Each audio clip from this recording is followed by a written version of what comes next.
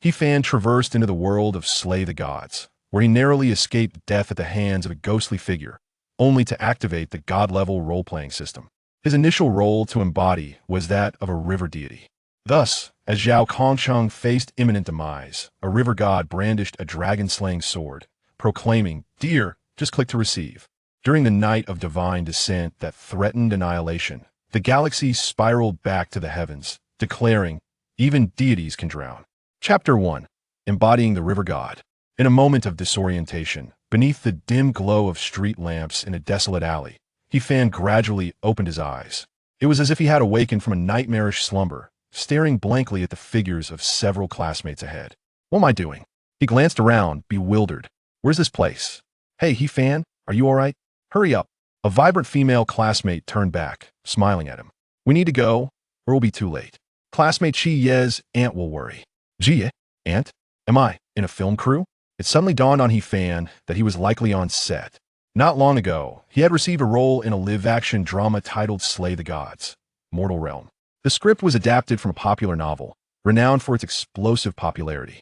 As a rising star in the film industry, He Fan was determined not to let such an opportunity slip away. He had tirelessly studied the script for a week, neglecting meals and enduring countless sleepless nights to secure the role of Lin Chi. Ultimately, he passed the audition with ease. However, he vaguely recalled becoming overly excited and then fainting. What transpired afterward remained a mystery to him. Am I just exhausted and have lost my memory? Did the crew start filming without me? He Fan murmured to himself. Looking around, he noticed the alley was shrouded in gloom and devoid of cameras and crew members. Raising his gaze, he saw no drones capturing aerial shots either. Could it be that they were all hidden away to enhance the somber atmosphere, opting for a clandestine filming approach?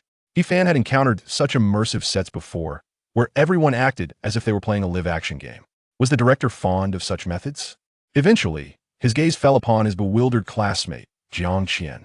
"Wait a moment, didn't she just call my name? Am I not playing Lin Chi? What did you just call me? Are you sure you didn't misspeak?" Jiang Qian tilted her head and chuckled. "He Fan, what are you talking about? Stop joking and keep up with Lin Chi." "Keep up with Lin Chi?"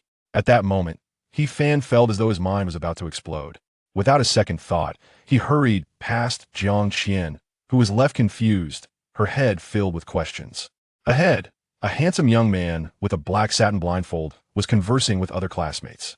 This appearance was unmistakably that of the protagonist, Lin Chi. "Wait, hold on. Who the hell are you? I was supposed to play the lead." Anger flared within He Fan, but he quickly regained his composure. He had sensed something was off. This atmosphere did not resemble that of a typical film set. Usually, a professional crew would have far more personnel off-camera than those in front of the lens. No matter how secretive or immersive, one wouldn't expect it to be entirely deserted. Have I crossed over? Am I in the world of Slay the Gods? He Fan shook his head, dismissing the absurdity of the thought. Do you guys smell something unpleasant?" "What smell? I don't smell anything." "Ugh. You. Ugh." Here it comes. The story's plot is unfolding. To be fair, if this were indeed a film shoot, the extras' skills and performances were surprisingly solid. He Fan pondered, given the current atmosphere, he might as well join in the retching. "Ugh. You." Suddenly, an overwhelmingly foul odor of decay assaulted his senses, nearly causing him to suffocate, his stomach churning violently. He had thought the others were acting well, but it turned out they were not performing at all. Who could produce such a stench? As he retched, his mind raced. If this was a film crew, how could they use real foul smells for acting? Cameras can't capture scents. Could it be? At that moment, despite his reluctance, his inner voice insisted that if this was not a performance, there could be only one explanation. He had crossed over. The bad news was that it seemed he had unwittingly received a new script for demise. I know the script of Slay the Gods, Mortal Realm by heart. For classmates escort the protagonist Lin Chi, Homely Yifei, Jiang Qian, Wang Xiao, and Lu Yuan. Ultimately, Lin Chi, Li Yifei, and Lu Yuan survive, while I, under my real name, become the sixth among them. What fate awaits me? At that moment, at the dark end of the alley, a terrifying silhouette emerged, accompanied by growls and gasps. The ghostly figure appeared feeble, yet was more than capable of dispatching an ordinary person in an instant. He Fan would never forget the sheer horror he witnessed at that moment. A piercing scream followed. "Run! Run! Don't worry about that blind guy," Wang Xiao shouted as he rushed over. Chaos ensued among the group. "Run!" Everyone thought to escape. Human nature is inherently good, and typically, everyone possesses a kind heart. There's nothing wrong with that. Yet, in a life-or-death situation, who would sacrifice their only chance at life for a blind classmate? Friends who often flee knew that abandoning Lin Qiyi here might ensure their safety. But Fan stumbled toward Lin Qiyi's side. Run? Only a fool would run. At this moment, fleeing would lead to certain death. For there was not just one ghostly figure. Remaining beside the protagonist with prominent brows and large eyes was his only hope for survival. Because he had a system. Yet, Fan questioned himself. Could this truly alter the course of fate? Just then, distant screams from girls echoed. Zhao Kongcheng was in trouble. With danger lurking ahead and behind, Fan felt a surge of panic. Is it really a matter of chance? Can I do something? Rebirth without a golden finger, and God doesn't even provide paper. Crossing over was meant to be invincible, yet the system is even more terrifying. At least grant me some kind of advantage. Fan was unwilling to perish so easily. Ding! It has been detected that the host is in peril. The God-level role-playing system has been bound. A celestial voice suddenly resonated within Fan's mind. Here it comes. God-level role-playing system selecting a suitable role based on the current world setting. Target locked. Current role, River God Role Progress. 0 current unlocked divinity, God of River 0. You may teleport to any river within 100 kilometers. Next target progress. 1 abilities to unlock, spell water accumulation 1. As a river god. If there are no rivers, can't you create one? Chapter 2. Zhao Kongcheng. Are there experts still? At that moment, Lin Qiyi's heart was a tumultuous sea of emotions. Gratitude toward Fan mingled with concern for Jiang Qian and others. Above all, there was a defiance against the unfairness of fate. Thank you, Fan, but you should not concern yourself with me. Find an opportunity. Even in death, he wished to die with dignity, thinking that at least those classmates who escorted him home were innocent. But before he could finish, Fan's previous position vanished, leaving only a faint, flickering outline behind. With a swish, he disappeared. Lin Qiyi, surprised face? Where is everyone? Where are my classmates from freshman year? Lin Qiyi chuckled, realizing that this particular classmate was indeed quite enigmatic. The world is so splendid, yet all I desire is to survive, to lead a simple and blissful life with my family. He gripped his cane tightly, facing the looming threat of the ghostly figure. Is it so difficult? Is it really that hard? 12 kilometers away, at the Grand Canal of Jiangnan, Fan's silhouette emerged from the riverbed. It was an extraordinary sensation submerged in the water. He neither needed to swim nor struggled to breathe. Fish swam past him.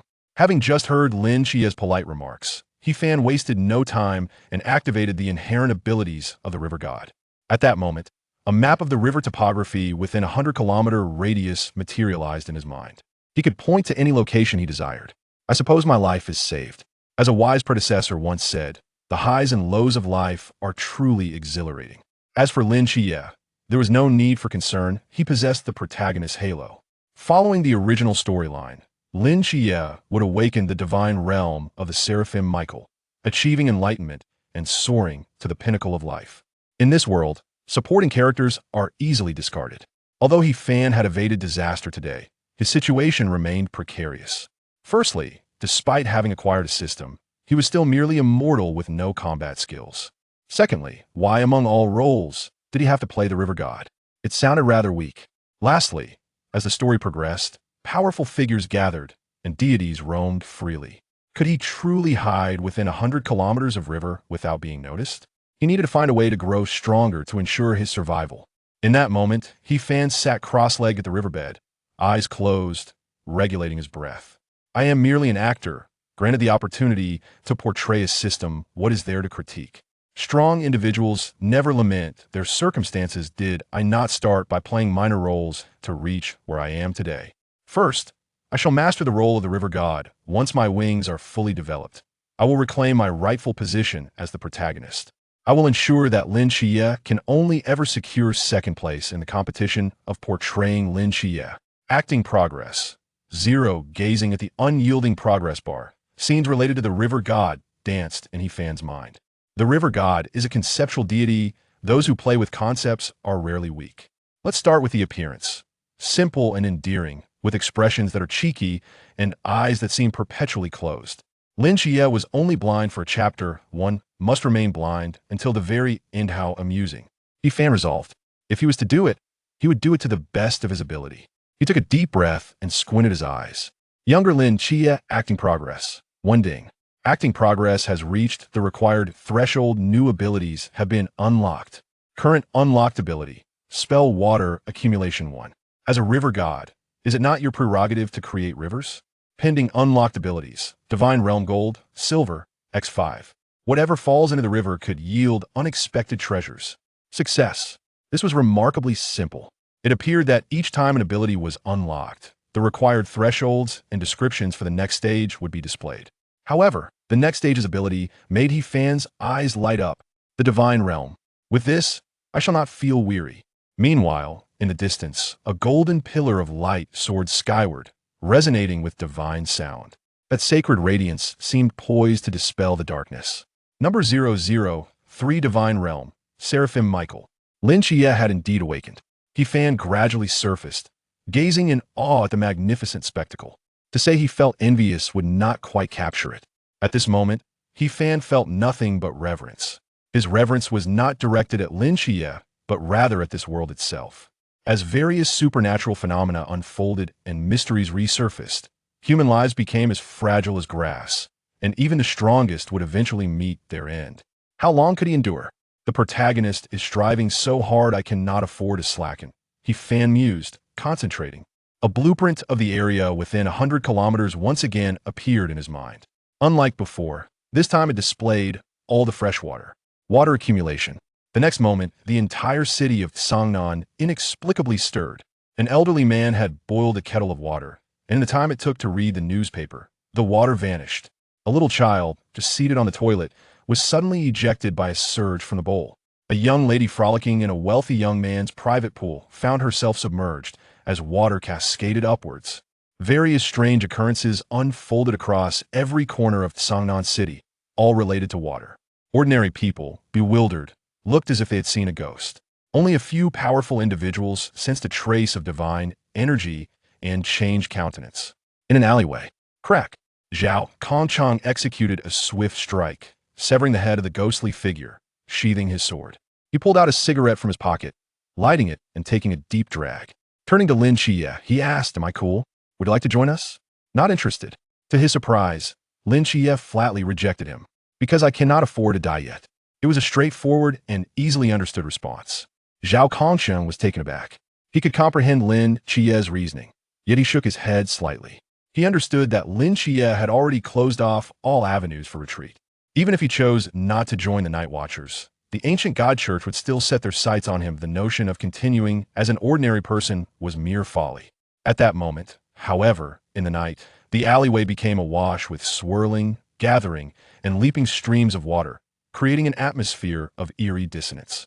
These currents passed close to Zhao Kongcheng, sending shivers down his spine.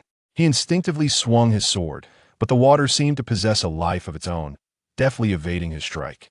A faint sense of law emanated from it, exuding a divine aura. Though it was merely ordinary water, it instilled an unsettling feeling. You can never stop their convergence. A failed strike left Zhao Kongcheng frozen in place. The cigarette in his mouth burned down to the filter, scorching his lips, prompting him to spit it out. Is there still a trick up your sleeve? He Fan traversed into the world of god-slaying, where he initially encountered the ghost-faced man, nearly meeting his demise. However, he activated the god-level role-playing system. His first role to embody was that of the river god. Thus, when Zhao Kongcheng was on the brink of death, a certain river god brandished a dragon-slaying sword, exclaiming, "Dear, just click and it's yours." During the cataclysmic descent of the gods, the galaxy rolled back to the heavens, declaring, "Even deities can drown." Chapter 1. Embodying the River God. In a dimly lit alley, beneath the yellow glow of street lamps, He Fan gradually opened his eyes. He felt as if he had awakened from a nightmarish slumber, staring blankly at the backs of a few classmates ahead. What am I doing? He glanced around, bewildered. Where am I? Hey, He Fan, what's wrong? Hurry up. A vibrant female classmate turned around, smiling at him. We need to go, or it'll be too late. Classmate Chi, yes, and will be worried. Gia, Aunt, I'm on a film set. He Fan instinctively realized he was involved in filming. Not long ago, he had received a role in a live-action drama titled God Slaying, Mortal Realm. The script was based on a wildly popular novel, known for its explosive popularity. As a rising star in the film industry, He Fan was determined not to let this golden opportunity slip away. He had persevered through countless sleepless nights, hardly eating, and diligently studied the script for a week to secure the role of Lin Chiyi. Ultimately, his audition was a success. However, he vaguely recalled that he had become overly excited and then blacked out. What transpired afterward remained a mystery to him. Am I so exhausted that I've lost my memory? Did the crew start shooting without me? He murmured to himself. He scanned the dim alley, noting the oppressive atmosphere. There were no cameras or crew members in sight. He looked up, realizing there were no drones capturing the scene either. Was it an intentional choice to conceal them for a darker ambience?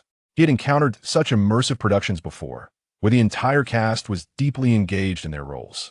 Was this illustrious director similarly inclined? His gaze landed on a bewildered classmate, Zhao Kongcheng. Wait, she just called my name? Am I not playing Lin Chiyi? What did you just call me? Are you sure you didn't misspeak? Zhao Kongcheng tilted her head, chuckling softly. He Fan, what are you talking about? Stop joking and catch up with Lin Chiyi. Catch up with Lin Chiyi? At that moment, He Fan's mind nearly exploded. Without a second thought, he hurried past Zhao Kongcheng, leaving her puzzled. Ahead, a handsome boy with a black satin blindfold was conversing with other classmates. Wasn't that the protagonist, Lin Chiyi? No, this can't be right. Where did you come from? I was supposed to play the lead role. Anger simmered within He Fan. Yet he quickly regained his composure, for he had noticed that the atmosphere was decidedly amiss. This did not resemble a typical film crew. Normally, a professional team would have far more personnel off-camera than in front of it. No matter how clandestine or immersive the production, it was implausible for there to be no one present. Have I traversed into this world of God-slaying? He Fan shook his head, dismissing the absurd notion as hasty. Do you smell something foul? What smell? I don't smell anything. Ugh, here it comes. The plot thickens. One must admit, if this were indeed a film, the extras had solid line delivery and acting skills. He thought, since the atmosphere had been set, he might as well join in the act. Ugh, a horrendous stench of decay assaulted his senses, nearly choking him and causing his stomach to churn violently. He had thought these performers were skilled, but it seemed they were not acting. Who would produce such a foul odor?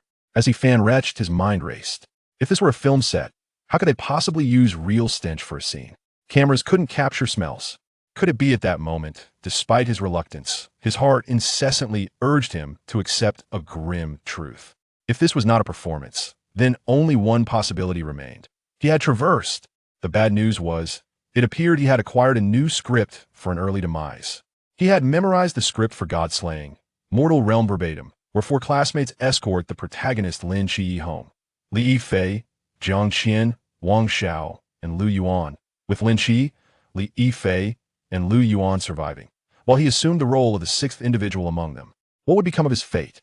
At this moment, at the shadowy end of the alley, a terrifying figure approached, accompanied by screams and heavy breathing. The ghost-faced man, a feeble mystery. Yet even at its weakest, it could annihilate an ordinary person. He Fan would never forget the sheer terror he felt at that moment. Then came a piercing scream. Run, run. Don't worry about the blind guy. Wang Xiao shouted as he rushed over. Chaos ensued among the group. Run. Everyone was eager to flee. Human nature is inherently good, typically. People possess kind hearts, and that's commendable. Yet, in life and death situations, who would sacrifice their only life for a blind classmate? Friends accustomed to fleeing knew that abandoning Lin Chiyi might ensure their own safety. However, He Fan staggered toward Lin Chiyi. Run? Only a fool would run. At this moment, fleeing would lead to certain death. For there was not just one ghost-faced man. Remaining by the side of the protagonist was their sole hope of survival. Because he had to cheat. But He Fan questioned himself. Could this truly change the course of fate? Just then, distant cries from girls could be heard. Indeed, Zhang Qian was in peril. With danger ahead and behind, He Fan felt a wave of anxiety. Is it really just a matter of luck? Can I do something? Rebirth without a golden finger, and the divine bestows no paper. Traversing should be an invincible path. Yet the system is even more terrifying. At the very least, grant me some sort of cheat. He Fan was unwilling to meet his end in such a manner. Ding. The host is in peril. The God-level role-playing system has been bound. A celestial voice suddenly resonated in He Fan's mind. Here it comes. God-level role-playing system selecting a role that aligns with the current world setting. Role locked. Current role, River God Role Progress. Zero current unlocked domain. God of Rivers 0. You can teleport to any river within 100 kilometers. Next goal, progress. 1 abilities to unlock. Spell water accumulation 1. As a river god, if there's no river, can't you create one? Chapter 2. Zhao Kongcheng. Are there still experts? At that moment, Lin Qiyi felt a whirlwind of emotions. He was grateful to He Fan, yet worried for Jiang Qian and the others. Above all, he fought against the unfairness of fate. Thank you, He Fan, but you shouldn't worry about me. Find an opportunity. He longed to die with dignity, thinking that at least those classmates who escorted him home were innocent. But before he could finish, the space where He Fan had been was left only with a shimmering, flickering outline. In an instant, he vanished. Lin Xie, surprised face? Where is everyone? Where are my fellow freshmen? Lin Xie chuckled, realizing that his classmate was indeed a person of hidden depths. The world is so magnificent, yet I merely wish to survive, living a simple and happy life with my family. He gripped his cane tightly, facing the encroaching specter. Is it difficult? Is it really that hard? 12 kilometers away, at the Grand Canal of Jiangnan, He Fan's figure materialized at the riverbed. It was an extraordinary sensation immersed in the waters. He neither needed to swim nor struggled to breathe. Fish swam past him. Having just heard Lin Xie's polite remarks, He Fan wasted no time and activated the inherent divine realm of the river god. In that moment, a map of the river topography within 100 kilometers unfolded in his mind. Wherever he wished to go, he merely pinpointed it. It seems I have managed to preserve my life. One could only say that the words of an elder rang true life. Dramatic ups and downs are indeed exhilarating. As for Lin Xie, there was no need for concern. He possessed the halo of a protagonist. According to the original plot, Lin Xie would awaken the divine realm of the Seraphim Michael, transcending into the realm of enlightenment, soaring to the pinnacle of life. In this world, supporting characters could easily be eliminated. Although He Fan had narrowly escaped calamity today, the outlook was far from optimistic. Firstly, despite having acquired a system, his body remained that of a mortal, utterly lacking in combat skills. Secondly, as for the role he was to play, why must it be the river god? It sounded so weak.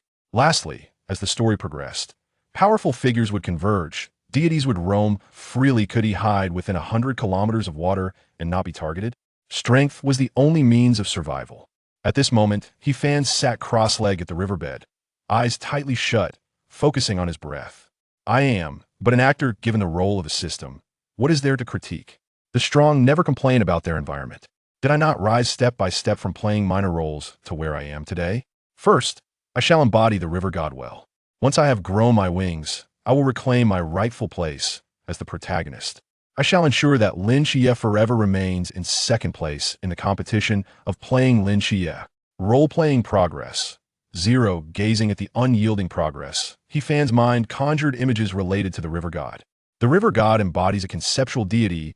Those who play with concepts are inherently formidable. Let's start with the appearance, benevolent and endearing, with a mischievous demeanor, eyes perpetually squinted. Lin Xie was merely blind for an episode. One must remain blind until the conclusion. How amusing. He Fan resolved. If he was to do this, he would strive for excellence. He was all in. He began to squint his eyes. Younger Lin Xie. Role-playing progress. 1 ding. Role-playing progress has met the criteria. New abilities have been unlocked. Current unlocked ability. Spell water accumulation 1. As the river god, is there no river? Shouldn't you create one yourself? Pending unlocked abilities. Divine Realm Gold, Silver, X5. What you retrieve from the river may be anything. Success. It was quite simple. It seemed that each ability unlocked revealed the threshold for the next stage along with its description. However, the next stage's ability illuminated He Fan's eyes. Divine Realm. With this, I shall no longer feel weary. At that moment, in the distance, a golden beam of light surged skyward, resonating with divine sound. That sacred radiance seemed to banish the darkness of night. The third divine realm, Seraphim Michael. Lin Xie indeed awakened. He Fan slowly surfaced, mesmerized by the spectacular phenomenon. To say he felt envy would not be accurate. At this moment, He Fan felt nothing but reverence. He did not revere Lin Xie, he revered this world. The occurrence of various supernatural phenomena, the mysterious awakening, human lives as fleeting as grass, even the strongest would eventually meet their end in time. How long could he endure? The protagonist strives so hard I cannot afford to slacken, he thought, focusing his mind. A blueprint within 100 kilometers reappeared in his mind. Unlike before, this time it displayed all the fresh water. Water accumulation. The next moment, the entire city of Songnan inexplicably stirred. An old man had boiled a kettle of water in the brief moment he glanced at his newspaper. The water vanished. A child, just seated on the toilet, was propelled upwards by the water within. A young lady frolicking in the private pool of a wealthy heir suddenly found herself sitting at the bottom, water soaring skyward. Various peculiar occurrences took place in every corner of Songnan City, all related to water. Ordinary people were left bewildered, as if encountering a ghost. Only a few strong individuals sensed a trace of divine aura, their expressions shifting in alarm. In the alley, crack, Zhao Kongcheng brandished his sword, severing the head of the specter, sheathing his blade. He pulled out a cigarette from his pocket, took a deep drag, and then addressed Lin Xie. Am I not impressive? Would you like to join us? I would not. To his surprise, Lin Xie declined outright. Because I cannot afford to die. A simple and direct response, with logic that was easy to comprehend. Zhao Kongcheng fell silent. He could understand Lin Xie's perspective. Yet he shook his head slightly, for he knew that Lin Xie had no path of retreat left. Even if he did not join the Night Watchers, the ancient God Church would be on his tail. The aspiration to continue living as an ordinary person was but a fantasy. At that moment, in the night, within the alley, countless streams of water swirled, converged, and leapt, exuding an eerie dissonance. These streams flowed past Zhao Kongcheng's side, sending chills down his spine. Instinctively, he swung his sword, yet the water seemed to possess a life of its own, perfectly evading his strike. A subtle force of law emanated the aura of divinity. Though it was merely ordinary water, it carried an undeniable sense of inevitability. You can never halt their convergence. Hissed with his strike rendered ineffective, Zhao Kongcheng stood frozen, the cigarette burning down to his lips, scalding him, causing him to spit out. Is there another trick? Chapter 3. The divine ruins gold, silver, and the breath of a seraph, Michael, are one thing, but now there is a new twist. The water god has descended, compelling all waters to submit. Such a notion is utterly foreign to me. This place is currently quite secure. You must wait here for my return. Do not wander off. Do you understand? Upon hearing this, Lin Xie nodded blankly. Zhao Kongcheng, on the other hand, pursued the direction where the water was converging. This phenomenon is too bizarre. The cause must be uncovered. As for Lin Xie, the ghost-faced man has been thoroughly eliminated, and with the captain overseeing the ghost-faced king, he should be safe now. As Zhao Kongcheng advanced, Lin Xie followed closely behind. Damn it, I need to hurry home to ensure my aunt and Yang Jin are safe. Before departing, curiosity compelled him to gaze intently at the dancing waters for a moment. Where could these waters be heading? Yet he restrained his curiosity and dashed towards home. For curiosity can often lead one to the abyss. At the river's surface, when Zhao Kongcheng arrived, he beheld an astonishing sight. Above the sky, countless streams of water converged, resembling a great river formed by a water dragon, flowing endlessly. Goodness, there is a river below, and another above? Zhao Kongcheng's keen eyes spotted a figure atop the river below. Hey, who are you? What are you doing? Zhao Kongcheng shouted, fearing the stranger's intentions. Should this river surge into Songnan City, it would surely unleash calamity of grave consequence. He observed the figure squinting, tilting their head. Ah, it's the river god. Just playing with the water. Zhao Kongcheng thought. Well, he certainly dares to respond. Which deity is the river god? Is there a designation? How come I have never heard of this before? At this moment, with more and more people gathering on the riverbank, Fan, who had verified his abilities, pondered how to conclude this situation. If the river in the sky were to merge with the river beneath, the water level would inevitably rise, leading to potential flooding.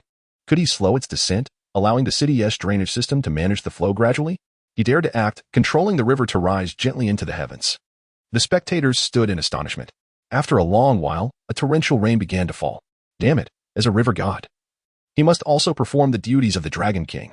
The crowd, unprepared, scattered in haste, for the weather forecast had predicted rain today. Those wretched meteorologists. Using the downpour, Fan once again took refuge beneath the riverbed. This world is fraught with danger. The riverbed offers a sense of security. Perhaps I could manage a 3-room apartment down here, ready for occupancy at a moment's notice. Ding. Successful scene stealing, acting progress increased. Acting progress. 2. The system's notification chimed. Fan pondered. Scene stealing? Whose spotlight have I stolen? Upon reflection, it must be the spotlight of the protagonist, Lin Xie. No wonder my dialogue earlier did not enhance my acting progress. It appears that one must seize the spotlight to advance. Yifan contemplated. The middle-aged man in the dark red robe must be a member of the Night Watch. Could he be Zhao Kongcheng? This line of thought seemed plausible. Originally, Zhao Kongcheng was only interested in Lin Chiya, but at this moment, he was drawn to the unusual phenomenon created by Yifan. So, this is how one steals the scene? Understood. Seizing the moment, Yifan began to strategize the upcoming plot. He was well-versed in the script and had privately studied the original work. According to the storyline, once Lin Chiya awakens to the divine ruins of Michael, he would enter the Asylum of the Gods tonight, opening the first door to meet the goddess of night, Nyx. Following this was the rainy night, where General Zhao would triumphantly return, joining the Night Watch. Then there would be Li Yifei, a personality derived from the Nanda serpent demon, who, after encountering the ghost-faced man, abandoned Lin Chiya, his sense of justice humiliated, leading him to desire joining the Night Watch. This was all psychological manipulation orchestrated by the Nanda serpent demon, aimed at infiltrating the Night Watch, ensuring his future life would be smooth sailing, thus orchestrating a campus incident. These events are imminent. Yifan resolved that evasion was futile. If he did not take control of his fate, annihilation awaited him. He understood clearly that all of Tsangnan City was an illusion. Merely the divine realm of mortals, under the divine kingdom, the resurrection of miracles. Surviving and transcending the illusion is a formidable challenge. However, he possesses an advantage. If the Asylum of the Gods also harbors rivers, could I not enter as well? The following day, Yifan arrived early at the riverbank. The previous night, he had placed an order online, meticulously selecting a set of clothing. If he were to embody the river god, it was essential to mimic not only the demeanor but also the attire and props. He chose several items that closely resembled the river goddess outfit and even tipped the sellers for expedited shipping, ensuring the fastest delivery. This morning, the package was to be delivered to the river itself. The delivery man was utterly bewildered, encountering such a request for the first time, akin to a ghost. After multiple calls to confirm that discarding the package in the river was not permissible, Yifan, in resignation, decided to wait by the riverbank. Is this you? The great river flows east. Please verify, what are the last 4 digits of your phone number? Indeed, it's 9527. The delivery man, visibly annoyed, handed over the package to Yifan and hastily departed. Yet, just then, a splash echoed behind him. What the? Turning around, he saw that the man had jumped into the river. No way, dude. I just delivered a package. I didn't intend to send you off too. Yifan, now concealed beneath the river, eagerly tore open the package.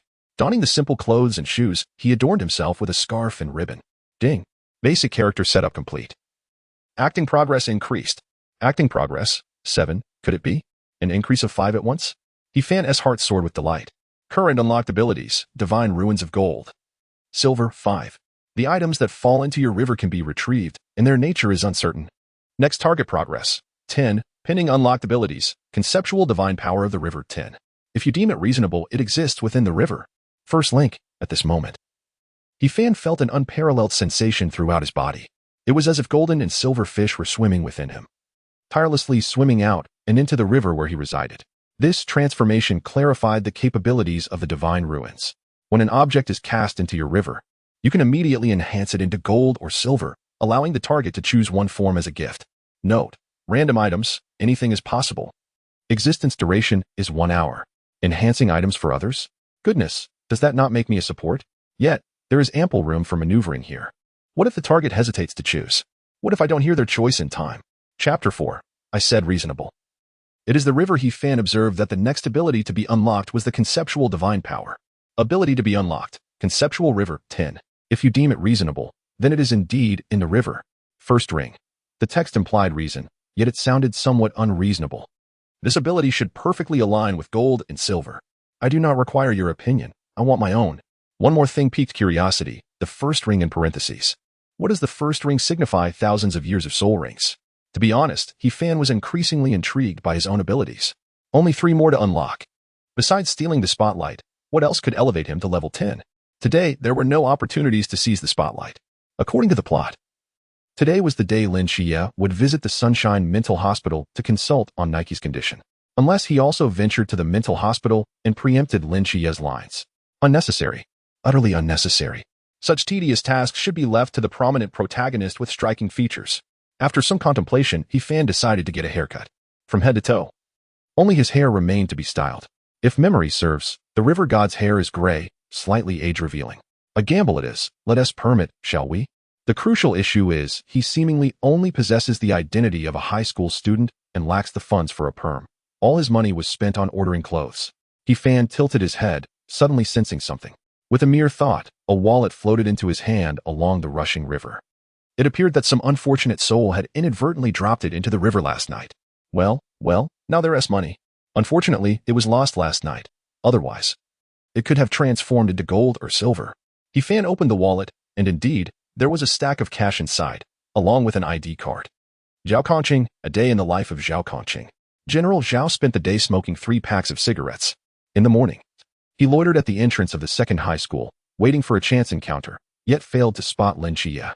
In the afternoon, he waited by the river, attempting to retrieve a sword from a boat, only to be disappointed by his inability to find He-Fan. Damn it, one kid claiming to be an agent of Michael, another calling himself the river god. Where could these 2 young fellows be hiding? Why can't I catch a glimpse of either? Zhao Kongcheng wore a weary expression, utterly puzzled about where things had gone wrong. 2 exceedingly important youngsters had slipped right under his nose. Could it be a rebellious phase? Will my son also grow to despise me in the future? Could it be that he has awakened the forbidden realm of under the eyelids? Children are forbidden? The most aggravating part is that he lost his wallet. After some thought, he concluded that the probability of encountering Lin Chia was greater. Furthermore, if he wasn't mistaken, the one claiming to be the river god was also wearing a school uniform last night. Thus, he returned to the second high school, hoping to stake out again. Surely, I can catch at least one of them today. In the barber shop, Tony was on high alert. Today, an esteemed guest graced his establishment.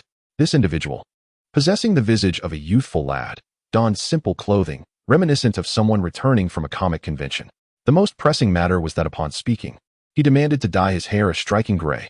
Dear customer, oh no, sir, are you satisfied with this? He-Fan widened his eyes, gazing at his reflection in the mirror. Who is this grandmother? He-Fan was utterly speechless. I asked for gray hair, not to be transformed into a grandmother. All gray.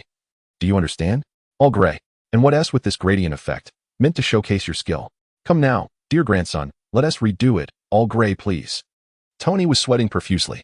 The issue was, aside from gender and age, He-Fan bore a striking resemblance to his grandmother.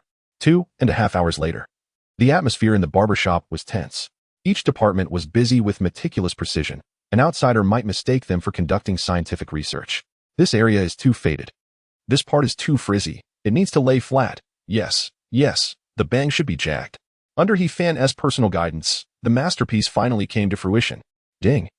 Basic character setup filled, acting progress enhanced. Acting progress. 10. Finally, progress has been made. He-Fan, it's so difficult for me. Tony's team, please don't come back again. Current locked ability, Conceptual Divine Power River. 10. If you deem it reasonable, then it is indeed in the river. First ring. Next target progress. 20. Ability to be unlocked. Summon Noah. 20. How can a divine being lack a mount? A high-end vehicle often requires the most unassuming appearance. After a long day, the river god simply wishes to ride in his beloved vehicle for a breezy outing. Once again, I have succeeded. Without pausing to interpret the ability's description, He-Fan suddenly became aware of subtle changes occurring within his body. Physically, he felt he could now strike down a bull with a single punch. Mentally, it was as if a cup filled with water sat in the tranquil depths of his mind. Is this a realm? Goodness. Unlocking an ability at level 10 has granted him the power of a realm? Isn't this akin to cheating? The realms and slaying gods are relatively straightforward, primarily centered around mental strength. The physical strength of mere mortals, aside from a few exceptions, is not vastly different. As long as one cultivates a robust physique, they can unleash tremendous power under the enhancement of mental realms. He-Fan's spirits lifted. He took out Zhao Kongcheng's wallet to pay. However, he felt slightly guilty about spending General Zhao's money. The Night Watchers are not lacking in funds, yet their wealth is earned through risking their lives. He-Fan had long decided that this money would not be spent frivolously. Exiting the barber shop, He-Fan instantaneously transported himself to the riverbank. As he gazed at the river reflecting his image, He-Fan was taken aback. He was astonished to discover something extraordinary atop his head. A halo. It resembled the kind one might see when a soul ascends after death. He hastily pulled out his phone to check, only to find his camera revealed nothing above his head. Am I seeing things? Looking again into the river, lo and behold, the halo was still there, invisible to the outside world, visible only in the reflection on the river. What on earth is this? He recalled the final description of unlocking the ability at level 10, the first ring. Does this first ring refer to the halo above his head? The crucial question is, what purpose does it serve? Moments ago, he believed the first ring indicated an elevation to the realm. The system provided no explicit description, leaving him to ponder the meaning himself. Nevertheless, it was fortunate that outsiders could not see the halo. Otherwise, it would be impossible to explain. Never mind. Let us not overthink it. As of now, his strength had reached the realm, placing him on par with the prominent Lin Xie.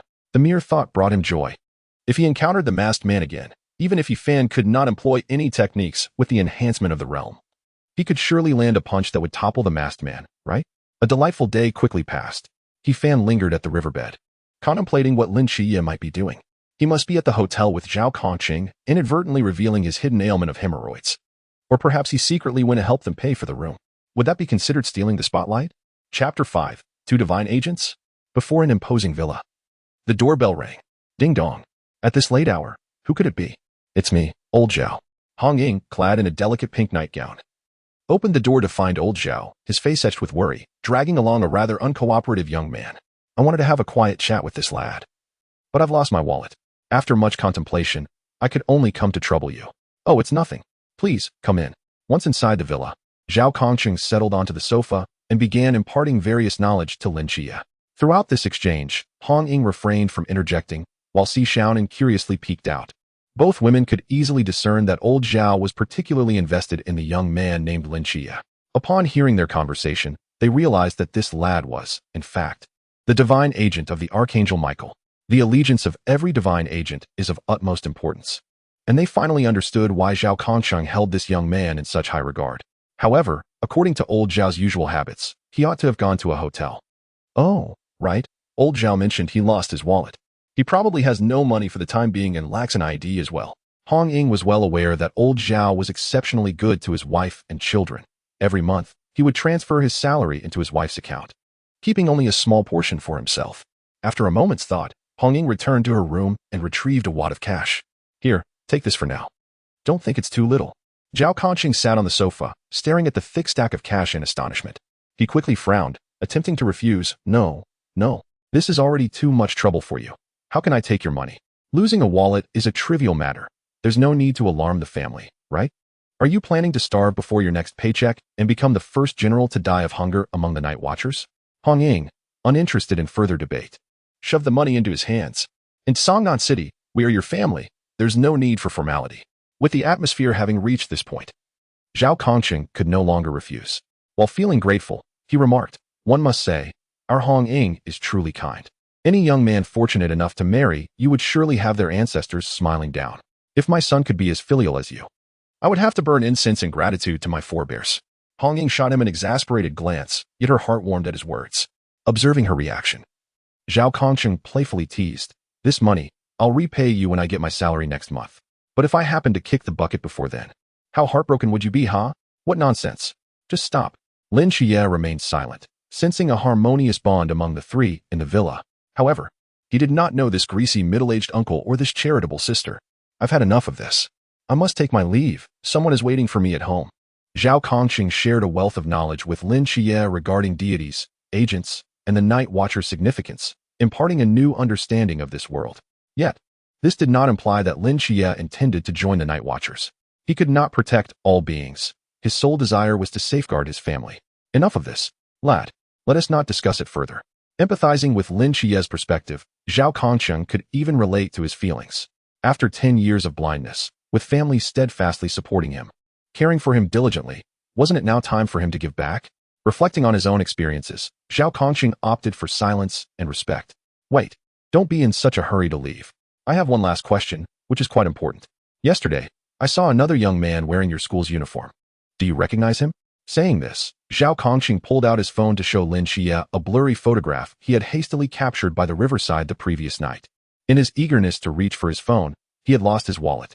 Lin Xie scrutinized the photo for a long moment, shaking his head helplessly. This blurry image typically appears at UFO sighting locations. It's impossible to discern anything. You could say it's Qin Shi Huang, and I'd believe it. It's really unclear. And besides, I just started school. I barely know the names of my classmates, except... Lin Xie recalled the few classmates who had escorted him home the previous day, feeling a tinge of sadness. Only one, Fan, remained deeply etched in his memory. In a moment of crisis, Fan had stood by him, refusing to abandon him. Yet, after Lin Xie had exchanged polite words with him, He had inexplicably vanished. Logically, it made sense, but it was still quite strange. But what? I mean, rather than asking me, you should inquire about the other students. What happened to him? Why was he standing on the riverbank? Hearing this, Zhao Kongcheng lit another cigarette, exhaling a cloud of smoke. You remember the strange water flow from yesterday, right? That must have originated from him. If I'm not mistaken, he should also be a divine agent. This revelation surprised Lin Xie. There's another divine agent at our school? Hong Ying and Xiaonan were equally astonished. Two divine agents emerging? Which deity's domain has he awakened? Even Si Xiaonan couldn't help but ask. Zhao Kongcheng shook his head, his gaze profound. When I asked him who he was, do you know how he responded? He said he was the river god. Hilarious, right? The river god? Claiming to be a deity? That's quite juvenile. The name river god suggested a high probability of being a deity from the Great Xia. However, Zhao Kongcheng recalled that no divine presence from Great Xia had been detected in the last century. Could this be some new omen? Lin Xie inquired. Is there a possibility that he might actually be the river god? Zhao Kongcheng scoffed. Listen to his nonsense. How could a deity wear a school uniform? I'd wager that if he truly were the river god, I'd swim naked in the Grand Canal. Yet deep down, Zhao Kongcheng secretly hoped that a deity from Great Xia would indeed manifest. However, expectations often turn into extravagant desires. Moreover, he envisioned the first deity of Great Xia to be an awe-inspiring supreme being. The river god seemed rather lackluster in comparison. Have you considered why he appeared there? And what he might have been doing? This question left Zhao Kongcheng at a loss for words. Indeed, it was the vibrant mind of youth. He had merely been seeking someone, but had never contemplated the reasons behind the appearance and intent of the other party. Could it be related to your domain? Lin Xie nodded. Yes, that is a possibility. But he hasn't done anything good or bad, right? He even induced artificial rain once. Zhao Kongcheng stared out into the rainy night, pondering deeply, unable to comprehend. Just then, a dark shadow suddenly darted towards the window.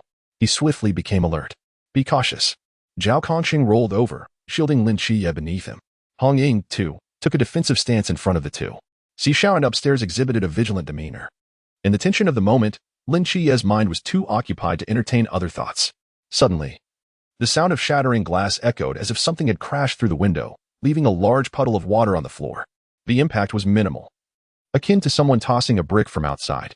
Zhao Kongcheng rose with suspicion. He and Hong Ying had also noticed that it appeared to be nothing more than a prank. Have people truly gone mad? If one cannot find a partner and seeks to retaliate against society, I could understand smashing a couple's hotel. But why vandalize the glass of the Hong Ying family? As Zhao Kongcheng grumbled, he finally noticed what had been tossed in. This object was far too familiar. Good grief. Is that not my wallet? Like a ravenous wolf, Zhao Kongcheng snatched his wallet, and the moment he opened it, his smile gradually froze. Why was there several hundred yuan missing? Where are my pocket money? What the hell? Inside the wallet, there remained only an ID card and a 100 yuan note. Damn it. They left me just one note, and even thoughtfully returned my ID. How considerate of you. Which little rascal did this? Don't let me catch you. Zhao Kongcheng shouted out the window. However, Lin Xie found the situation increasingly perplexing. Zhao Kongcheng had just stated that his wallet had fallen into the river, right? Who would jump into the river to retrieve a wallet, take the money, and then precisely find their way here to return it to him? It was utterly illogical, leaving only one possibility. The river god might be nearby. Outside the window, on the roadside, He Fan was hiding in the corner, grinning. This maneuver was nothing short of brilliant. Ding, successful scene stealing, acting progress enhanced. Acting progress. 11, Chapter 6, River God Danados. Losing an ID card can be quite troublesome to replace. General Zhao is extremely busy, and He Fan feared it might interfere with his daily duties. Thus, he acted out of goodwill, returning what belonged to its rightful owner. As for how he found Zhao Kongcheng?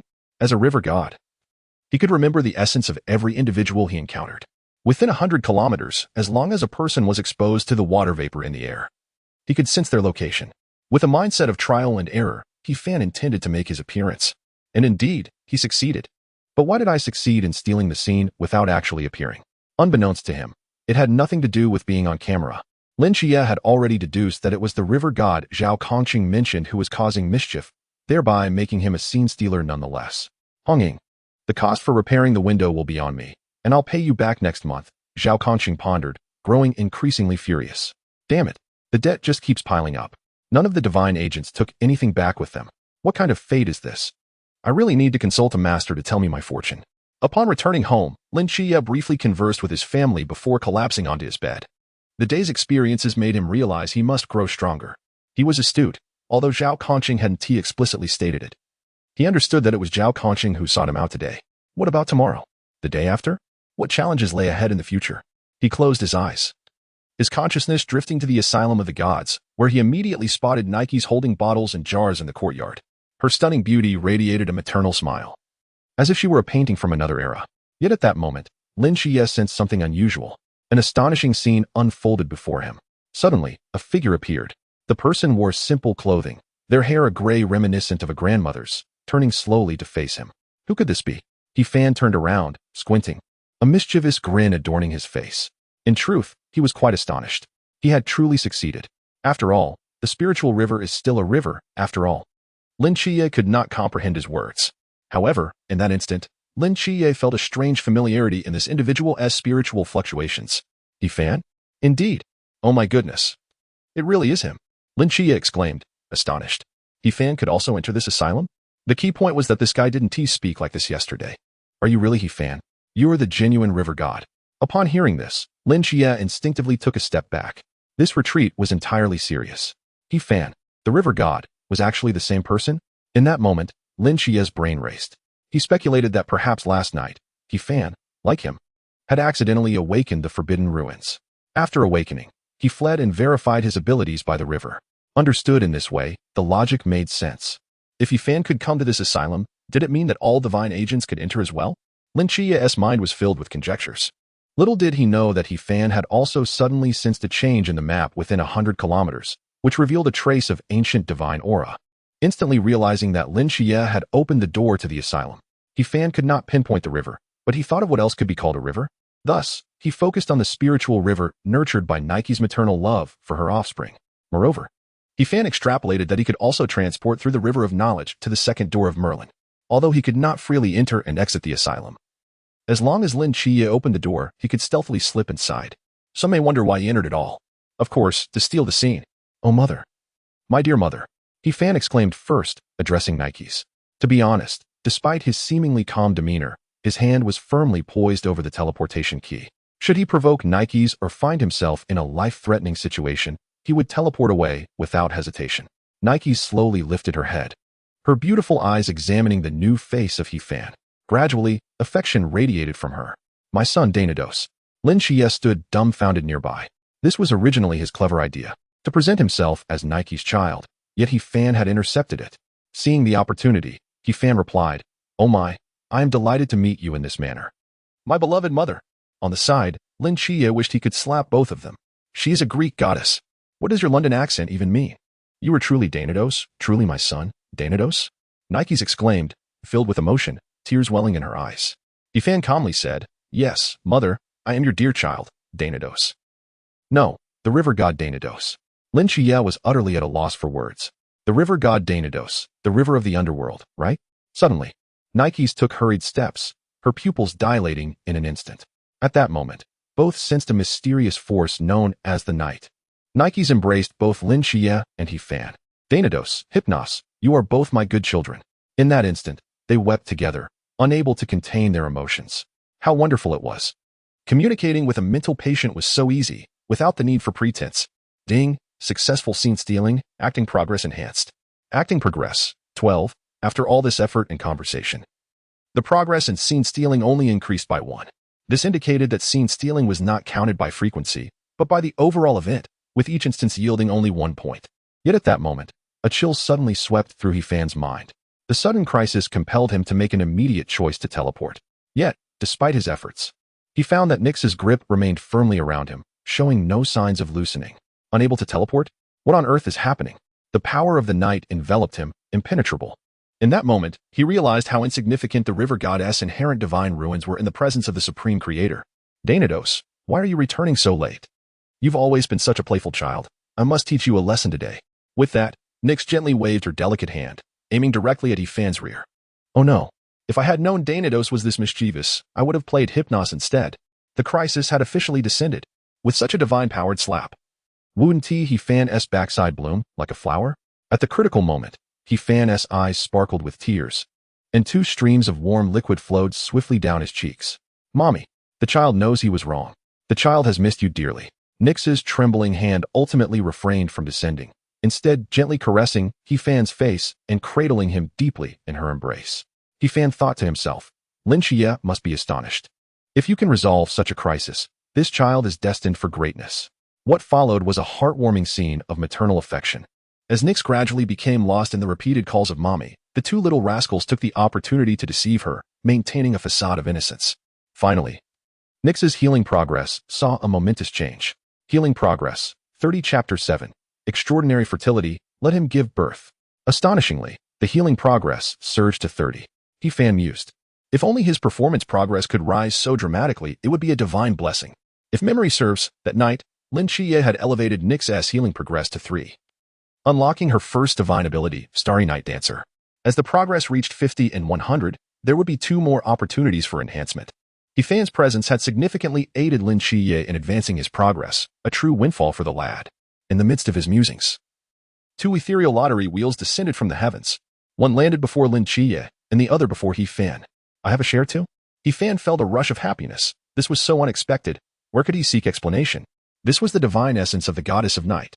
At that moment, He Fan finally experienced the joy of being the protagonist in a novel. With over 20 divine essences, every draw was a tremendous gain, sheer delight. Could extraordinary fertility be on the horizon? Let him give birth. Without hesitation, He Fan decided to spin the wheel. After all, it was a free divine essence. There was nothing to lose. The sooner he utilized it, the sooner he could enjoy it, and he promptly set the wheel in motion. As fate would have it, the pointer stopped at the segment labeled Extraordinary Fertility. Who called for him to give birth just now? All of you. Faced the wall. Curiously, He Fan wondered whether this extraordinary fertility meant he would bear a child himself or with another. If it was by himself, it would indeed be a devastatingly humorous situation. If it was with another, well, that would be quite inappropriate. Ding! Detecting that the host has acquired a divine essence. Fusion in progress. Fusion successful. Extraordinary fertility. You can conceive your own offspring as a river god. Offspring river god. Your offspring will all be river deities. Noting that the host is male. The process of conception will be exceedingly lengthy. You may select a suitable caretaker, divine agent, to nurture and expedite their growth. Note, the emergence of the offspring river god is uncertain, as are its abilities. Having read the introduction, He Fan finally breathed a sigh of relief. The system had fused Nyx's divine essence into a new one. It seemed he would not have to endure the burden of a swollen belly after all. What a false alarm. The new divine essence, in simple terms, meant that one day, the system would notify him of a pregnancy, but as a man. He was not suited to bear children, thus requiring a divine agent to hasten the child's growth. It was as simple as that.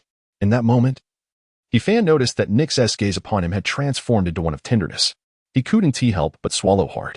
Could she have realized that she might become a grandmother? Was this extraordinary fertility intentionally bestowed upon him by her? After Nyx fell asleep, He Fan and Lin Xie returned to the courtyard once more. Did you draw anything? Lin Xie asked tentatively. If He Fan had witnessed the lottery wheel, he would have immediately grasped the meaning behind the question. Extraordinary fertility. Starry Night Dancer. They exchanged knowing smiles. After a night of mutual cooperation, Lin Xie and He Fan had grown somewhat familiar with one another. At least for now, Lin Xie wouldn't regard him as an imagined adversary. That is truly wonderful news. Congratulations, our mother will soon be able to hold her grandchild. Lin Xie observed that He Fan seemed much more serious now compared to before. He speculated that as a divine agent, He Fan might have received a mission from the river god to maintain a state of madness. However, Lin Xie remained puzzled as to why the seraphim Michael had said nothing at all. He Fan, may I boldly inquire how you entered here? In truth, Lin Xie was merely curious, not questioning. He didn't know much about this psychiatric hospital and yearned to uncover more information. He Fan pondered briefly before replying. As long as one is a chosen divine agent, they can enter, right? I'm not entirely sure. In reality, this divine psychiatric hospital served as Lin Xie's system. He Fan was not the director, so he could only sneak in when Lin Xie entered. Yet, he refrained from revealing the truth to Lin Xie, mainly fearing that knowing would lead to arrogance. Does this mean there will be more agents entering in the future? Upon this thought, Lin Xie felt a twinge of worry. If other divine agents were allowed into the psychiatric hospital, he would inevitably attract the attention of nefarious individuals. And exposure would be inevitable. He was still too weak, yet time was not on his side. What are your plans? Lin Xie sought to hear He Fan's thoughts. To be honest, He Fan was the only person he could confide in at present.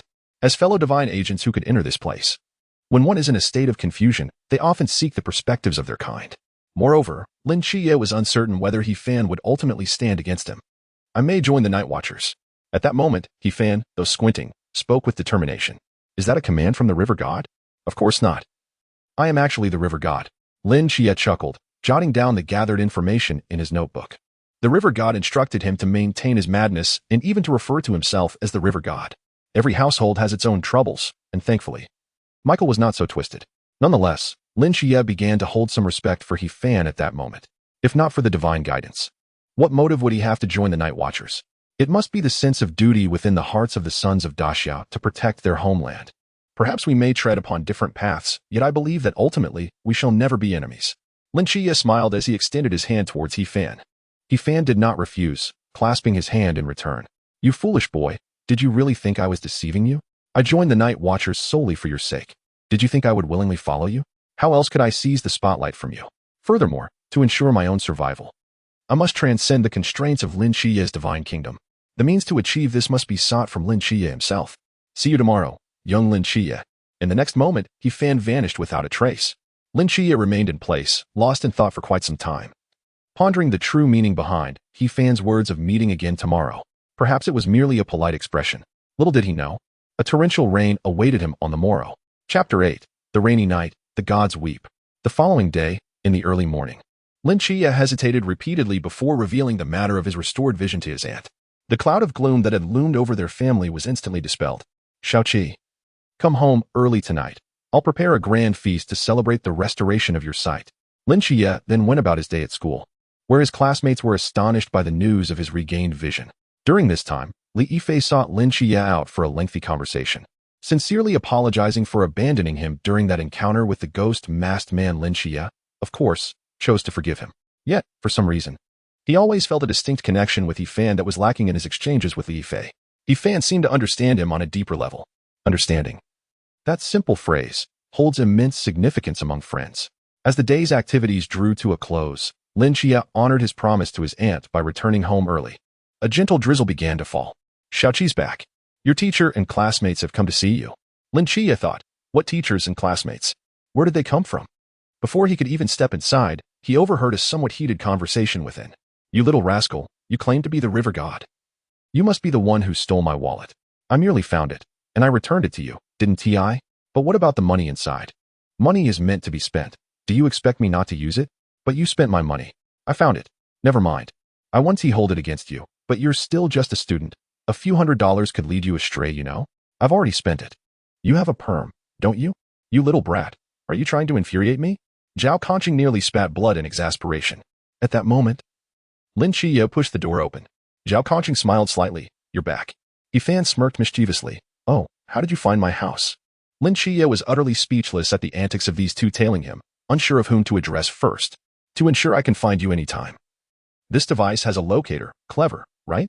Upon noticing Zhao Kongcheng fiddling with a badge, Lin Chia suddenly understood. It was the device he had slipped into his pocket last night to ascertain his home's location. I told you, I want to join you. Do you intend to coerce me? To be honest, Lin Chia felt a surge of anger. Family was his Achilles heel. Was Zhao Kongcheng's presence at his home also an expression of some threat? He glanced at He Fan and shifted the topic. It seems he is quite eager to join you. You can pursue him. Just leave me out of it. Unbeknownst to Lin Chia, his words led Zhao Kongcheng to misinterpret his intent, especially since Lin Chia had claimed he did not know any river god the previous night. Given your current tone, it's evident you're lying, aren't you? Do you wish to join the Night Watchers? Are you certain? Zhao Kongcheng regarded He Fan with suspicion. If Lin Chia truly wished to join the Night Watchers, then losing a few $100s would be worth it. Ah, you Night Watchers are so terrifying. I'm scared out of my wits now and suddenly don't want to join anymore. Upon hearing this, Zhao Kongcheng's heart, which had been hanging in suspense, shattered. Why did I ever hold any hope for this kid? You rebellious children. Fine, do as you please. I didn't come here for that. With that, Zhao Kongcheng retrieved a stack of money wrapped in brown paper from his pocket and handed it to Lin Chia, bypassing the usual formalities. When I was 6 years old, Zhao Kongcheng began to recount his childhood experiences, nearly lulling He Fan to sleep. Back then, I made many choices I believed were right. And now, looking back, there's a tinge of regret mixed with resolute self-comfort. But you, Lin Chia, you have resolutely chosen to protect your family. I, Zhao Kongcheng, respect such a decision. I understand your family is currently in a difficult situation. Take this money and live the life you desire. Leave the burden of your protection to us Night Watchers. Lin Chia felt a sudden wave of emotion. Yet, he still firmly declined. I have my principles. I cannot accept money from a soldier. Moreover, this money looks somewhat familiar. Upon hearing this, Zhao Kongcheng chuckled and patted him on the shoulder. This is the money Hong Ying lent me last night. Your memory serves you well. It's not military money, so you can accept it, right? Lin Xie and Zhao Kongcheng bickered for a while, but in the end, Lin Xie still refused to accept the money, for he despised owing anyone anything. Stop always thinking about helping others. Don't you have any dreams of your own? My dream? My dream is to become a general adorned with medals and return to my village in glory, earning the respect of those who look down on my mother. Alas, it seems this life may render that dream unattainable. The Night Watchers possess their own peculiarities. Even if I were to don the robe, I would not be able to flaunt it before the world. Seeing Lin Xie's stubbornness, Zhao Kongcheng sighed.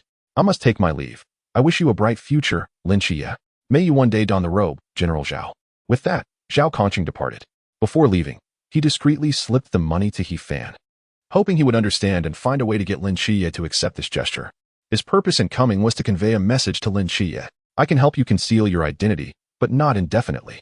Even if you refuse to join the Night Watchers, the ancient God Church will find you. So take this money, gather your family, and leave swiftly to a place where they cannot find you.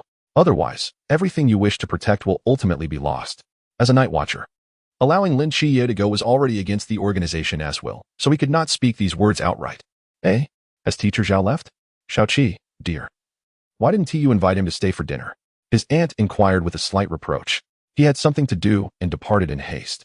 Lin Xie turned to He Fan. Do you have something going on? He Fan gently shook his head. Nothing. I just came to mooch a meal. Lin Xie replied. Fine. Mooch away. Given He Fan's honesty, Lin Xie felt somewhat helpless about the situation. This fellow is truly enigmatic. Last night, he could accurately locate Zhao Kongcheng and even enter the psychiatric hospital of the gods. Tonight, he managed to find my home. What is the extent of his divine abilities? Dinner was quite sumptuous, with Lin Xie's aunt preparing 7 dishes. A family sat together in harmonious joy, although an outsider was present at the dining table. And he was in high spirits and did not regard He Fan as a stranger. In fact, she felt delighted that Xiaoqi had made a good friend so soon after transferring schools. Xiao Fan, come, have some vegetables.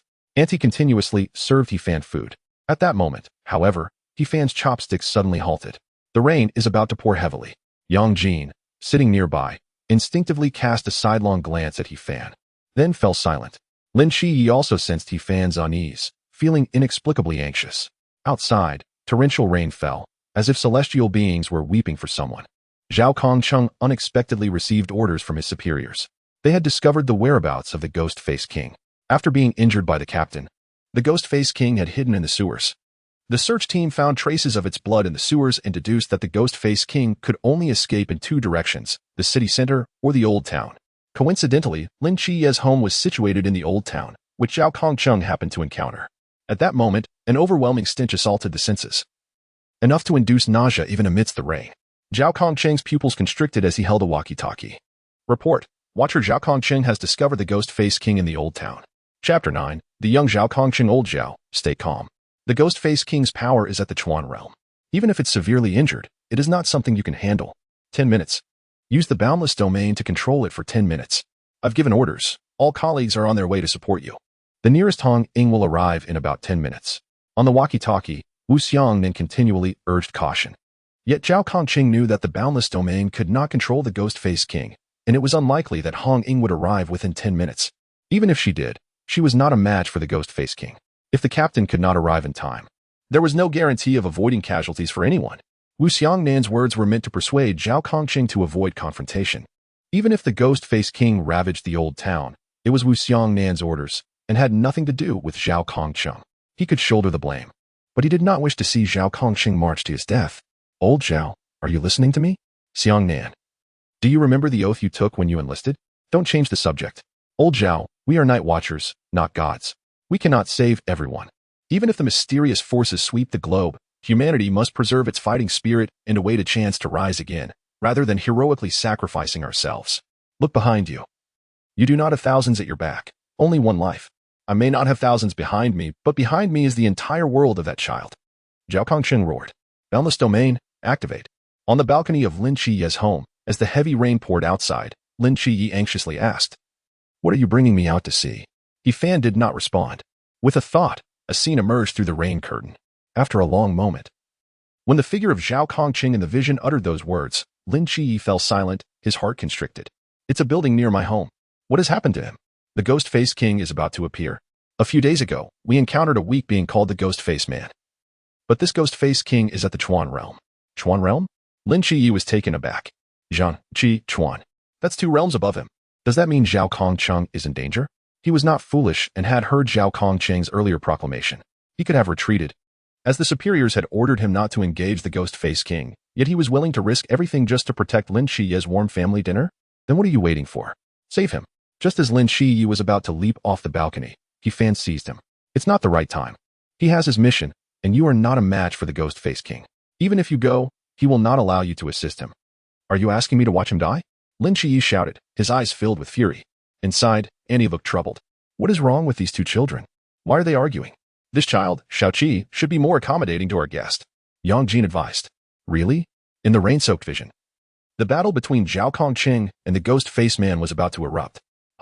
Zhao Kongcheng, battle-hardened, fought back against the injured Ghost-Faced King with his mortal strength. Yet reality was cruel. The mysterious forces were termed mysterious precisely because mere mortals could not easily contend with them. Clang, clang, clang. After several exchanges, Zhao Kongcheng showed signs of fatigue and was violently thrown back by the Ghost-Faced King's terrifying strength, crashing to the ground and spitting blood. This was the disparity of realms. Damn it. If I had the Forbidden Ruins, I could have killed you 800 times by now. Nevertheless, Zhao Kongcheng forced himself to stand, showing no sign of retreat. Then, the Ghost-Faced King grew increasingly arrogant, instantly activating Ghost-Faced Domain. Forbidden Ruins 176. Ghost-Faced Domain. Zhao Kongcheng's expression darkened. This move could effectively sever an opponent's perception from their body, making it exceedingly troublesome. Below the Chuan realm, there was virtually no capacity for resistance. One would be rendered speechless. I can't watch this any longer. Ignoring He Fan's objections, Lin Qi leaped off the balcony. Seeing this, He Fan manipulated the flowing rainwater to carry him, following closely behind Lin Qi. If Zhao Kongcheng dies, will you join the Night Watchers? This question made Lin Qi's heart skip a beat. While running, he slowly replied, perhaps. He Fan continued to inquire, and if he does not die, will you join the Night Watchers? That's a dead end.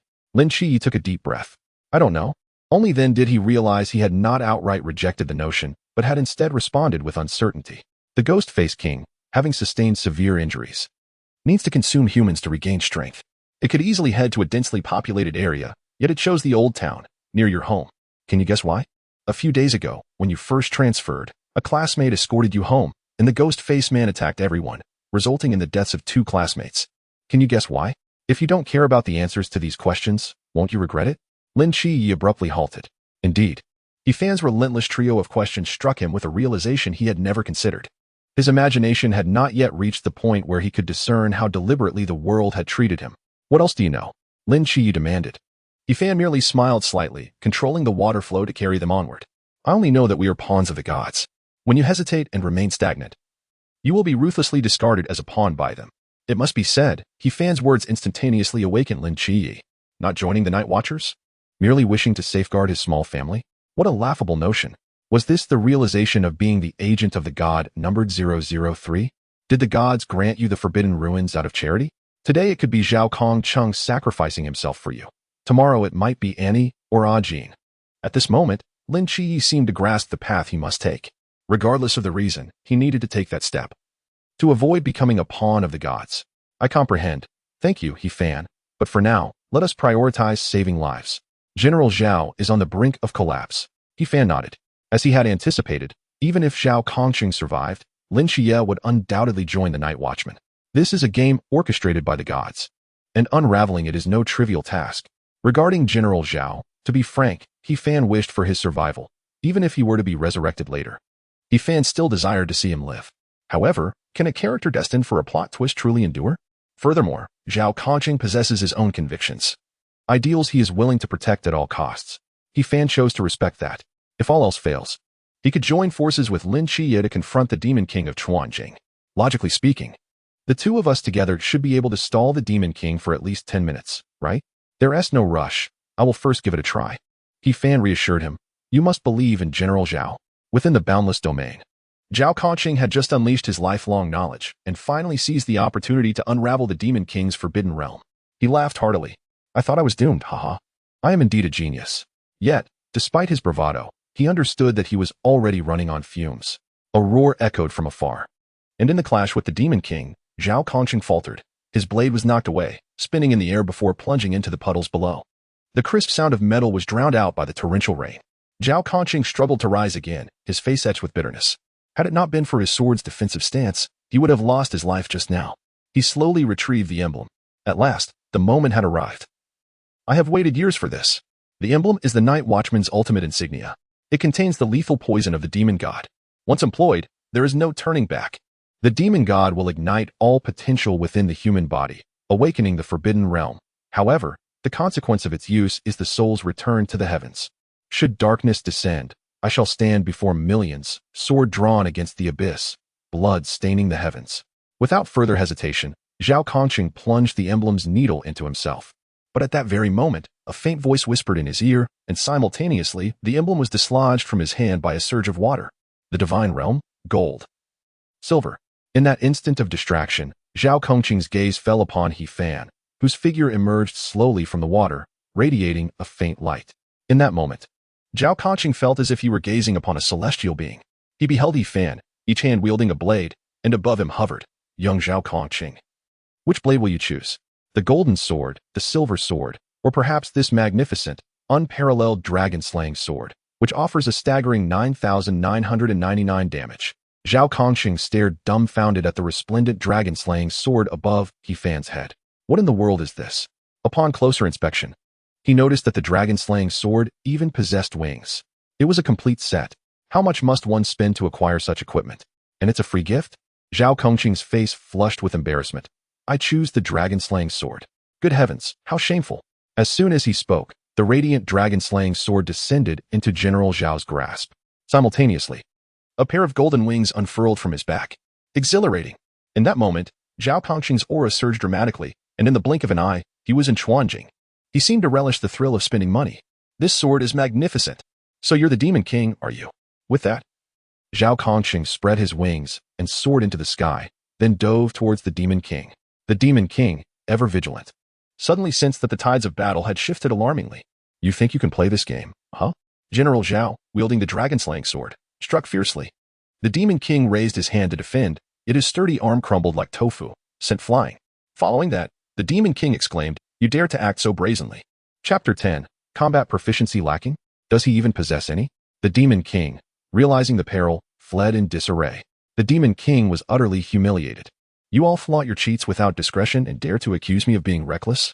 Zhao Kongcheng was not about to let him escape. Run? I'll let you run a mere 39 meters. The Demon King felt an overwhelming brilliance behind him. The Forbidden Realm, the 3-9 Blade Domain. This is a unique forbidden realm contained within the dragon-slaying sword, undocumented until now. In an instant, the Demon King's form was cleaved in two by a radiant blade. This strike was not merely about the sword. Everything else was sheer magnificence. General Zhao surged forth, relentlessly hacking at the Demon King. In that moment, he experienced a joy he had never known before. Yet this joy did not come at the price of one's life, unlike the demon god's lure.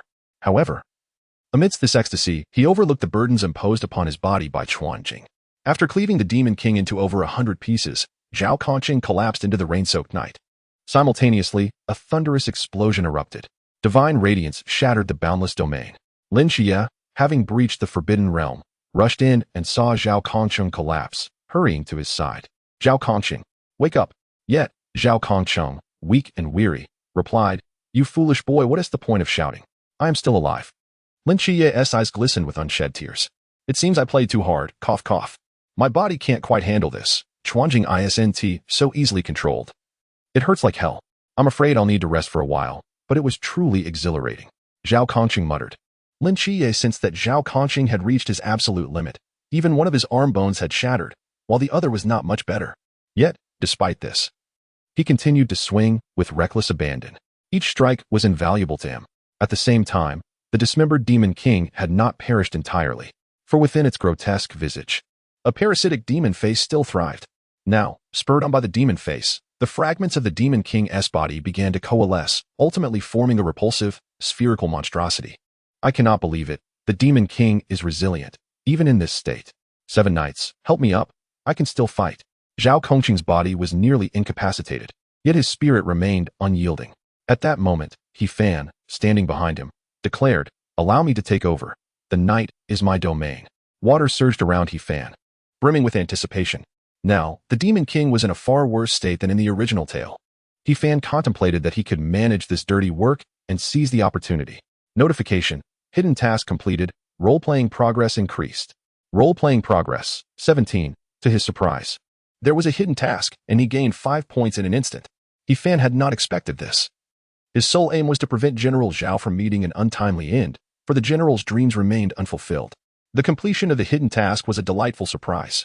Perhaps, by filling in certain gaps that did not conflict with the original plot, one could achieve success in hidden tasks. Zhao Kongcheng had defeated the Demon King, yet he remained alive. If Lin Chia were also likely to join the Night Watchman, this should be the so-called hidden task. At that moment, Lin Chia gently laid Zhao Kongcheng down and remarked, "What a coincidence, the night is also my domain. Then let us unite." 2 youthful divine agents, one with golden eyes shimmering in the darkness, and the other wielding dual kitchen knives that glimmer like silver and gold, approached the grotesque figure of the Demon-Faced King with a swift and menacing grace. "Stay away from me," the Demon-Faced King pleaded, its voice trembling. Not far off, a voice crackled through Hong Ying's walkie-talkie, Wu Xiangnan's voice. "Hong Ying, brace yourself. You need to prepare mentally." Prepare for what? The positioning of old Zhao's emblem hasn't moved for several minutes. He is just tired. Hong Ying quickened her pace, her feet nearly breaking under the urgency. Rain or tears streamed down her delicate face. "Faster, I must go faster. If only I could hurry. Old Zhao wouldn't he die, he mustn't he." After a series of twists and turns, she finally arrived at the battlefield. The scene before her was etched into her memory forever. 2 young lads fought valiantly against an unknown spherical monster. Zhao Kongcheng lay on the ground, motionless, with a silly grin plastered on his face. What is happening? Old Zhao. Anxiety surged within her as she rushed to confirm Zhao Kongcheng's condition. He was battered and broken, his veins severed, and his arms nearly useless. Had he activated the ghost god call? "Come here, Hong Ying, don't be sad. I'm fine," Zhao Kongcheng said, attempting to reassure her. Hong Ying thought he wanted her to assist his younger brothers. Reluctantly, she hesitated, unable to disregard Zhao Kongcheng's injuries. Unexpectedly, he continued, quickly, "I can't move my arms and legs. Could you light me a cigarette?" To fulfill Zhao Kongcheng's final wish, Hong Ying choked back her emotions and lifted her spear. With a swift motion, she drew the spear across the ground, igniting a beautiful flame in the rain-soaked night, lighting Zhao Kongcheng's cigarette. "Ah, that is refreshing." Zhao Kongcheng inhaled deeply, feeling a wave of relief wash over him. Yet, Hong Ying couldn't shake the feeling that old Zhao didn't seem like someone on the brink of death. "Didn't you use the ghost god call?" "I didn't. I wanted to, but I wasn't given the chance." Hong Ying exhaled a sigh of relief. Her gaze shifted to the 2 young warriors. "I'm going to help them." "Don't. Do they look like they're losing?" Zhao Kongcheng chuckled. To face 2 divine agents at once, the Demon-Faced King is doomed. At that moment, the demon face was being thoroughly trounced. It attempted to retaliate multiple times, only to find that its strikes could not harm the 2 young combatants. Lin Chia moved through the night with the fluidity of a fish while he fanned. Despite his wild and reckless swings with the knives, commanded the water around him as if it were alive, effortlessly defending against any attack. How do we proceed? We're in a dire situation. The Demon-Faced King's limited intellect began to analyze rapidly. It concluded that the boy wielding the knives appeared formidable but was not particularly strong. Only his defensive capabilities were extraordinary. In contrast, the boy with the golden eyes was indeed formidable. It needed to force him back and seek a chance to escape. As it pondered, a sudden attack came from a blind spot behind it. A column of red water surged forth, striking the Demon-Faced King with brutal precision. The moment the red water struck, the Demon-Faced King howled in agony, sounding almost as if it were giving birth. Confused, the Demon-Faced King thought, "Didn't I just say the knife-wielding boy was too strong? Why does this water hurt so much?" Lin Chia, intrigued, asked He Fan, "What technique is this? Sulfuric acid?" He Fan shook his head. "Don't think so poorly of me. I merely borrowed some saline and chili water from the hospital and a barbecue stall." Lin Chia replied, "I don't know if the Demon-Faced King is a ghost, but can we act like humans? It sounds painful just hearing it. We need to take it down and get old Zhao medical attention." In an instant, they formed a silent agreement. Lin Chia's eyes sparkled with determination, unleashing an angelic wrath upon the Demon-Faced King, while He Fan added the necessary seasoning to their assault. Zhao Kongcheng and Hong Ying observed. Both of the younger brothers are quite powerful, though they do lack in combat training and discipline, Hong Ying commented. Watching Lin Qia's prowess, Zhao Kongcheng saw a reflection of his own youthful vigor. Yet, when he looked at He Fan, he couldn't help but remark, combat discipline is lacking? Huh, you think that lad possesses any discipline? His path diverges from ours. Ding. Successful spotlight stealing, role-playing progress increased. Role-playing progress. 18, Chapter 11. Farewell to General Zhao, cloaked in robes, returning home in glory. After the demise of the demon-faced king and a sequence of victory animations, in the basement of the Peace Affairs office in Songnan City, 3 individuals were under inquiry. Lin Qia, with his prominent brows and large eyes, the cheeky He Fan, and Zhao Kongcheng, who was wrapped in bandages. Wu Xiangnan asked, Lin Qia, you claim you merely glared, and the unconscious domain shattered? Upon hearing this, Lin Qia nodded. Old Zhao, you say you wielded the dragon-slaying sword. With great wings behind you, striking the demon-faced king for 99.99 damage, each hit a critical?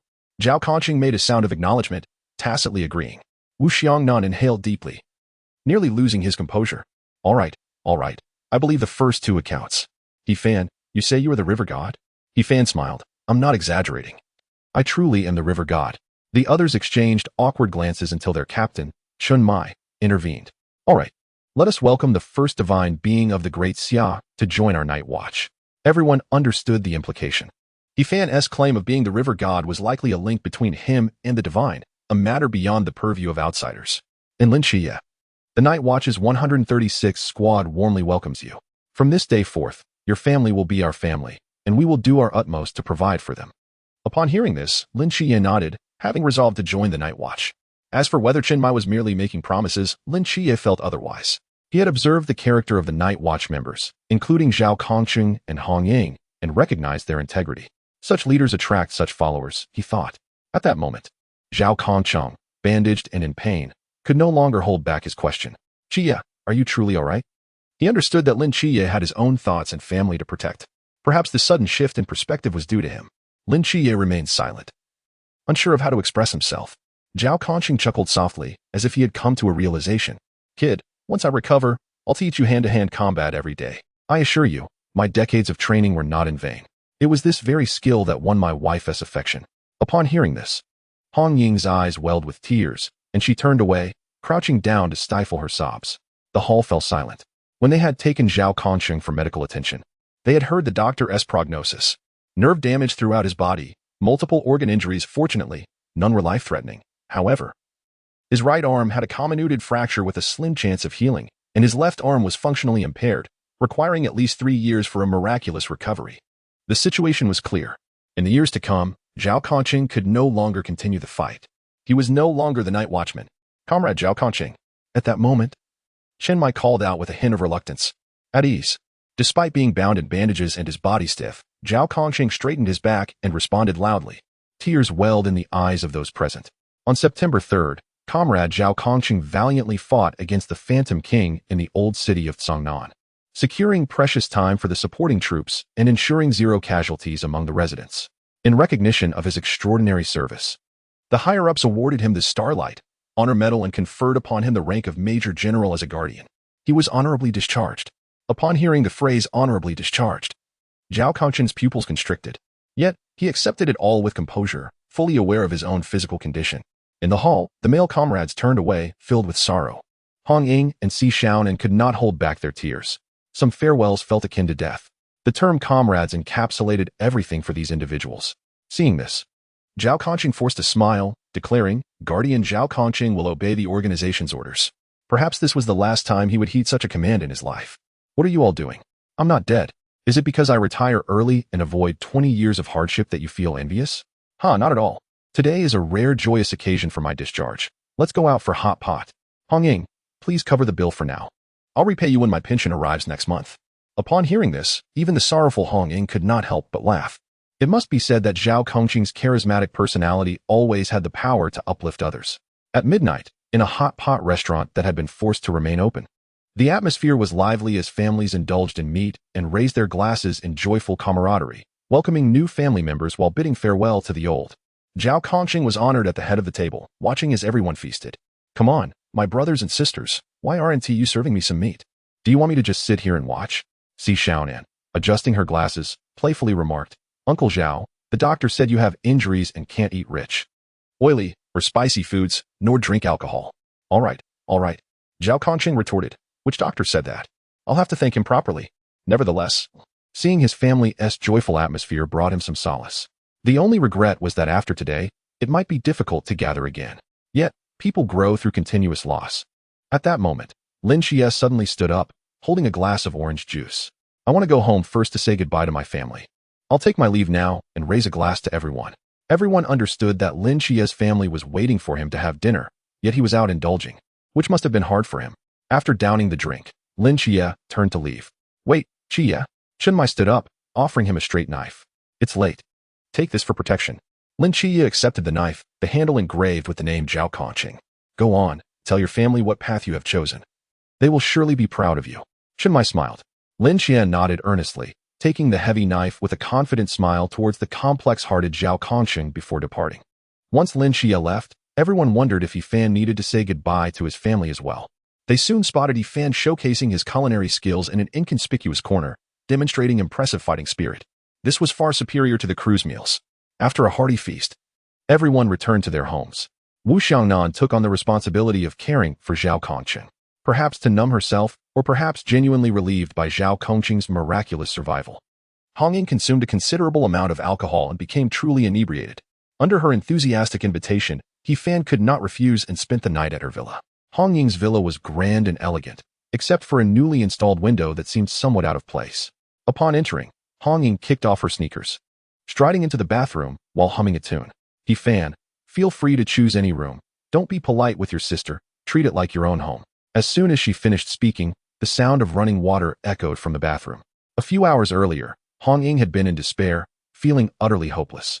It seemed that Zhao Kongcheng's rebirth had lifted her spirits. Si Xiaonan chuckled, wished Yifan good night, and returned to her room. She was unbothered by the thought of Yifan having ulterior motives towards Hong Ying. Unless this guy had a death wish, he wouldn't risk everything for just this one night. Yifan went upstairs and discovered that aside from Si Xiaonan's room, the other bedrooms were unlocked. After some consideration, he chose the simplest one. The room had only a basic desk and bookshelf, a hard bed with linens, and a small teddy bear beside it. Living under someone else's roof, having a place to stay was enough for him. He did not seek luxury. After undressing, he climbed into bed, hugging the teddy bear. "Look at this affluent household. They even prepared a teddy bear for you." Yet, Yifan felt a faint, familiar fragrance emanating from the bed and the teddy bear. Suddenly, memories of the past surged forth, and Yifan realized this must be Hong Ying's room from the original story. At that moment, the door creaked open. Hong Ying, wrapped in a bathrobe and humming a tune, drunkenly entered the room. She collapsed onto the wooden bed beside Yifan. Yifan thought to himself, this is a disaster. Hong Ying did not notice him, mumbling, "Old Zhao, you can finally rest easy as a good husband and father. We are all happy for you. Don't worry. The future of Songnan City is in our hands." Before long, soft snoring filled the room. Yifan was startled and quickly returned the blanket and teddy bear, thinking, what a close call. Almost caused a fatal incident. The next morning, a military aircraft landed on a hillside in a desolate area. Wrapped in bandages and draped in a military cloak, Zhao Kongcheng, adorned with his medals, was wheeled onto the plane. After a night of indecision, encouraged by Wu Xiangnan, Zhao Kongcheng ultimately resolved to return home with his wife and children to visit his mother, who had long since remarried. On the hillside, members of Team 136, including Lin Xie and Yifan, were present. They bid farewell to Zhao Kongcheng as he boarded the plane, saluting in respect. "Farewell, General Zhao." Clad in military garb, he returned home in glory. As a mortal man standing at the forefront of the mysterious resurgence, such a dashing figure would surely achieve his ideals in life. For those reading this, please consider following and adding this to your bookshelf to avoid getting lost. There are more exciting developments to come, so stay tuned. Chapter 12. The River of Love is still a river. It was noon, marking the first official day at work for Lin Xie and Yifan. Upon their return, Captain Chenmai swiftly took Lin Xie for training. To ensure Yifan did not feel a sense of unfairness, Chenmai explained, "Lin Xie possesses some foundational skills, so I will train him. Your basics are slightly lacking, so let Hong Ying guide you for now." Yifan, naturally, was quite pleased, feeling that the captain understood him well. The prospect of practicing with the long-legged lady was exhilarating. Who would want to spar with a burly man? Just imagine Hong Ying's long, shapely legs. Upon her first kick, he would undoubtedly collapse, granting her due respect while satisfying his own amusement. As for the reason they weren't starting practice immediately, Hong Ying was preoccupied with matters at the agency. In truth, the Night Watchman Squad 136 handles mysterious cases only about 56 times a year on average. On regular days, they accept minor commissions, allowing them to earn some extra money while passing the time. Otherwise, the monotony of constant training and combat would be utterly tedious. Today, an elderly lady in her late 70s visited the peace agency. Her accent was thick, yet everyone comprehended her request. The grandmother suspected her husband of infidelity, as he used to hold her hand while crossing the street, but recently, he had become elusive. Hong Ying immediately found herself intrigued. She attentively listened to the grandmother's account and past memories, becoming unwittingly empathetic. Hong Ying provided the elderly lady with ample emotional support, even assuring her that she would get to the bottom of the matter. Meanwhile, He-Fan rested his chin on his hand, tilting his head. Having spent a week brushing up on the story before his time travel, he vaguely recalled a significant subplot here. After all, he was to portray the lead character, Lin Xie, and gaining insight would only be beneficial. In actuality, the grandmother's husband had passed away 2.5 years prior. The grandmother suffered from Alzheimer's disease, perpetually believing her spouse was still alive. Before his untimely death, he had labeled her medications, and after his passing, she never acquired new ones. Leading to a gradual forgetfulness about his death, she assumed he was simply unfaithful. Her remaining days were spent in a ceaseless cycle of days, recollection, forgetfulness, and searching for her husband. Thus, according to the storyline, Hong Ying would be unable to solve the case in the short term. Eventually, after a few days of surveillance at the grandmother's home with Lin Xie and Xiao Nan, the truth would be revealed. The grandmother's experience of love offered Lin Xie some enlightenment about affection. "Oh, dear grandmother, your husband has indeed passed away," He-Fan remarked, his usual cheeky demeanor tempered by a more somber tone. After all, respect for the deceased and the sanctity of love were paramount. Upon hearing this, the elderly lady became indignant. "Young man, do not speak carelessly." Even Hong Ying was incensed, her sparkling eyes glaring at He-Fan. "He-Fan, dare you utter another word?" He-Fan waved his hand dismissively. "Oh dear, you frighten me." Of course, he did not intend to provoke others. He merely spoke the truth and acted accordingly. An idea struck him. Conceptual spell, river. Instantly, divine energy enveloped the entire office. The elderly lady, being merely mortal, was oblivious to this divine presence. But the others became noticeably unsettled. Simultaneously, a soft pink mist materialized, winding and curling, with red hearts emerging from it, imparting a touch of youthful charm to the office. What on earth is this? It was evident that this was He-Fan's creation.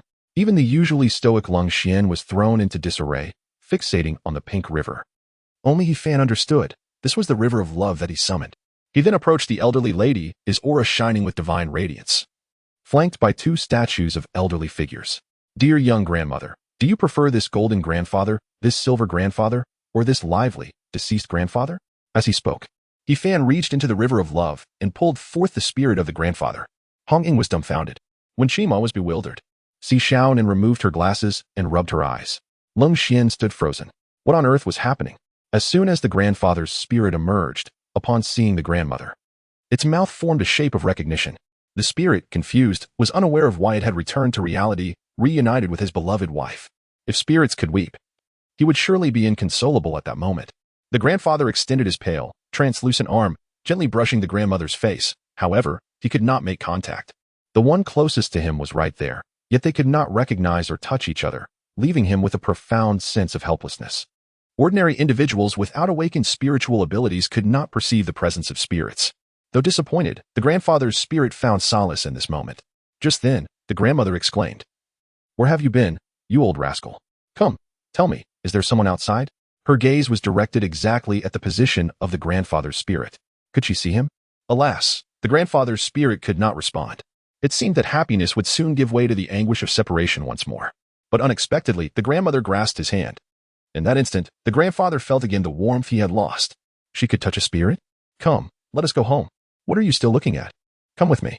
The elderly lady tugged at the grandfather's spirit, taking tiny steps as they left the agency. Before departing, she remembered to thank Hong Ying. "Young girl. Thank you." It seemed she still held some resentment towards He-Fan for his comment about her husband's passing. Hong Ying, in shock, stammered, "I didn't mean to." Really?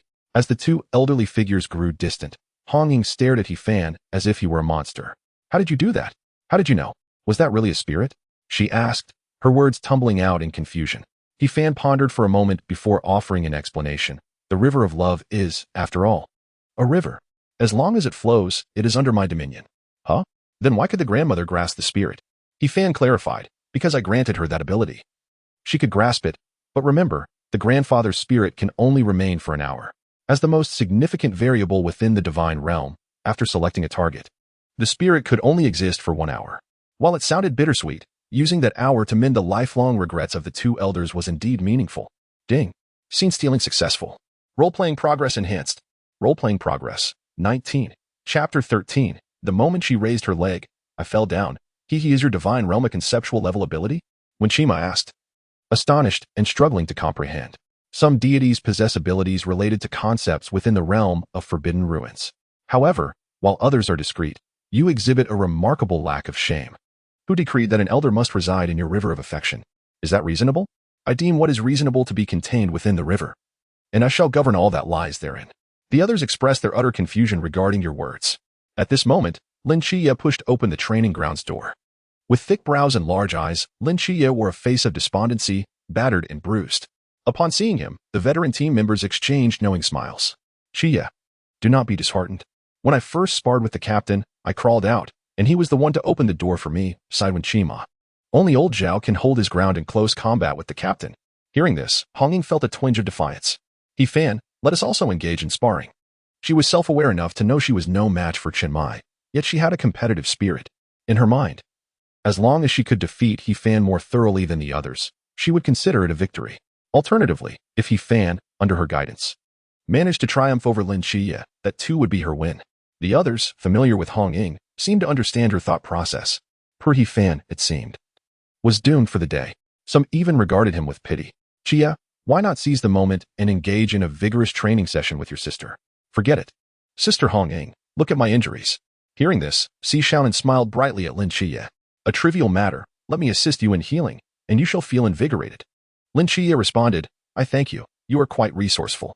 At such a young age, how thoughtful you are. Do your family know? Don't joke, that could be fatal. At this moment, the usually silent Lung Xin abruptly intervened.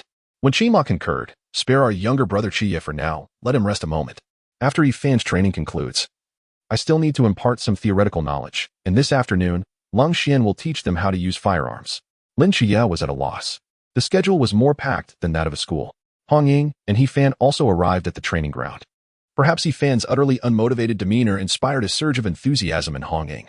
He-Fan, first tell me what combat skills you have previously mastered? He-Fan pondered for a moment. The tortoise-style fist? Unconventional methods do not count. What have you learned from the system? He-Fan contemplated for 2 seconds. The 7th set of radio calisthenics? Are you joking with me? Honging exclaimed.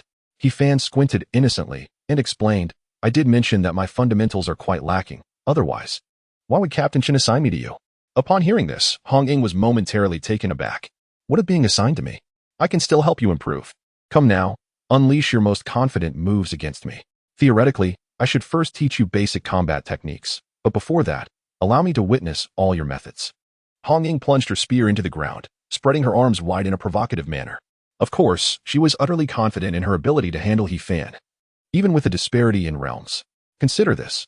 Water from a cup poured into a pond merely stirs up a few ripples. She intended to assert her dominance over He-Fan before offering guidance, a method she termed oppressive education. Yet, He-Fan was not to be underestimated. Very well. Then I shall make my move. Within the training ground, water suddenly swirled around. 2 silver and gold kitchen knives appeared in He-Fan's hands, accompanied by the statues of 2 old men behind him. Goodness, He-Fan was certainly not one to shy away from past remnants. Honging found herself at a loss for how to respond. Her database contained no strategies for dealing with such unconventional weapons. I can tolerate the kitchen knives. But what purpose do those statues serve? Are they considered weapons as well? Suddenly, the water surged, propelling the 2 statues toward Honging with force. Such a direct assault. It was a straightforward smash. Honging, graceful and agile, leapt lightly, her long legs tapping the ground as she swiftly closed the distance to He-Fan. He-Fan's techniques were abysmal. She could hardly bear to watch. I shall pin this boy to the ground and let him feel the warmth of his sister's affection. Then I shall properly instruct him on how to fight. Closer, ever closer. In her eyes, He-Fan was nothing more than a naive newcomer, a lamb awaiting slaughter. With a smirk, Honging lifted her leg, delivering a decisive kick. He-Fan, it's over. The kick, unstoppable, struck He-Fan squarely on the chin. Yet, in an instant, a ripple of water appeared at the point of impact. Hong Ying felt a sharp pain in her foot and instinctively withdrew. Huh? She was bewildered. Last night, she had observed He Fan's combat and knew he possessed an automatic defense ability. However, she understood that this was enhanced by the forbidden ruins during a rainy night. Much like Lin Chia's augmentation in darkness, such effects were not universally applicable at all times and places, even if He Fan could freely summon water for defense. Hong Ying could sense the intensity of that defense. With her strength at the pool realm, she should be able to break through his defenses. But what of the present moment? Not only had He Fan's defensive capabilities not faltered, they had seemingly been upgraded. Moments ago, a shimmering wave had enveloped his body, radiating mysterious light. Truly, the forbidden ruins held secrets beyond comprehension. Hong Ying speculated that He Fan had held back the previous night. Yet she was uncertain of the river deity's ranking within the forbidden ruins. Perhaps an organizational assessment would be required to ascertain that information. At that moment, He Fan stood dumbfounded for 3 seconds, contemplating. Then, without warning, his body toppled backward and fell to the ground. Oh my, what an impressive kick. Sister Hong Ying is truly remarkable. This lackluster performance was undoubtedly intentional. Hong Ying felt her cheeks flush. Did he truly believe she could not handle him today? Hong Ying pressed her attack, no longer holding back as before. He Fan, though resigned, realized that while he was no match for Hong Ying, she could not truly harm him. His water-based defense was an inherent passive skill of the river deity's domain. As a master of rivers, in the rain, his defense was merely water flow, relatively weak. Now, however, his defense transformed into water ripples, making it exceedingly difficult for ordinary pool realm fighters to breach. As to why it had become a water ripple defense, this secret base was situated beneath a canal, aptly termed the riverbed. The power of conceptual forces activated, and thus, he was indeed within the river. It was his true domain, and his passive defense was at its most potent. Hong Ying danced like a flame phoenix, executing a flurry of rapid strikes. Had it been Lin Xie, he would have undoubtedly been knocked to the ground by now. Yet, He Fan did not succumb immediately. After activating his automatic defense, he delayed for 2 seconds before finally collapsing. Ouch, that hurts. Sister Hong Ying is truly impressive. He Fan chuckled, feigning pain. Hong Ying, annoyed, you're clearly unscathed, yet you pretend otherwise. It drives me mad. You little rascal, come at me again. Hong Ying raised her spear, unleashing a dazzling domain. Forbidden Ruins, Rose Fire Feather Garb. Chapter 14. Hong Ying, shall I take care of the child for you? Hey, you two still training? Everyone else has yet to eat lunch. The captain is calling you for a meal. Finish eating before continuing. As when Qima pushed open the door to the training ground, he was met with a sight he did not expect. There was Hong Ying kneeling on the ground, drenched, while He Fan's head rested on her lap. His gaze vacant and wisps of black smoke occasionally escaping his lips. Hong Ying, what happened to He Fan? Oh, it's nothing, really. He is just exhausted. Heh. It's all right. You all go ahead and eat. Let him rest for a bit. When Qima, understanding the hint, chuckled to himself and left. Hurry up, or the food will get cold. Once he was gone, Hong Ying gently patted He Fan's face. He Fan, wake up. Is he really okay? Earlier, during the last bout, Hong Ying had genuinely panicked. Imagine the intensity of a confrontation between the pool realm and the lantern realm. With full force unleashed, how could He Fan possibly withstand it? All defenses were ineffective. He was instantly taken down by Hong Ying's single strike. However, the combat mechanics in the divine slaying world were relatively forgiving. Since the realms primarily relied on mental strength, everyone's physical capabilities were quite similar, and under the premise of mutual cancellation of realm powers, serious injuries were uncommon. Cough, cough. He Fan spluttered, black smoke continuing to billow from his mouth. Damn, that was a ruthless hit. Luckily, my defenses are high here. Of course, He Fan was merely putting on a show. In reality, he was perfectly fine. A divine power shield protected him. And this mere flicker of fire was enough to create some smoke. My legs are still bouncy. I should lie down a bit longer to recuperate. At that moment, a notification from the system suddenly rang out. Beep. Host combat comprehension has reached the standard, meeting the conditions for extraordinary offspring creation. What? Is it time to give birth? He Fan exclaimed, bewildered. Oh no, this is a disaster. I'm too young for this. Then he recalled that extraordinary offspring creation in his system did not literally mean having a child, but rather nurturing a river of progeny. His progeny river was essentially a divine river, which in simpler terms meant he was in the process of creating a god. Progeny river nurturing complete. He Fan focused his thoughts to check the information on the progeny river. Progeny river, Mei Yin divine river, bloodline, second generation river god status, nurturing growth progress, 0 agent, none. It was noted that since He Fan was male, he experienced innate disadvantages in nurturing offspring, resulting in a slower process. Thus, it was advised to find a suitable divine agent for the progeny river. One could think of a divine agent as a caretaker or a postnatal nurse, and there were no stipulations that it had to be female. As long as they matched the characteristics of the progeny river, they would accelerate its growth. Currently, the growth progress remained at 0. As for choosing a suitable agent, He-Fan lay on Hong Ying's lap, slightly opening his eyes. What on earth is obstructing her face? Let me choose an agent for my child. The river god of the Mei Yin Divine River. Wasn't this an easy question? He-Fan, please don't scare me. I truly didn't mean to hurt you. What should I do? Should I take some action? Seeing He-Fan remain unresponsive, Hong Ying began to panic. She reached out to check his breath again. Relieved to find he was still alive. Then I suppose I don't need to perform artificial respiration? How regretful. He-Fan had just joined on the first day, and as a senior, she had been too rough, injuring him like this. Ultimately, her temper had gotten the better of her. He-Fan had no intention of pondering Hong Ying's thoughts. You've already beaten me into this state. What good is regret? Some concrete action is required. For instance, help me raise a child? Cuckoo. Hong Ying, do you wish to become a divine agent? Suddenly, He-Fan snapped back to reality and uttered this line, leaving Hong Ying momentarily speechless. Wait, are you saying you might die and want to entrust your river god agent status to me before you go? He-Fan chuckled. What a delightful thought. The waters are too murky for a first-generation river god. I fear you won't be able to handle it. The second generation is definitely worth considering. Are you certain? Absolutely. Any god will do, right? Huh? Yes. What exactly are you trying to say? In truth, Hong Ying had always envied those divine agents. If only she had a divine realm, she would surely take on the responsibility of saving the world, dispelling mysteries, and rescuing more common folk from peril. Seeing the determination in Hong Ying's beautiful eyes, He-Fan focused his thoughts, and a contract materialized within her consciousness. The appearance of the contract startled Hong Ying, causing her to rise abruptly, while He-Fan's head fell to the ground. This is the divine agent contract. Isn't it? Are you serious? I thought you were joking. You can actually do this? In an instant, a river of flames appeared in Hong Ying's spiritual realm. She understood fire and immediately recognized that some of these flames were intermingled with the powerful forces of law. This was far more impressive than her rose fire feather garment. Without hesitation, she completed the contract and became the divine agent of the Mei Yin River God. It was only then that she remembered He-Fan lying on the ground and hurriedly helped him up. My dear He-Fan, who would have thought you had such capabilities? Who could predict that this lad could even write recommendation letters for other gods? Hong Ying was overjoyed and enveloped He-Fan in a big hug. At that moment, hey, are you two done yet? The food is about to get cold. When Shima pushed the door open again to urge them on. Upon witnessing this scene, he quickly turned away, closing the door behind him. My apologies for the interruption. Please continue. Hong Ying, feeling a bit embarrassed, quickly released He-Fan, who shook himself off and managed to stand steady. Hong Ying, this is our little secret. You mustn't tell anyone, or everyone will come to me seeking connections. And then what should I do? Of course, Hong Ying understood this principle. I understand. Thank you, He-Fan. This is a secret between you and me. He-Fan smiled, indicating no need for thanks. You're helping me raise a child. I should be thanking you instead. Once the progress bar reaches 100, and I manifest a divine river, you will understand what I mean.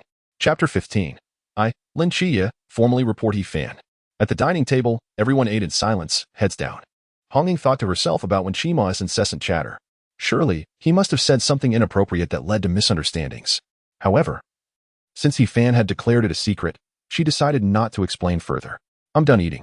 Sensing the awkward atmosphere, Hong Ying slipped away first. She was eager to explore her new divine realm. In just the span of a meal, He-Fan noticed a change in growth progress. Growth progress. 2, good heavens. Hong Ying is truly a natural at nurturing. All right, everyone, let us begin the class. When Shima cleared his throat and announced, we will start with the Forbidden Realms. I've heard about that. Good. Then let us discuss the Divine Realm. I've heard about that too. Then how about we talk about forbidden objects? I've heard about that as well. When Shima wore a benign smile as he said, Chia, old Zhao has already explained this to you. But He-Fan hasn't heard it yet, so consider this a reinforcement. He-Fan, I will quickly go over the basics of the Forbidden Realms for you. Feel free to ask if you have any questions. When Shima was speaking when He-Fan raised his hand, no need, you can start directly from the Forbidden Ruins sequence. When Shima replied, do you all prefer early access? Ahem, well, I understand. We men are indeed more interested in certain rankings. The moment the discussion turned to the rankings of the Forbidden Ruins, there was a spark in Wen Chima's eyes. He spoke of the harmless Forbidden Ruins and continued to the extremely dangerous ones, revealing his deep admiration for the high-ranking Forbidden Ruins. especially since sitting before him was a distinguished individual from the extremely dangerous category, Lin Xie.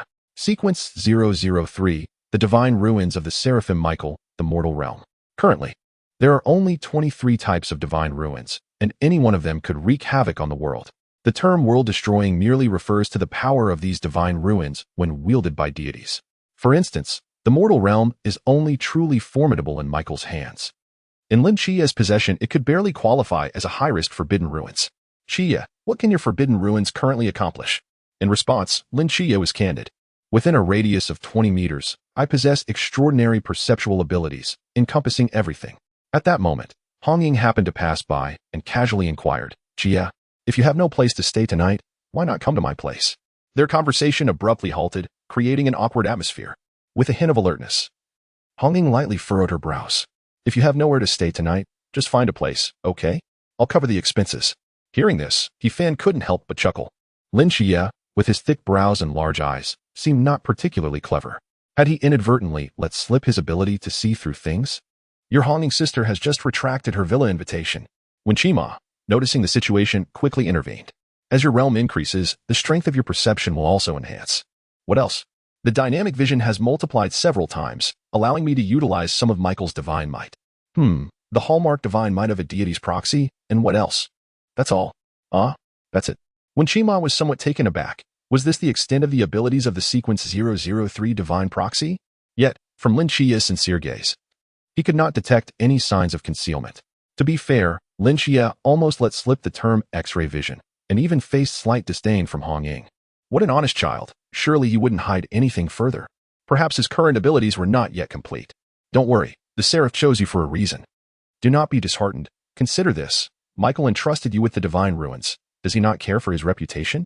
When Qima could only offer such consolation. After all, some divine proxies could tear apart formidable opponents as soon as they entered the threshold.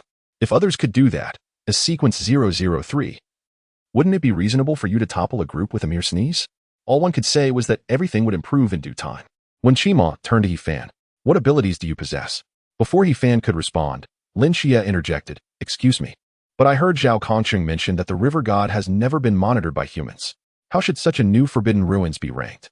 In response, when Qima explained, since the deity has not manifested, the ranking is based on the strength exhibited by the proxy in wielding the Forbidden Ruins, as well as an estimation of its future potential.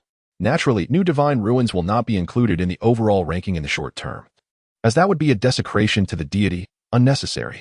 The implication was clear. If the ranking of the river god's Forbidden Ruins were based on He Fan's displayed strength, it likely would not be particularly high. If the deity were to learn of this, it might be a significant embarrassment. Thus, it would not be ranked for now. It would only be appropriate to rank it once He Fan had reached a later stage where the strength of the Forbidden Ruins could contend with the top 30. Lin Xia nodded, looking at He Fan with great anticipation for what abilities he possessed. My abilities are quite straightforward. All rivers fall under my jurisdiction, as I am the river god. As the river god, I possess the autonomous defensive capability of rivers. Within 100 kilometers, I can teleport across all rivers at will. If any of you accidentally drop something into my river, fear not. I will help retrieve it and enhance it even further. In just a few sentences, He Fan's declaration left the listeners in awe. All rivers under his command, with autonomous defense and teleportation capabilities, he could even enhance items that fell into the river. This ability was evident to all, as even the old man's soul was retrieved from the netherworld, truly extraordinary. In comparison, Lin Xia's abilities suddenly seemed less impressive. What was more concerning was that Lin Xia was acutely aware that He Fan was still withholding details. In truth, he could also actively manipulate the water flow, forming rivers at will. That was a power of the laws. Even summoning a river was not beyond him. Most astonishingly, he could observe scenes elsewhere through a light barrier. In terms of lewdness, He Fan's peeping was 100 times more shameless than Lin Xia's X-ray vision. I, Lin Xia, report that I can at most see the color of underwear, while He Fan can directly peek at others while bathing. When Qima noted He Fan's description in his notebook, among the Night Watchers of Daxia, whenever a new Forbidden Ruins was born, someone was required to record and observe it over the long term. Ding, successful attention grab. Role-playing progress increased. Role-playing progress, 20. Current unlocked ability, summon Noah, 20. How can a deity lack a mount? A high-end vehicle often requires the most unpretentious appearance. After a long day, the river god simply wishes to cruise in his beloved vehicle. Next target progress, 30. Pending unlocked ability, forbidden artifact, the mountain river fan, 30. with a flick of the wrist. The mountains and rivers are in hand. The landscape is picturesque, with the heart tied to Daxia. Remember, unless absolutely necessary, never move that mountain inside, for it is perilous. Second ring, Chapter 16 Lengxian. If there is even a glimmer of hope, I will not despair. I am once again reborn. With the role-playing progress reaching 20, Fan unlocked a new ability. It was a vehicle. For a man, purchasing a car is a significant milestone. He was eager to test it out. But he feared collapsing the underground room. Just think, that's Noah, the Noah of the Ark. It certainly sounded like a hefty vehicle. Never mind, I won't trouble anyone. Fan noticed the next phase of abilities. The artifact, the Mountain River Fan. He believed he had heard of it before. Within the fan resides a mountain and a river. With a flick, the river could surge forth to attack, and with another flick, the mountain could emerge to crush. It seemed rather ordinary. However, the description warned against tampering with the mountain, for it was dangerous. Was it truly that formidable? Moreover, the appearance of the second ring in the final parentheses. I barely comprehended the first ring, and now there's a second. What about the second ring? Is it thousands of years of soul rings? All right, I now understand each of your abilities. Let us commence targeted systematic training. How do we train? Lin Chiya inquired. Chiya, your strengths lie in perception and prediction. Soon, I will take you to a room equipped with tens of thousands of hidden micro-rubber guns that fire tens of thousands of rubber bullets per second. You will need to continuously dodge the bullets to hone your dynamic vision. Upon hearing this, Lin Chiya nodded. It certainly sounds quite challenging. Observing this, Fan pointed to himself and asked, what about me? When Chiemo, with a look of helplessness, replied, Xiaohe, your strengths are entirely advantageous, devoid of any weaknesses. At least, I have yet to discover any training methods for you. I will consult the captain later. When Chiemo spoke the truth, honestly, considering the ability to teleport across 100 kilometers of river, could one truly claim he possesses a weakness? Unless your forbidden realm can overpower him, rendering him unable to teleport. Think carefully, he is a divine realm after all. How could you possibly overpower that? Only the supreme deity could achieve such a feat. Upon hearing this, Fan felt quite embarrassed. Another successful trial. At that moment, the taciturn and fierce Lengxian suddenly spoke up. Fan, come, let us practice shooting. As he spoke, he casually picked up a submachine gun and walked away, exuding a cool demeanor. After meticulously analyzing Fan's capabilities, Lengxian concluded that Fan was more suited to being a sniper. Just imagine, positioned by the riverbank, Fan would be a mobile sniper. How intimidating. The kind that can move infinitely. One moment, the enemy is far away, and the next, the sniper's rifle is aimed directly at them. Seeing Lin Chiyi and Fan being cared for, Si Xiaonan felt that her status as the group pet was precariously threatened. Inside the shooting range, Lengxian adjusted his scope and fired several rounds at a moving target. To his astonishment, there was only a single bullet hole right at the center of the target. He remarked, a gun is the crystallization of human intellect. While it may seem like childish play to divine beings, it is often the most effective weapon against lower-tier mysteries. If it were Lin Chiyi, I might only teach him two things, shooting techniques and the principles of firearms. But you are different. I will teach you how to wield your gun to instill despair in your adversaries. Lengxian delivered these words with utmost coolness and intensity, while Fan maintained his usual cheeky expression. At that moment, Lengxian even questioned whether his words were inappropriate. How could one aim if they could not open their eyes? Fan randomly selected a handgun from the wall adorned with firearms, prompting Lengxian to switch the moving target to a stationary one. Come, give it a try. I believe in you. Fan felt quite excited. Before crossing over, he had acted in police and criminal films, but those had only been prop guns. Now, he held a genuine weapon. He raised the gun, his stance somewhat peculiar. A figure clad in ancient attire, brandishing a gun, seemed to proclaim, my dear sir, the times have changed. He thought to himself, just like this. I will pull the trigger with style, achieving a new accomplishment. Click. However, the moment he pulled the trigger, sputter, sputter, sputter. To his utter disbelief, water gushed from the handgun. Ding, triggered the hidden rule of the river god. All effects on your firearms will be nullified. Progress and roleplay enhanced. Roleplay progress. 23. Huh? Fan was left dumbfounded. Lengxian also stared wide-eyed in disbelief. What was this? A magic trick? Yet, Fan, unwilling to concede, grabbed a Barrett rifle from the wall. Boom. Upon pulling the trigger, the Barrett unleashed a water pellet. What the heck? Fan thought to himself. This is it. Another trial completed. He realized he was simply not cut out for rigorous training. After a day of practice, what had he accomplished? Just another trial completed. Meanwhile, Lengxian watched in dismay as the myriad of firearms on the wall transformed into water guns, leaving him deep in self-doubt. How could he have attempted to teach He Fan how to instill despair in his enemies when He Fan had inadvertently taught him instead? Who gave him the audacity to believe he could teach He Fan? As Lung Xian exited the shooting range with He Fan, his eyes had already lost their luster.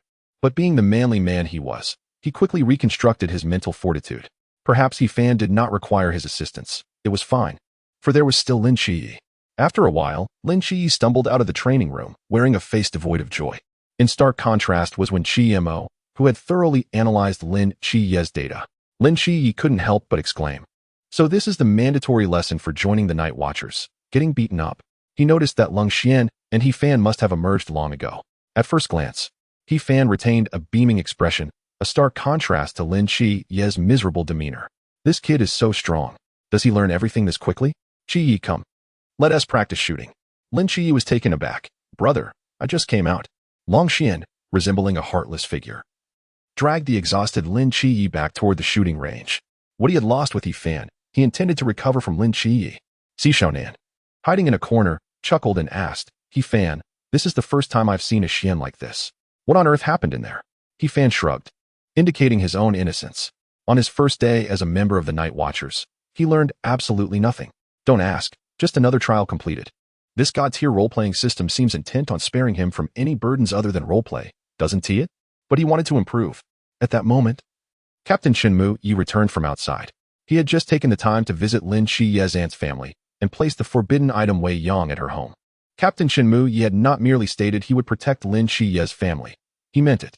The item Wei Yang could instantly teleport the protected target away should they encounter any inexplicable harm. Before returning, he had also seen the messages from Wen Mo and Lung Xian. Wen Mo, Captain, He Fan seems to have no weaknesses, all advantages. What should I train him in? Lung Xian, Captain, He Fan is not suited for shooting practice. If there were any hope, I wouldn't despair. Trust me. Shenmu Yi, Chapter 17. Oh, how hard it is to seek a beating. With a puzzled expression, Shenmu Yi recalled noticing only some singed marks on He Fan. Likely caused by Hong Ying. Could he have pressured Hong Ying to the point of unleashing the Forbidden Realm? The afternoon was even more absurd. He knew his team well. What on earth had transpired? He Fan, come, let us practice together. Upon hearing Captain Shenmu Yi's words, the onlookers, particularly Si Xiaonan, felt a surge of excitement. The captain was personally stepping in. Back in the training room, He Fan resolved to learn something this time. Look at Lin Chiyi. With his bright eyes, he had gained so much in just one day. Meanwhile, he was merely forced to complete trials. If even Captain Shenmu Yi could not teach him anything, then what good were the Night Watchers? Rather than this, he would prefer to take a nap at the riverbed or take the Noah out for a drive. I will teach you some close combat techniques. Come, attack me. Captain Shenmu Yi tossed He Fan a straight knife and said earnestly. He Fan felt an ominous premonition. During lunch, Hong Ying had also suggested he attack first. To be honest, he truly did not know how to wield a weapon, yet he was eager to learn. After all, what man does not admire impressive techniques? He held a straight knife, reminiscing about his graduation examination in physical education during university.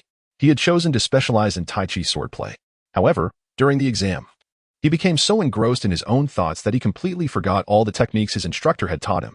In a desperate attempt to muddle through, he invented a set of sword moves on the spot. The teacher was left utterly dumbfounded. Although he ultimately failed, one could argue that he still possessed a certain talent. Right? What was the initial stance called? Moon-gazing balance? No, that wasn't it. I've completely forgotten. Chinmai watched as He Fan approached, his small, hesitant steps revealing numerous flaws. A pang of headache struck him. With a swift motion, he knocked the knife out of He Fan's hand and struck the back of his head with the hilt. He thought to offer some constructive criticism, when suddenly, a ripple of water appeared above He Fan's head. To his astonishment, He Fan emerged unscathed and rushed to retrieve the knife again. How astonishing. His automatic defensive ability was remarkably strong. Chenmai furrowed his brow. He had heard about He Fan's innate defensive prowess, but hadn't anticipated that even his precise speed could be countered. Such an ability was akin to a cheat in the early stages of development. Clang! He Fan's knife was once again sent flying. This time, Chenmai cautiously aimed to strike at He Fan. To his surprise, he had overestimated the situation. The blow was once again intercepted by the water ripple. How intriguing. Chenmai had already unleashed his full strength, yet the ripple had absorbed the impact. Incredible!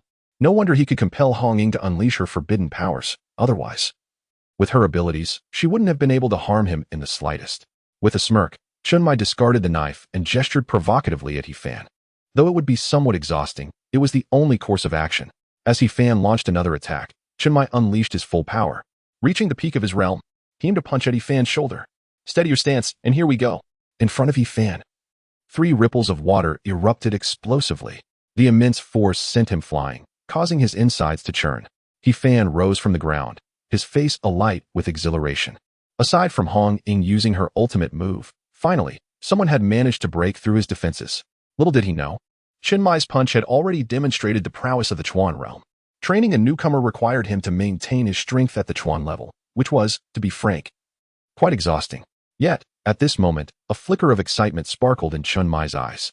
I am genuinely curious about what you will bring to the new recruits training camp assessment a month from now. The team members in the room were akin to anxious family members waiting outside a delivery room. They finally witnessed the first signs of injury on Yifan. Ha ha ha, delightful. You've had your day too. Chenmai turned his trembling hands behind his back. Xiaonan, please order takeout for everyone tonight. Choose the expensive options, and I will reimburse you. With that, he retreated to his office to rest.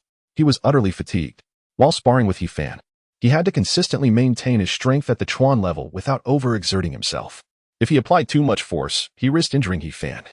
If he held back too much, he couldn't break through Yifan's defenses. The intensity required was no less than facing an opponent of the Chuan realm. During dinner, Chenmai sat at the table, his face beaming with joy. The time spent in the team had been considerable, yet it was the first time they had seen the captain smile for such an extended period. Before we begin our meal, let me summarize the training outcomes of our 2 new members on their first day, as well as our future plans, he said with a grin. In a month's time, the new recruits training camp will commence. Both of you are divine agents with commendable potential, but do not let your guard down. If you were to falter and be eliminated during the new recruits trial, it would not only be embarrassing for you, but it would also reflect poorly on our team 136. Everyone understood the weight of his words. To fail as divine agents in the new recruits training camp? Achieving that would be quite a feat initially. There were some concerns about Yifan and Lin Chiye. Now, their apprehension shifted to the instructors in the training camp. Chiye, from now on, hand your daily training schedule over to Wenqimo. If you find the training tedious, feel free to seek me out for sparring. Seek you out. Lin Chiye's heart was filled with rejection. He had no inclination towards self-harm. Yifan, I won't require you to clock in every day. Your abilities are always at the ready, and during my free time, I will personally guide you in training. Everyone else was left bewildered. What was going on with the captain today? Why was only Yifan exempt from clocking in? Little did they know, Chenmai was somewhat intimidated. Currently, within this underground base, all training regimens were ill-suited for Yifan, with only Chenmai capable of inflicting harm upon him. Allowing him to skip work was not due to disdain, if he had to spar with Yifan daily. It would be akin to facing a master of the Chuan realm every day. Occasional bouts were manageable, but daily encounters? That would wear anyone down. Chenmai was not that reckless. He could only apologize in his heart and grant Yifan extra time off, allowing him to work freely. Yifan nodded cheerfully, feeling as if he had been bestowed the title of the Great Sage by the Jade Emperor. Nevertheless, Captain Chenmai truly embodied the prowess of the Chuan realm. The disparity in realms allowed him to penetrate Yifan's automatic defenses. After their recent bout, Chenmai had given Yifan a thorough lesson, finally helping him grasp the significance of joining the Night Watchman, a truly enriching experience. Oh dear, it's quite difficult to be on the receiving end of a beating. As he uttered this, Yifan unconsciously glanced at Lin Chiye. Indeed, they were not like some individuals who consistently endured beatings, bearing the full affection of the team, which was enviable. Lin Chiye felt as if Yifan was subtly mocking him. Chapter 18. Serpent Maiden, are you a water snake? As night fell, Yifan did not return to Hong Ying's villa. Instead, he ventured alone to the riverbank to test his newly acquired Noah. If his assumptions were correct, the next 2 weeks would usher in a period of stability in the narrative, making it difficult for him to seize the spotlight. He also planned to take Noah for a joyride, immersing himself in the local culture.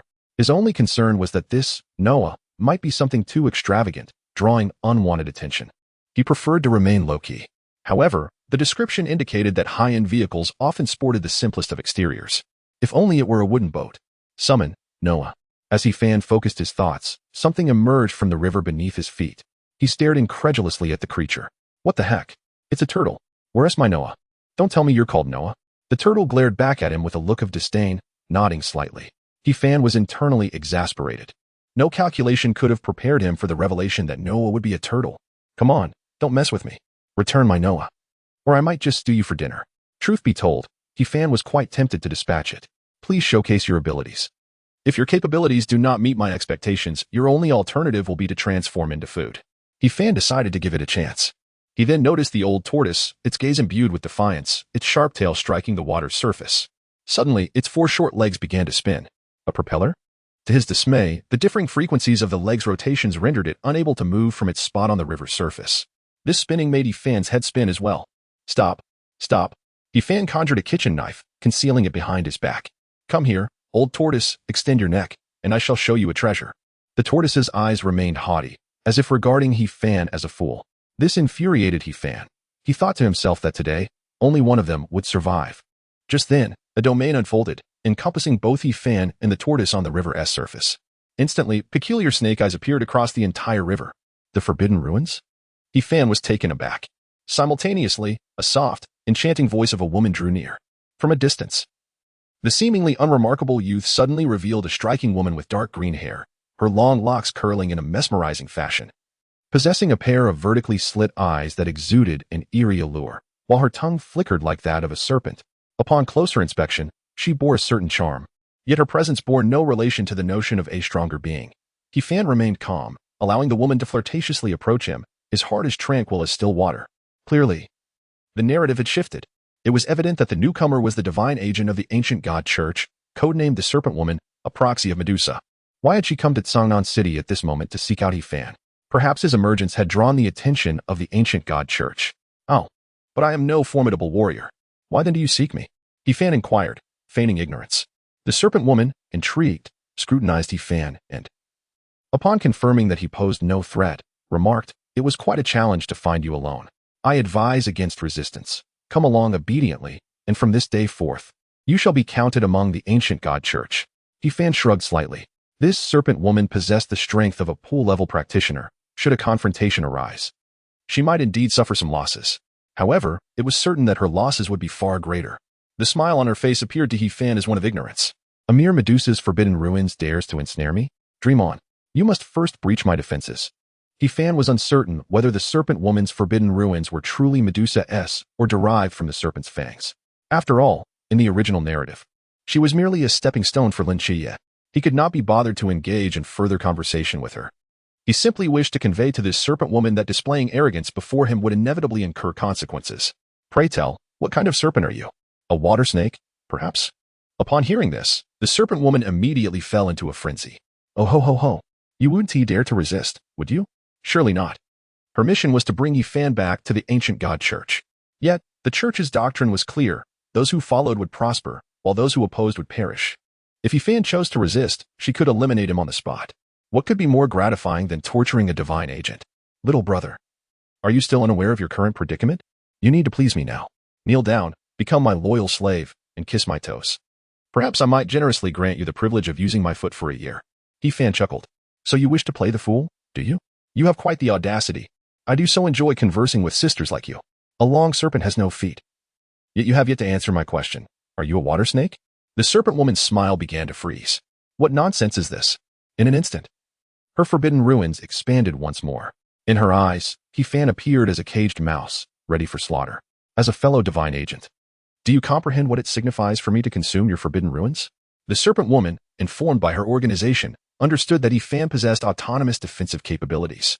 Thus, she was acutely aware that if she devoured Yifan's forbidden ruins, all defenses would vanish. Yet Yifan remained unfazed. So, are you not indeed a water snake? What? This brat is simply infuriating, she thought, having been asked the same question thrice. I clearly resemble a human. I am a sea snake. A sea snake. Finally, in her wrath, she was led astray by Yifan's inquiries. Oh, so you are a sea snake. Yifan rested his chin on his hand, nodding. Rivers flow into the sea, and the sea is formed by the convergence of rivers. Thus, you are a river snake, and under my jurisdiction. As soon as his words fell, the power of conceptual law surged forth from Yifan, sweeping outward. The previously dense snake eyes were instantly engulfed by the river's waters. The Serpent Woman's waist trembled. How is this possible? Yifan maintained a stable demeanor, his expression laced with mischief. Now it is my turn to devour you. Chapter 19. The Divine Ruins, Shinming Noah Conceptual Power? The Serpent Woman sensed peril. However, bolstered by her realm's superiority, she did not flee in panic. A glimmer of darkness flashed in her serpentine eyes. Gaze upon me. Yifan met her eyes, dazed for 2 seconds, before scratching his head. Nothing at all. The Serpent Woman was taken aback. What? This brat hasn't he even opened his eyes? It was over. It was over. The conceptual forbidden ruins were overwhelming me. And he hasn't even opened his eyes. The heavens are against me. She tightly grasped her specialized forbidden item, the serpent's fang. After much contemplation, she refrained from using it. In the absence of allies for cover, recklessly employing a forbidden item would create too much noise, easily attracting formidable figures. A single misstep could spell disaster. The 36 stratagems dictate that retreat is the best option. Little brother, today you are fortunate. I shall grant you 3 days to reconsider joining the ancient god church. Otherwise, before the serpent woman could finish her sentence, He-Fan suddenly moved. To be precise, it was not He-Fan, but the old tortoise beneath him that acted. He-Fan was taken aback. Old tortoise, what are you doing? The tortoise glanced sideways at He-Fan, clearly unimpressed, as if to say, quiet. Who could have anticipated that a tortoise could possess such speed? The tortoise swiftly carried He-Fan before the serpent woman, leaving her, devoid of the support of the forbidden ruins, in a state of shock. Without hesitation, she wielded the serpent's fang, aiming at He-Fan. But in the next instant, an intangible barrier enveloped the serpent woman, radiating immense power. At that moment, the tortoise and He-Fan shared a mental connection. He finally comprehended the essence of this Noah. This technique, known as divine ruins, Shimming Noah, was conceived by the divine beast Xuanwu. Xuanwu, also known as Xianming, during the era of the Great Flood, safeguarded the seeds of humanity by sheltering selected individuals within its inherent divine ruins. This forbidden ruins, rather than serving as a prison, was more accurately a means of protection.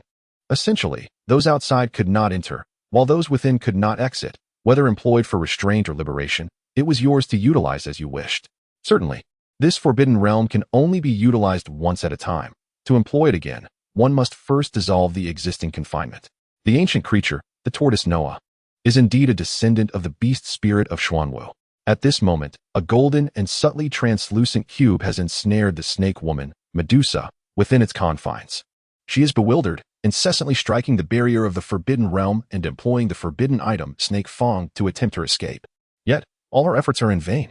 Old tortoise, how could you be so formidable? He-Fan exclaimed in astonishment. I apologize for my earlier thoughts of stewing you for soup. The old tortoise retained its haughty demeanor, swaying its tail, as if to suggest that one should take notes.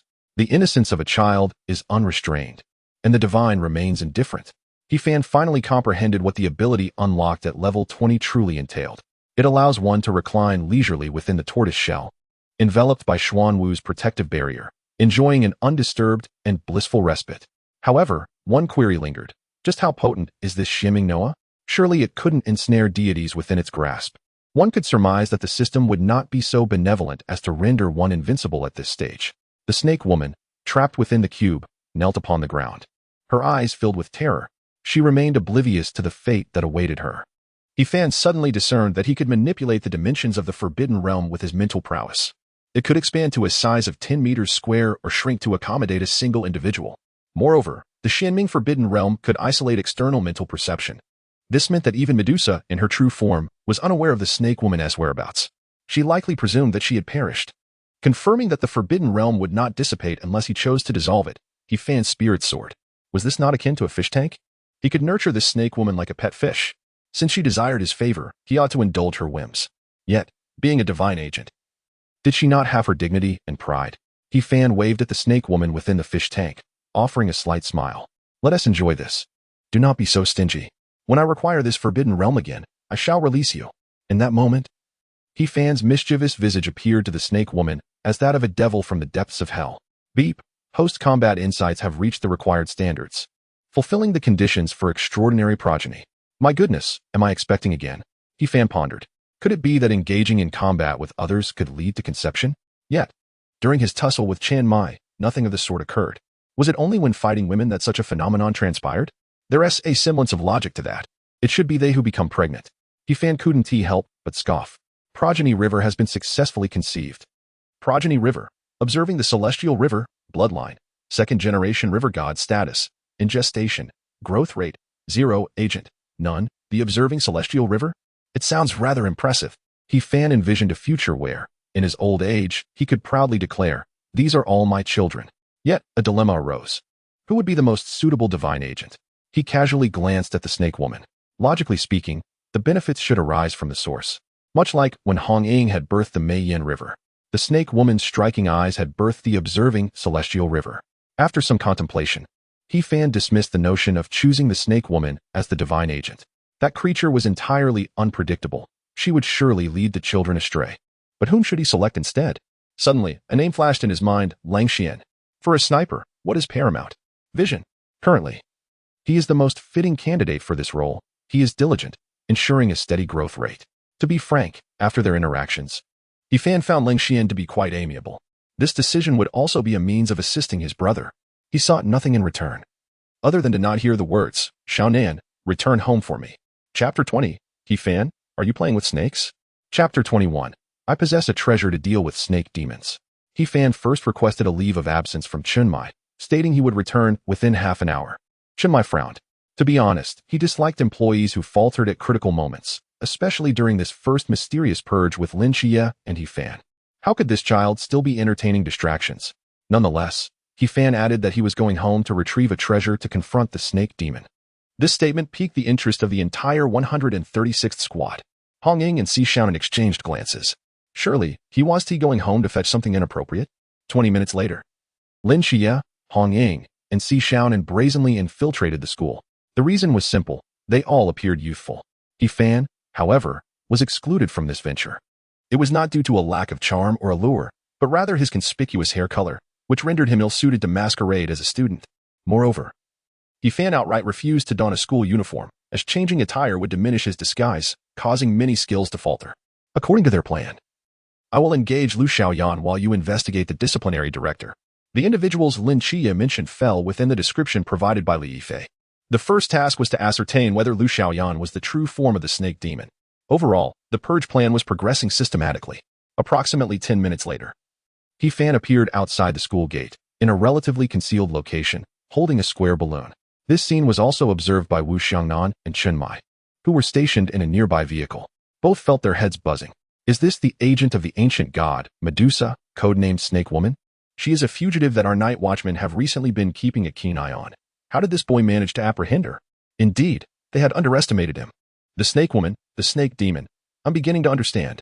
He spoke of a treasure to deal with the Snake Demon, and it turns out to be a person. A divine agent. Can you believe it? That balloon is yet another form of forbidden realm. This lad is constantly innovating. Old Shin. Did you notice the expressions on Hong Ying and Xiaonan's faces? They seem to have prior knowledge of this matter. Are you suggesting they have been nurturing her for quite some time? There is certainly a possibility. Chunmai placed his forehead in his palm. These insufferable brats. Why haven't they reported this sooner? Are they saving it for the new year? What should we do? Should we inquire of Yifan? But we mustn't disrupt the original plan. Wu Xiangnan grasped the walkie-talkie, intent on questioning Yifan. However, Chunmai gestured for him to halt. Not urgent. Let us see what he intends to do. At this moment, Yifan, with a smile upon his face, regarded the snake woman within the forbidden realm. Medusa's agent. Do you wish to come out for some fresh air? Upon hearing this, the snake woman tidied her disheveled serpentine hair and nodded vigorously. She had been confined for over 10 days. The confinement had nearly driven her to madness. Want to come out? Then assist me diligently. Within this school, there exists a mysterious creature known as the Nandu Snake Demon. Have you heard of it? This creature has the capacity to infect humanity endlessly and reproduce its offspring. What I require of you is to locate these progeny. The offspring of the Nanda serpent demon possess the ability of shared vision. To avoid alarming them, you must petrify them instantaneously upon discovery and subsequently track down their origin. Are you capable of that? The serpent woman, Cuckoo, nodded vigorously, asserting that she is the definitive solution for this mission, perfectly suited for the task at hand. Observing this, Yifan solemnly remarked, I can release you, but you must be compliant. To be clear, should you dare to cause any trouble, as one of the night watchers of the Great Xia, I will be the first to eradicate you, for you pose a greater threat than the Nanda serpent demon itself. Do you understand? If you can redeem yourself and fulfill the mission with quality and efficiency, I will advocate on your behalf to the night watchers. At most, you may only spend a few years in the abstinence center, and perhaps there will be a chance for redemption. In my opinion, the abstinence center is far preferable to my fish tank, don't you think? The serpent woman blinked her large, watery eyes, appearing quite pitiful, as if to say, if you release me, I would gladly accept any fate, even that at the abstinence center. After the negotiation concluded, Yifan resumed his playful tone over the intercom, inquiring, Captain Chen, the secret weapon is ready. What do you think? In truth, Yifan had kept the intercom open while speaking. At that moment, Captain Chen Mai's voice resonated through the device. Approved. Release her. With the captain's command, Yifan felt a surge of determination and lifted the restrictions of the Xianin Forbidden Realm. Presently, He-Fan could observe the energy meter of the Xianin Forbidden Realm. Forbidden Realm Energy, 12, Low Energy Mode. This energy meter appears when the energy dips below 20, serving as a reminder akin to a phone running low on battery. He speculated that the Xianin Forbidden Realm could also confine deities, albeit with energy limitations. If a deity were ensnared, they could potentially exhaust the energy in an instant out of fury, breaking free. However, if it were the Serpent Woman, she could be contained for over half a month. Upon her release, the Serpent Woman felt an immense relief in her breathing. Her serpentine eyes darted about, and she refrained from uttering a word. After being confined for half a month, her once defiant demeanor had completely vanished. She would willingly kneel and serve He-Fan, for she understood that the moment she was imprisoned, her connection to Medusa was severed. No one knew her whereabouts, nor would anyone come to her rescue. She felt akin to a prisoner released from confinement, desperate not to return to that cage. "Mr. He-Fan, I am at your service," the Serpent Woman declared respectfully. He-Fan smiled. "Let us proceed. It's time to get to work." He-Fan reasoned that since the Nanda Serpent Demon had meticulously orchestrated a scheme to allow Li Yifei to achieve merit, he too could grant the Serpent Woman the opportunity for distinction. After all, they are both serpents. Why should there be any pretense? As they passed by the school gate and the security booth, the guard called out, "Hey, what are you doing?" He-Fan ignored him, manipulating the water to obscure the guard's view, confidently leading the Serpent Woman inside. Simultaneously, Chunmai issued commands over the public channel of the intercom. "Chia He-Fan, upon discovering any serpent demon infectees, notify me immediately. Xiangnan and I will investigate whether their families have also been infected. Lingxian, you will temporarily assume the role of the Watcher, establishing a no-contact zone around the school, transforming it into an isolated island. The remaining members of the campus team are to remain on standby, awaiting He-Fan's instructions." Following this, Chenmai and Wu Xiangnan set out to investigate potential serpent demon infiltrations in the outside world. Chapter 23. Did the Night Watchers collaborate with the ancient god cult? Lin Chiya was not attempting to steal credit. He had surmised that He-Fan and the Serpent Woman were already aware that Li Yifei was the serpent demon's true form and had him subdued. He merely had his own plans. He-Fan was somewhat taken aback. Lin Chiya had done almost nothing during this incident, not even encountering Qingyu. The Nanda serpent demon's meticulous plan had yet to unfold, and yet it had already collapsed entirely. Even so, this young man could deduce that Li Yifei was the serpent demon's true form. He truly was the quintessential protagonist. He-Fan understood that Lin Chiya bore a lingering affection, desiring to personally eliminate Li Yifei and have him end up in a mental hospital as a caregiver. It was best not to interfere with this plotline. Serpent Woman, lift the suppression on Li Yifei's true form. Only then did Chenmai and Wu Xiangnan realize that Li Yifei was indeed the serpent demon's true form. The two felt bewildered, as if their intelligence had been insulted. Why had they not discovered this from the outset? "Are we going to confront the true form?" Chenmai instructed. "Evacuate the innocent students and teachers. Ensure that they submit their phones first to eliminate any unnecessary information, as it is possible that some may attempt to contact their families in the face of danger, even though there is no signal within the school grounds. Once they step outside, messages will be automatically sent. Additionally, we will need to handle memory erasure afterward. Chiamo, you will manage that. Hong Ying, Xiao Nan, you are responsible for maintaining order. Chia, He-Fan, resolve the serpent demon's true form in your own way." Chenmai smiled with satisfaction. Choosing not to concern himself further with matters within the school, there was an undeniable sense that the children had matured in an instant. This was their first mission, and they were merely temporary members. Was it not a bit too fast for them to grow up? Beside him, Wu Xiangnan asked, "Captain, do you really intend to credit the Serpent Woman for her contributions this time?" Chenmai regarded him thoughtfully before replying with a smile. "Of course we must acknowledge it. What else? Go tell the higher-ups that our new recruits from the Night Watchers are extraordinary, capable of handling even the most challenging missions swiftly and flawlessly, achieving 0 casualties apart from the infectees." Wu Xiangnan, perplexed, raised an eyebrow. "Isn't that a good thing? What a load of nonsense." Chenmai retorted. "If I were in charge, the first thing I'd do is transfer your so-called talented new recruits, or even disband your team to teach you a lesson. Since you completed the task so effortlessly, it must mean you have an abundance of talent." Upon hearing this, Wu Xiangnan suddenly understood, giving a thumbs up. "Ah, that makes sense. I'll make sure to exaggerate the hardships when I ask Wenqima to write the work summary. We should all look like we've been through a bloodbath for the group photo, and it would be great to have old Zhao, the one with the bandages, come back for a cameo." With that, the two shared a knowing smile. In the classroom, only Lin Chiya and Li Yifei remained. Suddenly, Li Yifei awakened. "Chiya, am I dreaming? Where have the classmates gone? Have we found the serpent demon's true form?" In response, Lin Shiye spoke calmly. We found it. Where? Li Yifei exclaimed. Right here in this classroom. Upon hearing this, Li Yifei instantly became agitated. Where? Don't joke with me. It's just the two of us in this classroom. His fearful demeanor was unmistakably genuine. Clearly, he was unaware of the monstrous entity residing within him. In the next moment, Lin Shiye's eyes gleamed with golden light. Ah! Li Yifei's eyes instantly turned a vivid crimson. You are the Nanda serpent demon. Lin Shiye remained calm, though a hint of regret flickered in his gaze as he looked at Li Yifei. I am not. I truly am not. Qi, have you perhaps made a mistake? I assure you, I am not. He Fan cautiously poked his head through the corridor window, asking, need any assistance? Unfortunately, even now, the system had yet to display the successful capture prompt, causing He Fan to feel a twinge of panic. Could it be that I have spent the entire day laboring for the bespectacled Lin Shiyi? In that case, I would have to report to Nikes for grievances tonight. Lin Shiyi momentarily ignored He Fan. Look into my eyes. The divine might of the seraphim reached its zenith.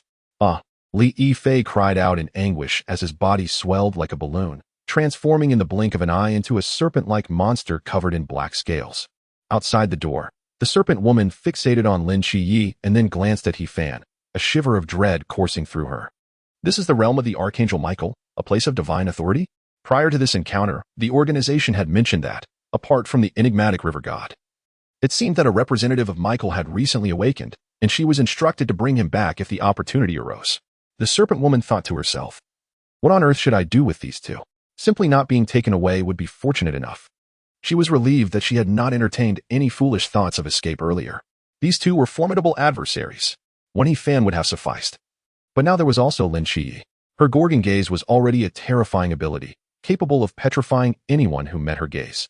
Yet, she was aware that if she were to encounter Lin Shiyi, before she could petrify him, she would be incinerated by the divine might of the seraphim. They were not on the same level, not at all. You little brat, how did you discover my ruse? Lin Shiyi replied slowly. Your sick leave request is suspicious. According to Li Yifei's account, he reported the incident after witnessing Lu Xiaoyan attack the director, and he remained within the Night Watchers. Which means he should not have had time to obtain a sick leave request unless he had preemptively arranged it. Tell me, Li Yifei, why did you request leave for today yesterday afternoon? The Nanda serpent demon gazed at him in astonishment. Even if I overlooked something, you suspect me based solely on that? Yet Lin Shiyi shook his head. It was only after He Fan and that lady managed to subdue you that my suspicions were confirmed. Evidence matters little. I trust the judgment of my companions more. At that moment, the Nanda serpent demon appeared to be indifferent to it all. Forget about whether he could handle Lin Shiyi. Even dealing with He Fan alone would crush him. When did the Night Watchers and the Ancient God Church join forces? It makes sense. Humans have always regarded us as heretics. But I advise you, the day the heretics are completely eradicated will be the day your human race crumbles. Lin Shiyi mused that the serpent demon was indeed cunning. At such a critical juncture, it still sought to sow discord and undermine the enemy's combat strength. Just then, He Fan's playful face peeked through the corridor window, pointing at the serpent woman. Just to clarify, we are not allies. She is merely a pet of mine. With that, he withdrew his head once more. Ding. Successful capture. Progress in roleplay increased. Roleplay Progress. 24, Chapter 24. Teaching assistant at the training camp, serpent woman. Finally here. Achieving this took quite an effort. Today has been exhausting. Now that the shot was secured, He Fan was disinclined to concern himself with Lin Shiyi's affairs. A true man should not remain beneath others for long. Let him bask in his glory. After all, he is the protagonist. In the classroom, the Nanda serpent demon fell into an unexpected silence. It was well aware that this serpent woman was a representative of Medusa. Even such a being had been subjugated by the new recruits of the Night Watchers. The Nanda serpent demon found itself at a loss. Death was not terrifying. What was dreadful was dying without having achieved anything. Just like today, it had meticulously set a trap, only to have it dismantled in an instant. If only there were a place to voice its grievances. It still held to the belief that if it were to die, it must die with value. It sought to drag someone down with it before its demise. Clearly, it could not contend with the serpent woman. And that cheeky fellow who spoke with such arrogance? If he could dominate the serpent woman, he was likely beyond its reach as well. Ultimately, the Nanda serpent demon's gaze fell upon Lin Shiyi. Then it is you. Lin Shiyi, the weakest here. It suddenly lunged at Lin Shiyi, exclaiming, come with me, let us descend into hell together. He Fan lounged at the window, his legs swinging back and forth, a look of innocent delight on his face. He had no intention of intervening in the classroom's unfolding drama. Wouldn't it be better if their heads were knocked together? He also did not plan to seize Lin Shiyi's glory. After all, the protagonist needed to grow. If Lin Shi-Ye's growth stagnated, would the burden of saving the world fall upon my shoulders? That simply would not do. We shall only work as much as we are compensated. A mere Nanda serpent demon? No need for the serpent woman to intervene. Could Lin Shi lose? Please. Does one understand the weight of the protagonist's halo? At this moment, he occasionally heard the serpent demon's roars and Lin Shi-Ye's retorts from the classroom. You think you can suppress me? Sorry. You are too slow. My apologies, Li Yifei. Let us meet again in the hospital. Let them flaunt their bravado. When the opportunity arises, let them shine. He could hardly bear to look, lest it incite his ire. Meanwhile, the serpent woman continuously pondered whether she should seize the chance to escape. Yet, the thought of failing in her escape filled her with trepidation. After much deliberation, she considered how to secure her own survival. As a divine representative, she was entrusted with certain directives from the deity. However, Medusa had not coerced her into joining any organization. The ancient god church merely suited her capricious nature. She understood that a return to the ancient god church was unlikely. Having been missing for half a month, she would undoubtedly be branded a spy for the Night Watchers. Joining the Night Watchers at least afforded her some protection, while wandering aimlessly would expose her to the risk of extermination by the ancient god church. Those individuals are mad. He-Fan, do you think someone like me could join your Night Watchers? Upon hearing this, He-Fan smiled, remaining silent, and simply tossed her an emblem. Reflect on it. Ponder it deeply. The serpent woman examined the emblem and noticed 3 prominent characters. Zhao Kongcheng? The serpent woman did not recognize Zhao Kongcheng and wondered internally who this esteemed leader might be. You need not focus on those 3 characters. Look below. When she glanced downward, she saw a line of smaller text. Read it aloud. At that moment, the serpent woman hesitated. The words above were so embarrassing they made her want to crawl under a rock. Who wrote this? How utterly humiliating. As the saying goes, one who does not act for oneself will perish. What kind of context could inspire someone to write such words, and what stature must they possess? Read it. He-Fan insisted, repeating the phrase. Should the dark night descend, do not stand before the multitude with a blade drawn, staining the heavens with blood. After reciting it, the serpent woman felt as if countless insects were crawling over her skin. How mortifying. She then realized that her ideals were completely incompatible with those of the Night Watchers. At that moment, a figure appeared, Wenqima. Xiaohe, stop causing trouble. Look how you've pressured her. Wenqima turned to the serpent woman, introducing himself. I am Wenqima from the Night Watcher Team 136. The serpent woman paused, then responded, I am Kasha, the divine agent of the ancient god church. Codename Serpent Woman. Wenqima nodded with a smile, fully aware that someone like the serpent woman, a divine agent, could never retreat into obscurity, detached from worldly affairs. She needed an organization to belong to. Otherwise, if the Night Watchers did not accept her and the ancient god church rejected her, she would be doomed to a dead end. Reciting the oath, it seemed somewhat excessive not to allow her to join. Hearing this, the serpent woman sensed a glimmer of hope. The Night Watchers consist not only of frontline personnel like us, Wenqima explained. Regarding your situation, Captain Chin specifically asked me to communicate with our superiors, who have proposed the following options. Option 1, 3 years in a fasting facility, after which you can decide whether to stay or leave. Option 2, you will need to join the Night Watchers training camp as a temporary instructor and submit your letter of intent, with a probation period of 1 year. After a year, based on your performance, we will discuss your future. The serpent woman contemplated the options. Choosing option 1 and going to the fasting facility would be foolish. Option 2 seems a bit complicated. What does the letter of intent entail? Wenqima replied with a faint smile, our superiors suspect that there may be undercover agents from your ancient god church infiltrating our training camp. We need your assistance in identifying these traitorous colleagues. Of course, we can investigate ourselves, but do you understand my meaning? The serpent woman cautiously nodded, comprehending the stakes. If she identified all the undercover agents, she would have no way back to the ancient god church. If she only uncovered a few or left 12, she would be gambling on the Night Watcher's efficiency. Any discrepancy in numbers would lead to her rejection. I choose option 2. I will comply and help you find the undercover agents. In that moment, her decision was resolute and her thoughts clear. This was the wisdom expected of a divine agent. Otherwise, the gods would not have chosen her.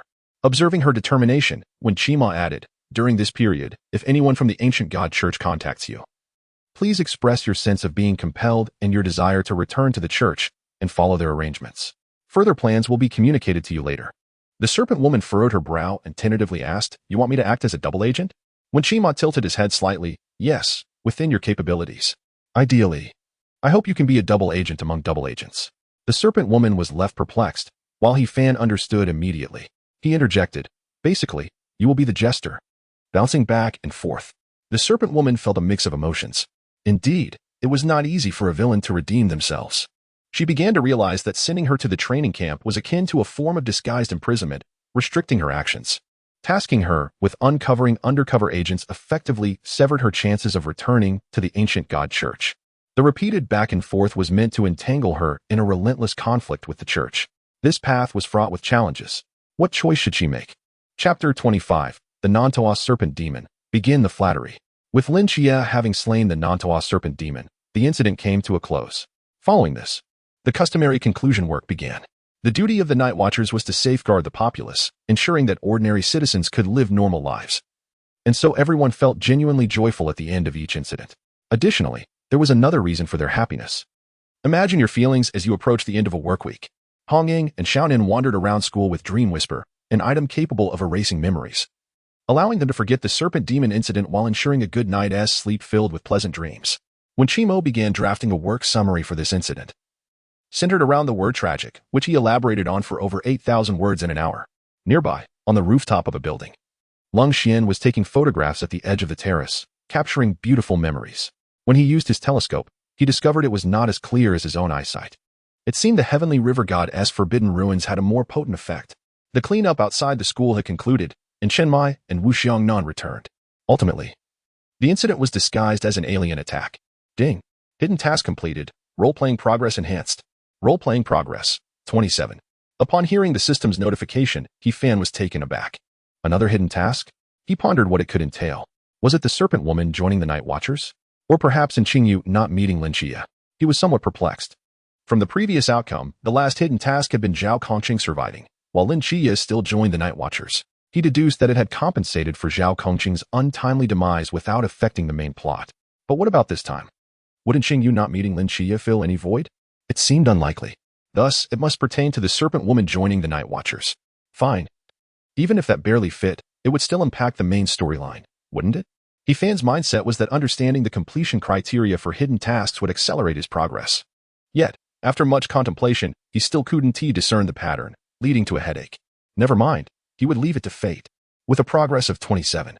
The next unlock point was not far away. Not long after, Shinmai received a call about the theft of the snake head from the Nantoa Serpent Demoness corpse. The others present did not pay much attention to it. Only Fan knew it was the doing of Qingyu. He had no intention of engaging with Qingyu extensively during the Serpent Demon incident, completely disregarding him. After all, his encounter with Lin Xie was not significant, and Qingyu's later trajectory would not veer too far off. It was not that he disliked him.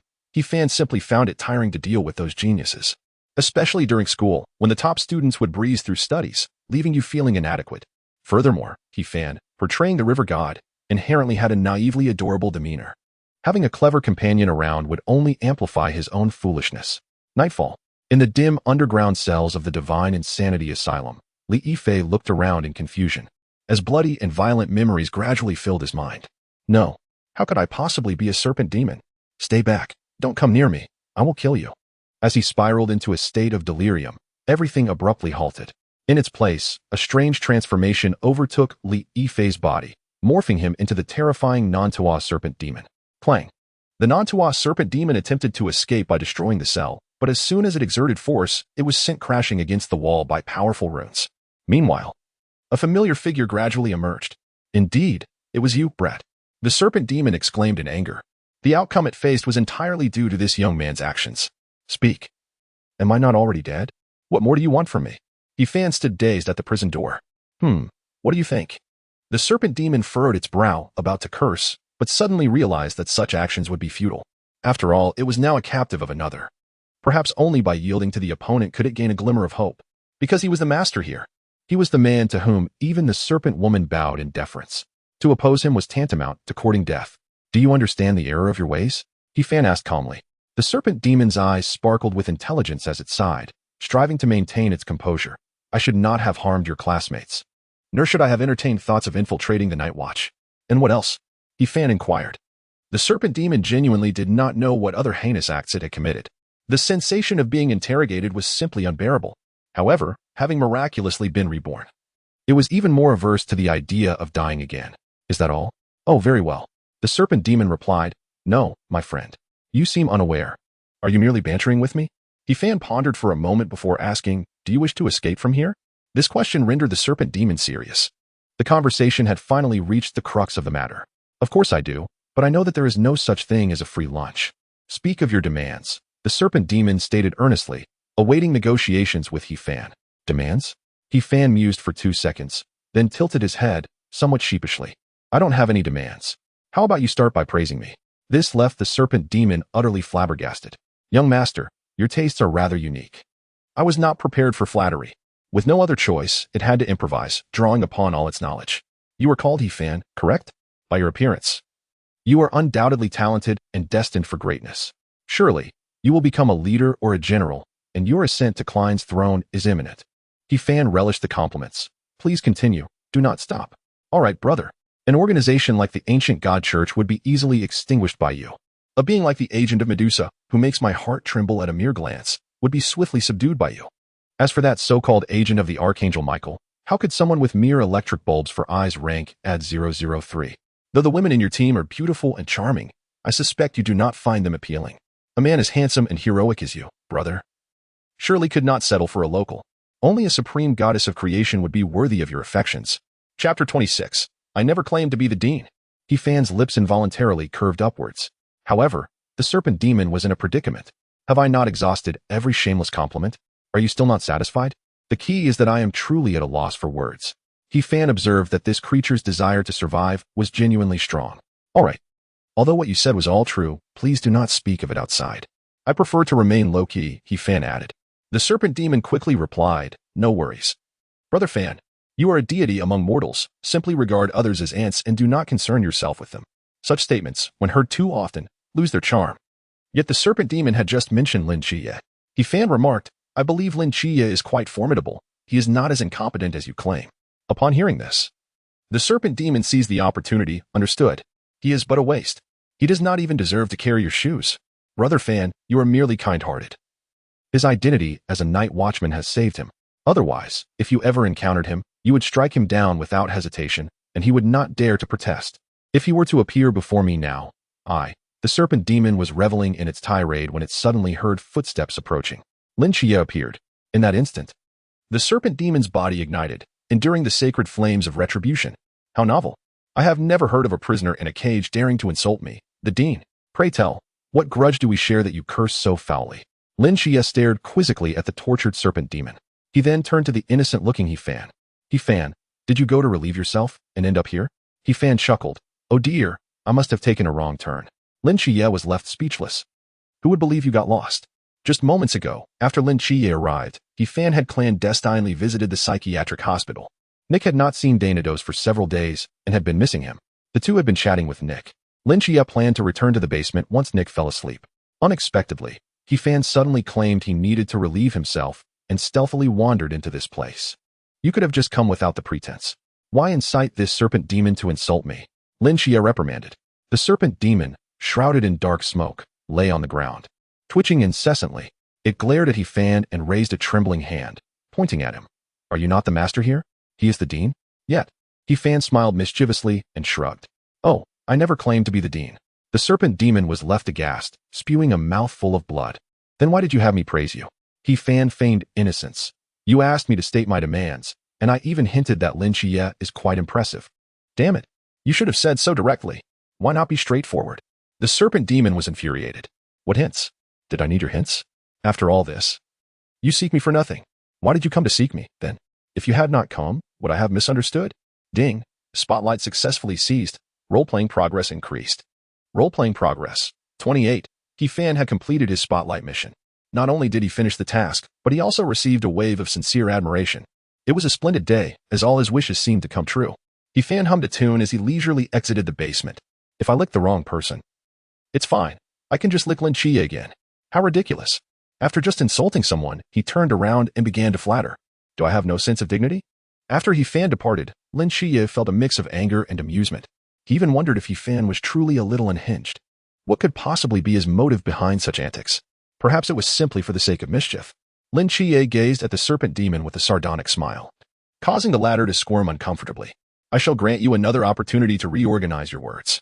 After a long contemplation, the serpent demon grinned and said, Boss Chiye, If being handsome is a crime, then you are truly deserving of the harshest punishment. Another 10 days of tranquility ensued. Lin Xie had appointed Li Yifei as the first caregiver at his psychiatric hospital, which elevated Nick's treatment progress to 45. The goal of 50 was now within reach, as Yifan eagerly awaited a second chance at spinning the prize wheel for free. During this period, Chenmai conducted rigorous training for Lin Xie, aiming to ensure he would shine brightly in the upcoming boot camp. As for Yifan, Chenmai harbored little concern, despite his usual naive demeanor. That boy possessed a cunning streak. In the activity room of the office, Chenmai summoned the two of them as the boot camp was about to commence. I have already purchased your tickets. We shall depart early tomorrow morning. The vast metropolis of Jing City is incomparable to Tsangnan, so exercise caution while venturing out.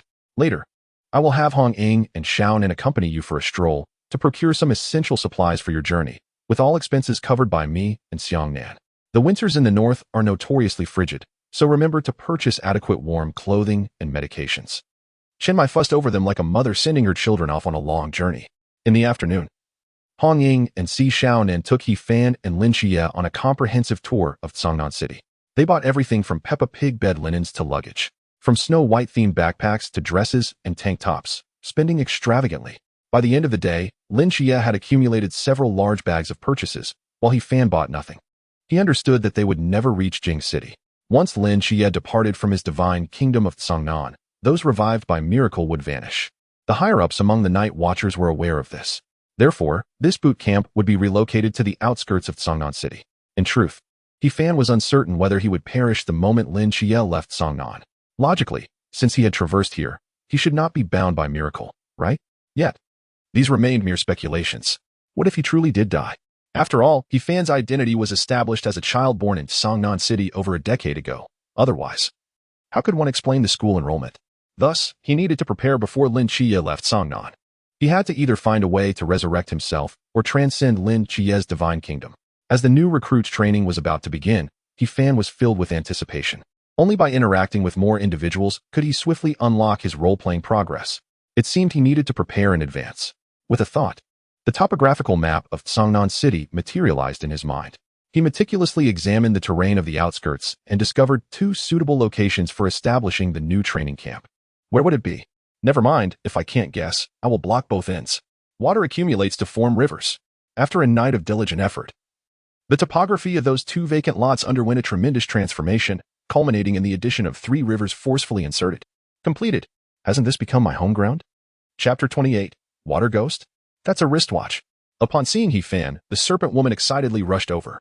Although clad in a military instructor's uniform, she could not conceal her voluptuous figure, which swayed enticingly as she ran.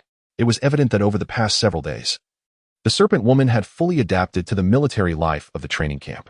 While not exactly thriving, she at least maintained a respectful rapport with everyone. Wasn't it obvious?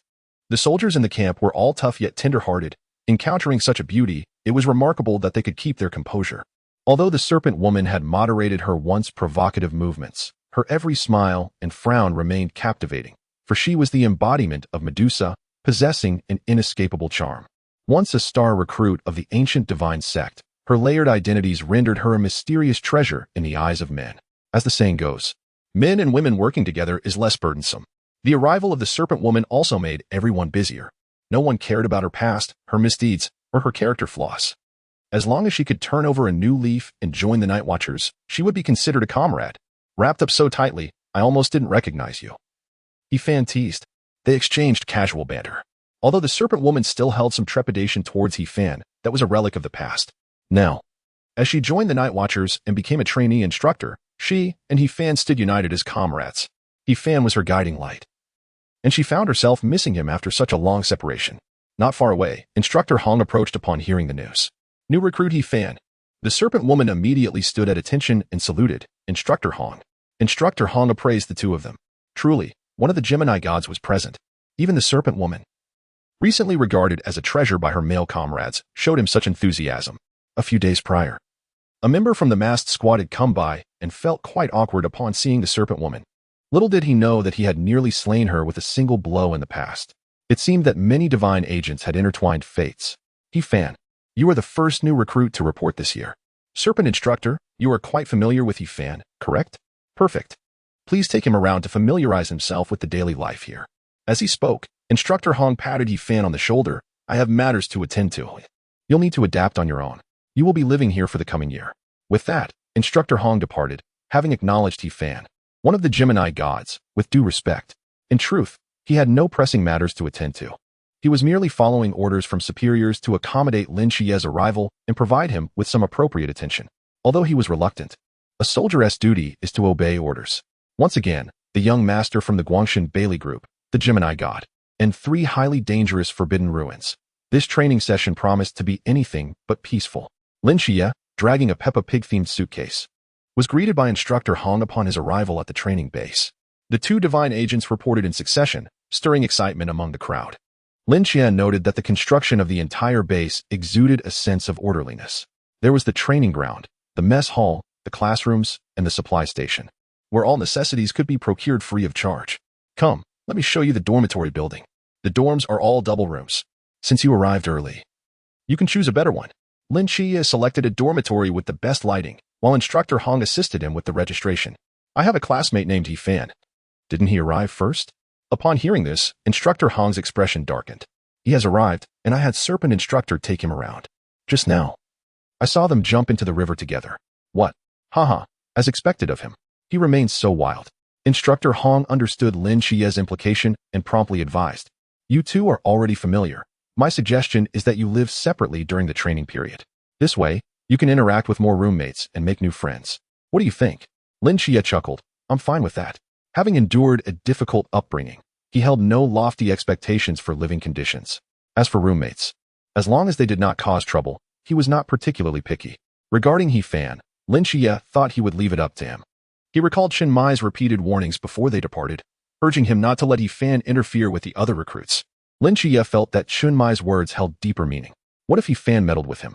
Was he to be the sole martyr? The entire night passed without Lin Xie seeing He Fan, and he fell asleep early.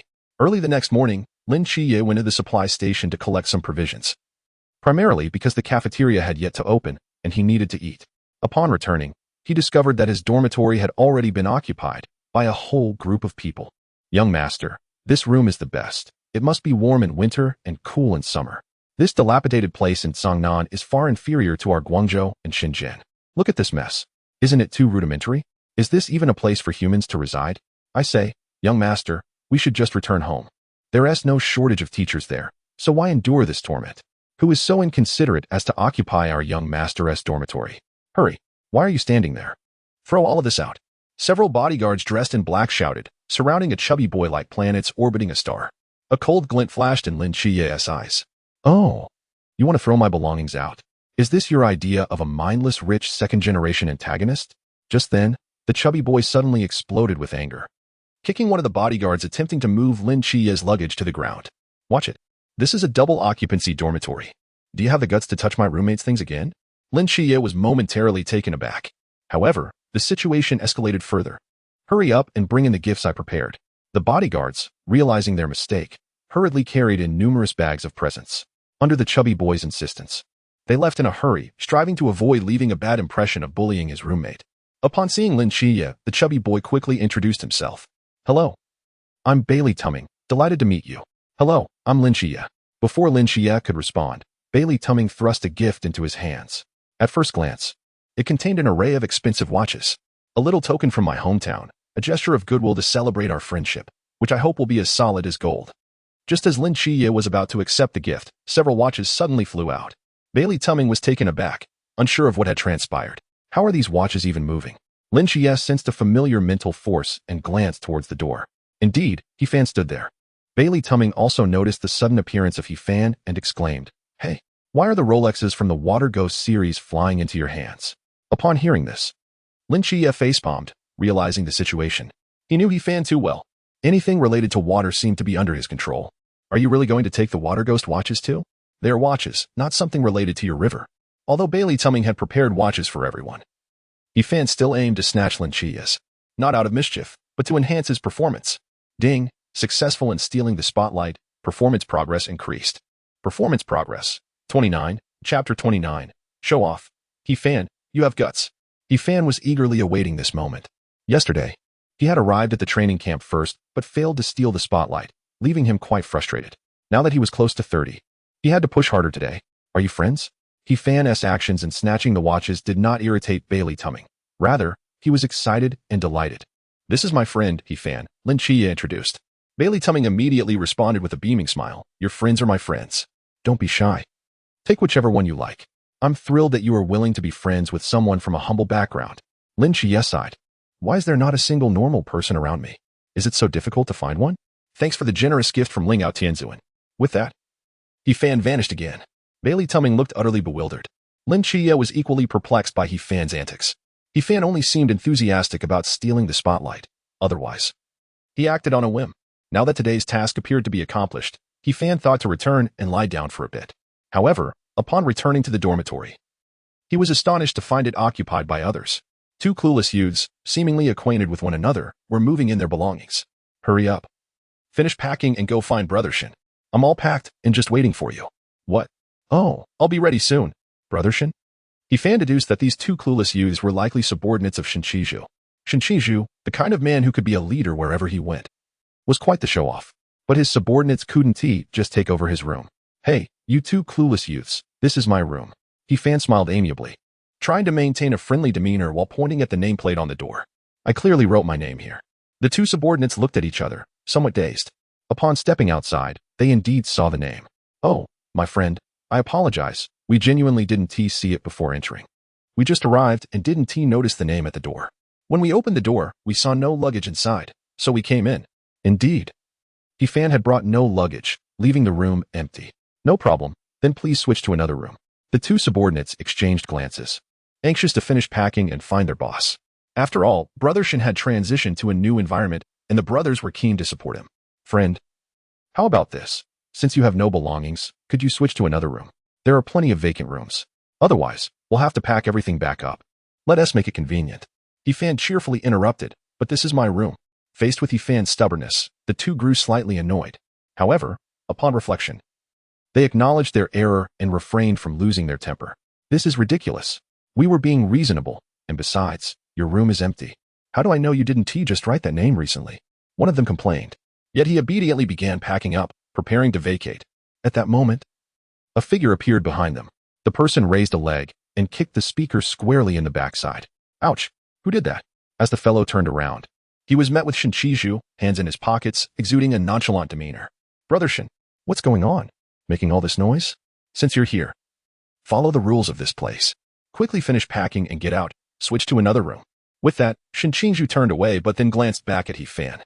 My apologies. My brother is being inconsiderate and wasting your time. Saying this, Shin Chizhu picked up a pen and signed his name beneath He Fan's on the nameplate. You have guts, Shin Chizhu remarked casually as he passed by He Fan. I like people with guts. He then yelled out, help me move my things out. I'll be living in this room from now on. Shin Chizhu, without a sideways glance, looked at the bewildered and smiling He Fan, a subtle curve of his lips suggesting amusement. With a casual flick of his hand, he snapped his fingers.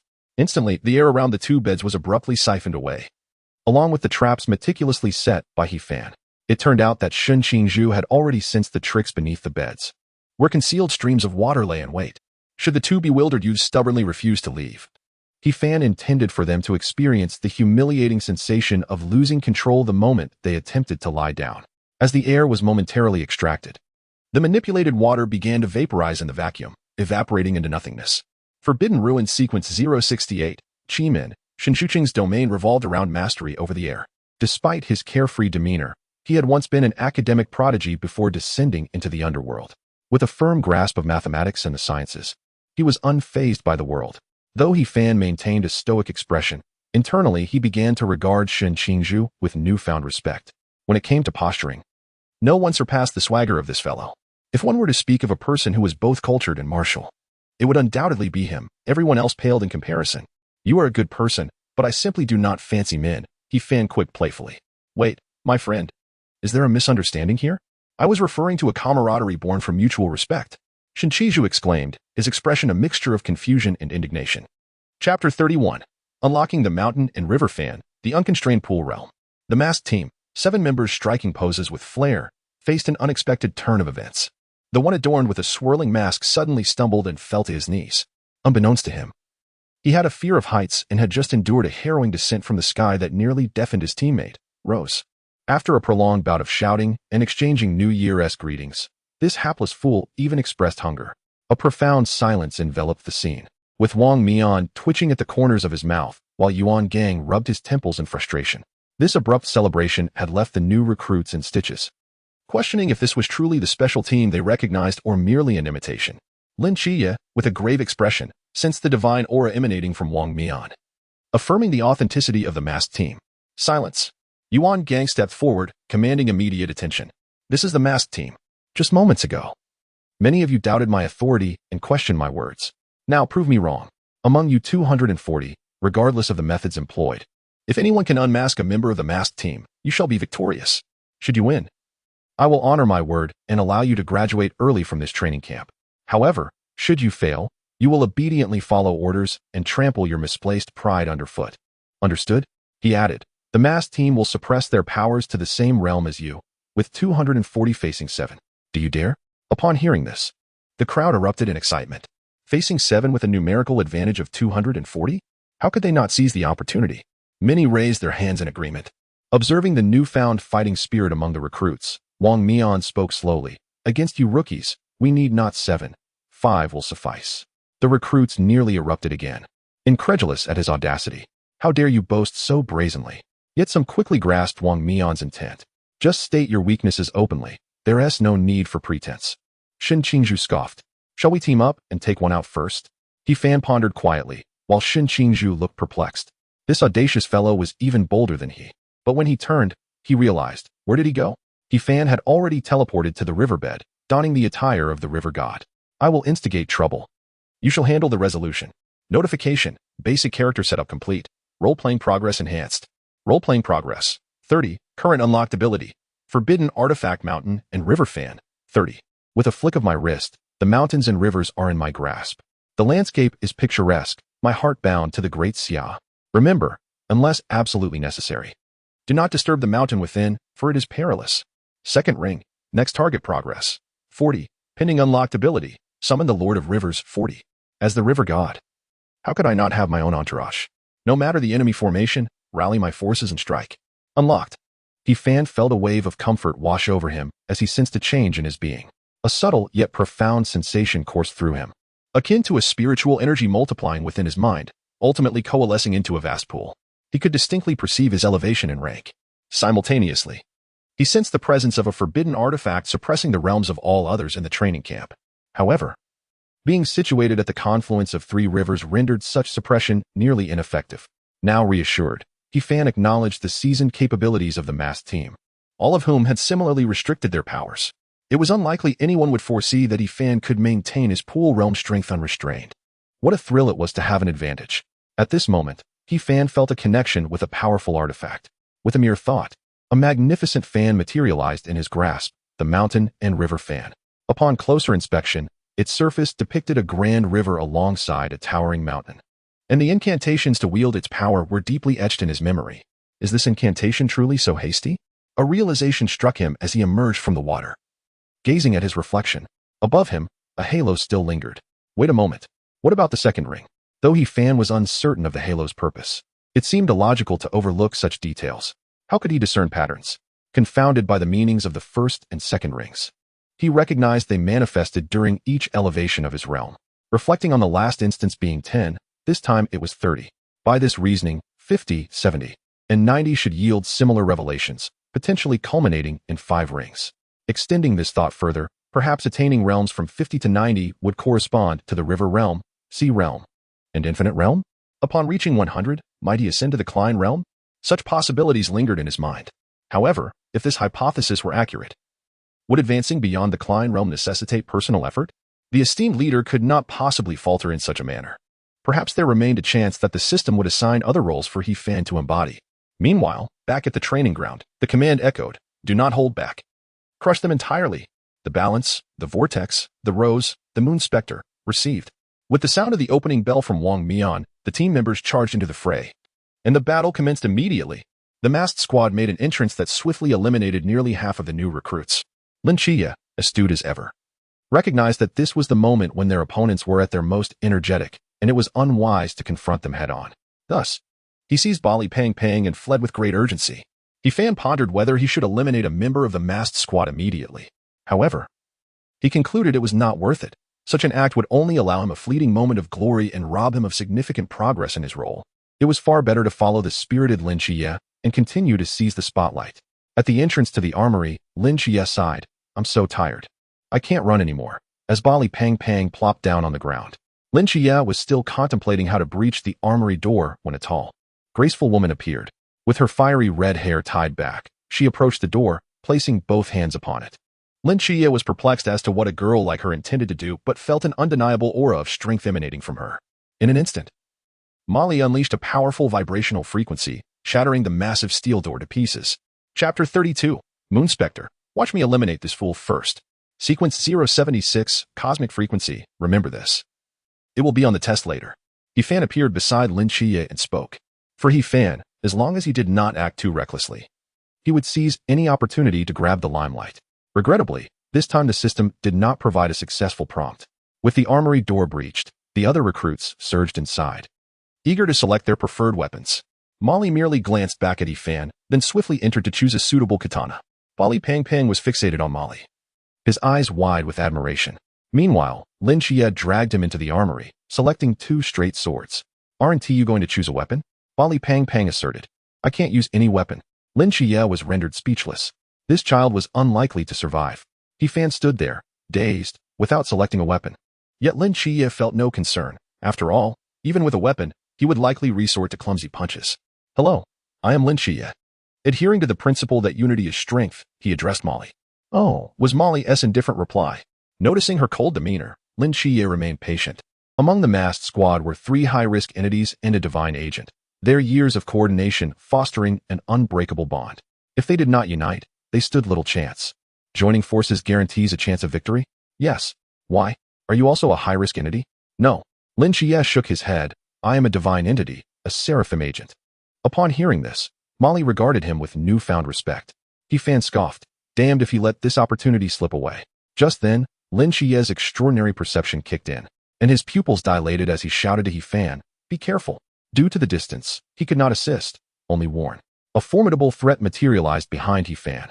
A glint of cold steel flashed as a short sword appeared at his side. Yet, in the next moment, He Fan, expressionless, raised a gleaming kitchen knife, blocking the attack with his arm. Clang. His motion resembled a playful gesture of a beckoning cat, effortlessly deflecting the enemy's strike. His hand remained steady and unshaken, exuding an aura of strength laced with humor. He Fan chuckled inwardly. Did they think he was a fool? He had learned a few lessons from Captain Chun. With the unexpected attack thwarted, the Moonspectre gradually revealed himself, leaping backward in retreat. How strange, can both of them see me? Initially, the Moonspectre aimed to ambush Molly, reasoning that as a girl and a high-risk entity, she would be an easier target. But noticing He Fan standing there like a dullard, weaponless, he questioned whether such a person could truly be a divine agent. How could he resist the opportunity to claim a head so willingly offered? Thus, he shifted his target to He Fan, only to fail spectacularly. Clearly, it was not just Lin Xie who had seen him. He Fan must have been prepared as well. Otherwise, he could not have conjured a kitchen knife so swiftly to block the short sword with ease. A kitchen knife? The corner of the Moonspectre's eye twitched beneath his mask. Throughout the encounter, this fool had not even glanced in his direction. Who does he look down upon? He Fan slowly spoke. The masked squad has 3 high-risk entities. Our new recruits have 3 high-risk ones too. Was he continuing the earlier conversation? No, dude. You just got ambushed. Could he not show some respect for the one who tried to ambush him? The masked squad has 1 divine agent. Our team also has 1. Still on that topic, it seemed that this subject was of utmost importance to him. But we have an additional river god on our side. He is a deity. While the masked squad is no gods, the Moonspectre was left speechless. Lin Xie fell silent. Molly and Bali Pang Pang were utterly bewildered. After all that build-up, was it just to proclaim he was a river god? Brother, how significant is that boast that it must be voiced at every opportunity? Beep. Spotlight successfully seized. Role progression enhanced. Role progression, 31 success. He Fan was uncertain whether his words had stolen the spotlight or if he had been perceived as the weakest target. Regardless, what mattered was that he had succeeded. The details were inconsequential. The Moonspectre was irked by He Fan's indifference. If I can't tolerate you any longer, I shall eliminate this river god first. With that, he approached like a specter. The previous ambush had not been a life or death struggle. He had held back. However, He Fan's attitude had ignited his ire. He Fan slightly raised his hand, and countless streams of water began to swirl around him. As the moon specter drew near, he was immediately affected by the turbulent currents, causing his short sword to fly from his grasp. Is this water? How is it so solid? Before he fan as self-defense and his pool realm prowess, the moon specter could not last 3 seconds. Simultaneously, Lin Xie led a charge, closely followed by Molly. The moon specter, in a desperate retreat, scrambled to reclaim his weapon and engaged in combat with the group. Being a member of a special squad, his foundational skills were still formidable. Yet, in the confined space, with too many enemies, and with Lin Xie and Molly not being ordinary opponents, he found himself struggling amidst a hail of gunfire and flashes of blades. He was uncertain how many times he had been struck, but he managed to deflect each blow using his moonlight transformation ability. Damn it, the plot isn't unfolding as I expected. Was I supposed to stealthily infiltrate and create chaos? Hello, where are my beloved teammates? Am I the only one left to fight? I'm not suited for direct confrontation. Captain, I need assistance. Someone is cheating. As the words left Moon Ghost's lips, Lin Xie sensed an overwhelming danger. Suddenly, a man wearing a scale mask appeared. Gravity doubled. With a flip of his thumb on the scale, everyone felt an immense weight pressing down upon them. Moon Ghost. Has Happy Farm not called you? Vortex approached leisurely, mocking, you've become utterly useless. His tone was flippant. Space, transform. In an instant, the entire weapon warehouse seemed to morph into an infinitely magnified illusionary space. In a discrete corner of this space, Rose leapt up, a small hammer rapidly expanding before everyone's eyes. With the colossal hammer in hand, she taunted, newbies, weren't you all quite arrogant? Shall I join the fun? With a thunderous crash, Rose, resembling a fierce mother tiger, began to wreak havoc, causing Lin Xie and the others to scatter in panic. At that moment, He Fan softly declared, I'll hold them off. You all retreat first. This surprised Lin Xie. He Fan, who usually wasn't known for his reliability, had spoken with a sense of awareness. Yet, upon reflecting on that night with the masked man, the very beginning of the dream, he recalled how He Fan had stood by him when he felt most helpless. Though he had fled later, his intentions were clear. Lin Xie gazed sincerely. Take care of yourself. Their momentum is fierce. Do not confront them head-on. With that, he unleashed his divine might, shattering Vortex's barrier, and took off running with the chubby Bai Li. Tears welled up in Bai Li's eyes. Hey, Xie, your friend is truly loyal. How can we leave him behind? Yet, Lin Xie smiled confidently. It's fine. Trust him. I've known him for quite some time. In my experience, misfortune usually befalls others. Chapter 35. Individual opponents, ding. Scene stealing successful. Acting progress increased. Acting progress. 33. See, if actors don't strive to steal the spotlight, how can they improve? In the Forbidden Ruin, Xianming Noah. The king face felt somewhat awkward. Just a moment ago, he had wielded his weapon, unleashing countless strikes, yet they all disappeared into the void. What kind of Forbidden Ruin was this? High risk? Divine Ruin? He recalled the series of events before being trapped. First, He Fan summoned a turtle. And then that turtle spat at him before he was imprisoned. A turtle? A pet? Looking at the old turtle again, the king face noticed it strutted around arrogantly, even disregarding He Fan. What kind of master raises such a turtle? The king face felt a heaviness in his heart. His realm suddenly ascended to the pool realm. Time sequence rebel. Divine might surged, continuously colliding with Xianming Noah's barrier. Yet moments later, there were still no signs of a breach. Panting heavily, the king face gritted his teeth, wanting to elevate his realm further. But he merely contemplated it, choosing to sit on the ground instead. Forget it, I was careless. It's done. If I unleash my full potential, even if I escape, I cannot afford to lose face. Captain, the members of the masked team shouted in unison. Simultaneously, various dazzling skills struck towards the Xianming Forbidden Ruin. Yet the Forbidden Ruin showed no mercy. If you're not tired, then keep attacking. He Fan glanced at them. They had been hammering for a while, yet there was no indication of low energy. In truth, even if they shattered the Forbidden Ruin, it wouldn't matter. Let the old turtle spit again, and it would be fully revived. Their mental energy was finite, but the turtle's bubbles were limitless. Within the Forbidden Ruin, the king face waved his hand, signaling his teammates to stop wasting effort. Due to the soundproofing of the Xianming Forbidden Ruin, those outside could not hear the internal sounds, but those inside could hear the outside. Thus, the king face could only gesture to convey commands.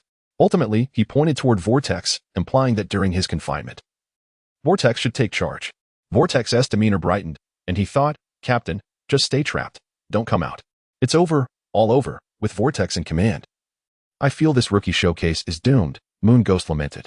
Rose, hoisting her large hammer, remarked, Vortex, you'd best not make mistakes, but if you do, it's just me hammering you to death. The vice captain, the scale, calmly stated, listening to the captain is wise. In a team battle, Vortex, with his spatial abilities, is indeed the best choice to control the situation. Vortex's air of confidence elevated. He earnestly declared, our masked team must prevail. We cannot bring shame to our esteemed captain. Do you all have confidence? Silence ensued. Ahem, Vortex cleared his throat. Let us show some spirit. I'll treat you all to grilled fish tonight. Upon hearing that he would treat them, the team weakly cheered. Let us win. The king face inside the forbidden ruin thought, this is it. Today is likely my day to fail. Unless he used his time reversal ability, but he felt it unnecessary. He should trust his teammates this time, for he knew that even at the cost of their lives, they would always believe in him. That self-proclaimed river god. Let my sister be your opponent. Rose charged forward, wielding her massive hammer, embodying a fierce demeanor. She understood that she was about to face a formidable opponent. Yet she was unafraid. Upon hearing this, Fan did not object. Conveniently, among the 4 opponents, only Rose was female. If he guessed correctly, wouldn't he fighting her potentially lead to offspring? Any female who fought him would surely be subjected to his extraordinary fertility. Although so far, his extraordinary fertility had not yielded any tangible benefits, he believed the returns in the near future would be monumental. As Rose charged forward with her hammer, the entire masked team launched their assault. Lin Chi frowned, realizing the plan had been disrupted. Initially, he had intended for Molly to battle Rose. As they were both fierce female warriors, he planned for the chubby Bai Li to confront Moon Ghost. As Bai Li had confidently claimed, he possessed forbidden items capable of revealing the opponent's invisibility. He had also intended for Fan to face Vortex, as both possessed the ability to traverse space, making Fan equally matched against anyone. Finally, he would confront the king face himself. All right, Bai Li. Stick to the plan and handle Moon Ghost. Molly, you take on the scale. His gravitational field manipulation is tricky, so be careful. After deploying the battle strategy, Lin Chi focused on Vortex. With the enhancement of the Starry Night Dancer, his speed became astonishing. Although he could not teleport, it did not mean Vortex could keep up with his speed. Clang. Lin Chi clashed fiercely with Vortex. After a period of accumulation and the augmentation from Starry Night Dancer, every strike Lin Chi delivered was filled with confidence, almost pursuing Vortex relentlessly. Vortex cursed under his breath. What on earth? Is this a rookie? Meanwhile, Molly and the scale engaged in combat, harboring a fire within herself. In this half-day's time, apart from the incident at the warehouse, she had hardly made a move. It was evident that the masked team feared Fan, allowing her a leisurely afternoon. At this moment, she was brimming with combat spirit, steadily advancing towards the balance. The balance, in turn, manipulated the force field, repeatedly applying gravitational constraints to limit her movements while directing debris to strike at her. It may have seemed like a game. Yet the pressure was immense, for the balance was acutely aware of the opponent's advantages. Don't let me near you. Molly, braving the tremendous pressure, rolled and swept her blade, shattering the rubble. If you let me close, it will be your end. As Molly pressed forward, the pressure shifted towards the balance. Taste my blade. Finally within striking distance, she launched an attack like a hunting leopard. Yet in the next moment, beneath the mask, the balance's lips curled into a smirk. With a swift motion, he ascended into the air. Aha, surprised? I can fly. The balance intended to shatter Molly's psychological defenses, seeking a flaw to defeat her in one fell swoop. However, he was taken aback by the unwavering determination in her gaze, fixed firmly upon him. You better not come down, or it's over for you. Calmly, she understood the implications. How can you fly without consuming mental energy? Come down if you dare. Death is inevitable. At that moment, a chill ran down the balance's spine. Truly, women are the most formidable beings. Meanwhile, Bali Fat observed Molly being bullied and shouted, You dare to bully my Miss Molly? Watch as I crush you. With that, he brandished a large broom and hurled it towards the balance with great force. Take that. The broom whipped up a tempest, crackling with arcs of electricity, instilling fear in the balance, who fled in panic. What on earth are these newcomers? At that instant, a transparent figure appeared behind Fat. Yu Guei, cloaked in invisibility, brandished a dagger for a sneak attack. This maneuver had never failed him, except for the previous encounter with Fan. But suddenly, a golden barrier enveloped Fat. The dagger shattered into fragments upon contact with the barrier. Fat turned to face him, their eyes locking. I forgot to mention. I have the Yao Guang protecting me. This is sequence 171, a high-risk forbidden ruin. Sensing danger, Yu Guei vanished again. Unperturbed, Bali Fat produced a monocle and donned it. Invisibility? A trivial matter. Sequence 315, Eye of True Sight, designed to dispel your illusions. Yu Guei felt as though he had left his fortune behind, feeling impoverished before Fat. What the hell? Team, who can lend me a replacement? This guy is a professional support, equipped with true sight. On the other side, He-Fan stood calmly against the incoming Rose, seemingly dazed and unresisting. Yet Rose knew this was merely a fade. She raised her massive hammer and swung it down towards He-Fan's head. Suddenly, a surge of water gathered, firmly absorbing the blow. Rose furrowed her brow. This was her full-force strike in the lamp realm. How could it be so effortlessly neutralized? Amidst this, He-Fan murmured softly. 40. Chapter 36. Small hammer 40, big hammer 80. 40, 40, 40, 40, 40, 40, 40, 40. He waved his small hand, grinning mischievously, running while repeatedly calling out the number 40. Rose, wielding her hammer, followed suit, smashing in frustration. Each time she struck, He-Fan shouted 40, leaving her perplexed. Is there a generation gap? What do you mean by 40? Is it annoying? He-Fan, with a cheeky grin, remarked, small hammer 40, big hammer 80. What does that mean? Although she was unsure of the reference, she felt her weapon was anything but small. You think this is small? Rose was irate. Throughout, He-Fan had been playing with her. In the realm of the pond, did he really think himself powerful? In the next moment, Rose lifted some restrictions and unleashed her pond realm's might. Just as Wang Mian had said, if there were those in the new generation who could break the rules, why couldn't they? At worst, it would be a bit embarrassing. In that instant, Rose felt no shame. If she didn't elevate her realm, the embarrassment would be overwhelming.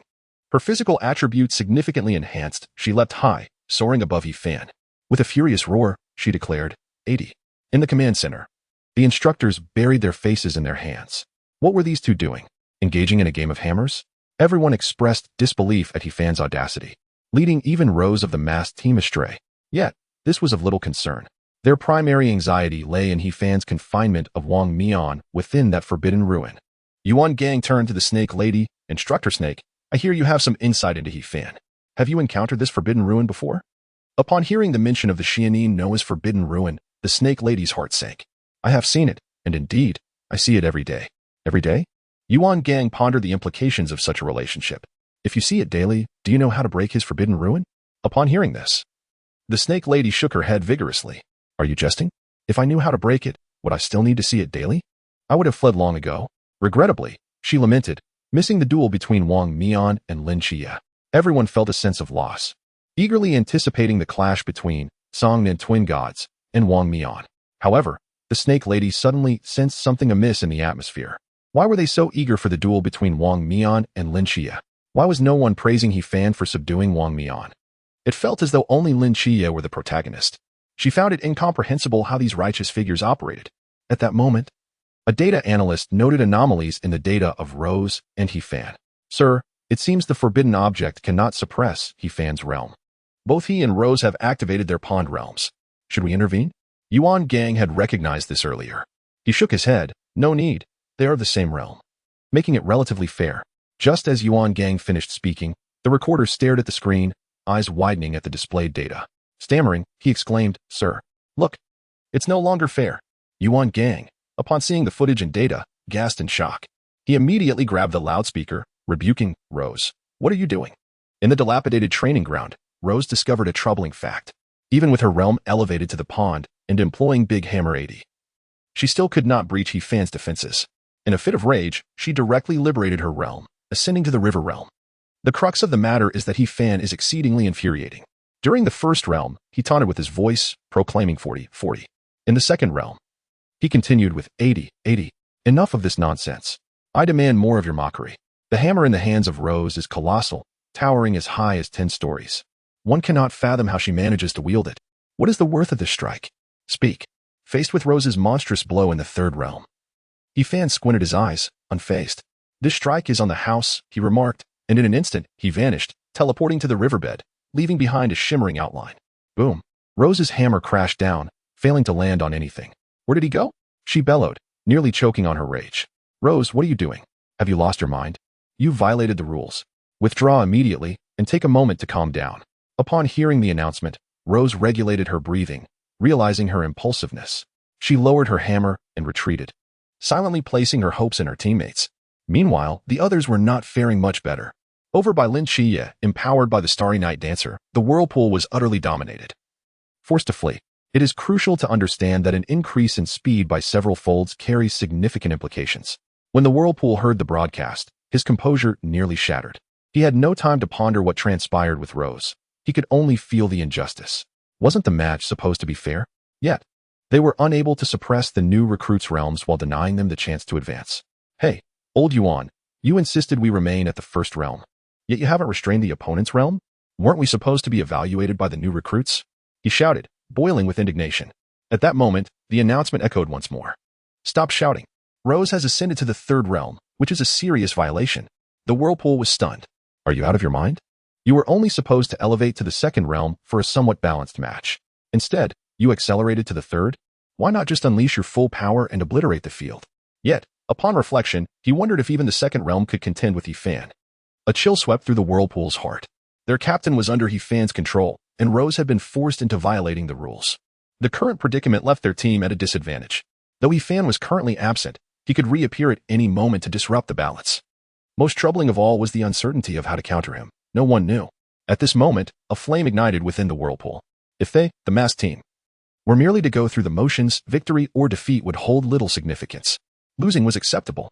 If, by some stroke of luck, the newcomers triumphed through a surprise attack, they could all laugh it off and accept defeat. However, they had been striving earnestly.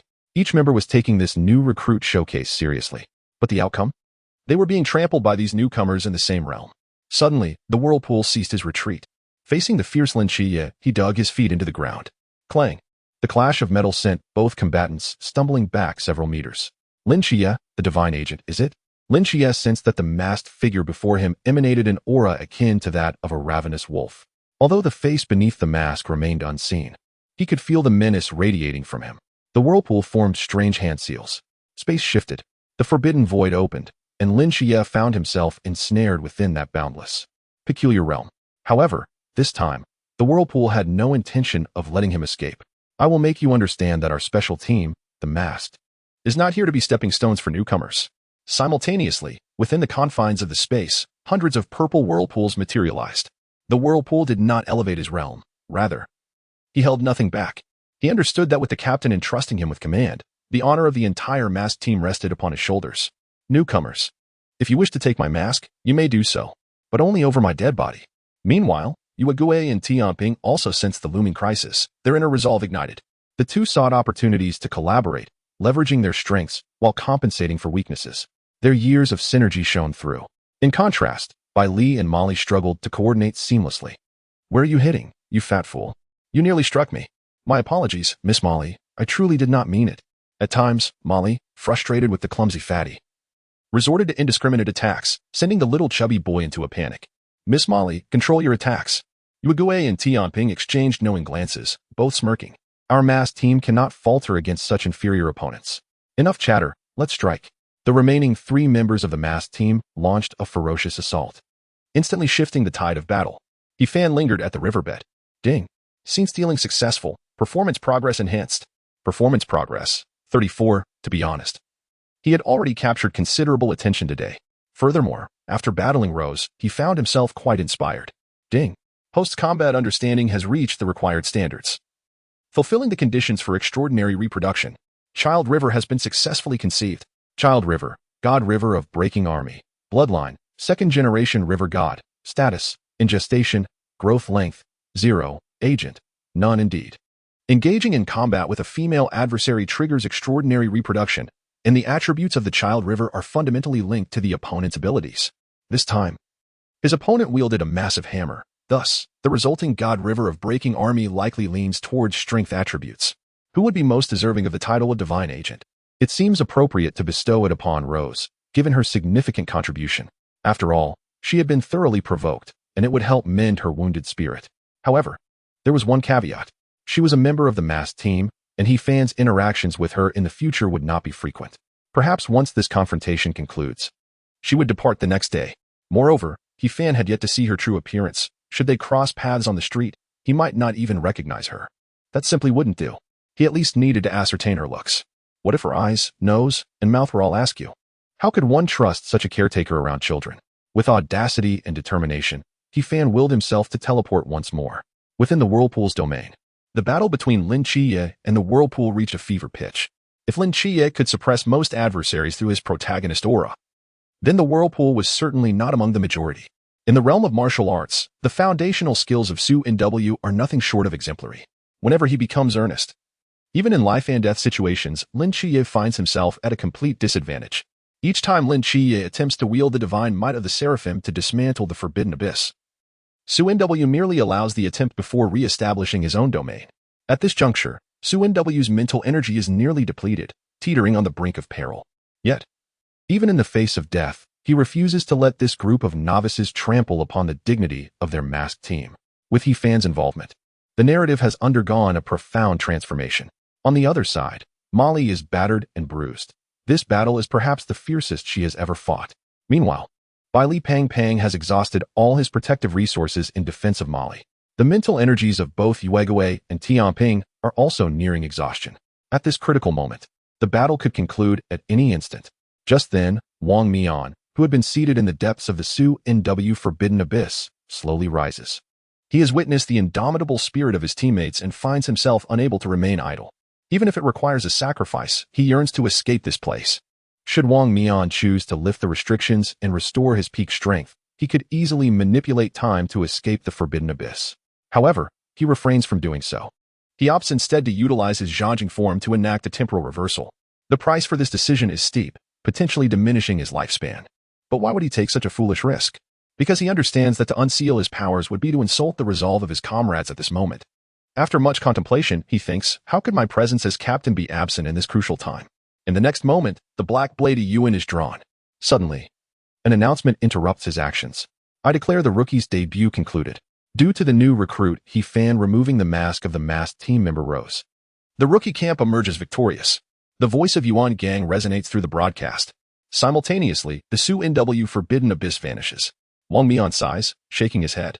Has it ended in failure? For him, the silver lining is that a portion of his lifespan remains intact. The downside, however, is that his comrades have been defeated. In a shaded area of the ruins, Rose and He Fan lock eyes. Ding, successful spotlight theft, performance progress enhanced. Performance progress, 35, just moments ago. Rose sat in a corner, lamenting her hasty breach of protocol, which prevented her from fighting alongside her teammates. However, she was abruptly caught off guard when He Fan removed her mask. The crux of the matter is that she no longer perceives herself as a combatant. How could this audacious individual still ambush me? He Fan tilts his head, admiring Rose's true visage, which is unseen by most. Though her appearance may be somewhat rustic, there is an undeniable charm to it. The phrase rustic echoes repeatedly in Rose's mind as she gazes at this fool clad in ancient robes. No matter how plain I appear, I cannot possibly match your level of absurdity. He Fan, somewhat exasperated, remarks, Oh dear, are you angry again? Please don't be. I'm only looking out for you. If I hadn't removed your mask, your captain might have ended up looking middle-aged. Upon hearing this, Rose suddenly comprehends the implication behind his words. She begins to grasp what He Fan means, though her ire has yet to dissipate. Return my mask. He Fan, with a cheerful grin, returns the mask to her but suddenly remembers the pressing matter at hand. Do you wish to become a divine agent? Get lost. Absolutely not. Chapter 39 Instructor Han, why aren't you all laughing? He Fan furrows his brow. Such a private matter as child-rearing should never be discussed in public. However, he decides to go ahead, for ignorance is no excuse. With a flick of his mind, he sends the divine agent contract to Rose. The moment she receives it, she is taken aback. Wait, is this for real? He Fan gestures for silence. Rose understands and silently signs her name on the contract. Divine agent, Zhao Weiwei, well, if it's meant for her, so be it. He Fan is indifferent, as he is not playing the role of a caretaker. As long as the character aligns somewhat, it matters not to whom it is granted. Whether granting Rose the agent identity will alter the fate of the masked team remains uncertain to He Fan. He glances at the progress of other divine offspring in the system. Offspring River, Mei Yin Shinhe, Progress, 51, Agent. Hong Ying, Offspring River, Guantian Shinhe, Progress, 47, Agent. Lang Xian, Offspring River, Pijun Shinhe, Progress, 0, Agent. Zhao Weiwei, not too shabby. He Fan knows that once the progress of the Offspring River exceeds 50, the agent can wield some divine might. When the progress reaches 100, He Fan will be able to harness the complete capabilities of the Offspring River, while the agent's powers will undergo a transformation. Currently, Hong Ying has achieved a progress of 51, undoubtedly elevating her combat prowess. Lung Xian is close, but still requires further effort. At this moment, He Fan suddenly recalls that Nix's healing progress has reached 49. With some additional effort tonight, he hopes to reach 50 and unlock a second lottery draw. In comparison to the original narrative, Nix's healing progress has not accelerated significantly. With Yifan's assistance, it only jumped from 3 to 30. It is perplexing that Lin Xie does not seem to be utilizing the opportunities provided. Yet, upon further reflection, if all of this is orchestrated by some grand design, it may be to prevent certain scripts from being disrupted. At the dining table, a feast of steaming dishes is laid out. Everyone, feeling at ease, devours their meals heartily, tempting the other recruits to the point of drooling. Xie, Yifan, you must rapidly enhance your strength. Only then can you face future challenges with composure. Wang Mian suddenly states during the meal. Lin Xie nods in agreement, as does Yifan. In stark contrast to yesterday's fierce confrontations, they now share a meal together as friends. A special team, worthy of respect from any perspective. Yifan understands well that within the Night Watchers of the Great Xia, for a team to be deemed a special squad, all members must reach the Sea Realm. This is especially true for the captain, who must attain the pinnacle of the Sea Realm and lead the team to slay entities of the Infinite Realm to earn merit. Such a person does not merely dispense casual advice, rather, they guide with lessons forged in blood. Wang Mian continues, before joining the Night Watchers, I was approached several times by members of the ancient God Church. Had it not been for my good fortune, I would have lost my life long ago. Curious. Lin Xie inquires, what about now? Do they still seek you out? Wang Mian merely smiles faintly, glancing at his comrades beside him. In the past, I was the one fleeing, pursued by them. Now, it is my turn, accompanied by my steadfast teammates, to hunt them down. Upon hearing this, the members of the masked squad were filled with goosebumps. Captain, we're all eating here. Must you be so dramatic? Really, I've had my fill of this sentimental talk.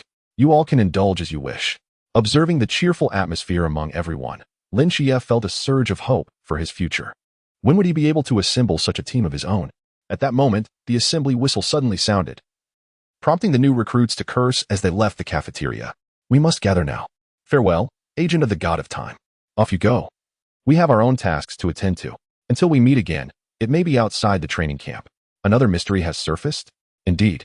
A mysterious entity has appeared in the Northern Sea. We shall depart after our meal. The Northern Sea? Upon hearing this, Lin Xie was even more eager to enhance his abilities. I wish you a triumphant return.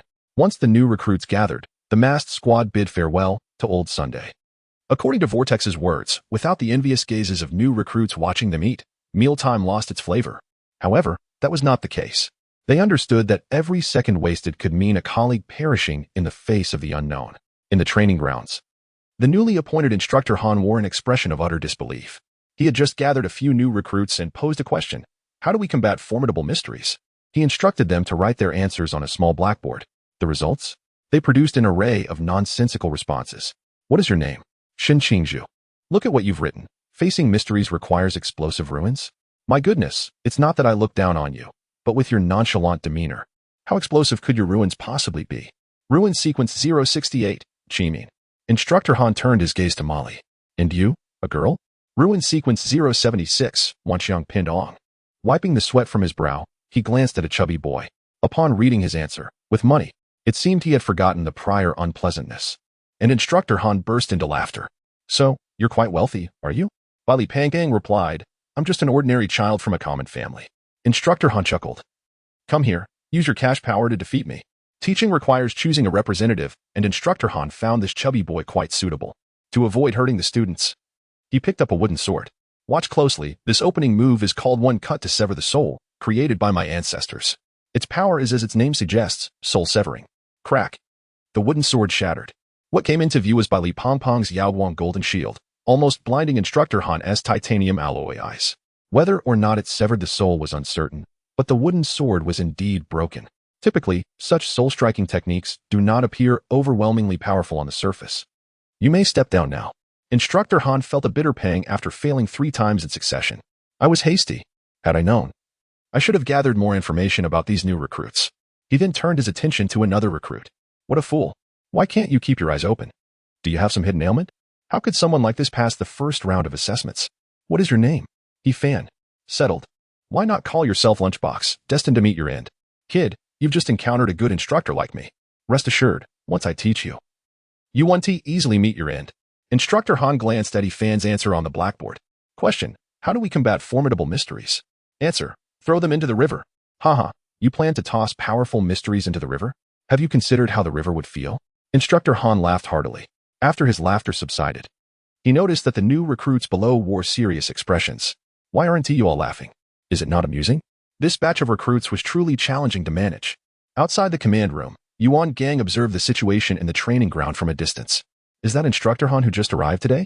Instructor Han replied, yes. He is an award-winning master of close combat, proficient in various weapons. His potential is commendable, but he still needs to acclimate to our team. Potential? More than commendable. Yuan Gang nodded.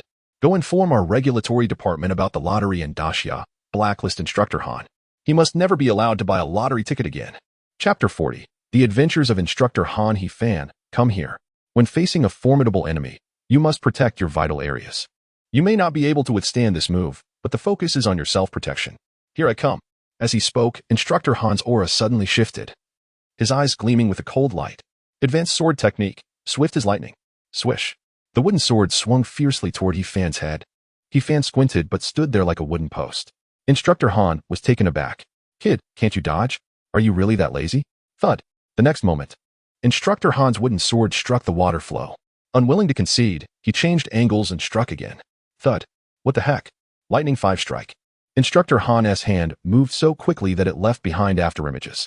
Thud, thud, thud, thud, thud. The water flow blocked all angles. He Fan was on the verge of dozing off. Instructor Han was drenched, unsure if it was from splashing water or sweat. He stared intently at the seemingly harmless He Fan. This kid was certainly peculiar. How was he so elusive? Speaking of which, weren't these new recruits' ruins sealed by forbidden objects? How could he still utilize his abilities? Little did he know, the suppression of forbidden objects on mysteries was minimal. And He Fan possessed several mysteries himself.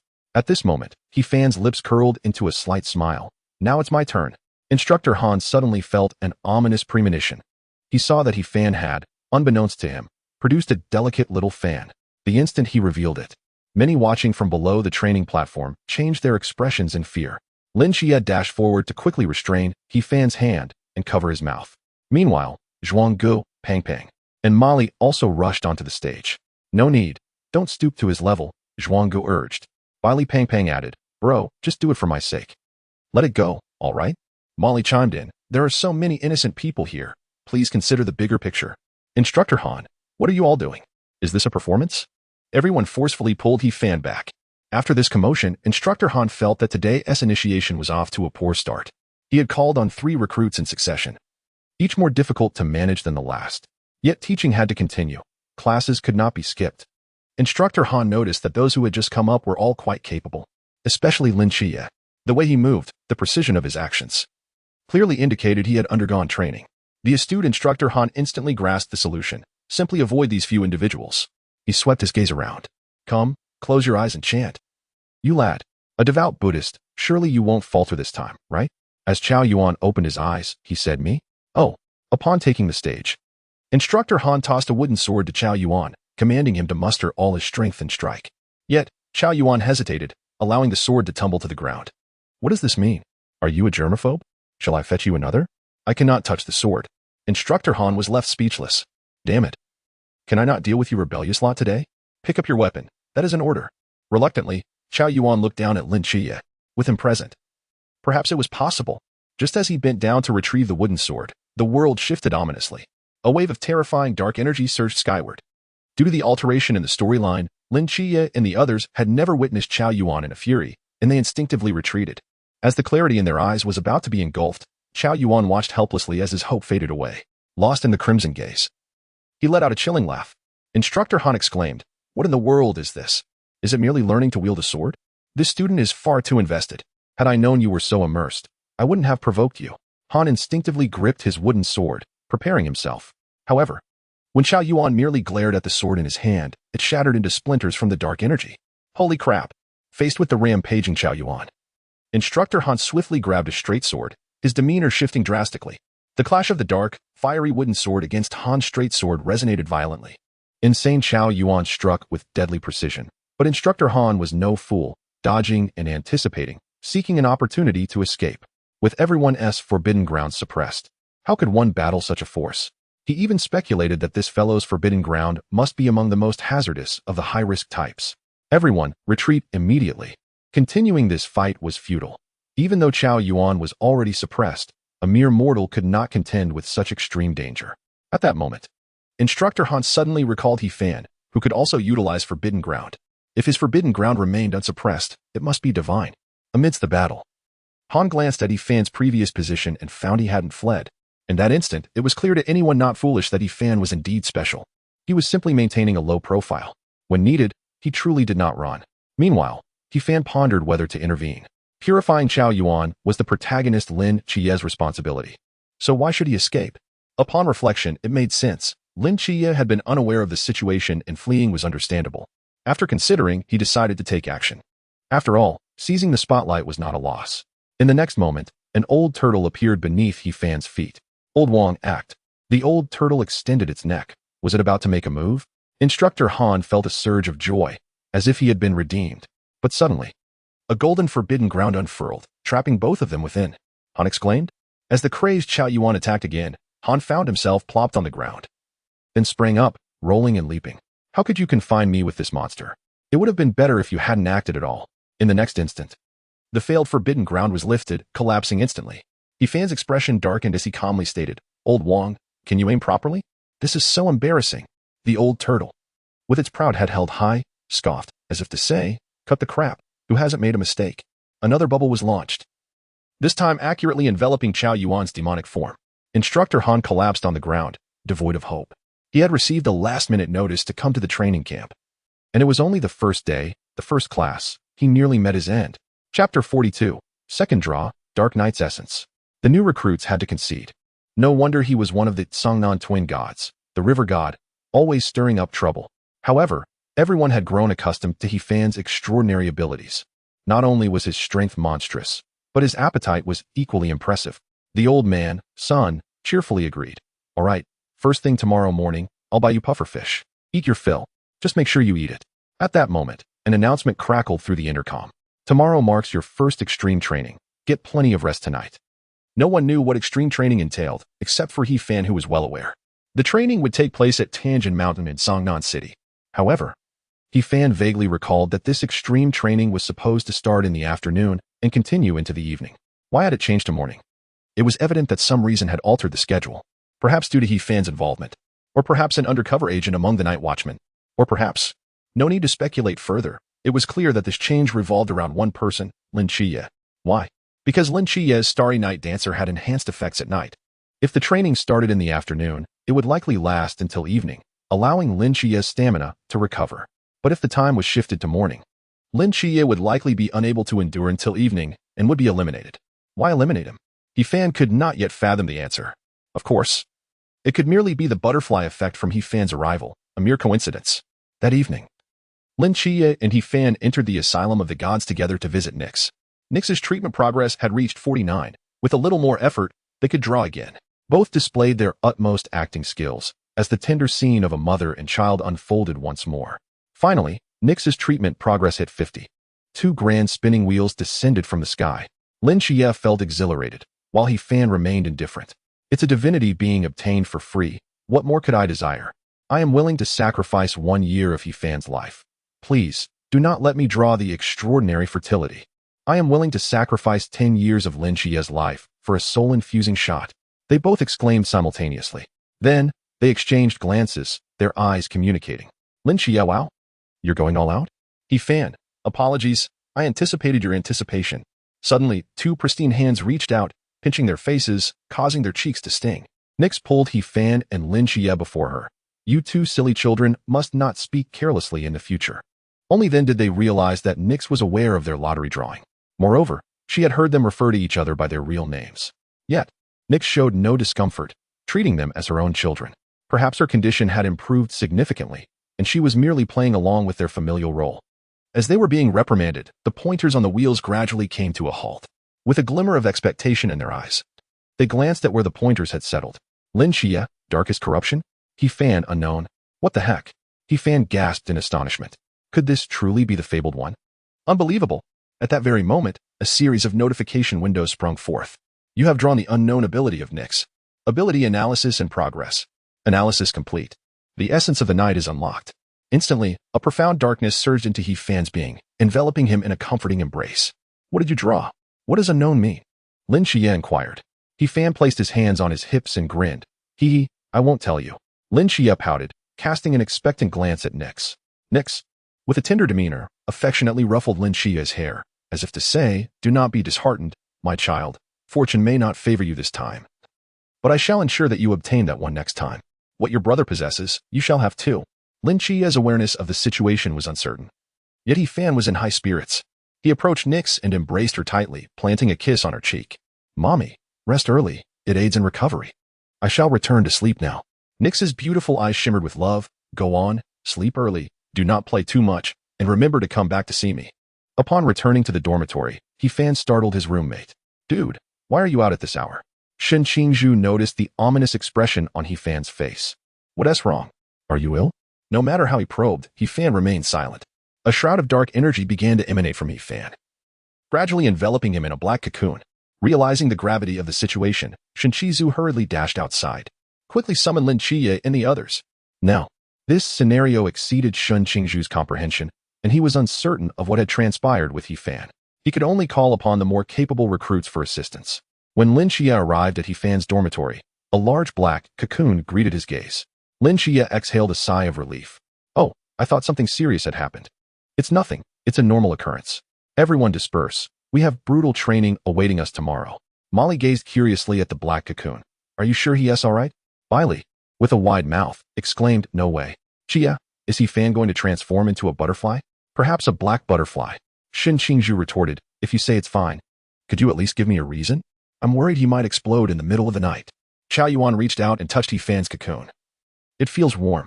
The others instinctively glanced at him. "Chao, you weirdo." In truth, only Lin Qiya understood that He Fan was perfectly fine, for he could sense the familiar essence of the night emanating from the cocoon. He Fan was integrating the essence of the night into his being. At that moment, cracks began to appear on the cocoon. The silken layers were torn apart by the power of darkness, gradually revealing the adorable face of He Fan. Suddenly, He Fan's eyes flew open. Normally, he kept his eyes squinted, and this was the first time everyone had seen them fully open. At that moment, He Fan's eyes sparkled like the flowing rivers of stars, radiating an aura of divine authority. Chao Yuan murmured, "The Starry Night." However, in the next moment, He Fan's eyes shut again. "Why are you all staring at me?" Just as everyone was about to clarify what had transpired to He Fan, his expression shifted slightly, as if he sensed an unfamiliar presence. In an instant, his figure vanished. Simultaneously, Lin Qiya was taken aback as well. He too felt a familiar essence and dashed out the door towards the riverbank outside the dormitory. At the camp, beside a river, Nyx gently closed her eyes, allowing the evening breeze to caress her face. In the next moment, He Fan appeared beside her. "Mommy, why did you come out alone?"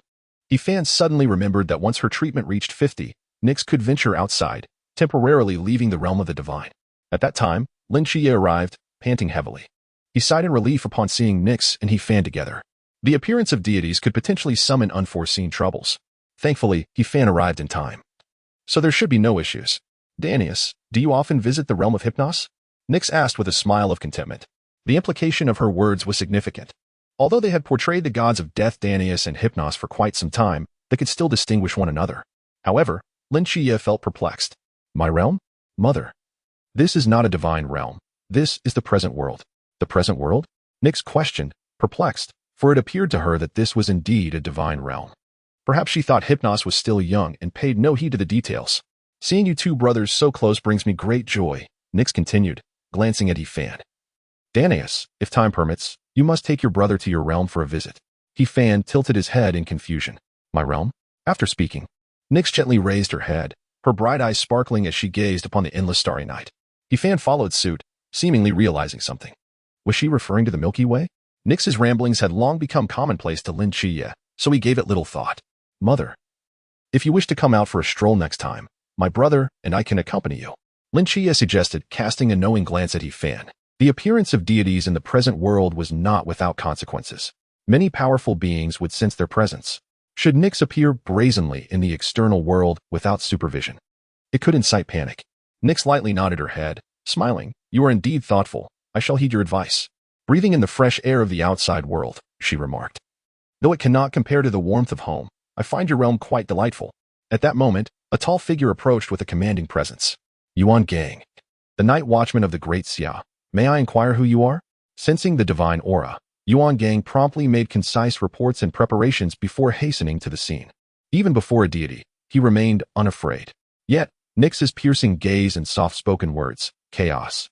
Nix sent chills down Yuan Gang's spine. He understood the weight of those words.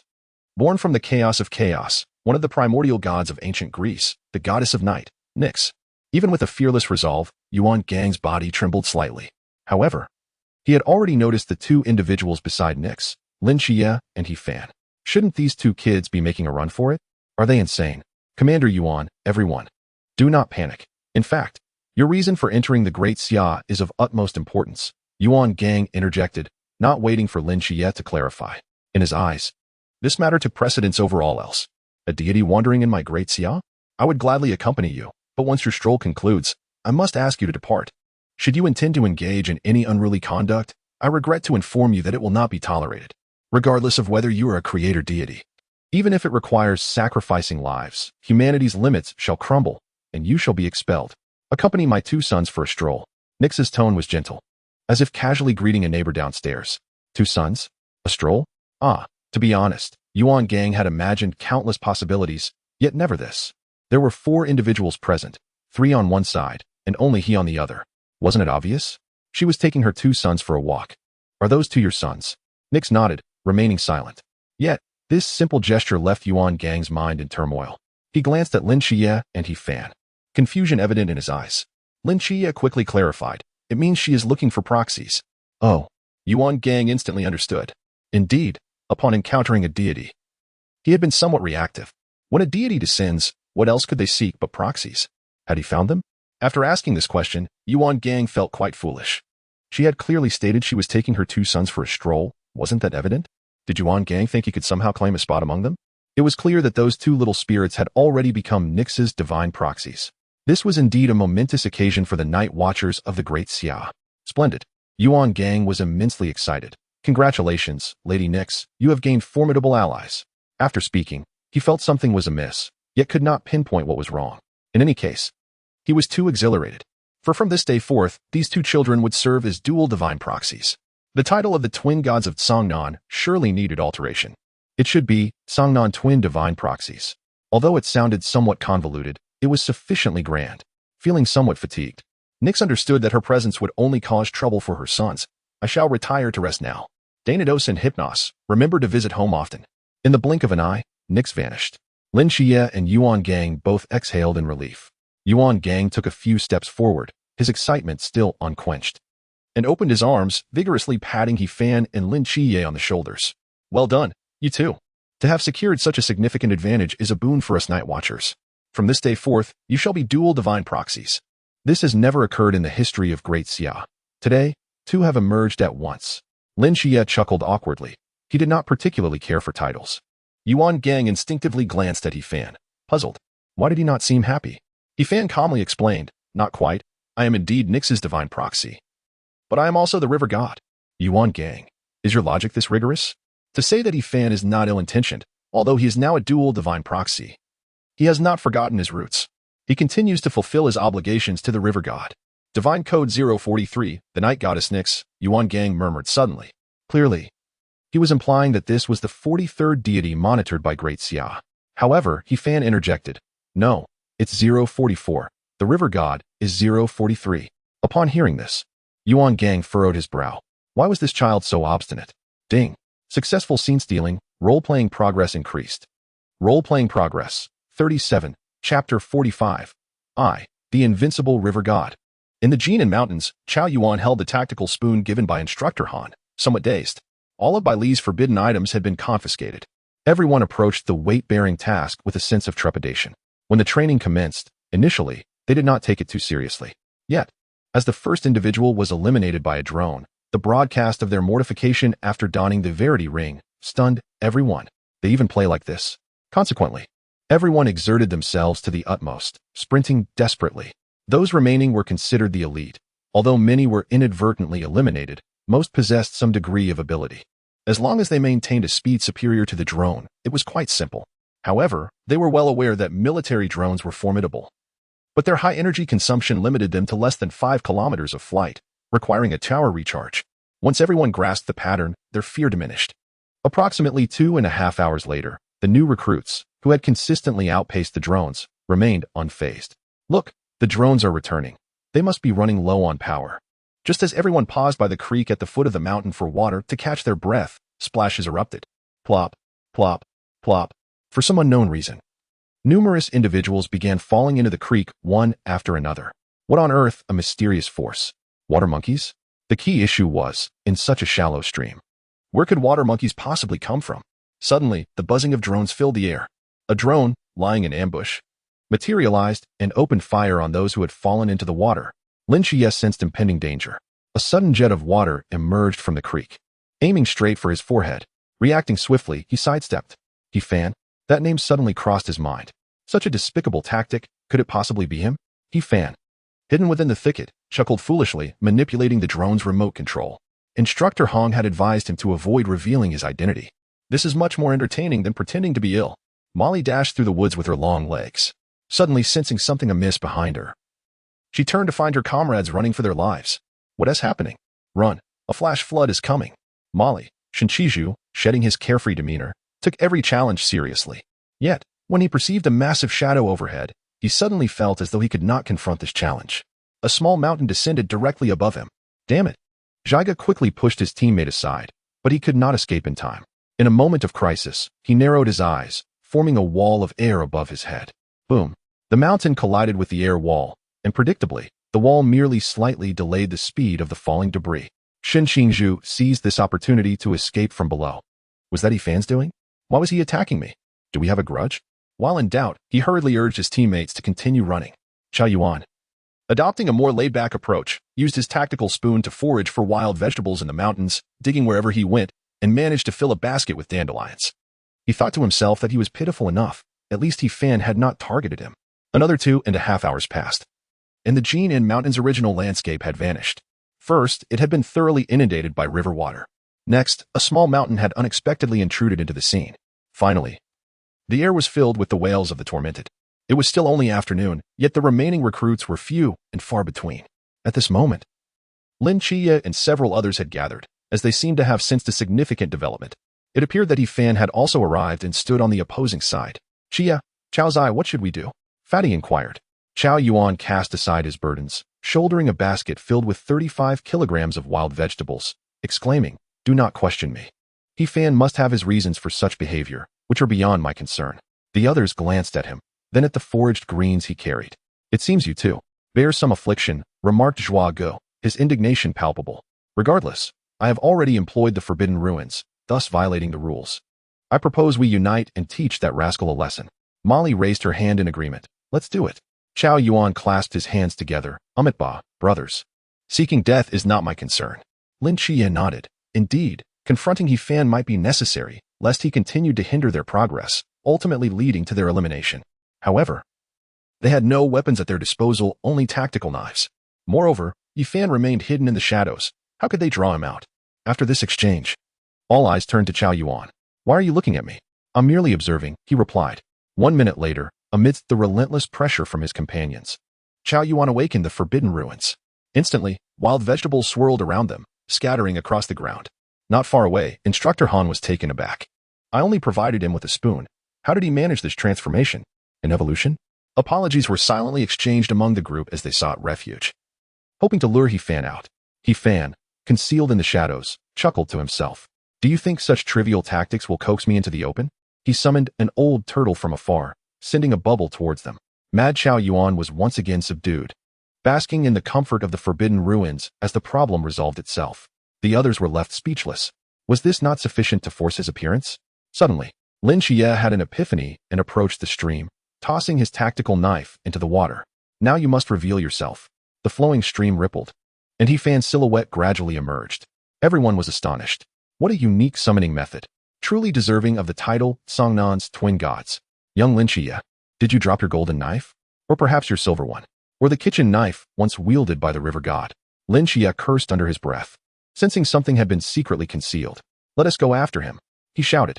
Molly, like a hunting leopard, appeared behind He Fan with her short blade drawn. Simultaneously, Shinchiju locked down the space around He Fan to prevent his escape. At that moment, Lin Xie and Molly synchronized perfectly, sealing off He Fan's escape route. He Fan, with a mischievous grin, greeted them. "Ah, you startled me." With a wave of his hand, he summoned a mighty river. In an instant, a torrent surged from the west, sweeping away the ambushing Molly. The flood was unstoppable, shattering the very fabric of reality. Shinchiju felt a heaviness in her chest, unable to withstand the pressure, and dispelled the forbidden ruins. In the next heartbeat, He-Fan appeared behind Lin Chiye, a golden knife poised at his throat. Huh? Lin Chiye's database only indicated that He-Fan could teleport between rivers. How had he suddenly materialized behind him? Unbeknownst to him. When Nyx's essence of night fused with He-Fan's system, numerous fundamental changes occurred. Under the influence of the Night's laws, anything associated with darkness fell under his dominion, including Lin Chiye. In broad daylight, he could not control others, but Lin Chiye, possessing Nyx's forbidden ruins, eclipse of darkness, made him an exception. Unless Lin Chiye also acquired Nyx's essence, all his abilities would be suppressed by He-Fan. Chapter 46. Nyx, the Fallen Stars. I concede. Lin Chiye, a person capable of accepting defeat gracefully, recognized the disparity between himself and He-Fan. He relinquished his weapon and raised his hands in surrender. Understanding the might of his opponent, losing to him was no shame. Just then, He-Fan blinked and vanished. Having established victory, He-Fan, akin to a dragonfly skimming the water, concealed himself once more. Instructor Hong had advised him to remain hidden, to avoid detection, even if he could not completely conceal himself. It was only polite to make an effort, was it not? While Lin Chiye, with his pronounced features, carelessly discarded items into the river, He-Fan took the opportunity to display the gap in their strengths. Yet, Instructor Hong had also cautioned him not to meddle in Lin Chiye's affairs. He sensed that something significant was about to transpire today, perhaps something not foreseen in the original plot. Hours passed, and apart from Lin Chiye, everyone else's mental energy was depleted. The instructor team had employed a rather insidious measure, utilizing a forbidden artifact to cause the terrain of Jinan Mountain to shift continuously, leading to an endless search for the correct path, ultimately exhausting their mental faculties. But Lin Chiye was different. Compared to the original storyline, he now possessed Eclipse of Darkness, allowing him to initiate the night on his own and trigger the Starry Night Dancer. With the boon of the Starry Night Dancer, he could restore his mental energy. Was this not akin to a perpetual motion machine? Furthermore, activating Eclipse of Darkness enabled him to break free from the disturbances caused by the forbidden artifact, allowing him to advance in a straight line.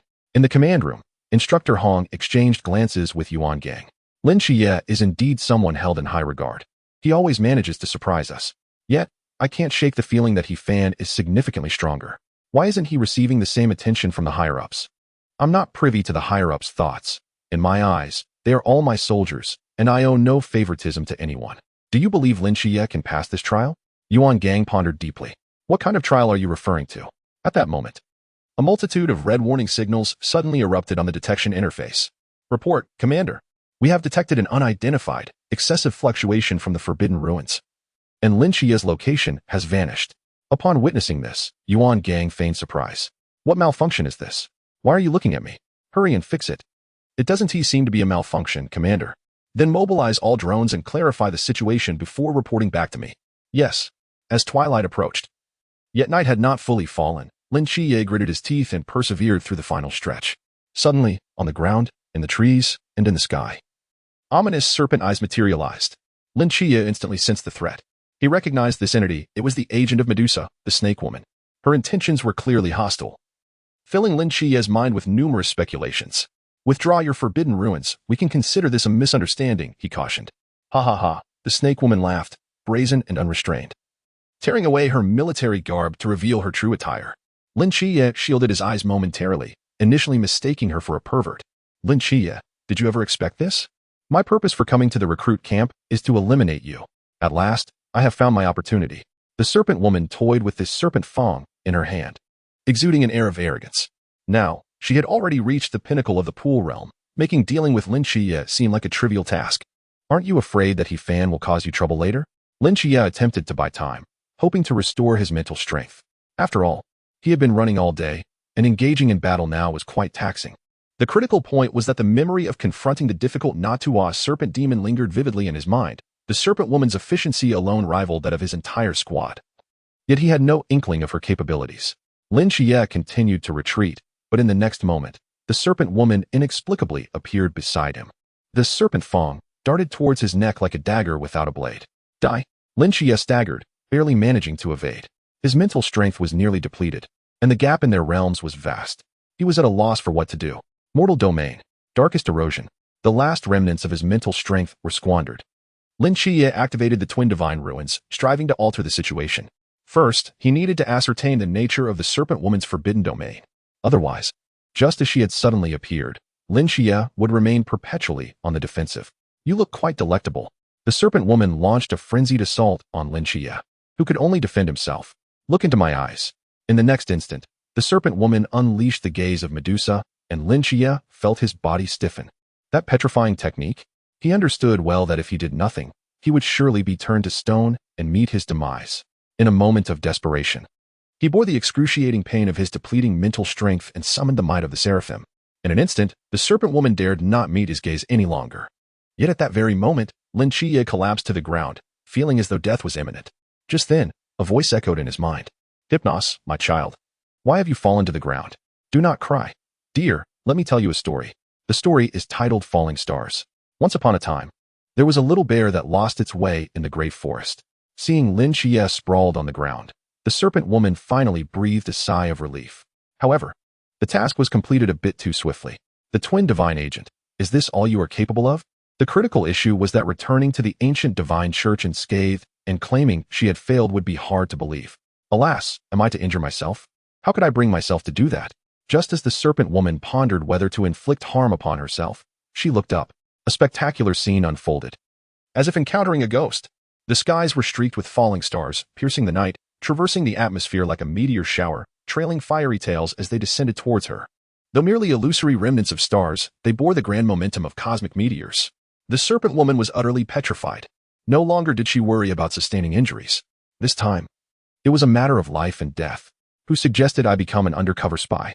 Would it not have been better for me to stay with the night watchman? The serpent woman began to flee in panic. However, the meteoric trails were too dense. She could not evade them all. One misstep led to another.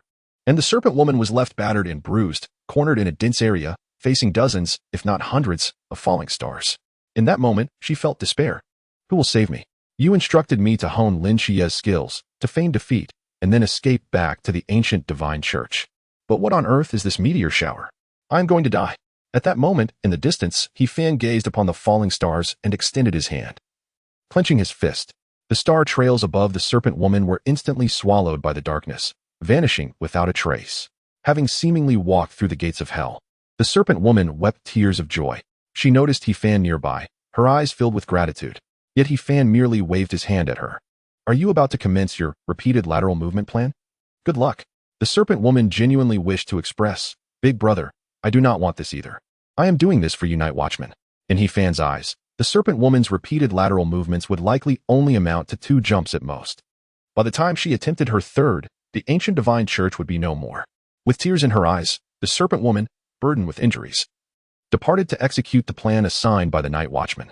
Meanwhile, He Fan went to check on Lin Xie's condition. Fortunately, he had merely succumbed to exhaustion. As night fell, Lin Xie remained unconscious. Yuan Gang, accompanied by all the instructors, arrived at the finish line to escort Lin Xie for treatment. Simultaneously, the news of the serpent woman's defection as a Medusa agent was confirmed. The purpose of this act was, in fact, to provide cover for her. After all, there were traitors among the night watchmen as well. In the end, due to the serpent woman's betrayal, Lin Xie was ambushed. But He Fan's timely rescue earned him a commendation. Ding, successful in stealing the spotlight, progress and role-playing enhanced. Role-playing progress, 38, as the day of extreme training concluded. When the recruits returned to the mess hall with furrowed brows, they discovered that Old Sun had prepared a sumptuous feast for them. They were so excited that they grasped Old Sun's hand tightly, fearing he might pass away and have a moment of clarity. The following day, many had indeed reached their limits during the extreme training, making even walking a challenge. After all, in the original plot, they were merely chased by drones, but this time, they were pursued by He Fan, with a vastly different intensity. Especially Lin Xie, who had overexerted himself, still felt a buzzing in his head. The instructors felt some sympathy for them and decided to reduce the training for the day, allowing everyone to relax. Thus, they organized a chess tournament. To develop well-rounded skills in character, intelligence, and physical fitness, participation was open to all, registration was sufficient.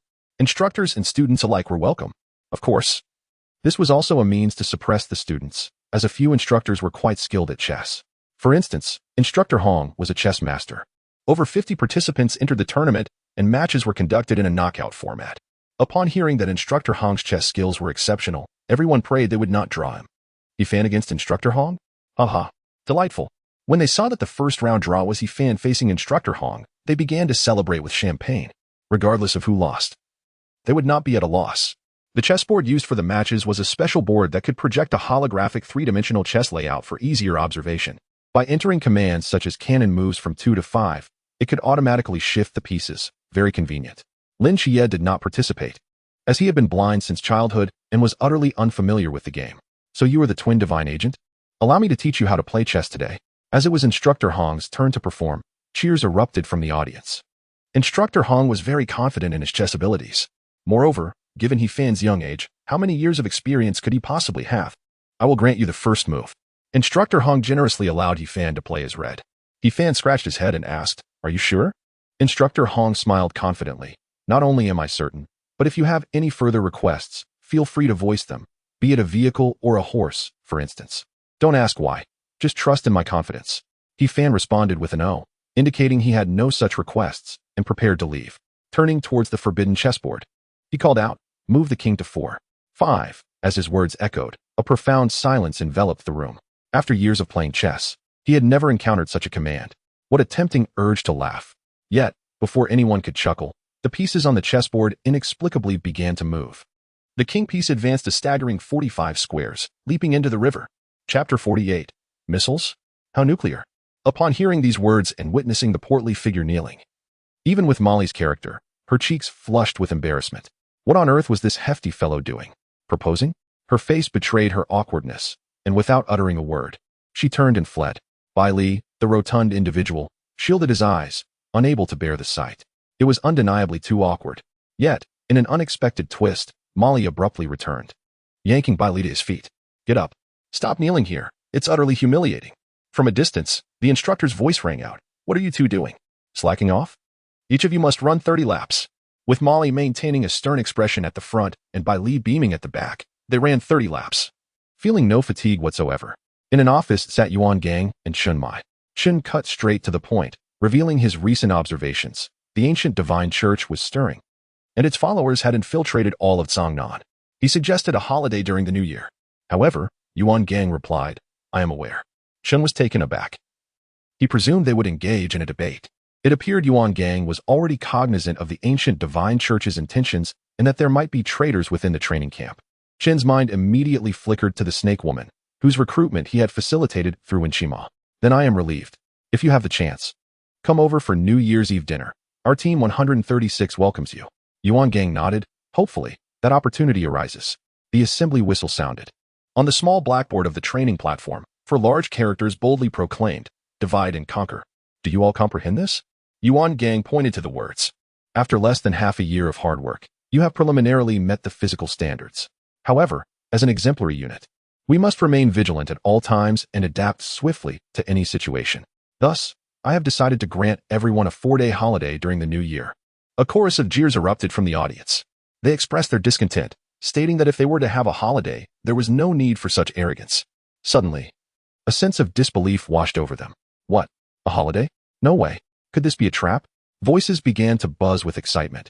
Yet Yuan Gang continued, during the holiday, no one is permitted to leave Zhangnan City. Disappointment lingered in the air, but acceptance gradually set in. After all, a break was better than none. Lin Xie pondered whether the holiday had come too abruptly. While he might not return home, he eagerly anticipated a reunion dinner with Team 136. As some had speculated, before boarding the bus, each person received an unregulated starblade. This holiday was undoubtedly far from ordinary. As the bus departed from the training camp, everyone felt a sudden lightness, and remarkably, they all broke through to the pool realm. It turned out that the months of suppression had led to a vigorous rebound of their mental strength, elevating their realms seamlessly. What a thrill! Even Bai Li, who had no restriction, felt his mental prowess amplify. Fan, however, felt no difference, having never been suppressed and always residing in the pool realm. Fan, has your realm improved? Lin Xie inquired from the adjacent seat. Fan shook his head expressionlessly. No, I'm a river god. My method of enhancement differs from yours. Different? How so? Lin Xie was puzzled. For instance, Fan said, pointing at the sky outside the window, like this moment. That moment, Lin Xie was bewildered. But in the next instant, he spotted 5 unidentified objects soaring through the sky. What on earth is that? Could they be missiles? The occupants of the bus soon realized something was amiss. Instructor Hong's scalp tingled with alarm. Everyone, secure yourselves and lie down. He had believed the night watchman's plans were foolproof, with the situation firmly under control. Yet, he never anticipated that the ancient divine church could launch missiles. Where was the snake woman? Hadn't she gone undercover? Why had she not reported back? Was she suspected? Had she defected again? Before he could contemplate further, the missiles descended rapidly. If they struck without deviation, it could lead to catastrophic casualties among the new recruits in those vehicles. Furthermore, 3 of the missiles were headed straight for the training camp. What to do? In an instant, Lin Chia activated the dark erosion. He could not bear to witness the demise of the comrades who had shared countless days and nights together. At that moment, He Fan, with a beaming smile, raised a hand. Oh, it's just missiles. How nuclear. He Fan snapped his fingers gently. Above, the 5 missiles exploded, transforming into 5 large bubbles that scattered across the mountainside. Everyone present was left in awe. Notification triggered the hidden power of the river god. All effects of hot weapons directed at you will be nullified. Progress and role-playing increased. Role-playing progress, 39. Notification, successfully stole the spotlight. Role-playing progress increased. Role-playing progress, 40. Current unlocked ability, summon the Lord of Rivers, 40.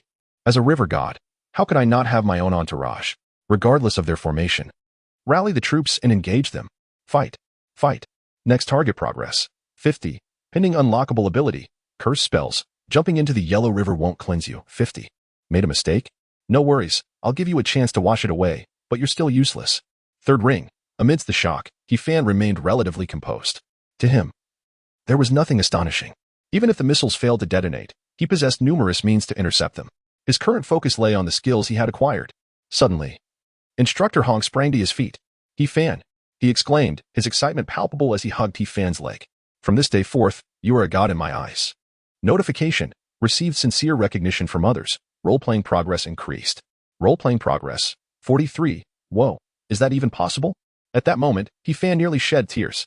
After all the time spent portraying the river god, he had tirelessly claimed to be the river god to maintain his role-playing degree, appearing like a fool. At long last, someone is willing to believe. Chapter 51. Transforming Lin Chia into Lin Mei? The pointers of the 2 grand wheels came to a halt once more. Lin Chia drew the star-shattering technique, while He Fan obtained the pure land of ultimate bliss. Lin Chia, being a straightforward lad, expressed that it was indeed a decent draw. Meanwhile, He Fan joyfully hummed a tune. Dang dang dang, dang dang, dang dang dang dang dang dang, dang dang, dang dang dang dang. The cicadas sang in reverse. Simultaneously, the divine powers drawn previously became null and void, and the pointers spun once again. On the 39th draw, He Fan finally obtained the elusive unknown, ethereal. At that moment, a pitch-black pentagram array appeared beneath He Fan's feet, enveloping him with the force of the law known as death. Merlin let out a sigh of relief. Keep going, just one more. After 3 more attempts, Lin Chia finally drew the unknown as well. Merlin felt a wave of relief wash over him. He instinctively reached to touch his hair to check how much remained, but restrained himself. Ahem, it's done. Nyx smiled, nodding in satisfaction as she gazed upon the 2 children absorbing their primordial essence. Realizing that it was time for her to depart, farewells are painful and silent. Her starry eyes shimmered with tears as she resolutely turned away. Just then, a mental thought emerged within her spiritual river. Mommy, when you want to come home, you can find me. This will always be your home. Ding. Camera successfully ceased. Roleplay progress enhanced. Roleplay progress, 44. Upon hearing these words, Nyx was already teary-eyed. Yes, yes, my children, I will visit you often. Her excited voice faded into the world, and her figure transformed into a myriad of vibrant light points. Merlin observed this scene quietly. Nyx had been discharged, to be honest. He felt a twinge of envy. He himself was trapped, yet he was powerless against the shackle, only able to await the passage of time. Strangely, he could not discern the fates of these 2 young men. They remained in eternal chaos. What, then, constitutes the truth of the world? And how can one reach the realm of reality? Such thoughts, once they took root, caused Merlin excruciating pain. His body convulsed, his gaze sharp, and his expression frenzied. As Lin Chia and He Fan successfully absorbed the primordial power and learned of Nyx's discharge, they had no time to feel sorrow before witnessing a shocking scene. A pink starfish appeared, casting a fishing net over Li Yifei's head. Where's SpongeBob? My yellow square friend? Where did you hide him? We still need to catch jellyfish. The silly voice and the obscure vocabulary rendered Lin Chia utterly dumbfounded. Is this still my mental institution? Where did this starfish spirit come from? What on earth is this yellow square? Even if the answer were directly given to Lin Xie, that the yellow square is a sponge living in the sea. If he could comprehend it, it would be a marvel. Yet, He Fan merely smiled slightly, already prepared. He reached out and caught a large jellyfish that fluttered in the air. Jellyfish also inhabit rivers. The freshwater jellyfish were under his purview. Patrick, look quickly, what is this? It's a jellyfish, a jellyfish. River God, you're amazing. Lin Xie was utterly flabbergasted. Have you two rehearsed this? Why has it turned into a fantastical crossover? At that moment, Merlin finally transformed back into his original form. He seemed to have forgotten what had just transpired, staring blankly at the fluttering jellyfish in his hands. Lin Xie and He Fan glanced at Merlin's healing progress. Merlin's healing progress. 0. It hadn't changed at all. He Fan thought, under any circumstance. It should have increased by at least 1, perhaps from obtaining the first draw. To his surprise, the jellyfish's effect was akin to a mere tranquilizer. In the original plot, Merlin's healing was quite taxing because the root of his ailment stemmed from an incessant pursuit of the real world, leading to a state of madness. Yet, the worldview of slaying gods had been rigidly pinned by the author. How could he easily pursue it?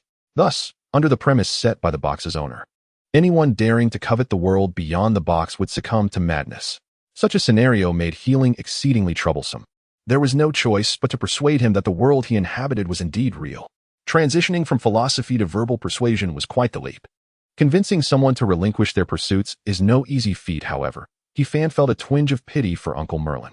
No matter how legendary he was, he remained bound by the box, while He Fan, though not as formidable, understood everything he yearned to know. Where could he seek justification? Should he reveal the truth to him? That was a dilemma. He pondered that if he disclosed the truth of the world to Merlin, perhaps, under the condition of belief, the healing progress would swiftly reach completion. Yet, the repercussions of such an action were uncertain. Perhaps it was best not to take that risk. Moreover, given Merlin's stature, would he even believe He Fan's word? The so-called real world still required him to seek for himself. Please do not disturb me for a while. I may need to return to recuperate and rest, Merlin instructed before preparing to leave, only to be suddenly grasped by He Fan. In that instant, a brilliant idea flashed through He Fan's mind. Uncle Merlin, come here. He Fan squinted his eyes mischievously, bending slightly, appearing quite stealthy as he pulled Merlin aside. This behavior was too conspicuous. It looked as if he were whispering secrets behind Lin Xie's back. He Fan squatted on the ground, while Merlin stood tall. How could the great prophet squat to converse with a child? Uncle Merlin, I can cure your ailment. I am not ill. I can reveal to you the truth of the world and guide you to the realm of reality. Merlin instantly squatted beside He Fan, his eyes sparkling with excitement. Really? Of course. How do we do it? Uncle Merlin, I recall that you possess a spell to change gender. Can this spell be applied to others as well? It can. But there are limitations. Why do you ask? What are the limitations? It requires the target's absolute obedience and cooperation, otherwise, it will fail. He Fan contemplated this carefully. It seemed a tad troublesome, but how could one know without trying? He whispered to Merlin, if you could transform that Lin Xie into a girl, I might be able to help you discover the real world you long for. He Fan's idea was to temporarily change Lin Xie into a female, engage in combat, and thus trigger extraordinary procreation, giving birth to a divine river imbued with Lin Xie's attributes. Who is Lin Xie, you ask? He is the protagonist of Slaying Gods, the fifth cosmic will. He Fan speculated that in the world of slaying gods, if one wishes to break the dimensional barriers and seek the so-called real world, only 2 individuals could do so, Lin Xie and Jin Yin. Jin Yin would not be seen for a while, but there was potential to work through Lin Xie. The divine river birth from his attributes might just cure Uncle Merlin's ailment. Of course, there was one more thing. Once Lin Xie transformed into a girl, even the ancient god church would find it challenging to recognize him, allowing him to return home to celebrate the New Year's Eve dinner with his aunt and Jane. Chapter 53, The Black King Sniper. 2 newly arrived recruits at the Pool Realm proved to be unexpectedly formidable adversaries. In the boundless void, one burly night watchman, who had defected, attempted to communicate with his comrade, only to discover the deranged Chao Yuan relentlessly hacking at his companion's corpse nearby. In a moment of sheer terror, he sought assistance, wondering where his remaining teammates were, as no arrows had been loosed thus far. At that moment, a shadowy figure appeared behind him. Fueled by the essence of night and the power of the starry night dancer, Lin Xie's combat prowess surged to terrifying heights, rivaling that of a top-tier assassin. With a swift unsheathing of his dagger, the burly night watchman clutched his bleeding neck and fell to the ground. His eyes wide open as he stared at Lin Xie. You are one of the twin gods. Lin Xie disregarded him entirely, turning his gaze towards the advancing, deranged Chao Yuan. This situation was proving to be more troublesome than facing the enemy. On a rooftop, a female archer unleashed 3 arrows towards He Fan, who danced joyfully to evade them. "I refuse to believe this," she exclaimed in frustration. "Is it possible for even fools to become divine agents now?" She recognized He Fan as one of the twin gods, yet she couldn't back down. With a spirit of experimentation, she loosed a few more arrows, only to find herself engaged in an unexpected duel. In the next moment, the female archer intensified her focus. Declaring, "You enjoy dodging, do you?" She fired 5 arrows, all expertly predicted. 3 of those arrows were shot with precise foresight. Even if He Fan increased his speed, he would still be struck. A smirk played on her lips, but the next instant, He Fan ceased running, standing still with a mischievous tilt of his head. One hand cupped to his ear. "Huh? What did you say?" The 5 predicted arrows flew aimlessly, leaving her exasperated. "You little rascal, are you toying with me?" But you asked me first." Beep. Host S combat insight has reached the required standard. Extraordinary breeding conditions met. The river of offspring has been nurtured. River of offspring. Sniper river, bloodline. 2nd generation river god status. In gestation. Growth progress. 0. Agent. None. Sniper river? What use could this possibly have? He Fan couldn't handle any heated weapons, much like how Chao Yuan couldn't wield a blade. As for bows and arrows, He Fan felt they were somewhat lacking. Pondering, he wondered who would benefit most from this sniper river. Noticing He Fan lost in thought, the female archer grew increasingly irate, drawing her bow once more. She prepared to fire again. However, a dark magical array suddenly appeared beneath her feet, rendering her immobile. In an instant, she was enveloped by the solitude of night, plunging her into a profound fear of descending into an abyss of darkness. In her final moments, she realized this was the insurmountable divide between an ordinary void holder and the twin gods. Subsequently, the chilling breath of death permeated the air, and before she could utter a scream, her eyes dulled, and she collapsed lifelessly to the ground. With the river of offspring secured, He Fan decided against keeping her around for the New Year's celebrations and swiftly eliminated her. Not far away, Lin Xie happened to witness this scene and found himself curious about what benefits He Fan had obtained from the lottery. However, it soon became clear to him, 3 divine agents were indeed a remarkable advantage. Chia, you finally made it. What do you mean by 3 divine agents? Bai Li, plump and jovial, approached excitedly. Lin Xie shook his head. Nothing much. Faced with the formidable Chao Yuan, Lin Xie had no time for further contemplation and immediately engaged him in battle. The clash of their forces sent shockwaves through Lin Xie's hands. What incredible strength. "Hey, Chao Thief? It's me, Lin Xie." Lin Xie felt helpless as Chao Yuan remained unresponsive, yet he knew that as this foe's level increased, the power of the void would only grow stronger. What a hassle this would be in the future. With a swift motion, Lin Xie produced a sealing scroll, a gift from Bai Li during their last battle against the masked team. Unfortunately, Wang Mian had been dispatched by He Fan in a single strike, leaving Lin Xie no opportunity to use it. In the next moment, the divine might of the cherubic angel struck Chao Yuan. As Lin Xie unleashed the divine power, he deftly initiated the sealing process. After a while, the dark essence dissipated, and Chao Yuan finally ceased his rampage. "Xie, you can do this too?" Chao Yuan expressed disbelief. "I was told by Master Jin Chuan to seek a fated person. Could it be that he meant 2 individuals? In the realm of the Night Star River and the mortal domain, did either of these 2 individuals possess the ability to enlighten him?" Feeling loved by his father and mother, Chao Yuan couldn't help but feel immensely fortunate at that moment. Suddenly, a divine contract materialized in Chao Yuan's mind. This is Chao Yuan was momentarily stunned. A divine agent contract? Upon closer inspection, he noticed 2 names clearly inscribed on the contract. Contracted Deity, Sniper River God 2nd generation, Contract Initiator, River God 1st generation. He stared blankly at He Fan, who approached with a cheerful expression, signaling him to remain silent. Chao Yuan swallowed hard. Though he had little desire for the identity of a divine agent, he trusted that whatever He Fan asked of him would not lead him astray. Without hesitation, he signed the contract. River of Offspring, Sniper River, Bloodline, 2nd generation River God, Status, in gestation, Growth Progress, 0, Agent, Chao Yuan. But what exactly was the purpose of this? He had no aptitude for sniping. Was it to utilize the divine power bestowed upon him to combat the Black King within? At that moment, He Fan stepped closer, grinning as he handed him a straight dagger. "Here, take this and give it a try." Chao Yuan hesitated to accept it. Lin Xie had expended considerable effort to seal him, employing divine might and wasting the sealing scroll. To transform just like that seemed a blatant disregard for the labor of others. However, Lin Xie, trusting He Fan, offered no objections. "Have you thought of a way to counter the Black King within you?" he inquired. He Fan nodded. Perhaps. But how will I know without trying? Seeing this, Lin Xie patted Chao Yuan's shoulder. Then give it a shot. We're here for you. Chao Yuan felt a warmth in his heart and grasped the dagger. In an instant, dark energy enveloped him, and he fell into madness. Had he failed? Just then, He Fan chuckled. Relax. Envision yourself not as a warrior, but as an archer. An archer? The very thought of close combat repulsed him. Remember, you are the sniper god. Whatever the Black King is, to hell with it.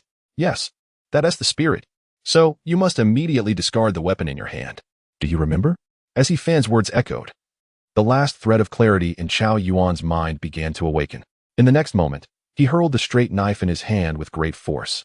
Simultaneously, a terrifying black aura emanating from within him enveloped the knife. There would be another chapter tonight. Chapter 54, The Cross-Dressing Master, terrifying indeed.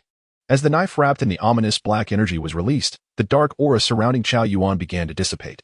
What on earth? No way. Hiki, it worked. Boom. Chao Yuan gazed at his hands in astonishment. This was the first time he had regained control of his body from the Black King through sheer willpower. He couldn't help but feel a surge of excitement. This also meant that every time he grasped the blade and transformed, he could throw it away. With a lightning-fast motion, he could inflict harm while simultaneously suppressing his own power from going berserk.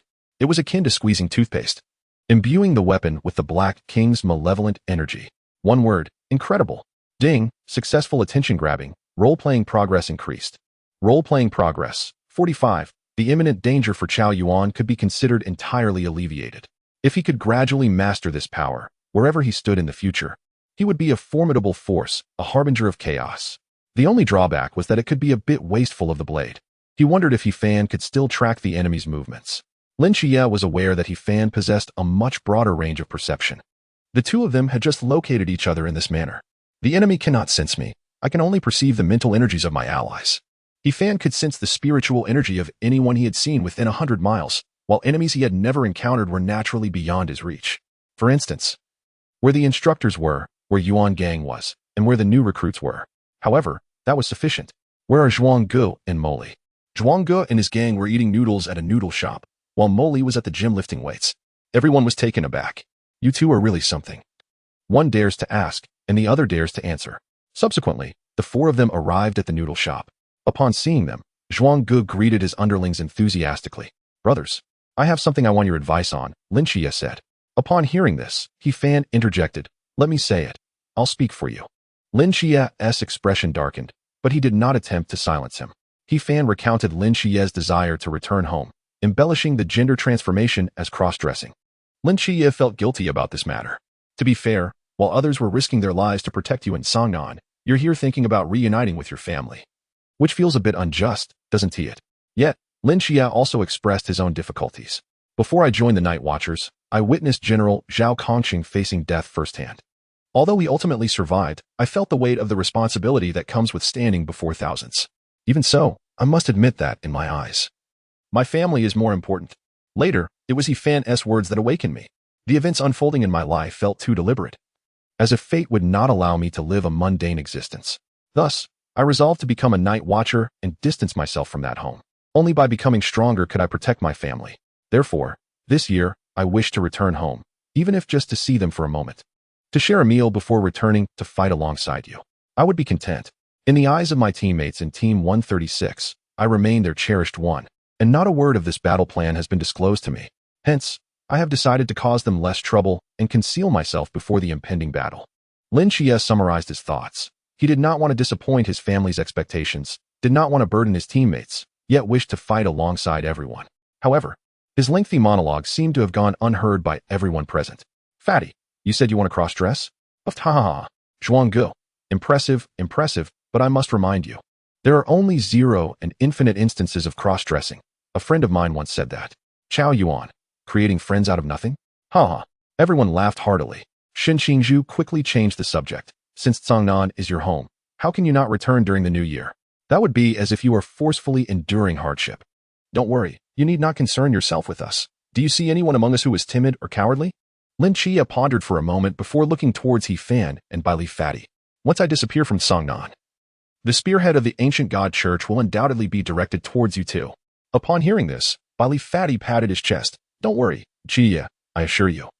The 4 guardians of the Bai family will be on standby. As long as we remain in the sea realm, who dares to challenge us? He Fan chuckled. Are you worried about me?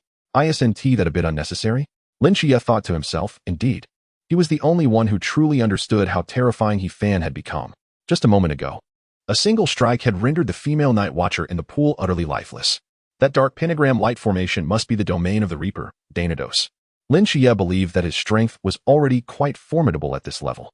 However, compared to He Fan, he still had to respectfully acknowledge him as the supreme master among the abnormal. After finishing their midnight snack, they needed to find a place for Fatty, Zhao Yuan, and Zhuanggu to stay. Zhao Yuan suggested finding a temple for the night. Zhuanggu advised against it, stating that in this day and age, staying at a temple could be more expensive than a hotel. Ultimately, it was Lin Xie who found them a couple's hotel. The next day, New Year's Eve. In the morning, after He Fan informed everyone about Lin Xie's desire to return home, all members of Team 136, including Leng Xian, returned to Hong Ying's villa. Amidst the anticipation, they awaited Lin Xie's grand appearance. Ha, so slow. Can He Fan's younger brother even do makeup? No, let us have my sister do it. Lu Hongying rubbed her hands together, eyes sparkling with excitement, drooling at the thought. I want to. My hands are already itching with anticipation. Xi Xiaonan bounced around in circles, eager with impatience. Chen Mai and Wu Xiangnan wore amused smiles throughout, remaining silent. Leng Xian dedicated 30 minutes to eye exercises, ensuring he could withstand some of the shock from the upcoming sight. When Qima had already prepared his notebook, ready to document the shining moments of the 003 agent of the Seraphim. Suddenly, the door to Lin Xie's bedroom slowly opened. Everyone was stunned. Is this what you call makeup? This is nothing short of a genuine beauty. It turned out that after Lin Xie and He Fan visited Mei Lin's room, she had given Lin Xie a magical orb. Upon returning to reality, using the orb would allow him to transform into a woman. At that moment, when Lin Xie saw himself in the mirror, he was equally bewildered. With dark, golden wavy long hair, and his originally exquisite features enhanced by makeup, he emanated a chilling beauty, adorned in a fitted plaid coat that accentuated his curvaceous figure, tied with a delicate bow at the front, topped with a netted, streamlined star-pattern hat, and stepping into dazzling, fashionable silver high heels, he embodied opulence and elegance in full British style. Is this the taste of Lord Malin? Everyone was left speechless. Can makeup really achieve such realism? These 2 young men are quite talented in the realm of cross-dressing. Clearing his throat, Chen Mai resumed his serious demeanor. Considering he couldn't return home empty-handed and Lin Xie was short on funds, he instructed Hong Ying, Xiaonan, please prepare some New Year goods for Xie's family. I will cover the expenses. Later, we shall visit his home and find a reason to keep him there. With cheerful compliance, Hong Ying and Xiaonan skipped out the door. Unbeknownst to them, a figure gradually emerged from behind a tree not far from the office, silently following them. Chapter 56, The Divine Ruins in the Divine Eye of Observation. May I be so bold as to inquire what exactly you are doing? Is it of any use? In the subterranean laboratory, the nearly healed serpent woman posed a soul-searching question to Enxingyu. Suddenly, Enxingyu flashed a confident smile. Ever since I discovered your group at school, it opened the door to a new world for me, revealing just how fascinating this realm truly is. Thus, I began to gather remnants of the mysterious and engage in various forms of research. Naturally, joining the Night Watch would enhance my access to information networks. Gradually, I became aware of the antagonistic relationship between the Night Watch and the Ancient God Church. To be frank, if the Ancient God Church had not been bound by such a Na'vi soul contract, it might have been regarded as a formidable force. The serpent woman pondered for a moment and asked, after all this, are you merely scavenging? After saying this, she pointed to the few difficult-to-obtain demon skulls and a half-dismembered lizard hanging on the wall. And Xingyu's expression darkened. Please do not belittle my contributions. The serpent woman yawned lazily and continued her skepticism. Is your contribution merely dispatching rodents to deliver New Year goods that cannot be sent to Lin Xie? Isn't that the courier's job? And Xingyu was left speechless. I was merely lending a hand. To be frank, I plan to protect Lin Xie's family tonight. I suspect the Ancient God Church will strike tonight, and as an undercover agent, you should also protect Lin Xie, which is why I sought your collaboration. He spoke with a confidence that suggested strategic foresight. After all, this perspective was beyond the reach of an ordinary person. The serpent woman regarded Xingyu with a look of condescension. Is it conceivable that the Scorpion Squad you mentioned is merely my subordinate? This puts me in a difficult position. Besides, the Scorpion Squad is just a pawn I discarded. Lin Xie's family will inevitably be safe. Thus, your role is rather insignificant. The serpent woman did not wish to dampen Xingyu's enthusiasm. It must be said that he was quite clever.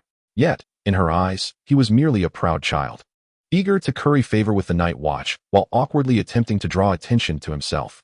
Unfortunately, he was an ordinary person, no matter how much he understood. It was merely child's play in the serpent woman's view. And Xingyu furrowed his brow. Oh, so that's your relationship. How intriguing. And Xingyu was unfazed by the serpent woman's words. I am of no use. How presumptuous of you. He picked up a cup of lay-by from the stone platform and took a sip to calm his nerves. You certainly don't know that Lin Qiye dressed in women's clothing, do you? The serpent woman had to concede. When it comes to gossip, you are indeed useful. On the way to visit Lin Qiye's home, Chenmai received news from Hong Ying. The 16th seed of the followers, Lu Liang, has been slain. Xiaonan is unconscious, but stable. Chenmai frowned. To be considered a seat among the followers, one must at least possess the strength of the Quanjing realm, correct? Hong Ying is merely at the Qi realm. How could she be a match for anyone? Without hesitation, he called Hong Ying to confirm that the message had indeed come from her. It turned out Hong Ying was concerned that if she called, Lin Qiye might overhear and choose not to return home, hence the message. Oh, is there a sudden issue at Xiaonan's house? All right, I understand. Stay with her. After hanging up, Chenmai contacted the relevant authorities to clean up the battle scene and retrieve Lu Liang's body. Lin Qiye remained composed in the car. Are Hong Ying and the others not coming? Don't overthink it. Conceal yourself well.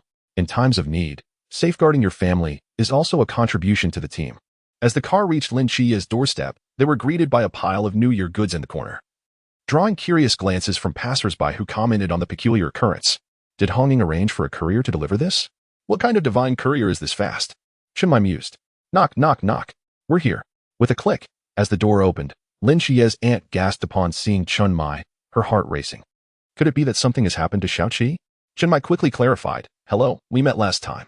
With the new year approaching, Lin Qiye is unable to return from the army, so he asked me to bring you some New Year goods. Oh, how embarrassing, she exclaimed. Please, come in.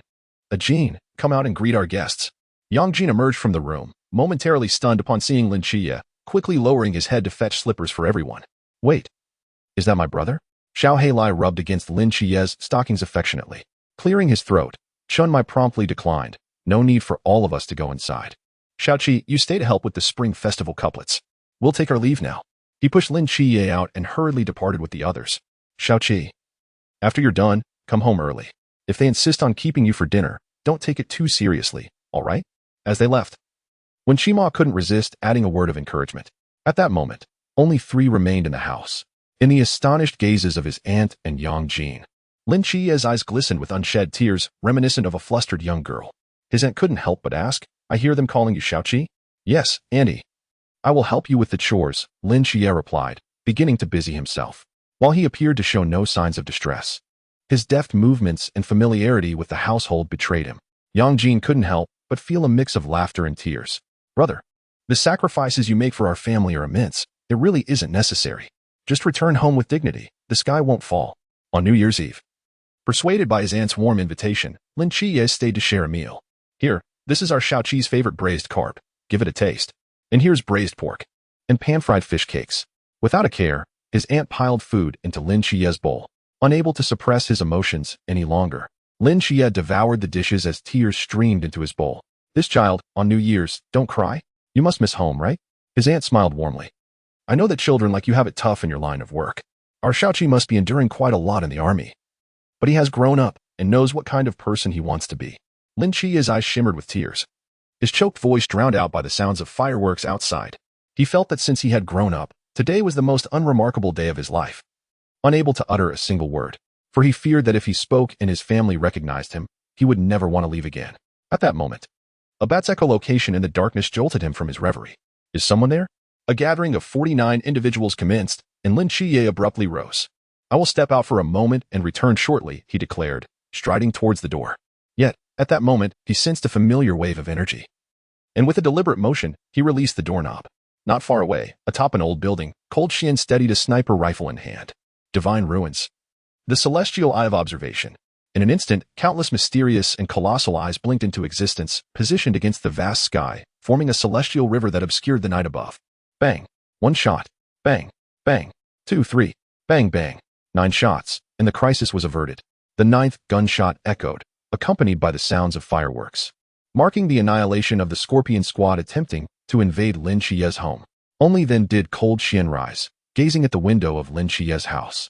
a warm scene evoking a smile of satisfaction. However, at that moment, a flash of divine majesty flickered above the crescent moon. Kongcheng slowly turned his gaze upward, and through the power of the divine eyes, he beheld a vision beyond the perception of ordinary mortals. There, upon the crescent moon, he discerned a towering figure that should not have been present, the seraph Michael. Confronted by Michael's divine presence, Kongcheng exhibited no fear. Hundreds, even thousands of divine eyes pivoted to meet his gaze. In that moment, he sensed that there was no hostility from the figure. Rather, it seemed to convey some form of reverence. Mere seconds later, the majestic silhouette gradually faded from view. Chapter 58. Han Xiaoyan's warning. The spinning old turtle created a bubble that caught Han Xiaoyan off guard, trapping him within the confines of the Xianming forbidden ruins. The moment he emerged, he was instantly dispatched. He paused momentarily, sensing he might have stumbled upon something significant. Han Xiaoyan remarked, in a moment of inattention, "I found myself ensnared. The key factor is the opponent's treachery. Who could have anticipated that a simpleton riding an old turtle would spin upon the icy surface and unexpectedly unleash a bubble filled with forbidden ruin water upon you? How presumptuous! I am utterly astounded by your audacity."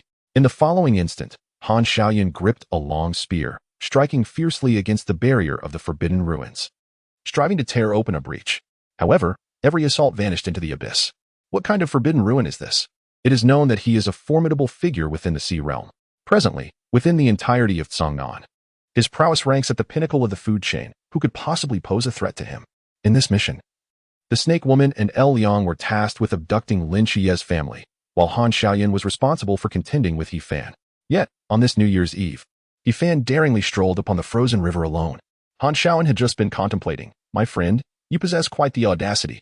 Are you unaware that I have been searching for you?" Yet now, the good news is that he has located He Fan. The bad news is, he was unable to engage in combat. He was even eliminated before he could strike a single blow. After all, I am a Sea Realm powerhouse. Is it too much to ask for a modicum of respect? Ding! Successful scene stealing. Role-playing progress enhanced. Role-playing progress, 48. He Fan's initial role-playing progress stood at 45. But within just one day, after Hong Ying and Kongcheng utilized the Divine River of Offspring, he gained an additional point of progress. He had just received another point, and he was on the verge of unlocking the next skill. However, the dilemma was that he had yet to employ his previous skill. This was one of the reasons why He Fan ventured onto the river's surface in the dead of night. Summoned the River Lord, 40. As the river god, how could one be without a cadre of subordinates? Regardless of the opposing formation, rally my forces and strike them. Attack. It turns out that the so-called River Lord refers to summoning the most powerful heroic spirits from each river. However, summoning a heroic spirit is not an instantaneous endeavor. The time required varies according to the size and notoriety of each river. Naturally, the longer the summoning process, the more formidable the heroic spirit. Taking the Grand Canal of Jiangnan as an example, the time required to summon the River Lord's heroic spirit is 10 hours. During these 10 hours, he must remain within the confines of the river. Just then, He Fan had finished the New Year's Eve dinner with Chen Mai and others at the office and intended to take a leisurely stroll on the old turtle to aid digestion. Coincidentally, he crossed paths with Han Xiaoyan. Would the old turtle permit such a thing? He Fan yawned, feeling somewhat drowsy. He grasped the new balloon and returned to the office. After all, he was still within the river, which would not hinder the summoning progress. In the basement of the Jiangnan office, upon seeing the square balloon in He Fan's hand, forgotten memories surged within Chen Mai, rendering him momentarily unsettled. Han Xiaoyan. His eyes nearly bulged out. According to intelligence, Han Xiaoyan appeared to be the central figure in this ancient divine church operation. He Fan, where did you encounter him? Right on the river's surface. He was out for a stroll, and seeing him act suspiciously, I simply apprehended him. The others responded, "Brother, are you certain you went for a stroll and not to procure something? You think this is as simple as bringing a meal for your roommate or a pack of cigarettes? This is the 13th seed of the believers." Reflecting on a few months prior, He Fan had previously utilized this very tactic to imprison the Snake Woman. However, the Snake Woman was merely a figure within the pool realm. This time, the stakes were much higher, even against a sea realm opponent. Chen Mai recognized that Han Xiaoyan's forbidden ruin was exceedingly potent. Perhaps the entire 136 squad encircling Han Xiaoyan would not even gain the upper hand unless he intentionally held back. At this moment, the gaze of the entire 136 squad turned sympathetic towards Han Xiaoyan. Why provoke him? Moreover, what kind of rational individual seeks out He Fan on the river's surface? Is that not a path to certain demise? Presently, the entire 136 squad found themselves at a loss, uncertain how to manage Han Xiaoyan. It seemed the only course of action was to report to Yuan Gang, who would determine the proper course of action. Approximately an hour later, after Yuan Gang dealt with the traitor among the instructors, he hastily arrived with Han Xiaoyan and a host of other instructors. Upon witnessing Han Xiaoyan's predicament, Yuan Gang and instructor Han were no exception. Forgotten memories surged once more. Yuan Gang recalled the awkward circumstances when Wang Mian had been imprisoned within the Forbidden Ruins. Instructor Han reminisced about the precious moments when he was trapped inside, pursued by Chao Yuan with deadly intent. Such memorable scenes were hard to revisit. The pressing issue at hand was how to release him and subdue him. He Fan, how long can your Forbidden Ruin endure? Yuan Gang inquired. As long as he does not resist, it can last for at least half a month. Yuan Gang nodded. It is untenable to allow He Fan to continue imprisoning Han Xiaoyan. The latter's Forbidden Ruin is excessively perilous, and a means of control must be devised. The concern lies in He Fan's potential explosive retaliation at the moment the Forbidden Ruin is lifted. That would spell trouble. At that moment, everyone observed that Han Xiaoyan, within the confines of the Forbidden Ruin, exhibited no violent resistance. Instead, he appeared to be urgently communicating something. However, the Xianming Forbidden Ruins possessed the inherent characteristic of blocking internal sounds, rendering them inaudible. What are you saying? Yuan Gang scrutinized Han Xiaoyan's lip movements. Be cautious? What fate awaits? He was unable to discern lip reading, utterly perplexed. Yet at that moment, He Fan's mind stirred. The boundaries of the Forbidden Abyss expanded instantaneously, enveloping He Fan and Yuan Gang within its confines. It can grow larger or smaller. Why didn't you mention this sooner? You never inquired. Yuan Gang stepped forward, positioning himself protectively in front of He Fan. Now, the situation had become significantly more manageable. Within the 10-meter square Forbidden Abyss, Han Xiaoyan's large-scale destructive powers were rendered utterly ineffective. Yuan Gang, with his formidable physique, could effortlessly resolve the matter and subsequently detain him with forbidden items. However, Han Xiaoyan exhibited no intention of resistance. He urgently cautioned, "You must be cautious. A significant figure from the ancient god sect has also arrived in Songnan, the divine agent, Ming Lu." Han Xiaoyan's words sent a chill down Yuan Gang's spine. He recognized this Ming Lu, the judge of the underworld, the agent of Radamanthus. His strength had reached an unparalleled realm.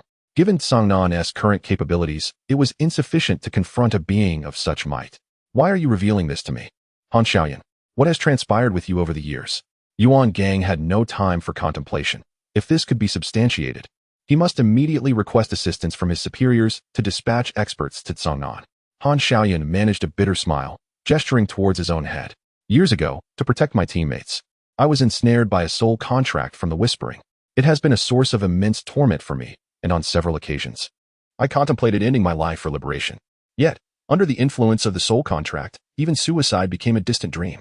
At that moment, Han Xiaoyan's eyes glimmered with a hint of hope and gratitude as he looked at He Fan. Only just now, when I was trapped in this forbidden abyss, did I realize that the Whispering soul contract has inexplicably lost its hold over me. Chapter 60, The Minor Judge of the Underworld. Do you know my purpose? Captain Chen, I am genuinely curious about what you are desperately holding on to. Are you waiting for Yuan Gang to return and extricate you? In a certain sense.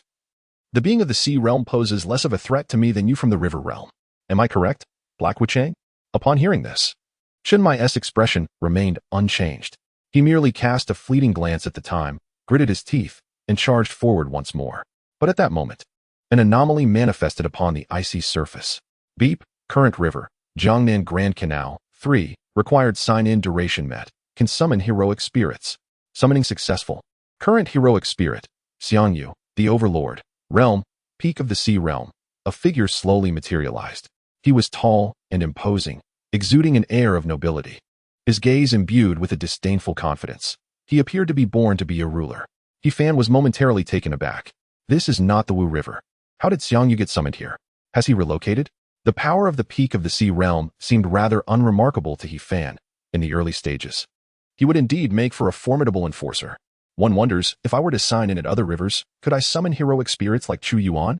The stage of the river awaits. If you dare, come forth. What if I sign in at rivers abroad? He Fan understood that the only limitation of these summoned allies was their inability to leave the river.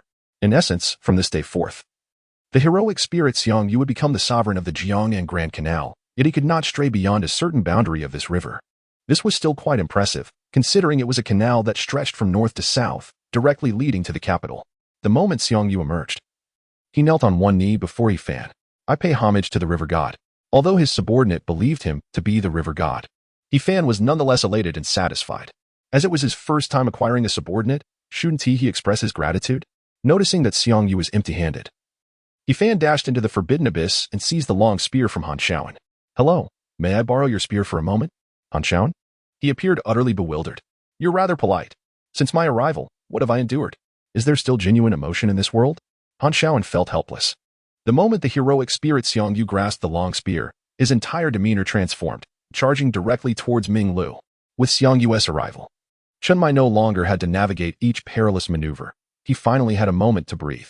Before Chen Mai could express his astonishment, Xiang Yu unleashed a devastating strike, forcing the unprepared Ming Lu to kneel. Chen Mai, Ming Lu, what kind of force is this? The peak of the sea realm? He retreated violently, simultaneously unleashing his corpse energy against Xiang Yu. Yet, it proved utterly ineffectual. Heroic spirits are, by nature, entities formed from a certain will. To vanquish a heroic spirit, one must shatter its will. Ming Lu gazed at He Fan in astonishment. No wonder Lords Qianma and Whispering expressed their stance. Should He Fan show no intention of submission, he must be eradicated. Merely at the level of the pool realm, yet possessing the ability to imprison beings of the sea realm within the forbidden abyss.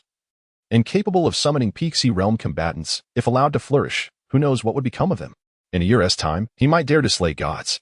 Ming Lu felt a heaviness in his heart and quietly summoned a ghostly lantern. I have underestimated you. It seems I must reveal my true capabilities, lest I, a being of the unbounded realm, become the subject of ridicule. As the ghostly lantern emerged, Ming Lu's aura surged. Faced with Xiang Yu's overwhelming assault, he adeptly maneuvered. Chen Mai seized the opportunity, launching various deadly strikes, all of which were deftly neutralized by Ming Lu. Meanwhile, He Fan sat observing the battle within the forbidden abyss. To be honest, he felt a twinge of concern for Chen Mai. After all, he was his captain, and emotions were involved. Yet, the disparity in realm between him and Ming Lu was too vast. Had it not been for the forbidden abyss's resistance against corpse energy, he might have perished 800 times over by now. In this situation, aside from summoning a heroic spirit for assistance, he could offer little else. The unbounded realm was beyond his capacity to confront.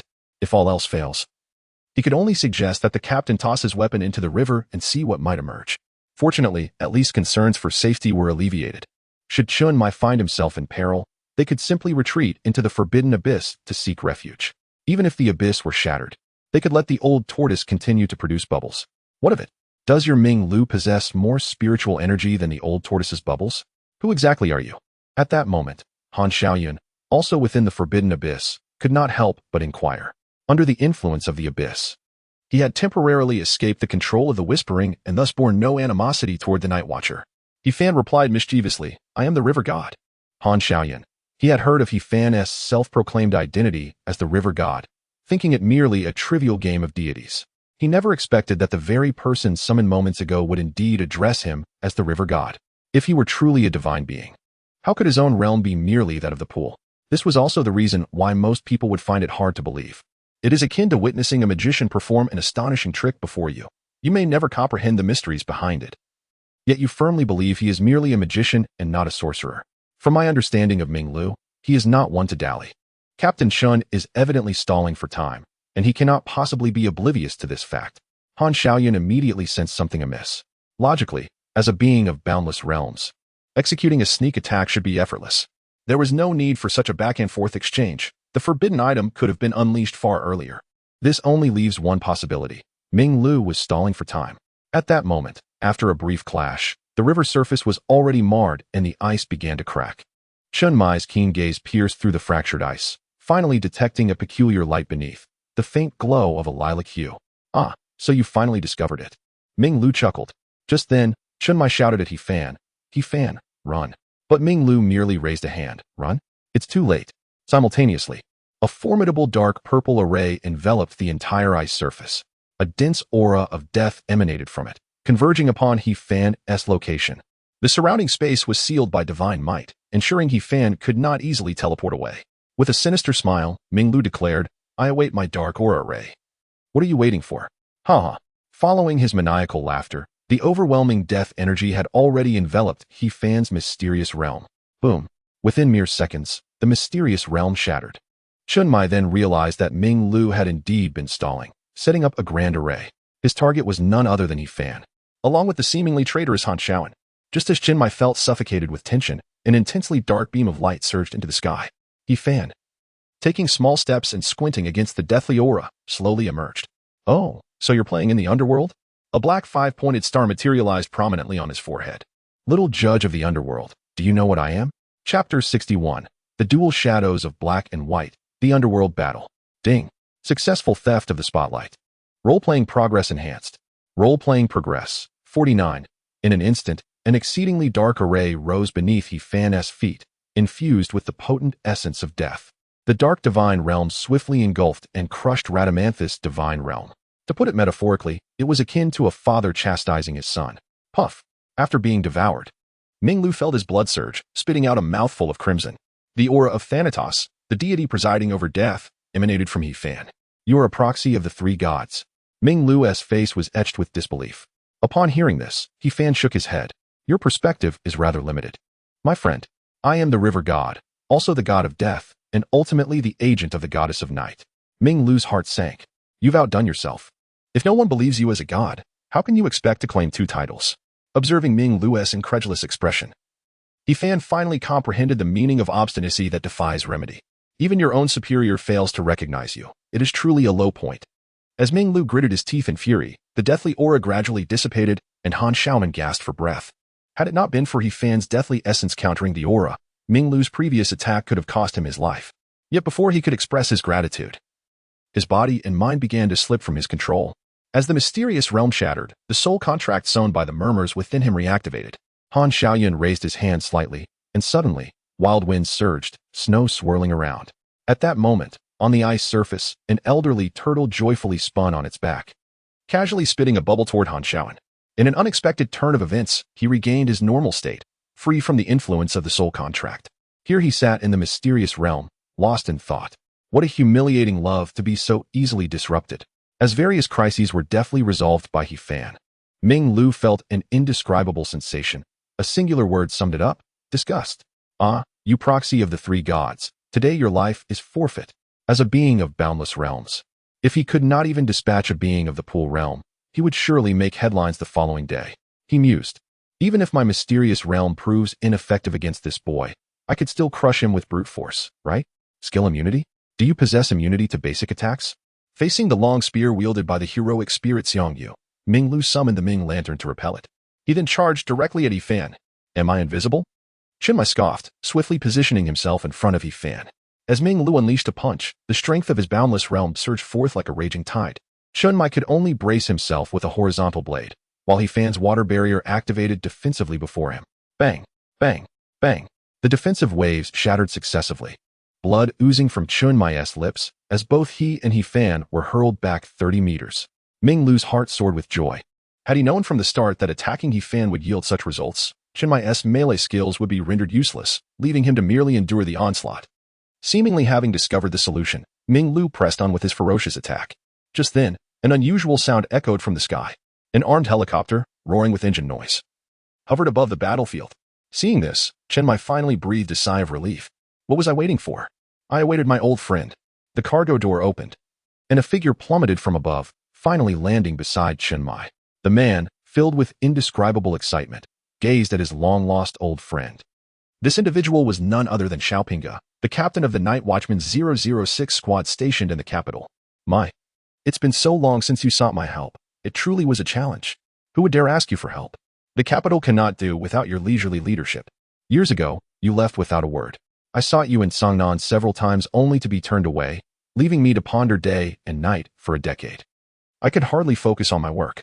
Your plea for help has reignited my spirit. Upon hearing this, Chinmai sighed, a wry smile gracing his lips.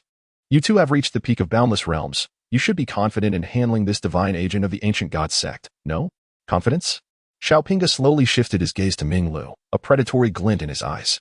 Before the dual shadows of black and white, even if he were Klein, he would still report to the King of Hell. With that, the two exchanged knowing smiles. Simultaneously, their mysterious realms activated, merging together. Behind them, a magnificent hall suddenly materialized, with the grand plaque inscribed with 3 imposing characters. Hall of Yama. Shall we take turns? The same banter as before. As per tradition, I shall lead, and you shall follow. In the next instant, Chinmai dashed forward, adopting an offensive style that required no consideration for retreat, entrusting his back to the one he trusted most. At that moment, he felt as if he had returned to a decade past. Back then, we strolled with hands in pockets, unaware of what it meant to have an adversary. In this moment, the tumultuous energy within him gradually coalesced into a vast ocean. Breakthrough. In light of Chen Mai's remarkable breakthrough, the person most astonished was undoubtedly He Fan. Could someone resurrected from the dead truly transcend their limits? It seemed implausible. If such a breakthrough were possible, Chen Mai would not have remained stagnant in the Chuan realm for a decade. Yet, at that moment, the system's notification provided clarity. Ding. Hidden task activated. Hidden task. Elevate Chen Mai to the infinite realm before the miracle fades. Task reward. Heroic spirit Chen Mai. This hidden task was surprisingly considerate. Offering a hint. He Fan understood now. It was Chen Mai who had inadvertently benefited from his external aid, triggering the hidden task that enabled him to enhance his strength. However, as stipulated in the conditions, he had to elevate Chen Mai within the specified time frame, or else, when the miracle dissipated, all would be in vain. Before He Fan could ponder further, Chen Mai and Xiao Pinga had already engaged in battle with Ming Lu, igniting a fierce conflict in the underworld. He Fan settled down on the ground, casually snacking on sunflower seeds while summoning the heroic spirit Xiang Yu. How could he bear to disrupt such a captivating scene of the underworld? If destruction were to occur, it would be by his own hand. He Fan harbored mischievous intent. Just moments ago, that arrogant fellow had threatened his life. Just you wait. When you are on the brink of defeat, I'll show you something spectacular. In the ensuing clash, Ming Lu discovered that Chen Mai appeared to be possessed by a dark deity. Since becoming a proxy for the divine, his understanding of the underworld had deepened significantly. He should not have feared the denizens of the netherworld.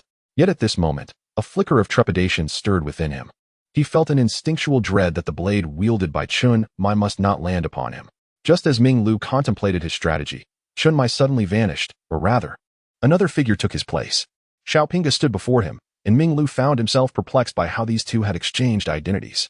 However, he had little time to dwell on this as the blade in Xiao Pinga's hand was anything but benign. With a swift motion, he struck, invoking dreams and soul-snatching. Even though he had not been directly struck, Ming Lu felt an overwhelming fatigue wash over him, and his mind grew heavy, as if succumbing to slumber. He raised the Ming lantern before him, attempting to stave off the encroaching drowsiness. Suddenly, Xiao Pinga, the white impermanence, vanished, replaced by Chen Mai, who leaped high and swung his blade downward. With a strike that could sever life and command tranquility, Chen Mai's attack embodied the culmination of his lifelong training, executed with astounding speed and precision. Perhaps to some formidable warriors, this strike might not have rendered them defenseless. Yet, Chen Mai's brilliance lay in his perfect synchronization with Xiao Pinga's soul-snatching technique. The blade struck Ming Lu fiercely, jolting him back to reality. Cursed be this fate, he thought, as he noticed his body aging rapidly, strands of white appearing at his temples. The black impermanence could indeed sever one's lifespan. Nevertheless, Ming Lu was a formidable force within the infinite realm, not to be underestimated. Enveloped in dark energy, he transformed the battlefield into his domain. In this eerie void, even Chen Mai and Xiao Pinga found it challenging to discern his location. At that moment, not far away, He Fan, munching on sunflower seeds and sharing some with Han Shaoan, watched with discontent. How repugnant. Always indulging in such decayed and foul things. Can't they see someone is enjoying a snack? Yet, He Fan's expression remained unchanged as he snapped his fingers. Above, a colossal eye slowly opened. Soon, more eyes followed, forming a celestial river that emanated terrifying divine power. Under the divine might, Ming Lu, who had been lurking in the shadows, was rendered utterly exposed. The black and white impermanents exchanged knowing glances and renewed their assault. At this moment, a chill of despair gripped Ming Lu. His sole thought was to retreat. Not only was he outnumbered, but his formidable techniques had been suppressed. His only prior advantage, his superior realm, was now diminished. As he realized that even the lowly He Fan could pose a lethal threat, Ming Lu's confidence waned as he observed the peak of the infinite realm, Xiao Pinga, standing at the ready. The name Xiao Pinga resonated as a notorious adversary within the ancient divine church, a prominent figure leading the forces in the capital. Recognizing that he could not eliminate He Fan under the watchful eyes of the black and white impermanence, he resolved to withdraw. At that moment, he wielded the Ming lantern, revealing his true strength. With a keen eye, he sought an opportune moment to escape. Both He Fan and Xiao Pinga were acutely aware that for a being of the infinite realm, mere flight was a challenging endeavor. If only he had a few more allies to join in the pursuit. This was the reason for the Night Watchers' configuration, organized into small teams. Even if each member's strength varied, they could provide crucial support when it mattered most. As Ming Lu fought and retreated, searching for the best opportunity to flee, a towering figure emerged against the backdrop of the crescent moon. The Archangel Michael radiated an unapproachable divine might, appearing once more upon the moon. Although Michael's arrival held little significance for Ming Lu, curiosity was a natural human trait, and in this moment, it distracted him. Just then, amidst the riverbank and the trees, an enigmatic silhouette stirred in the darkness. Dark invasion. She moved like a phantom, her speed astonishing, as she struck with her blade. Ming Lu instantly felt his body grow sluggish. He had completely overlooked the presence of someone hiding at the river's edge. Starblade? A night watcher? A woman? In the pool realm? I don't recall any records of her. What was most alarming was that regardless of the events unfolding, this woman remained motionless until he made his escape attempt, revealing an opening only after Michael appeared to distract him, leading to her sudden assault. However, Ming Lu did not panic. Just a pool realm warrior, he thought, dismissing her capabilities. Did she not understand the vast chasm of power that separated them? Attempting to slay an infinite realm being was sheer folly. As he deflected her strike, Ming Lu roared in anger, unleashing his full might to tear apart the dark energy surrounding him. Simultaneously, he wielded the Ming Lantern, unleashing a terrifying aura toward Lin Chiye. While he was uncertain of this woman's identity, her extraordinary perceptiveness and impeccable timing suggested that eliminating her would be prudent to prevent future troubles. Yet, Lin Chiye's expression remained calm, surprising Ming Lu. Did she truly believe that her pool realm strength could withstand my deathly aura? In the next moment, Ming Lu suddenly sensed something. Instinctively, he looked up and saw the stars falling from the sky, all of them hurtling towards him. This revelation left Ming Lu in shock. He understood well that he could not afford to be struck by this attack. Although his opponent was merely at the pool realm, the sheer force of this strike was overwhelming, and it would surely hinder his escape. If he were to be hit, the black and white impermanence would seize the opportunity to claim his life. Flee. This was the only conviction resonating within him at that moment. However, just then, he noticed Lin Chiye in the darkness, a faint smile gracing her lips, as if she were gazing at a lamb waiting for slaughter. How dare she? Meanwhile, Han Xiaoyun was munching on sunflower seeds when he suddenly realized that He Fan had vanished. The next moment, He Fan quietly appeared behind Ming Lu, the pentagram reappearing on his forehead. The two young men, one in front and one behind, intercepted Ming Lu, mastering life and death. The stars fall. The two voices echoed simultaneously from He Fan and Lin Chiye. At that moment, Ming Lu felt the functions of his body dissipating. He instantly knew that He Fan had tapped into the powers of the Grim Reaper, Thanatos. The good news was that he was of the infinite realm, and resisting He Fan's strike with mental fortitude was not insurmountable. The bad news, however, was that he was forcibly restrained, while the celestial shadows of the stars crashed down upon him. In that instant, his heart turned to ash. Why? As an infinite realm divine agent, he had escaped far more perilous situations countless times before. Why was he being outmaneuvered by two mere specters of the pool realm? What audacity! Before he could ponder further, the stars descended. To evade the lethal strike of the black and white impermanence, Ming Lu fled amidst the celestial chaos, desperately resisting. Ultimately, the two starry blades of the black and white impermanence pierced through his chest. As he neared death, Ming Lu could not comprehend why he was meeting his end. As a divine agent of the infinite realm, he had survived far more dangerous predicaments. Why? At that moment, Lin Chiye approached He Fan. A pleasant collaboration. Indeed. A delightful partnership. Ding. Host combat insight has reached the required standard, meeting the conditions for extraordinary reproduction. Chapter 63. 3G9 Liang. Father and son safe. Ding. Host combat insight has reached the required standard, meeting the conditions for extraordinary reproduction. The offspring river has been successfully conceived. It is born. 3G9 Liang. Father and son are safe. He Fan mused. I've truly given my all. All of this is for our beloved Uncle Mei. Now, let me see what functionalities the second-generation divine river, formed under the auspicious attributes of the thick-browed Lin Chiye, possesses. Offspring river, Yangshitsi divine river, bloodline, second-generation river god status, in gestation, growth rate, 0, agent, none, He Fan. What in the world is this? Yangshitsi divine river, whose boat carrying Yangshitsi capsized in the river. Goodness. He Fan scrutinized the detailed introduction of the divine river. Yangshitsi divine river. Supreme Byte Big Data Law. Scan the QR code to download Yangshitsi novels. Continuously reading the novels will enhance the growth rate of the divine river.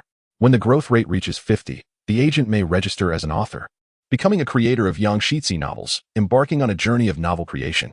When a novel created by the agent achieves over 1 million readers, a rating above 95, over 500 gifts in a single day, over 10,000 requests for updates in a single day, and achieves the first place in the category rankings, the growth rate may reach 100.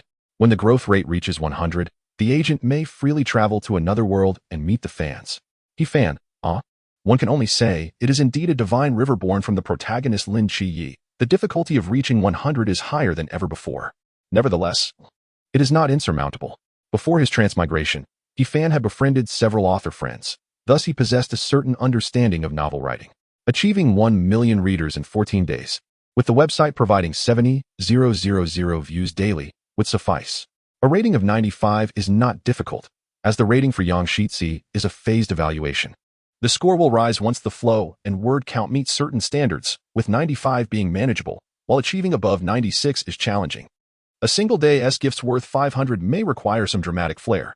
As for update requests and category rankings, they are also linked to traffic.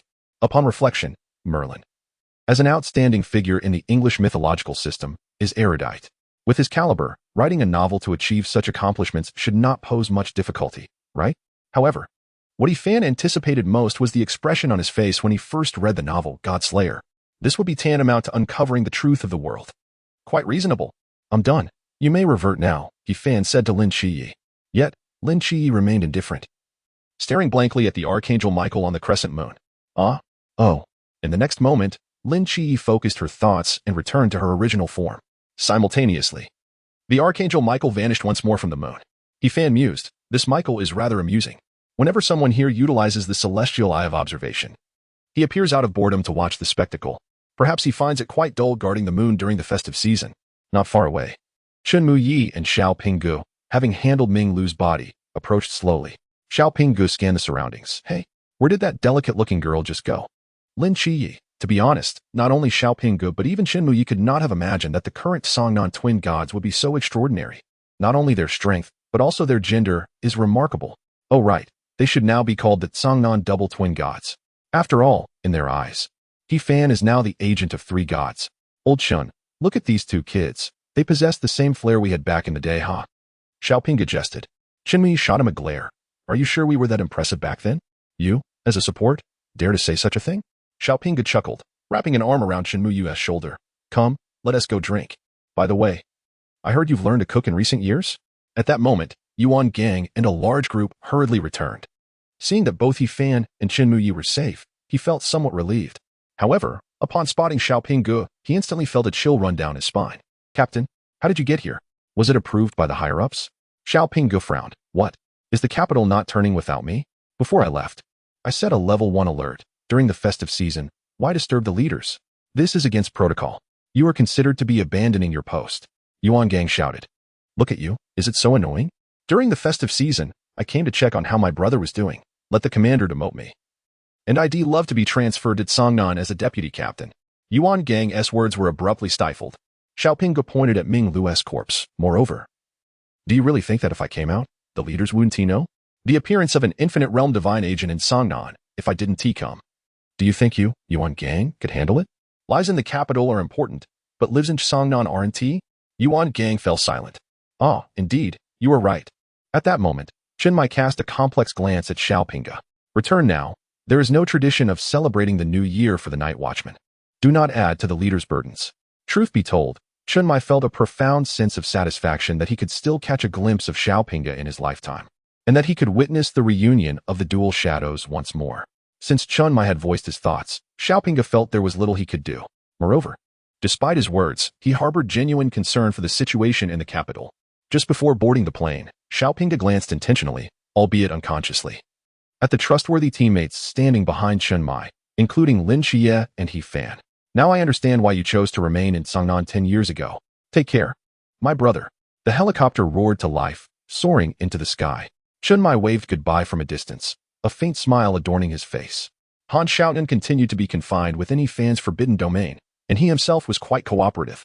He could sense that as long as he remained in this enigmatic prison, the soul contract sown through his delirium would gradually fade away without the support of certain divine powers, and rebirth was just around the corner. Yuan Gang had little to say, as it was Han Shaoyan who had candidly revealed the information about Ming Lu in this incident, which could be seen as a way of atoning for his past. If he could return to normal, it would indeed be a positive development. With the crisis in Songnan City now resolved, everyone could finally enjoy a peaceful night's sleep. Time in the asylum of the gods synchronized with reality. And considering that Merlin had already fallen asleep, He Fan refrained from disturbing him.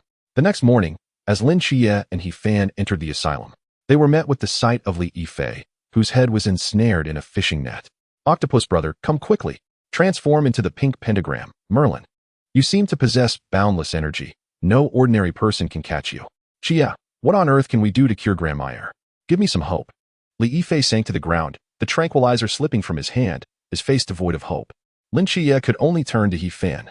The plan to have him cross-dress was agreed upon by Merlin and He Fan, who surely had some understanding and treatment measures for the condition. He Fan, however, wore a smile, exuding confidence. With a thought, the contract of the divine agent appeared in the mind of the pink pentagram. In that instant, Merlin transformed back to his original form, a look of suspicion on his face as he flickered to He Fan's side. Is this your solution for me? To become a divine agent? Given his stature, he would never consider serving as an agent for another deity under normal circumstances, especially since you are merely the second generation of the river god. Is this not just asking me to babysit for you? At that moment, a law named Bite emerged, gradually coalescing into a divine river. The divine river flowed, converging into a QR code. Chapter 65. A new toy has arrived. On the afternoon of the first day of the new year, the new recruits boarded the bus returning to the training camp one after another. To be honest, the vast majority were utterly confused about the New Year celebrations. The atmosphere had been built up to this extent, yet nothing had transpired, until they heard the legend of the Tsangnan twin gods battling the ancient god church's limitless realm. Well, no one seemed to believe that legend. Xie, I missed you so much. Last night, I encountered an old sea realm fellow with Zhuang Gu and Chao Zhe. You wouldn't believe how perilous it was. Thankfully, Instructor Yuan and the heroes arrived just in time, giving that old fellow a thorough beating. Li Pangpang attempted to give Lin Xie a big hug, but ended up empty-handed. Chao Yuan excitedly exclaimed, He Fan, the move you taught me is incredibly powerful. Last night, I nearly pierced the shrimp line of that old sea realm fellow with a flying knife. He turned pale with fright. He Fan, upon hearing this, silently mourned for the unnamed old sea realm fellow for 3 seconds. You have truly suffered. Shen Qingzhu wore a look of skepticism, with the instinct of a strong individual.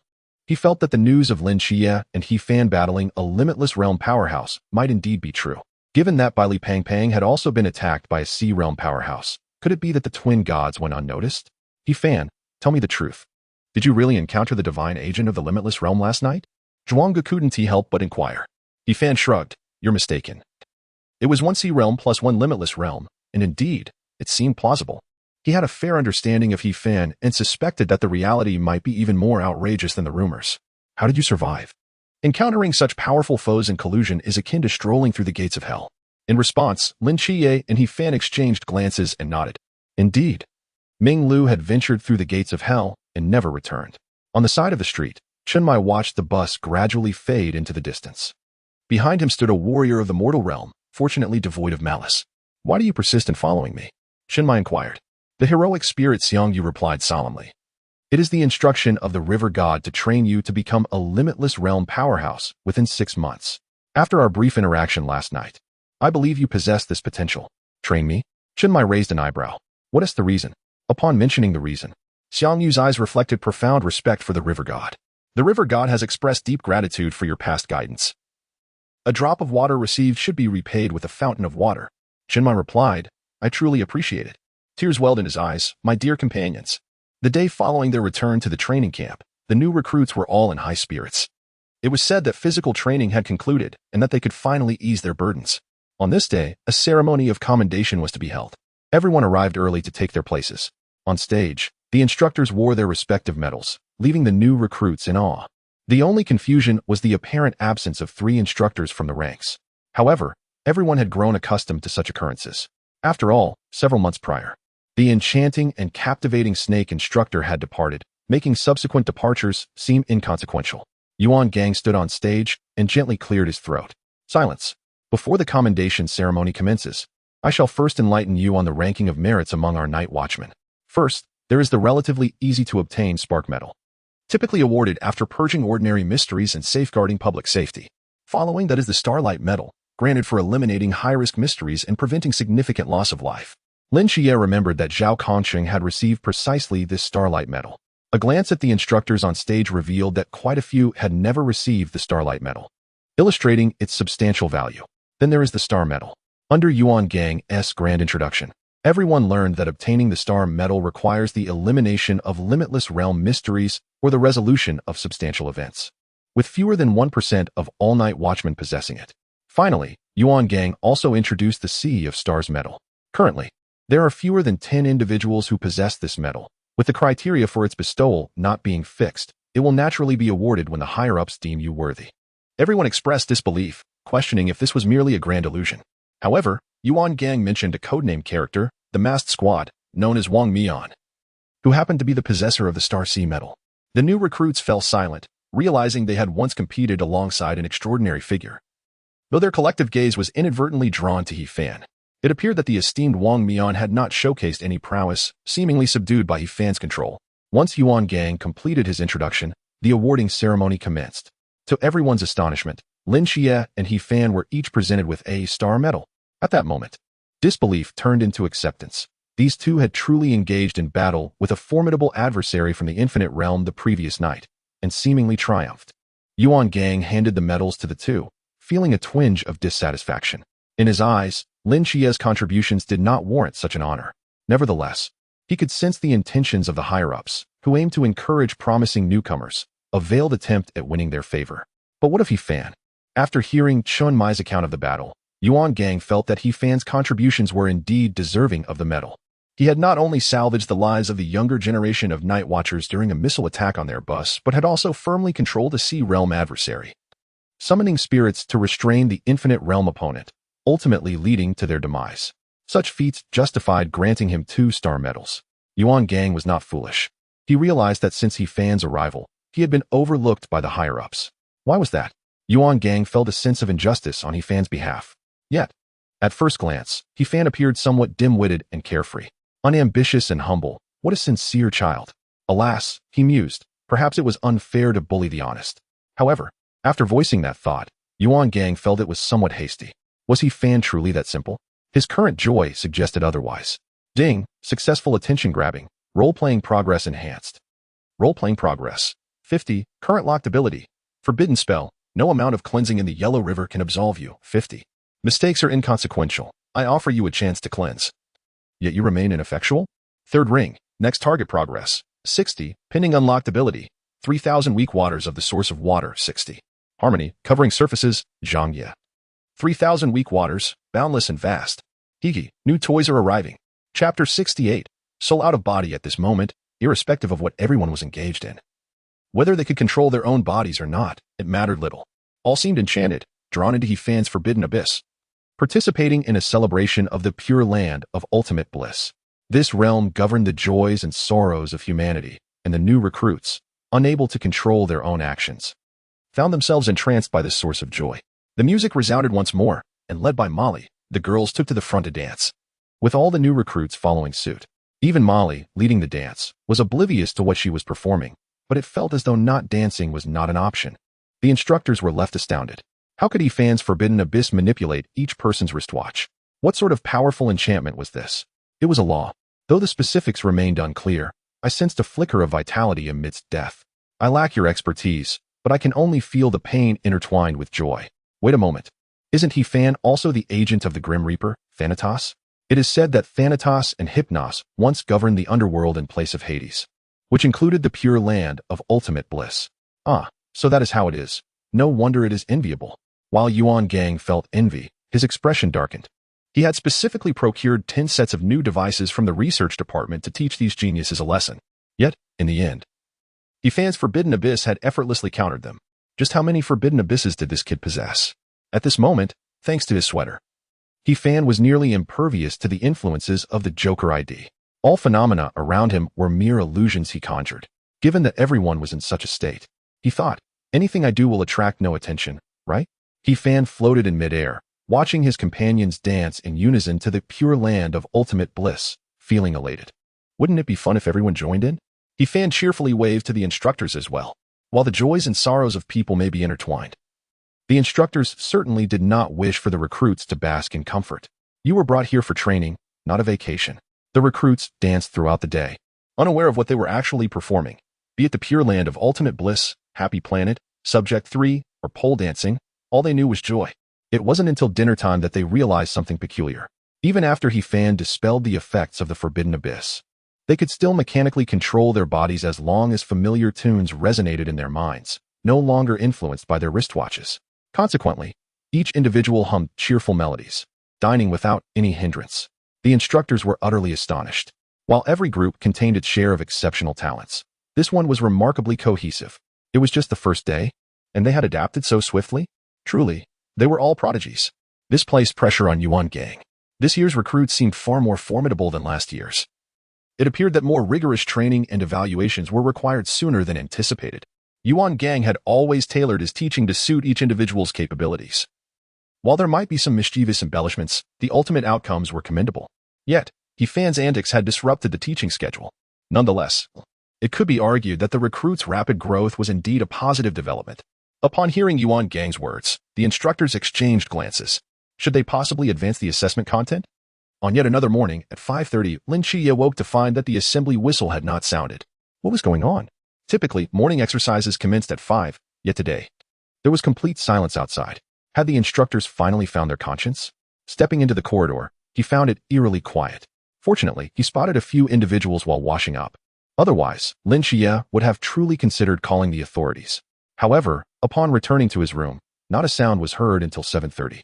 While Li Pangpang was still peacefully asleep, his posture serene, Lin Xie sensed something was amiss and soon discovered that no matter how he called out, he could not rouse him.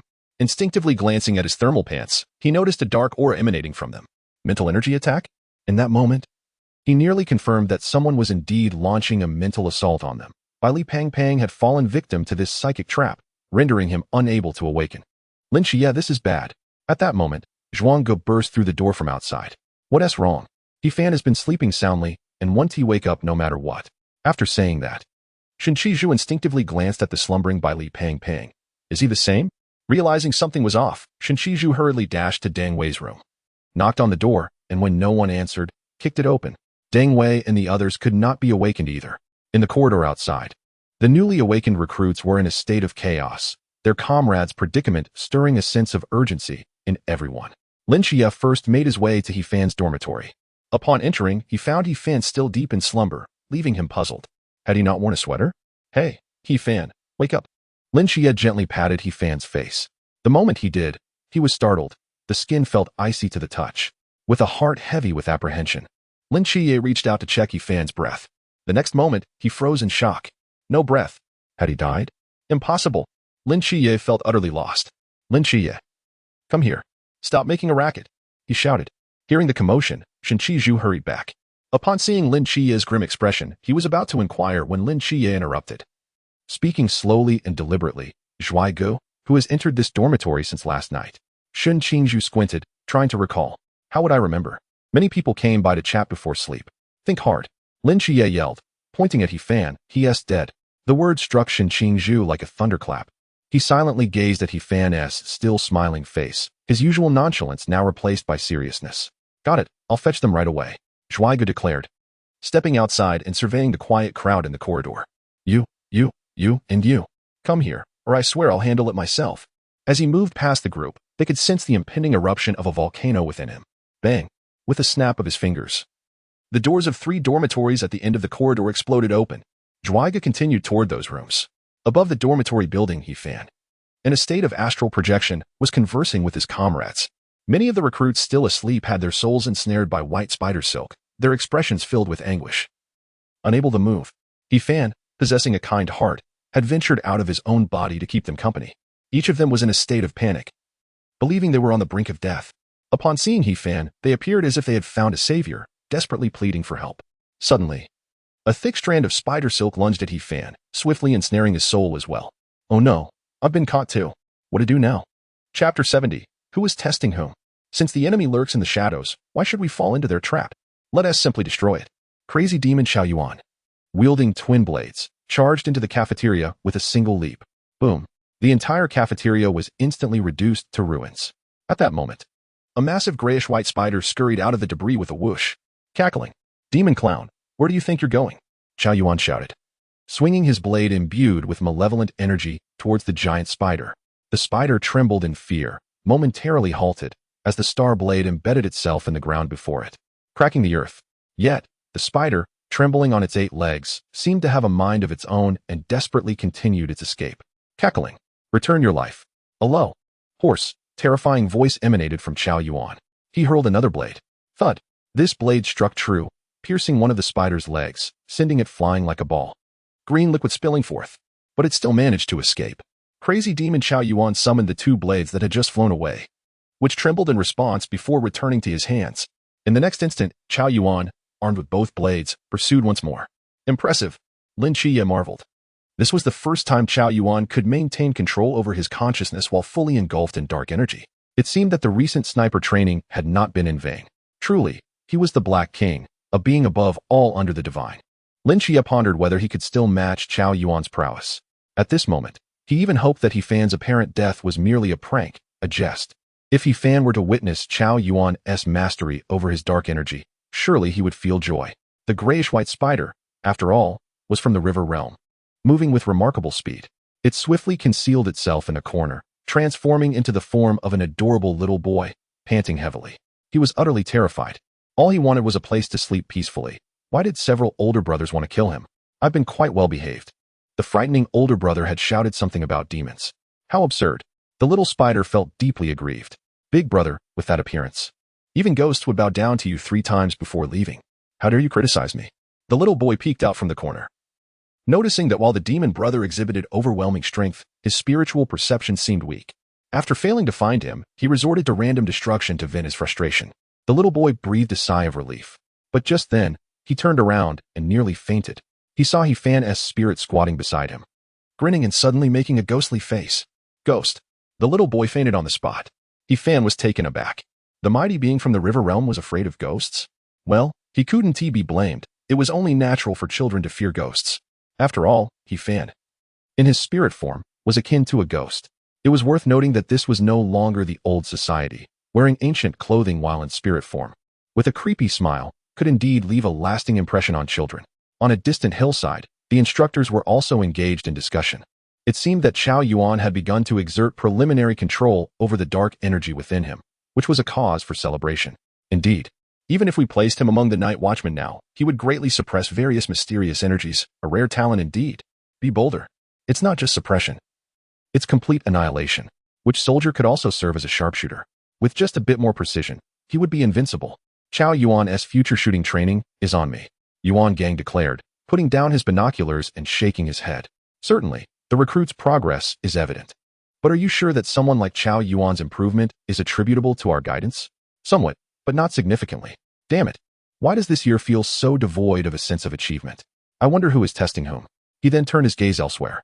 In the recruit's dormitory, a massive spider web connected the entire rooftop. At that moment, all recruits who had not risen before 6 were ensnared within the web. Bai Li, the chubby recruit, was about to wield the soul-severing blade to cut through the silk when, suddenly, the entire spider web disintegrated.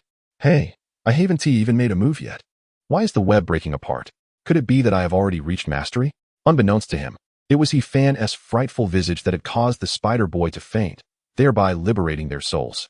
As numerous souls returned to their bodies, the entire dormitory erupted with excitement. Brother, you're awake? Holy cow, you scared me.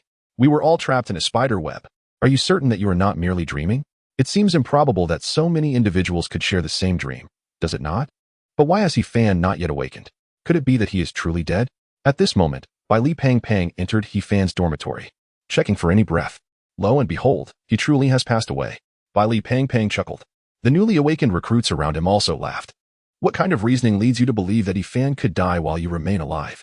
Fear not, we just witnessed He Fan's spirit. He is not dead. Nearly off enjoying himself, Bai Li Pang Pang then realized that several of his usual companions were missing. Where could Lin Chiye and Chao Yuan have gone? A new recruit replied. There were screams coming from the cafeteria. Chiye took 2 people to investigate, while Zhuanggu went to the girls' dormitory to rescue someone, leaving us to keep watch over everyone. Upon hearing this, Bai Li Pang Pang thought, Chiye only took 2 people? Oh wait, Zhuanggu has gone to the girls' dormitory. This is problematic. Chiye is so strong that bringing a few people along is inconsequential. Yet, the girls' dormitory needs someone of my caliber, regardless of the peril. I shall not shy away from my duty. Miss Molly, I am here to save you. With that, Bai Li Pang Pang armed himself with the grand sword, activated his defensive stance, and, wielding Yao Guang, leapt through the window. Meanwhile, Zhuanggu cautiously approached the girls' dormitory in Building 3 with a few companions. The atmosphere here was eerily quiet, a stark contrast to the usual sounds of laughter and playful banter from the girls, which often fueled the imaginations of the boys. Now, however, there was not a sound to be heard. Zhuanggu, appearing nonchalant, was in fact quite perceptive and methodical in his actions. He sensed that Building 3 seemed to be shrouded by some kind of spatial barrier. Presently, even ordinary individuals could not open the doors at the base of the building. A spatial phenomenon, is it? With a snap of his fingers, the door swung open. At that moment, a wave of putrid bloodlust wafted out. After a brief contemplation, he commanded, "I shall enter alone. Regardless of any sounds you hear, do not follow me. If I do not emerge, inform Lin Shiyi that there is a mysterious force within Building 3 that manipulates space, surpassing my abilities." Chapter 72, Illusions. No cleansing in the Yellow River inside the girls' dormitory. The priority was to eliminate the hunting sound. Many of our sisters have fallen victim to it, Molly stated calmly, preparing to exit. But at that moment, Xiaoling, who was on lookout outside, urgently interjected, "Wait, the frequency of changes is accelerating. It's unbelievable." Xiaoling relayed information continuously. Upon hearing this, Aziz fell silent, drenched in cold sweat. "Are you drenched, sister? Ah, this is a 5-dimensional cube. No, a 7-dimensional cube?" She felt utterly bewildered. It was akin to playing a frustratingly deceptive game, where just as you think you've grasped it, the designer throws you into despair. However, in a game, if it becomes unbearable, you could simply demand a refund. What recourse do we have in reality? It seems we must proceed with caution and deliberate carefully, uncertain if it will change again. Simply put, even if this cube abruptly shifts from 7 dimensions to 5, it would still be a catastrophic blow to us. Thus, we cannot act recklessly. Aziz pondered for a moment and shook her head, stating, "Currently, we have no choice but to prioritize the destruction of the cube. The challenge lies in not ignoring the pursuit of the hunting sound. If someone could distract the hunting sound, or if someone could be entrusted with the task of destroying the cube, our chances would significantly increase." Aziz's intent was clear. Although we girls possess strength, there are still 2 mysteries within the building. Presently, no one has weapons, and encountering the hunting sound would only lead to our demise, except for Molly. But there is only one of her, and she cannot be everywhere at once. At that moment, Xiaoling's voice rang out in excitement over the channel. "Someone is coming. It's by Li Tu-ming and Shen Qingzhu. We are saved." Hearing this, the female soldiers' spirits lifted, reigniting their hope for victory. However, Aziz suddenly shouted, "Do not let Shen Qingzhu enter. Quickly, find a way to keep him out." Huh? Everyone was taken aback. Was Wanggu quite handsome? Why did Aziz harbor disdain for him? In such a crisis, isn't it inappropriate to target individuals? Aziz explained, "Zhuang Ji's destructive capabilities are undeniable, but he creates too much noise. Do not forget, we are facing the hunting sound." The group finally grasped the situation. Indeed, while Zhuanggu's confinement capabilities are explosive, his methods would also render the hunting sound invincible. Realizing this, Molly's heart sank. As the 3 entered, 2 individuals and 1 spirit, He Fan stood still. Zhuanggu could not see He Fan's spirit, but Pang Pang turned and asked, "What's wrong? Why have you stopped?" Suddenly, He Fan swayed slightly, and the disorientation was palpable. At that moment, the spatial fluctuations controlled by the cube were utterly chaotic, reaching maximum difficulty. While Li Pang Pang scrutinized the space closely for a moment. Indeed, the 2 began to feel dazed. Sometimes, seeing too much is not a blessing.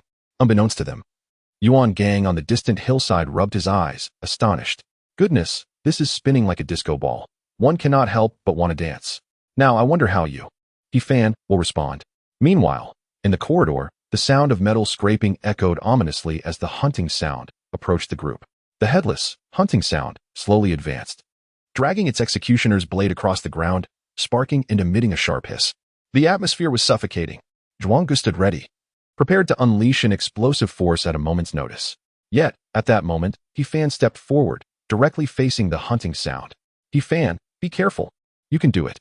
Pang Pang couldn't help but cheer. Yet, despite his encouragement, he felt a sense of assurance. He Fan, in the realm of rivers, was unfazed by the mere mysteries of the same realm. In the next moment, the hunting sound's blade fell to the ground, and it stood frozen like a statue. A forbidden spell, no cleansing in the Yellow River. He Fan slightly raised his hand, casting a forbidden spell that struck the hunting sound, plunging it into an illusion. Yes, this was a type of illusion akin to infinite moon reading, specifically designed to counter such mindless brutes drenched in bloodshed. The heavier the target's bloodshed, the more frequently they would be cleansed. Hunting sound. Is this specifically designed to deal with me? You might as well read my ID. At this moment, the hunting sound was ensnared in the illusion, bound to a wooden stake by a group of individuals. He was utterly immobilized. Below him was a raging river. The waters swift and treacherous. The figures at the edge of the cliff were dressed in bizarre attire, seemingly engaged in some form of sacrificial ceremony. The hunting sound was dumbfounded. Am I the mystery, or are you? At that moment, the high priest, wielding a willow branch, commanded, "Worship the river god." As the words fell, the hunter was unceremoniously hurled into the yellow river by a group of burly men, along with the wooden stake. Without a moment's hesitation, they wasted no time. Goodness, shouldn't sacrifices involve pigs or sheep? Are you really tossing a person? No. Wait, a deity? Splash. Water erupted as the turbulent waves churned beneath, gradually suffocating the hunter, his body disintegrating. The scene shifted back to the cliff where he remained bound tightly. Sacrificing to the river god. Splash. Sacrificing to the river god. Splash. Sacrificing. He fanned past by the hunter and found the beheading knife quite appealing, picking it up to toy with it. Zhuang Gu could only watch in astonishment as the knife moved on its own, a truly magical sight. But then, clang, the beheading knife unexpectedly collided with the wall. Huh? Only Bai Li Pang Pang observed the situation clearly. It turned out He Fan was wielding the beheading knife as he passed through the wall. Naturally, the knife couldn't pass through with him. It was a given. He was a spiritual body, while the knife was a physical entity. He Fan felt a bit embarrassed. Forget it. I don't want this cursed knife anymore. His spirit passed through the wall, heading straight for the core of the cube. He Fan was increasingly vexed. This cube was more bothersome than an old tortoise, making his head feel fuzzy. Just wait. I'll show you what I can do. What is this cube of 8 directions, levels 7 and 8, spinning around? I'm a spiritual being. I'll go straight for you. Goodness. Bai Li Pang Pang was in awe. Just then, the tardy Miss Molly arrived. Miss Molly, Bai Li Pang Pang exclaimed, feeling invigorated. Molly felt a sinking sensation within her heart and immediately covered his mouth. Then she glanced at the dazed Shinshiju. Though reluctant, she said, Zhuang Gu. I have matters to discuss with him. Please wait outside for a moment. Zhuang Gu had a strong sense of pride, which Molly was well aware of. Thus, she refrained from directly mentioning his shortcomings and ability, wanting to preserve his dignity. After all, the hunter's abilities were not kind to him, and it wasn't his fault. Bai Li Pang Pang's heart raced, feeling as if spring was about to arrive. But at that moment, Molly, holding Pang Pang's hand, suddenly noticed the hunter standing there. Her grip loosened. Chapter 73. The young Lin Chia pursued Qiao Yuan relentlessly. Ever since Qiao Yuan lost track of the gray-white spider, he had descended into madness. Unable to recover. It seems I spoke too soon. He still cannot fully control the power of the Black King. Lin Chia could not simply let him be. He needed to regain control, yet he was also deeply concerned about the situation of his companions, leaving him in a dilemma. At that moment, Lin Chia suddenly spotted a line of words formed by the water flowing on the ground. Young Lin Chia, navigate this way to begin.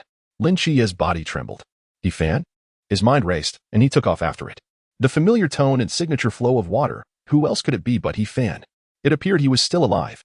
His brain whirred with activity, connecting it with the earlier confusion at the cafeteria entrance. It could be concluded that this incident was likely some form of assessment orchestrated by the instructors. He Fan was merely playing along, pretending to die. As he moved forward, he saw more flowing text. 30 meters ahead, turn left at the second intersection. Confirming that He Fan was unharmed, Lin Chia felt elated and continued forward. Guided by the water. Go straight for 80 meters, turn right, and stop behind the container. Navigation ends here. Lin Chia smiled. What was He Fan up to?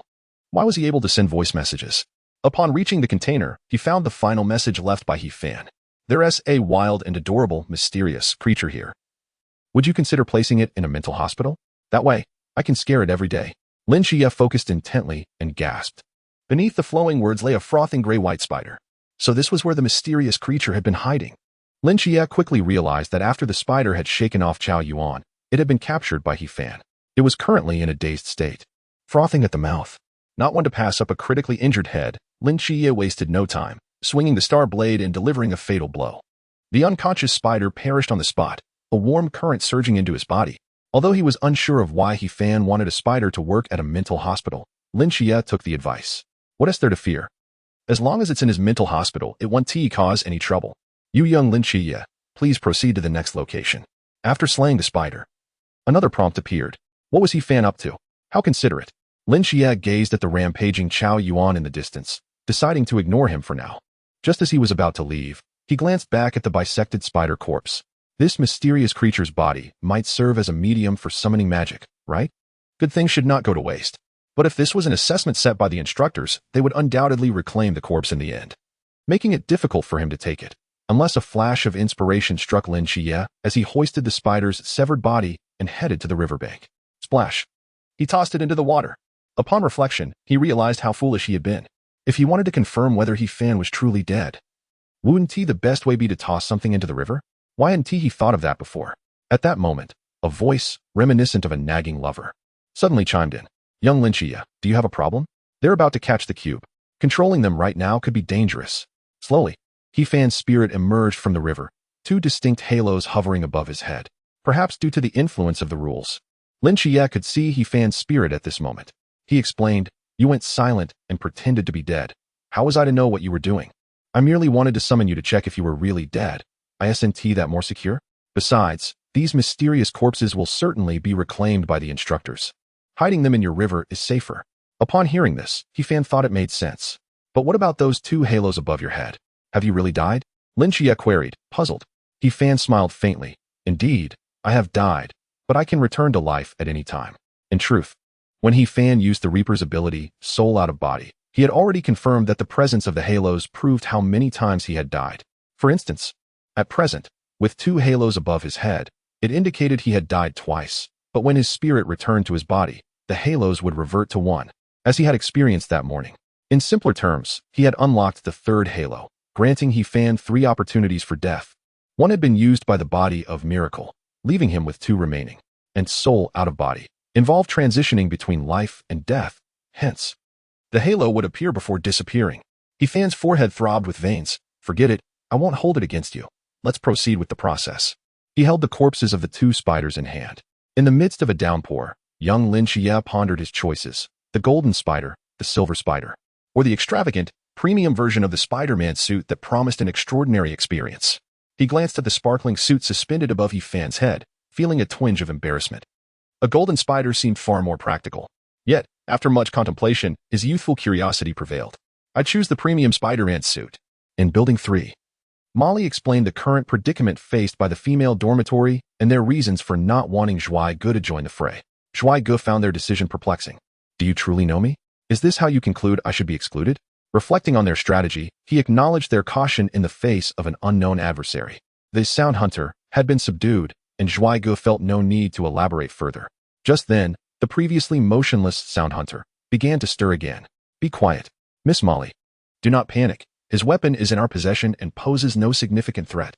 Zhuai Ge proclaimed with confidence. Step aside and watch me eliminate him. In contrast to Molly and Fatty's alarm, Zhuai Ge remained calm, eager to demonstrate his prowess. The Sound Hunter thinks he can overpower me? How absurd. I wield the power here. With a snap of his fingers, Zhuai Ge extracted all the air surrounding the Sound Hunter, creating a vacuum. In this state, do you think you can still hear anything? You call yourself the Sound Hunter. In my presence, you remain at your weakest. As he contemplated how to stylishly vanquish his foe, the Sound Hunter suddenly knelt before him. This unexpected development left Zhuai Ge momentarily stunned. As reality twisted around him, the cube unleashed its power once more.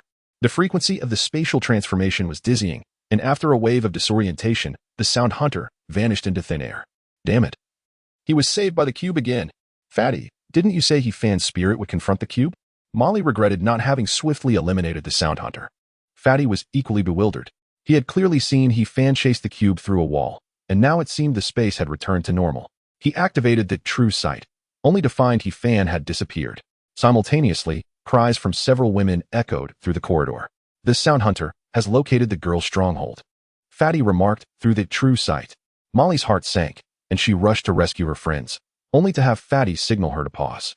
For now, it's not a serious issue. The Sound Hunter is unarmed, posing minimal threat. Besides, he knelt and began to bow upon entering, despite lacking a head. Chapter 78. The Conspiracy of Whispers. Heavy rain poured down as everyone sheltered in their dormitories, enjoying the cool breeze while discussing the impending conclusion of their training and the destinations that awaited them. In my opinion, He Fan is destined for the capital team. No doubt about it. Lin Xie should be in a similar position. As for me, I'm definitely heading back to Guangzhou, Fatty analyzed. Lin Xie gazed out at the rainy landscape. I would rather remain in Songnan. Zhuai Ge challenged Lin Xie's perspective. That seems rather unrealistic. Though you scored 0 in the last assessment, you are still a dual divine agent. Songnan team does not lack for talent. It would be a waste to keep you here unless the commander is utterly foolish. Where do you want to go, He-Fan? Chao Yuan inquired. He-Fan scratched his head, pondering that following Lin Chiya for the spotlight might be best, yet after spending so long in the realm of slaying gods. He felt restless remaining in Songnan. A change of scenery could be refreshing. After all, he could jump between rivers at will. He could easily traverse north along the Grand Canal to Beijing in no time. Suddenly, the ground trembled, the intensity escalating. An earthquake. Panic ensued among the group, except for He-Fan, who remained composed. With a wave of his hand, he conjured 18 rain veils before him. The images within revealed the situation near Jinan Mountain. Lin Chiya immediately understood and hurried over. Is this Jinan Mountain? As the others, still unsettled, observed their actions, they gathered around, finding solace in their shared purpose amidst the chaos. The terrain looked familiar. It was indeed Jinan Mountain. And those figures, were they members of the ancient divine church? What are they doing? He-Fan, irritated, retorted, do you think I'm some kind of drone? These are my 18 small mountains left at Jinan Mountain. I can only observe the situation of the allies in the rain. I cannot switch the view. Just then, the assembly's call rang out. Moments later, all soldiers stood tall in the downpour, knowing something ominous was afoot. The sound of engines grew nearer as Yuan Gang announced. We've received reports from Team 136 stationed in Songnan City. Members of the ancient divine church have been active near Jinan Mountain, attempting to fabricate a natural disaster. You all felt the recent tremor, which likely originated from their machinations. I have been informed that the geological integrity of the entire Jinan mountain range remains intact, but we cannot rule out larger actions from the ancient divine church. Thus, we have decided to dispatch an elite team from the training camp for support, and I will lead them personally. Those whose names I call, step forward. He-Fan, Lin Chiya, Shin Chizhu, Bali Tuming, Chao Yuan, Mali. The rest will maintain the camp and remain on standby. Let us move. The plot had taken a turn. Under normal circumstances, the 6 villages at the foot of Jinan Mountain would have already suffered casualties, and the entire training camp would unite in support. However, due to He-Fan's preemptive measures, the ancient divine church's attempt to masquerade as a natural disaster was thwarted. At that moment, the members of the ancient divine church, led by the whispering avatar, looked as miserable as if they had consumed a fly. Did we really fail to trigger a mudslide? Had we known, we wouldn't have attempted this here. To their shock, their actions had been discovered by Team 136. How on earth did they find out? Above, a divine eye loomed, with the 18 small mountains securing the entire range. They began to question whether Master Whispering was truly as astute as they believed. Indeed, Master Whispering's sole avatar was at a loss. His main body was being relentlessly pursued by the medium team, leaving him unable to monitor the situation in Songnan, and he had proceeded with the original plan. Little did they know, he had learned from the previous New Year's experience and brought several high-ranking believers along. Even though the initial endeavor has not yet yielded success, he is confident in his ability to annihilate the entire Watcher force in Songnan City. At present, the priority is to create disasters and divert the enemy's forces in order to ensnare them all at once, excluding the 9th seat. All the followers continue to wreak havoc on the mountains, generating calamities. The Songnan team must also consider the disaster situation within the city, making it impossible for them to all converge here. It is imperative to draw those individuals from the training camp over. Once the followers receive the command, they commence their destructive activities. However, a problem arises. Why do some abrupt mountains obstruct key areas, and why is it exceedingly difficult to destroy them? If it weren't for the presence of the top 20 ranked followers, one might say they would truly be unable to demolish these mountains. Meanwhile, relevant departments had already received advance notice and successfully evacuated the innocent villagers from 6 major villages. On the other side, the Watcher Team 136. Due to the extensive area affected by the earthquake, Chen Mai and others are busy within Songnan City. Thus, he can only dispatch 3 individuals for support. Of course, these are also the most elite forces he currently possesses. Han Shaoan had completely severed ties with the Whispers months ago. The upper echelon of the Watchers had intended to send him to the fasting center, but he unexpectedly became quite reliant on He-Fan's mysterious realm and proactively requested to solidify several treatments therein. The upper management found it somewhat perplexing, yet they acquiesced. Now is a time when manpower is critical, and He-Fan also voluntarily unlocked the realm. Upon hearing that the Ancient God Society was up to mischief, Han Shaoan immediately ignited with battle intent. Thus, a temporary support squad was formed. Honging took the lead, followed by 2 formidable warriors, the former captain of the Suzhou City Watchers, Han Shaoan, and the heroic spirit, Xiangyu. 3 military vehicles arrived at the foot of Jinan Mountain. Surprisingly, As the vehicles departed from the training camp, the unrestrained Lin Xie, Zhao Yuan, and Mali all managed to break through to the river realm. In truth, Yuan Gang brought these individuals out not with the intention of having them fight, but rather to protect them. Faced with the ancient god society, Yuan Gang needed to take matters into his own hands. Fearing that leaving these children in the training camp might fall prey to the enemy's stratagems, he decided it was safer to bring them along. Their breakthroughs were truly exhilarating. The chasm between the river realm and the pool realm is immense, granting them a modicum of self-defense ability. At this moment, Jinan Mountain is ablaze. It is hard not to wonder if the fellows from the ancient god society are truly fools. Do they consider this a conspiracy? However, what everyone does not know is that those 18 mountains are indeed exceedingly difficult to destroy.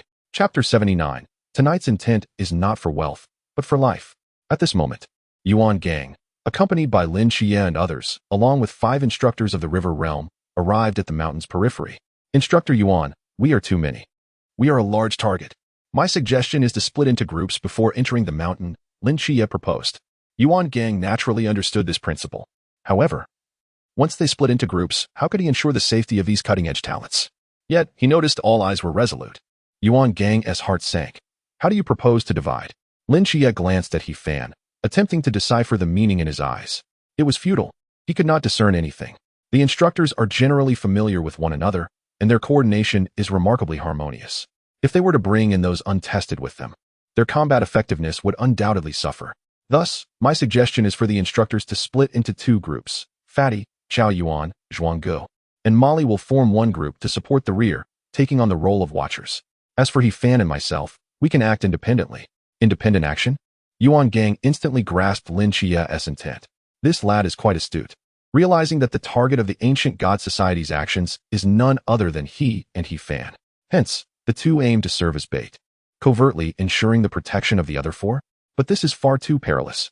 Just as Yuan Gang was about to refuse, Lin Xie spoke up. With my current strength, even if I encounter a Sea Realm expert, I am confident I can escape. Yuan Gang hesitated, looking at He Fan. Yet, He Fan remained impassive. Exuding calmness, the brave river god, unafraid of difficulties, is precisely what the Sea Realm represents. If I encounter one, I shall eliminate him. Yuan Gang's lips twitched. The children have indeed grown. On the other side, Hong Ying and the others had arrived early and were making their way towards the source of the sounds. She was quite curious as to what the ancient god society was up to. Why are they engaging with those small mountains? Han Xiaoyun analyzed. Perhaps they received orders merely to level these obstructive mountains. These followers, well, at times, when executing commands, their minds can become singularly focused, almost as if bewitched. Han Xiaoyun is, after all, a seasoned veteran. Recently, while he was bored in the mysterious realm, he even wrote a book titled My Years as a Follower, but it was not approved. Later, he changed the title to My Years as an Undercover Follower, which was approved, published as a physical book, and sold quite well. As the 3 drew closer, they soon realized that things were not as simple as they appeared. The flames and noises were merely a ruse, as they were met with a throng of puppet-like figures, specifically designed to draw people in. Puppets? Han Xiaoyun was taken aback and soon concluded. It is the 8th seat of the followers. The 8th seat? What realm is that? Hong Ying recalled that the last time she dispatched Lu Liang with a single strike, he seemed to be the 16th seat. She even received a Starlight Medal for that. Yet, this time, they faced an 8th seat? Han Xiaoyun shook his head. Half a year ago, the 8th seat was likely at the peak of the Sea Realm. Now, she may have already stepped into the Infinite Realm. The Infinite Realm? Hong Ying was well aware of her own capabilities. Initially, she thought she could command 2 Sea Realm experts with an unprecedentedly luxurious lineup.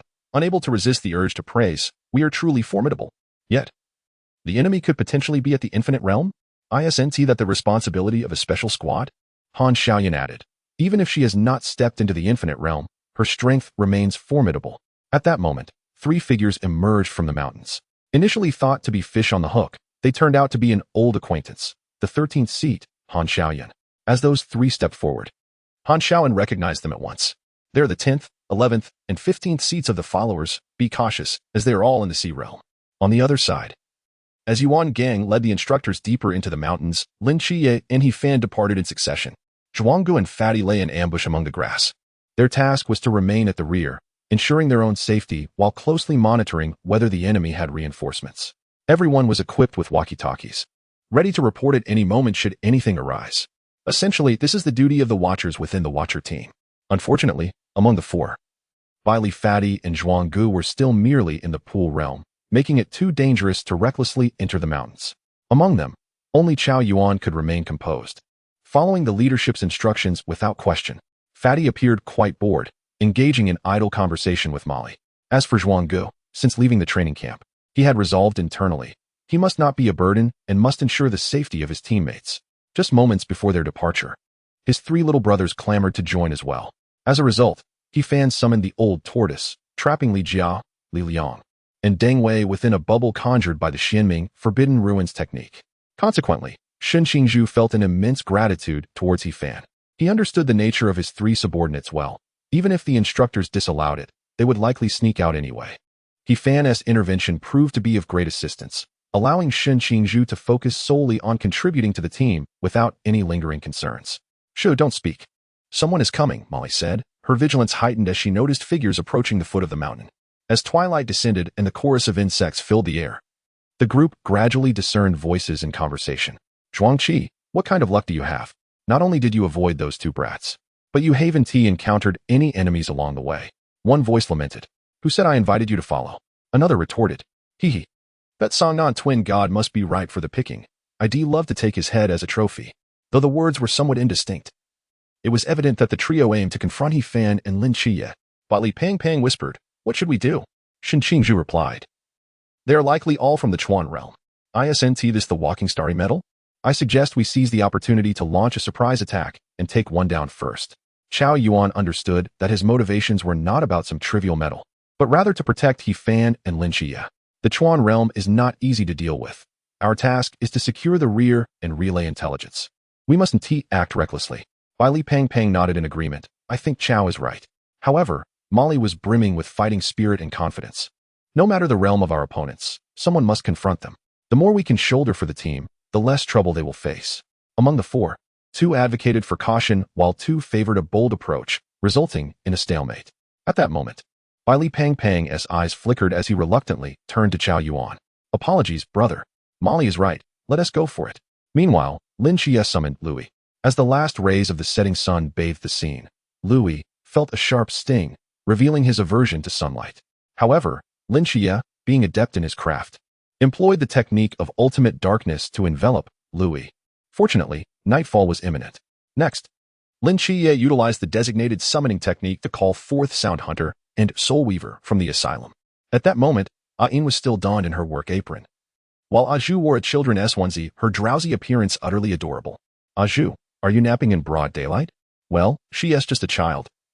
She needs her afternoon nap to grow," Lin Qiye replied, his expression darkening as he recalled the contract stating that this child was already 1,300 years old. "You've celebrated Children's Day 1,300 times, and you're still not satisfied? Listen closely. I want you to utilize your utmost skills to transform this place into the enemy's grave. Shortly, I will relay information to your mental consciousness to inform you of the true enemy, to prevent any friendly fire." Months had passed, and upon taking up the decapitating blade once more, Ain's demeanor shifted dramatically. This blade had been reclaimed by the instructors, and Lin Qiye had earnestly requested it before their departure. He was uncertain if her combat effectiveness would wane while wearing a chef's apron, considering she hadn't fought in months and had only been chopping vegetables. Aju, however, was fixated on Louis, who shared her youthful essence. "Brother, are you also a spider?" "Louis, you're the pick." Following this, Lin Qiye began assigning tasks. Unlike his companions, he was acutely aware of his responsibilities. The ancient cult's every action was predicated on the intent to eliminate him and He Fan. Thus, it was straightforward. "I will wait for you here. Come." Ancient God cult, the spider has spun its web. I claim this mountain as my domain. Tonight, I seek not wealth but lives. Chapter 80, The Might of the Divine River. In the blink of an eye, He Fan delved deep into the mountain's core. Here lay a river forged of molten rock. Oh dear, it's sweltering down here. The subterranean temperature was unbearable, causing waves of heat to ripple around He Fan, struggling against the intense warmth emanating from the lava. At that moment, from within the inferno, a colossal draconic creature suddenly opened its fearsome eyes. It regarded He Fan with a languid demeanor, seemingly unimpressed by the unexpected visitor. Grr. It yawned, exhaling a breath meant to extinguish He Fan's life. Suddenly, the divine ruins manifested the 5 flames of chaos. A vibrant conflagration coalesced before He Fan, the terrifying heat completely disregarding the dragon's breath. Simultaneously, an exquisite fan hovered before him. The river twisted upwards, and in an instant, A massive column of water surged skyward, piercing through the earth to the mountain's surface, creating a stunning fountain. As the fountain's water began to morph, it transformed into an internationally recognized gesture, as if proclaiming to all, I, He Fan, am right here. Come and catch me. This revelation roused the infernal dragon from its stupor. Meanwhile, Yuan Gang, accompanied by 5 instructors, advanced deeper into the mountains. They were well acquainted with the terrain of Jinan Mountain and, aided by Lin Xia's perceptive insights, had pinpointed the enemy's stronghold. Oh, already here, Commander Yuan? Murmured EU with a smile, clapping his hands in encouragement, akin to praising a talented child. EU? Yuan Gang was taken aback, surprised that a prominent figure from the ancient god cult would personally engage. Yet, according to intelligence, hadn't the medium team been pursuing EU all along? Indeed. You guessed correctly. This is merely my soul's avatar, EU replied nonchalantly. In his perspective, whether it was a clone or not had become inconsequential. Today, he had gathered nearly all of the 8th Seed's followers to ensure a crushing display of power in this plan, despite a minor hiccup earlier. The natural calamities of Jinan Mountain had not materialized. Yet, weren't the targets effectively walking into a trap? Yuan Gang exchanged a glance with the instructors. 8th and 9th seats of the followers, both at the peak of the sea realm. You will hold them back for me. In the next moment, golden runes emerged across his skin, propelling him forward. The other instructors, without hesitation, drew their blades and charged. Currently, you had only 2 subordinates at his side. If they could eliminate his soul avatar, it would undoubtedly inflict severe backlash on the original. This would create favorable conditions for the specialized team to strike at the original. Although he harbored concerns about whether the 5 Chuan realm instructors could hold off 2 at the peak of the sea realm, the arrow was knocked, and it must be released. After all, they were the night watchers. Observing this, you scoffed, ignorant fools. In the dense forest bordering the mountains, a fierce battle was on the verge of erupting. Chow, have you eaten? Bai Li Pang shouted as he struck, only for the opponent to remain standing. In that moment, the 4 finally reached a consensus to stealthily ambush the 3 followers of the ancient god cult, aiming to diminish the enemy's strength. It was unanimously decided that it would be best for the sharpshooter Chao Yuan to fire the first shot. Chao Yuan was at a loss. You 3 are in cahoots, insisting on fighting as a team, yet you want me to initiate the attack? The gathering has commenced, and unexpectedly, Chao Yuan hurled a flying knife. A man enveloped in shimmering silver light was struck, sent flying several meters away. Astonishingly, despite the tremendous force of the blow, he rose unscathed. Amitba, I have misjudged my opponent. He appears to be a tank, Chao Yuan remarked, as he launched another knife with fierce determination. Zhuang Qi and a burly man wielding an axe quickly dodged, having just witnessed the terrifying power of the previous attack. The adversary, a mere rookie, possessed such formidable ranged capabilities. Fortunately, he targeted a meat shield. Had the knives struck either of them, the consequences would have been dire.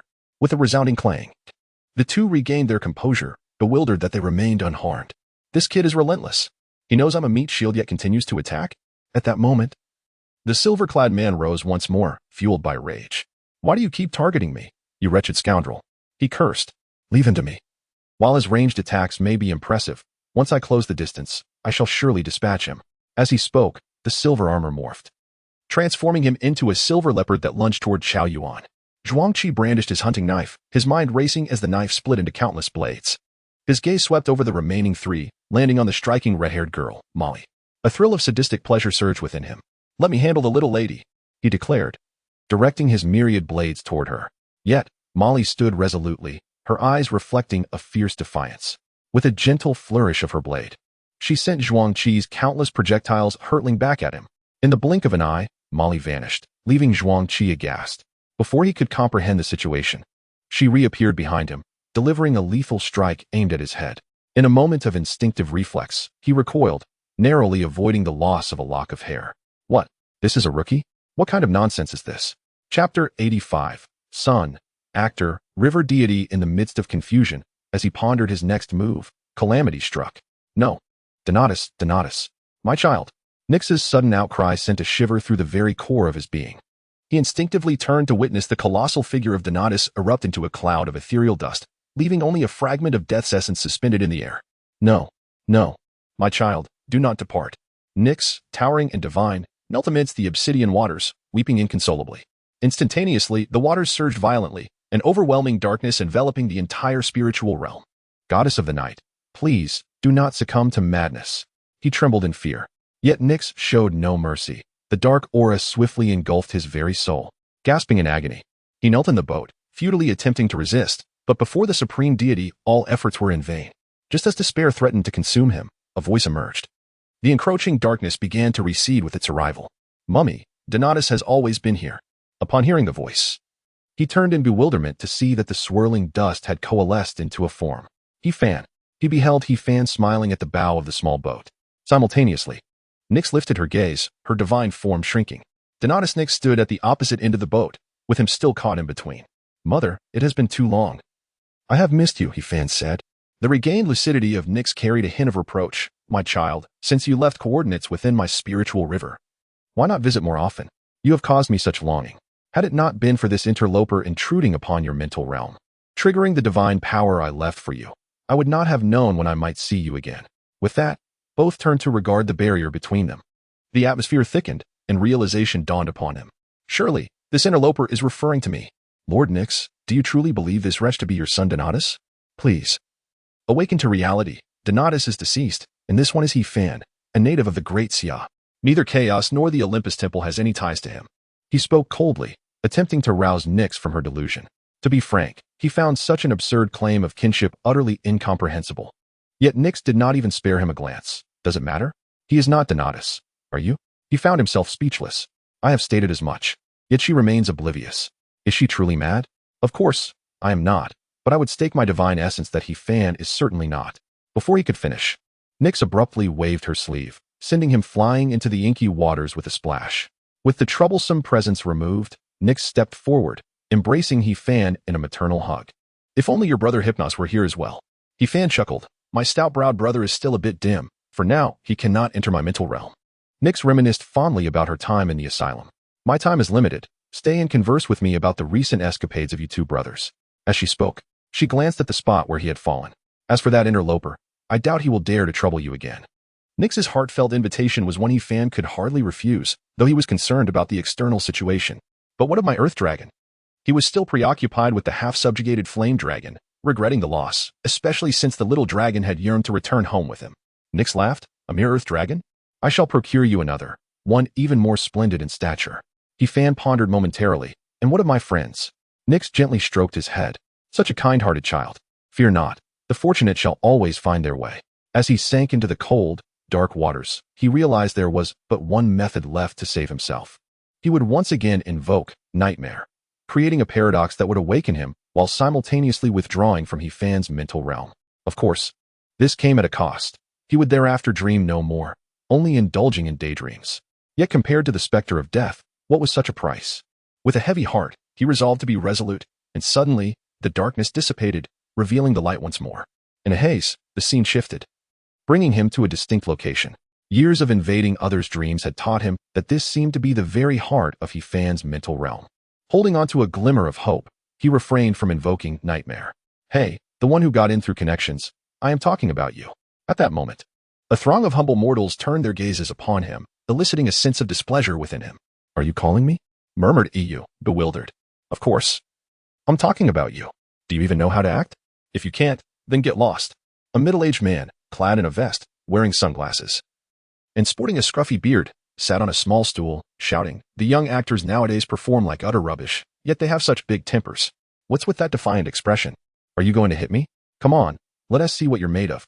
EU, unable to endure such scorn, pushed off the ground only to trip over his own feet and fall flat on his face. Confusion etched across his features. His essence, strength, and spirit seemed to vanish. Idiot. The director berated him, continuing with sarcasm. Who do you think you are, a trained professional? Nowadays, who isn't a professional? Good looking? Do you think there are a few actors competing with you who are less attractive? You only got into my production through connections, didn't you? You think you're some rich benefactor who can waltz in? I can replace you at any moment, you know? Having vented his frustration, the director cleared his throat and spoke more calmly. When I cast you as the river god, what on earth were you portraying? The river is the domain of the river god. It's about poise and tranquility, not that grimace you wore. River god? EU replied, puzzled. I'm no river god. Don't associate me with that. Not a river god. The director chuckled. This fool is beyond redemption. If you're not going to play the river god, then what are you doing here? Get out. My production doesn't need you. Are you hungry? Don't say I mistreat you. Get him a box meal. After you finish eating, leave promptly. An actor like you will never play the lead. you're destined to be a mere extra. The director's words held no weight for EU. Humph, who cares about being a lead? 30 years later, EU mused, Director, what do you want me to play now? A dog, perhaps? What woof? Chapter 87, either become a believer or perish. Hey, brother, where are you going? By Li Pang, with his generous words, intended to remind this strange companion that it's tough to survive as a lone wolf these days. And joining the Night Watchers would be wise. However, Xingyu seemed indifferent, heading directly toward the ailing flame pulse earth dragon. Pang exchanged glances with Zhuage. Shall we leave? Pang inquired.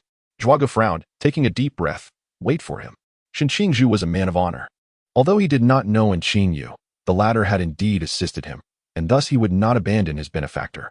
Before them lay the five-colored divine flame left by He Fan, and the flame pulse earth dragon within was reduced to a few meters in size.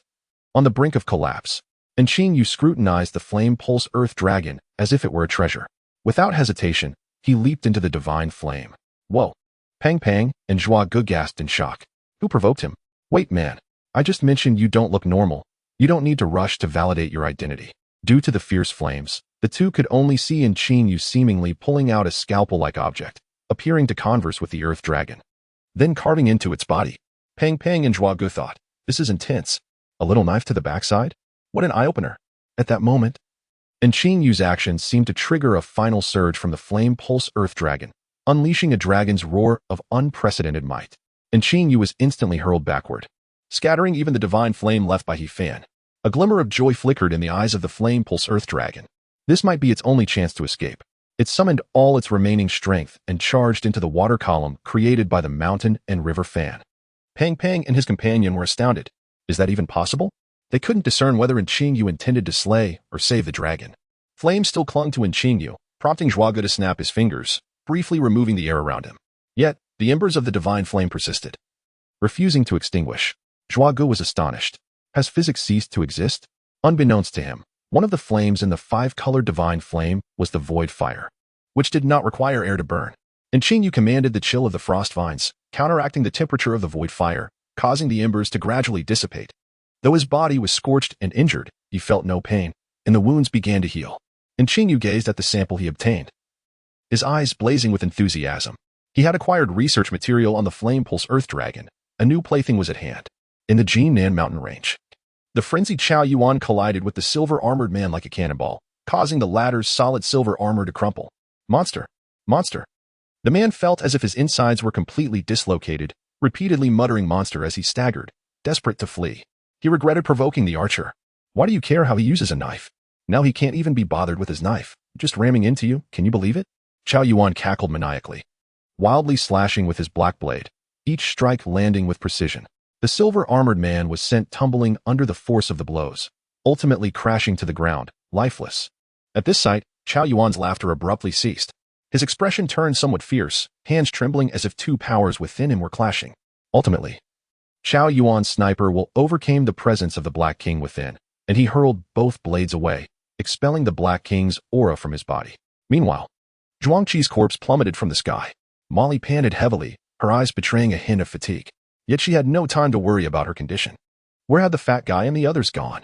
Molly called into the intercom for quite a while, but received no response. Chao Yuan shook his head. Moments ago, he had heard the sounds of battle from the other side. How could it suddenly fall silent? Something must have gone awry. Elsewhere, Lin Qiyi abandoned his position, summoning a Zhu and A Yin back to the asylum, and swiftly advanced toward the fountain. Through mental communication with Louis, he learned of the Earth Dragon's movements and certain events in the underworld. He realized he had been somewhat negligent.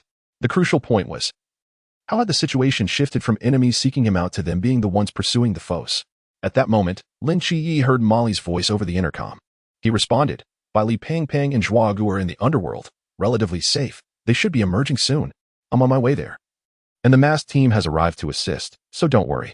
With the balance of the situation tilting towards victory, Lin Qiyi remained concerned about the potential casualties of this operation, especially for his comrades with whom he had shared so much time.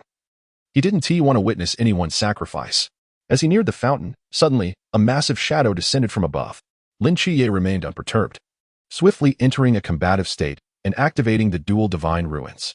Upon investigation, he discerned that this must indeed be the underground flame pulse earth dragon.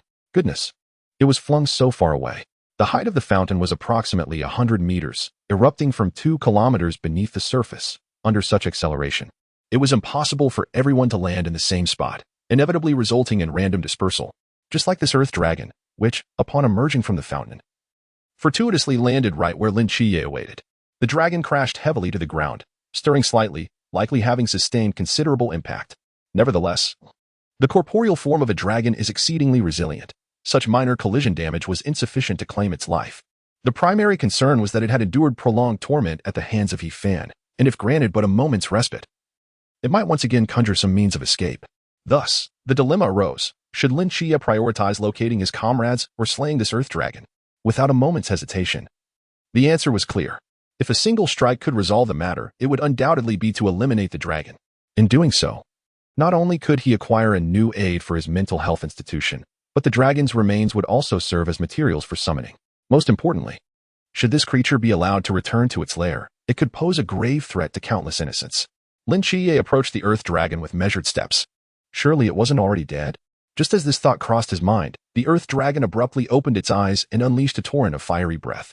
Nearby the fountain, each individual who emerged landed chaotically, akin to headless flies, frantically seeking their companions. Alas, the direction and distance from which they were expelled were entirely random. Upon landing, Hongying found herself drenched, resembling a drowned rat. Instinctively, she looked up and coincidentally spotted a golden orb soaring above the water column. Vaguely, she discerned 3 figures within the orb. Were they the forbidden items? Hongying speculated that these 3 must be He Fan and Lin Qiye's companions from the training camp. She hastened towards the orb's landing site, eager to confirm their safety. However, upon her arrival, she was met with a scene that was difficult to accept, prompting her to conceal herself immediately. Murmur? How could he be here? Hongying refrained from acting impulsively, for she understood that in the presence of Murmur, her chances of success were bleak, and her actions could further jeopardize the 3 individuals.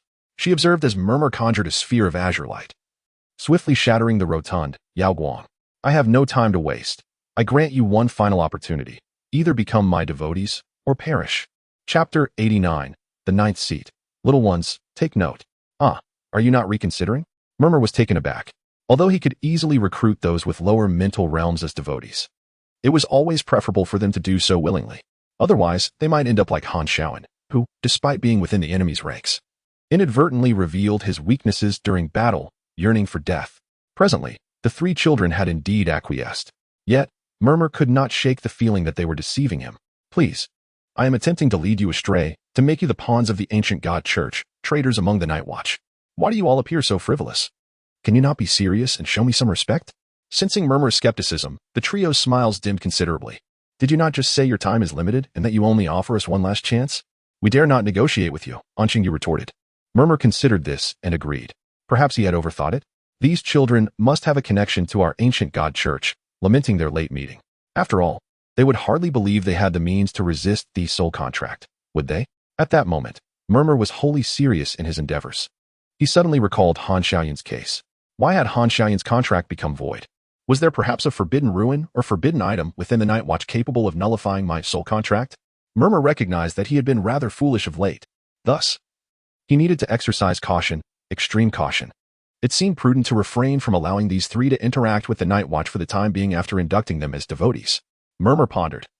If there were abilities within the Night Watch that could counter him, why had no other devotees managed to escape their contracts, with only Han Xiaoyan being the exception?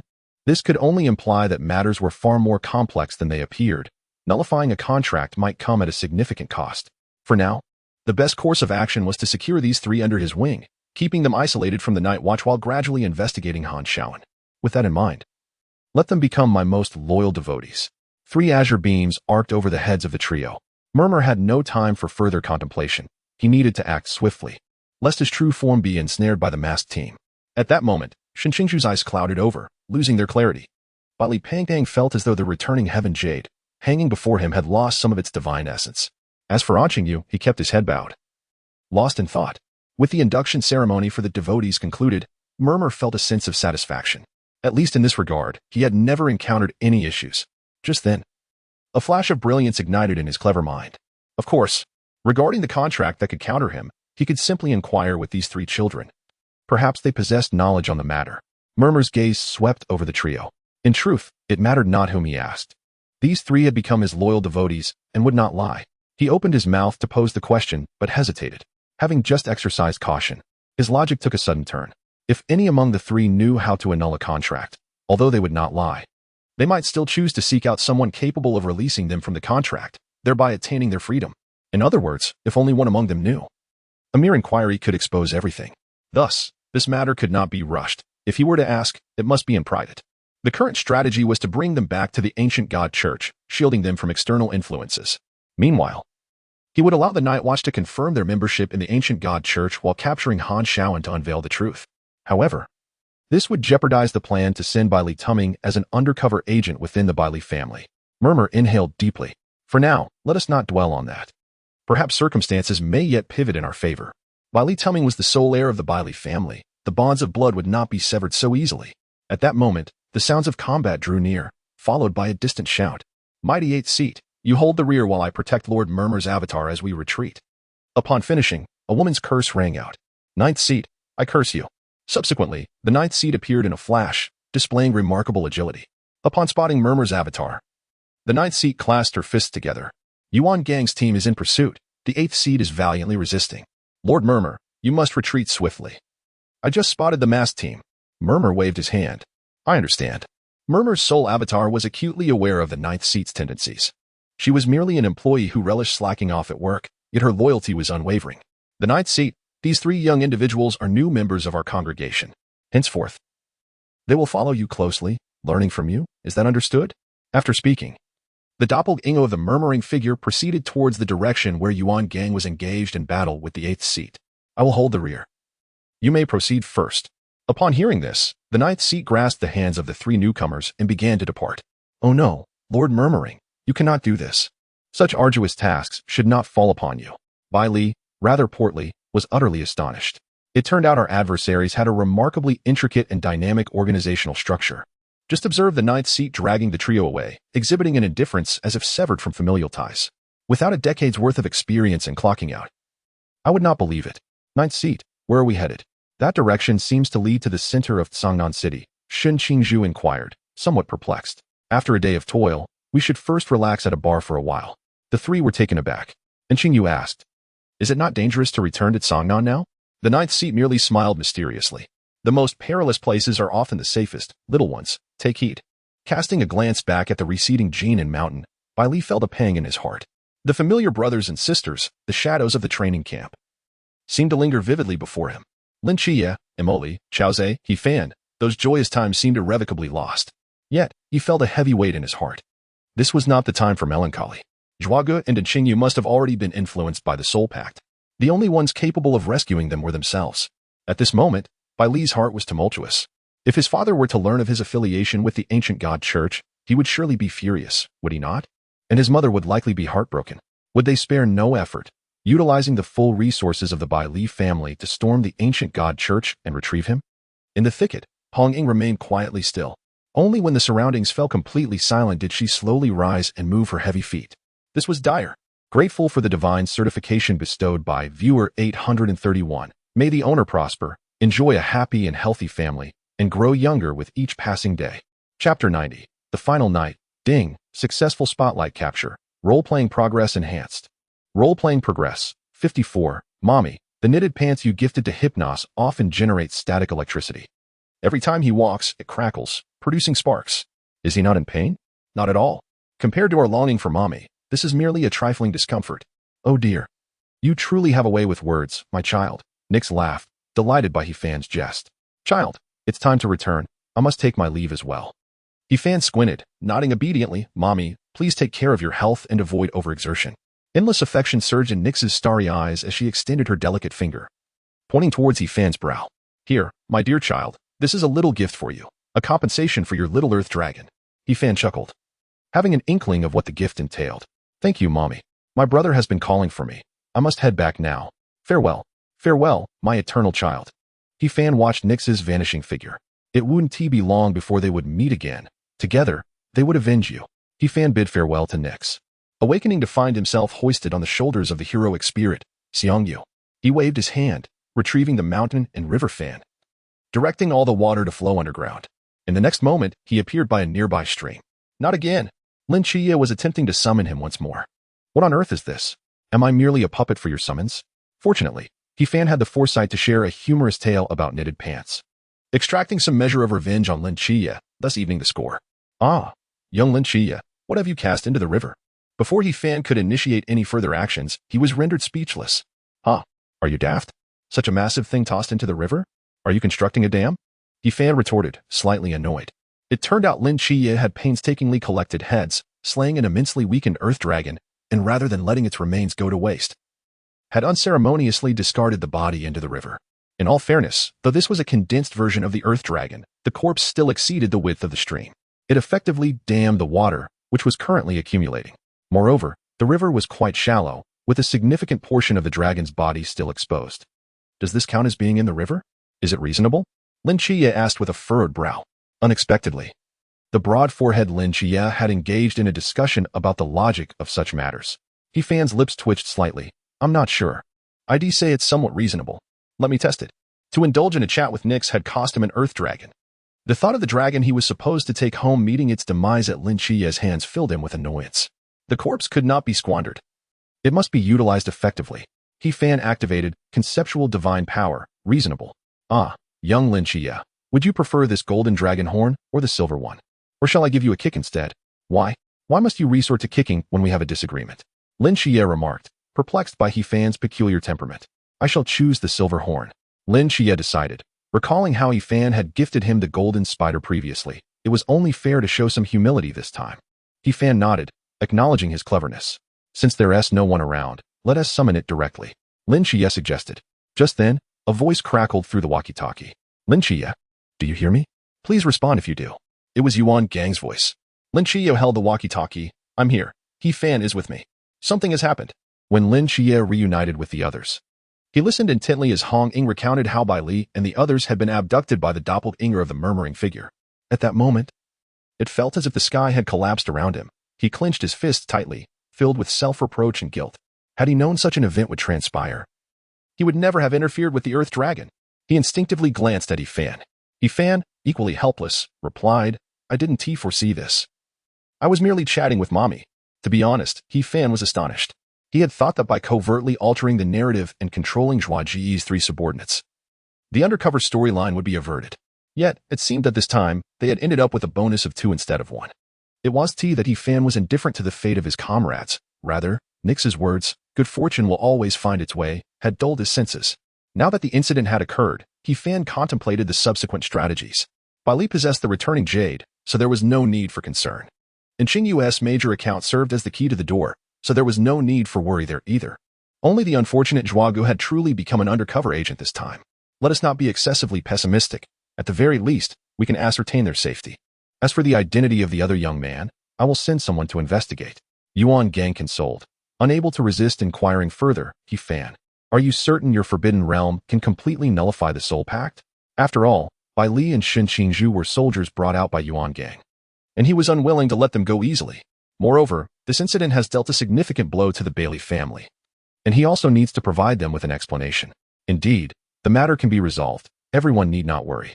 The 3 individuals are under my protection, and I will devise a way to rescue them. He-Fan maintained his usual cheeky demeanor, yet for some reason, today's mischief brought an unexpected sense of reassurance. Particularly to Lin Chia. He believed that He-Fan might truly possess a solution. At the training camp, on the final night, the assembly whistle suddenly rang out in the dead of night. Yuan Gang stood on the martial arts platform, delivering his concluding remarks. In previous years, the deployment orders for new recruits would be issued well in advance. However, this year, I have only just received the final list, indicating that the leaders have given this considerable thought. Shen Qizhu, assigned to Team 006 in Beijing, will have his deployment order retained for 3 years during his period of disappearance. Bailey Tuming, assigned to Team 010 in Guangzhou and Shenzhen, will also have his order retained for 3 years during his disappearance. Zhao Yuan, assigned to Team 007 in Weihai. Emily, assigned to Team 010 in Guangzhou and Shenzhen. Lin Xie, assigned to Team 136 in Songnan. He-Fan, assigned to Team 006 in Beijing. Once all the deployment orders were read out, Yuan Gang wore a smile of satisfaction. Congratulations, new recruits, you have graduated. Although I was unable to keep all of you safe, I believe that one day, those 2 little ones will return. After tomorrow's oath-taking ceremony and equipment distribution, you will officially become Night Watchers. I look forward to seeing you continue to write your glory on the vibrant land of our great Xia." At that moment, in the audience, Li Jia, Li Liang, and Ding Wei were all moved to tears.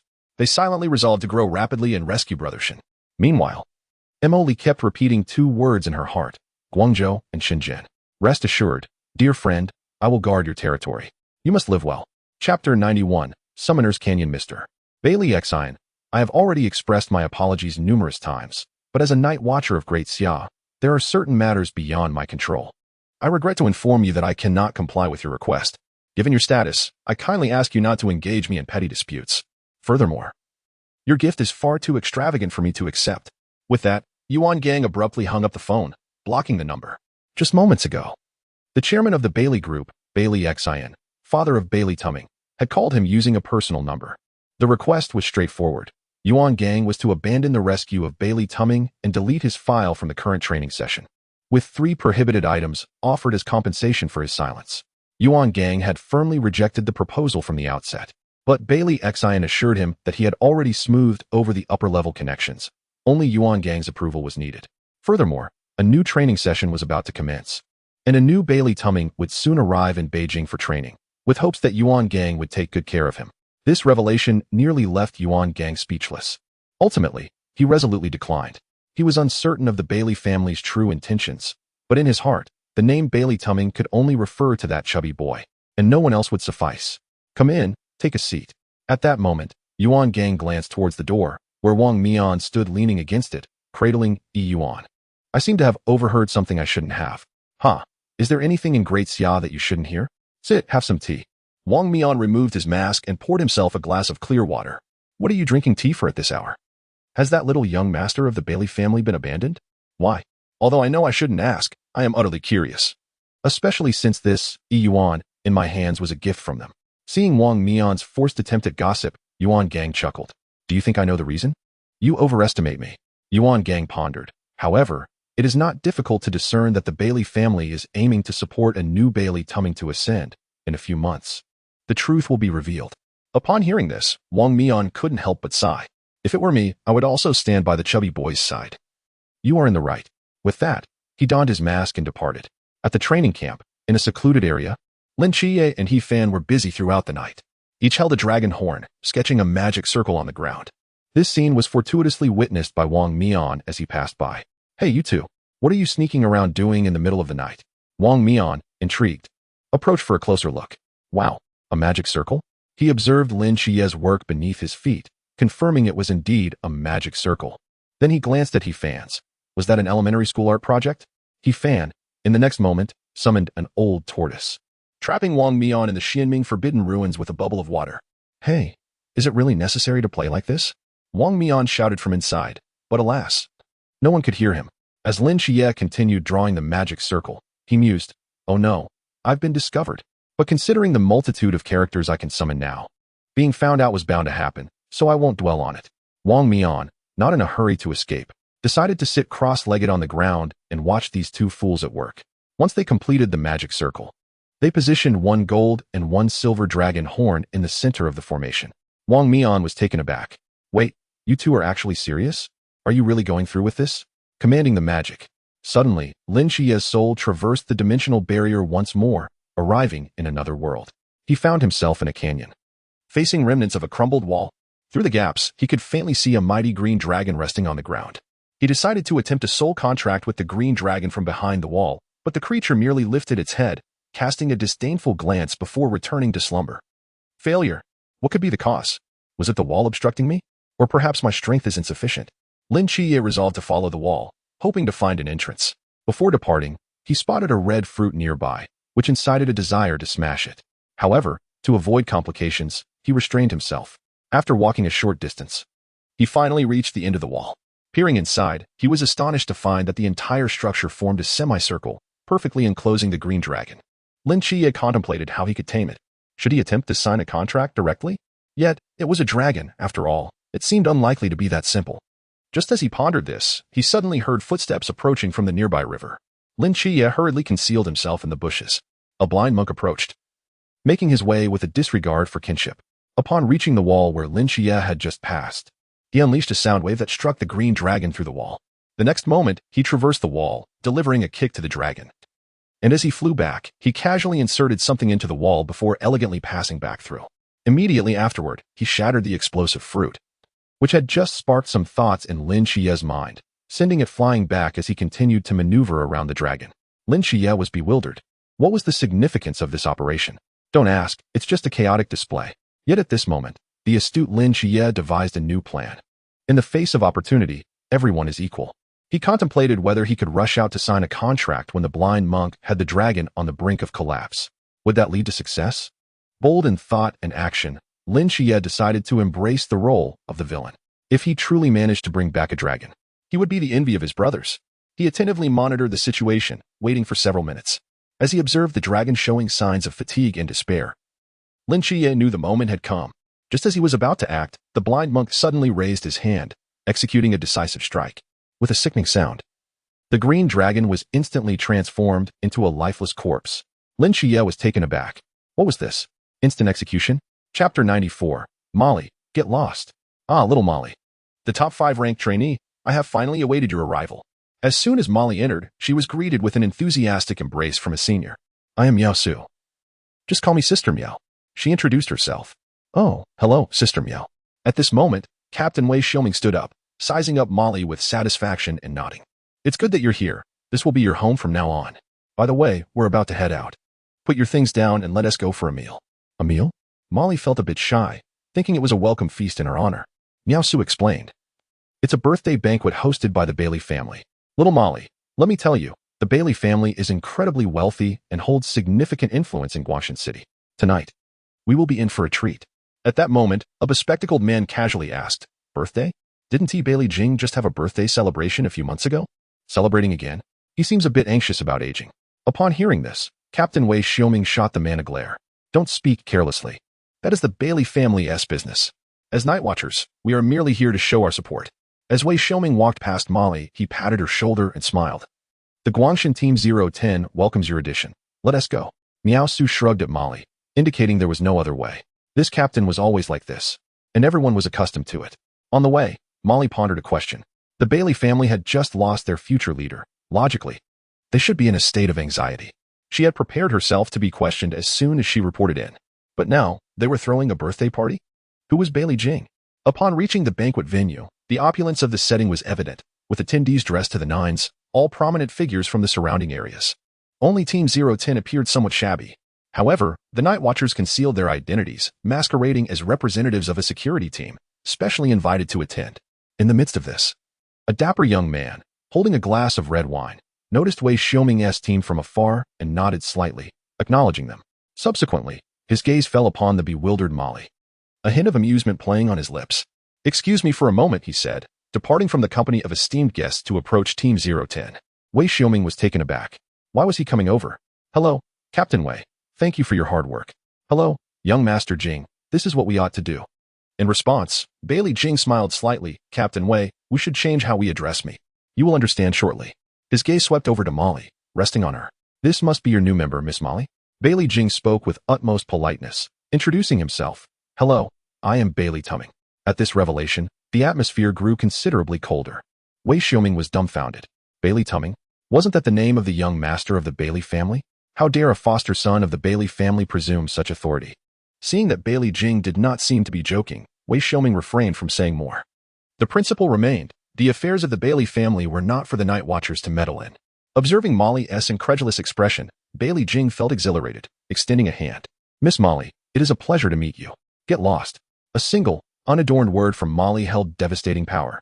In that instant, Bailey Jing's smile gradually faltered. He gazed at the audacious woman before him as if she were an intriguing object. With a crunch, he effortlessly crushed the wine glass in his hand, the expensive red wine spilling onto the floor. Nearby, a server was taken aback, rushing over to clear the shattered glass and wipe up the wine stains. Yet they dared not utter a word. Oblivious to the bustling servants on the floor, Bailey Jing's ring glimmered with a faint azure light, protecting his hand from any injury from the broken glass. Captain Wei, your new member's manners require refinement. He fixated on Molly, lowering his voice as he enunciated. In a few days, I will be heading to the capital for a new round of soldier training. Guess what kind of identity I will be attending with. He chuckled, turning to leave without looking back. Once Bailey Jing had walked away, Wei Xiaoming turned to Molly. Do you know what you just said? I know exactly what I said. If he dares to say it again, I will end him. You've lost your mind. I could take him down in a second. If I wait even a second longer, I would be betraying this past year. At that moment, Molly's eyes sparkled with a terrifying intensity, a surge of murderous intent. The banquet formally commenced. Bailey Xian spoke from the stage, and beside him stood the proud Bailey Jing. I have an announcement to make. In fact, my adopted son Bailey Jing is my biological son Bailey Tumming. This shocking revelation left the guests astounded. In a few days, my son Bailey Tumming will be heading to the capital. I plan to have him sharpen his skills there. As a business prodigy, he certainly cannot lack the skills to protect himself. Following this, a flurry of unwarranted flattery ensued. The guests seemed to accept the fact that Bailey Jing was indeed Bailey Tumming. And true to form, Bailey Xian had already noticed the earlier discord between Bailey Jing and the Night Watchers. I thank all the guests present today for celebrating my good son's birthday. Let us raise a toast. Suddenly called out, Wei Xiaoming was momentarily stunned, but he rose, forced a smile, and downed half a glass of red wine in one go. Molly smirked internally.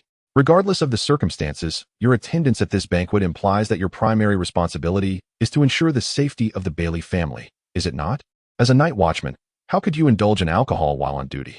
Do you truly embody the essence of a night watchman? Observing this, Bailey Xian chuckled and remarked, what a remarkable capacity for drink. With a gesture, he summoned several exquisite gift boxes, the contents of which remained unknown to outsiders. Yet Wei Xiaoming was all too aware. They contained restricted items. Upon hearing that Captain Wei's security team had gained a seasoned female warrior today, I, Bailey Xian, could tell from a distance that she was indeed a paragon among her peers.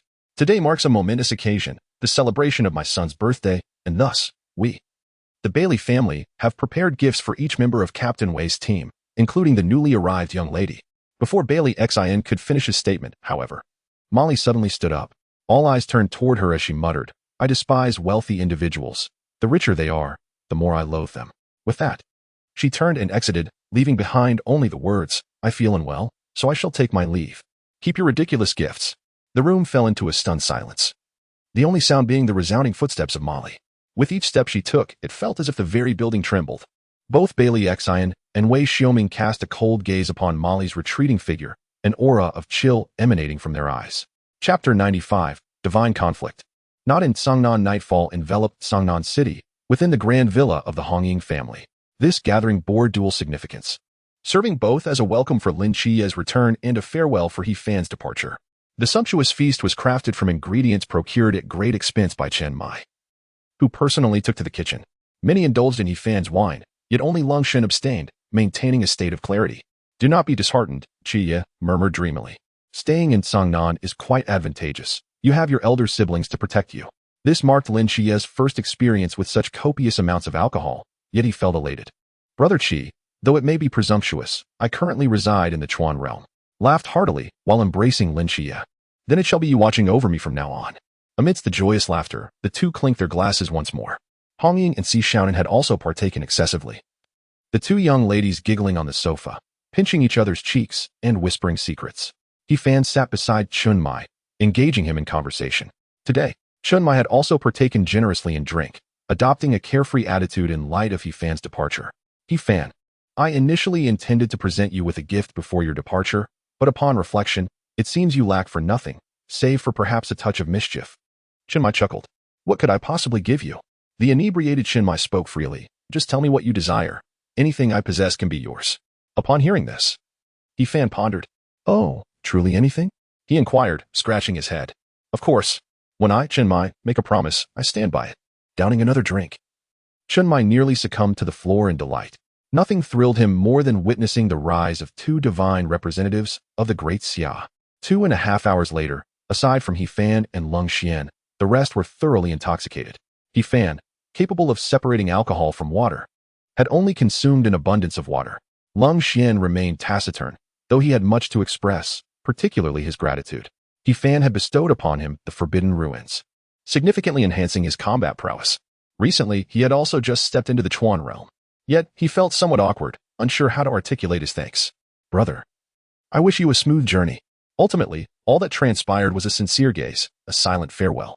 Lung Xian exited, leaping effortlessly to the familiar rooftop, continuing his vigil for their safety. Inside the villa, members of Team 136 sprawled drunkenly, lost in a haze. Even Hong Ying on the sofa emitted adorable snores. Having slipped into a deep slumber, Si Xiaonan, sweetly cradled by her, fell into a gentle sleep. The only one remaining sober was Yi Fan. His gaze swept over the slumped figure of Chun Mai, landing on the collar of his shirt. Quietly, he approached, intent on pilfering. Captain Chun, you promised to gift me something, didn't you? Anything you possess is fair game, and that is your word. No backing out. Yi Fan extended a hand. Imbued with formidable power of law, the law of death, he slipped into Chun Mai's jacket pocket without hesitation, retrieving an ancient piece of parchment. Conceptual magic, reasonable. Shiva's grudge. Whether you resent me or not, I care not. What matters is whether you are drenched, and where you may be. Shiva, as legend has it, once used his own head to catch the waters of the Ganges to calm its raging flow. Quite reasonable indeed. Everything within the river falls under my domain. Shiva's grudge. A destructive weapon of the Forbidden Ruins, designated as Sequence 008, which obliterated Songnan a decade ago, now lay quietly in Yi Fan's hand, liberated from Captain Chin's control. The essence of Shiva's grudge contained an immensely powerful principle of destruction, far beyond the reach of ordinary beings. Yet, Yi Fan was not an ordinary individual. Whether through conceptual reasoning or the law of death, he could effortlessly exert control. However, at the moment of transferring Shiva's grudge, as this ancient weapon resurfaced, entities that transcended all existence began to catch a whiff of its aura. At that very moment, Si Xiaonan abruptly opened her eyes, witnessing this astonishing scene. Perhaps she had not truly drunk to excess, or perhaps she was merely feigning sobriety. Yet, at that moment, an overwhelming impulse to seize Shiva's grudge surged within her. Suddenly, Yi Fan turned, holding the weapon exuding the aura of destruction, and glanced at Si Xiaonan. Startled, she instinctively closed her eyes again, pretending to be asleep. Yet Yi Fan's voice, calm and measured, reached her ears. Inform your master, this battle shall not occur in Songnan. Though Songnan may be dead, let none dare to tarnish its final warmth. Si Xiaonan did not open her eyes, uncertain whether to make an immediate attempt to seize Shiva's grudge. For her subsequent plans were still unformed. After a lengthy pause with no further sounds, she cautiously opened her eyes and discovered Yi Fan had vanished. This fellow. Had he truly stolen Shiva's grudge? What more, had Shiva's grudge been residing with the captain all along? The gravest concern was that Yi Fan had only recently arrived. Yet he not only possessed knowledge of these matters, but also the ability to suppress Shiva's grudge. He seemed to have an inkling of my identity. Si Xiaonan was left utterly bewildered. Could it be that this lad had long known my true identity yet continued to feign ignorance? How terrifying.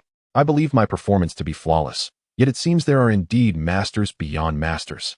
This fellow must have been an actor in a past life. As Si Xiaonan contemplated this, she detected a powerful mental fluctuation emanating from Chun Mai, prompting her to heighten her vigilance. Yet, despite her alertness, Chun Mai remained sprawled on the ground, showing no signs of awakening. The peak of the sea realm? She noted that Chun Mai's realm had inexplicably surged to the pinnacle of the sea realm. What on earth is happening? Outside Songnan City, the Grand Canal of Jiangnan, Yi Fan continuously teleports, each leap covering nearly 100 kilometers. To his astonishment, each time he flashes, another individual accompanies him, none other than the heroic spirit Xiangyu. As the river spirit of the Grand Canal, Xiangyu possesses considerable abilities, even capable of teleporting freely within the waterways, disregarding distance. O river god, this is the Shavara. Used for bait, Yi Fan revealed, holding the Shavara openly, not attempting to conceal it. His intention was to allow the outer gods to perceive the imagery of the Shavara instantaneously moving from Songnan to the capital. He has effectively shattered and fed crucial intelligence directly into the mouths of the outer gods. Xiangyu sensed the terrifying aura emanating from the Shavara but remained oblivious to Yi Fan's ulterior motives. If the outer gods were aware that the Shavara was in the capital, would they not come rushing there? Such an action would equate to declaring war against the entire Xia, given the capital's defensive capabilities. Come on. If you dare approach, I shall treat you like dogs. Chapter 98. This wish, slay the gods. Protect the young master. Yi Fan's sudden assault startled the guardians, who swiftly assumed defensive stances. Beside them, Lu Hu hesitated, feeling that while bravado was one thing, a real confrontation would be difficult to justify to the higher-ups. However, at that moment, Yi Fan uttered a soft incantation, summon, heroic spirit. Instantly, 5 figures materialized within the courtyard, the lords of the 5 rivers of the capital. Bow before the river god. The 5 heroic spirits were all at the pinnacle of the Chuan realm. Let us engage, Yi Fan whispered. In that instant, the 5 heroic spirits charged towards the Bailey family. The guardians were alarmed. Had Yi Fan lost his mind? How dare he strike against the young master of the Bailey family? Did he not understand the weight of the Bailey family in Xia? The guardians were not to be trifled with, especially the Ice Thunder envoy, possessing strength at the sea realm. A mere handful of Chuan realm spirits would not deter them. But then, He Fan summoned again. Summon, heroic spirit. Xiangyu appeared before him, instantly radiating the aura of a sea realm apex. If you cannot defeat him, then unleash your utmost fury, He Fan commanded. With that, Xiangyu, spear in hand, was upon them in an instant. One of the guardians was sent flying out of the courtyard. Boom. As the Bai Li family's guardian was pursued and struck by the heroic spirit, He Fan approached Bai Li Jing with a trace of a smile, the overwhelming pressure rendering the latter breathless. Speak, what is your name? Bai Li Tuesday. The ring in Bai Li Jing's hand emanated a strong azure light, forming an azure armor around him. Above He Fan's head floated the broken army divine river. Smack. He Fan delivered a powerful slap, sending Bai Li Jing spinning 8 times in the air. The azure armor shattered instantly. Bai Li Jing crashed to the ground, his face swollen grotesquely. He Fan turned his head. Brother Lu Hu, I have not engaged in any dispute with him.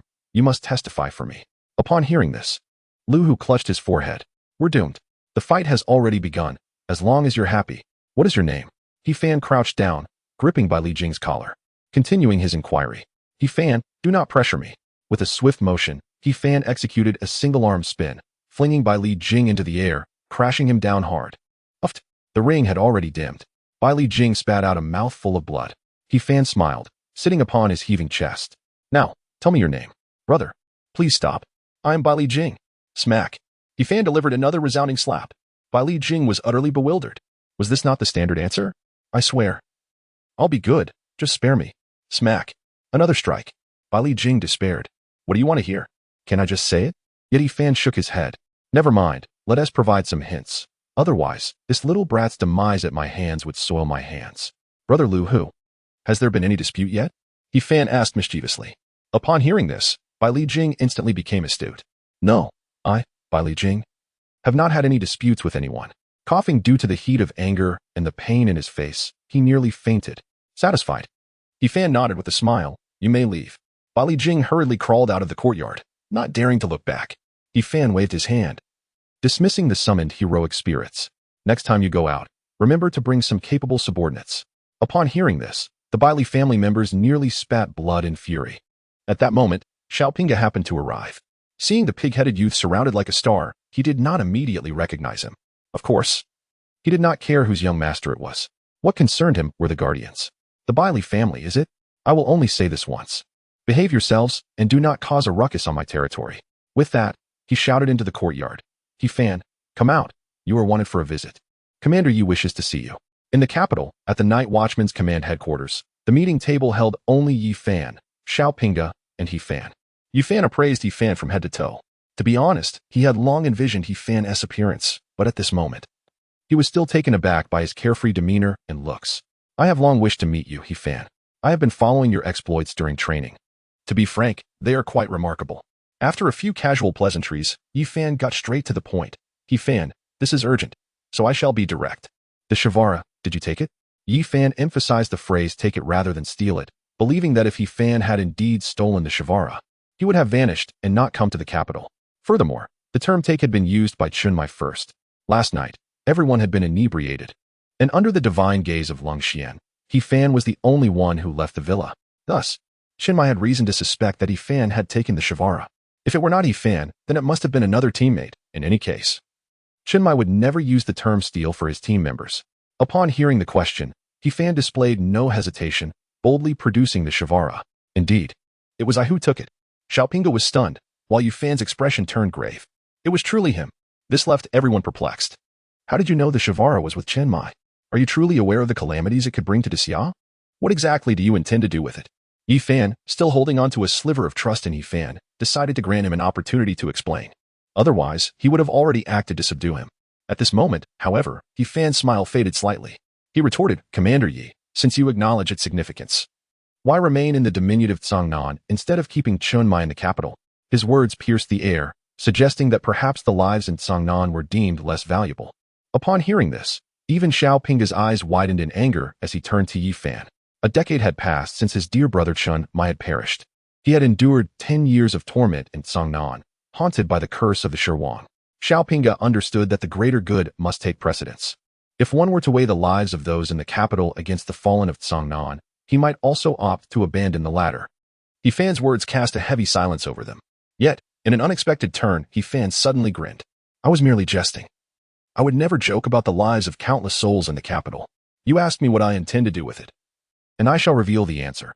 I simply wish to fulfill a modest wish for a sorrowful mother. At that moment, He Fan slowly opened his eyes. This wish was named, slaying the gods. With a flicker of thought, he pinpointed a coordinate along the river of consciousness. The ebony sweater he wore emanated an aura of dread. In an instant, daylight was obliterated. The night descended. A figure materialized within the conference room. The goddess of night. Nyx. Meanwhile, on the other side, Bai Li Jing clenched his jaw and dialed a number. Hello? Steward Chong? Summoned the 3 zodiac envoys of Aries, Virgo, and Leo to the capital at once. Chapter 100. Let him come and go without return. The Raven of Calamity emitted a mournful cry. In the capital, a yellow electric scooter sped swiftly in pursuit of a Maybach. The driver of the Maybach, unable to shake off this formidable rider, casually steered with one hand and engaged in conversation with the cloaked rider. Hey, buddy, are you ever going to quit? I didn't order takeout. I won't stop. Aren't you the trickster god Loki? Someone ordered takeout for you, even securing a timely delivery. Loki chuckled. How amusing. But what purpose does your pursuit serve? You cannot kill me, nor can you hinder me. Risking your life for uncertain gains, does that seem wise? I'm merely a delivery person. An ISNT risking my life for delivery fees and 5-star reviews expected? As for your so-called uncertainties, it's as if you can pinpoint the location of what you desire. Upon hearing this, Loki's irritation simmered. He had learned from Si Shaon that the Shirwang curse resided with a person named He Fan, who was indeed in the capital. However, the defenses of the capital were insufficient for his spies to ascertain He Fan's whereabouts, compelling him to search personally at the onset of this divine conflict. Yet now, he found himself entangled with this rider. I may not know where that thing is, but I can take my time searching. Loki suddenly grinned, as the god of trickery. Overly simple tasks bore me.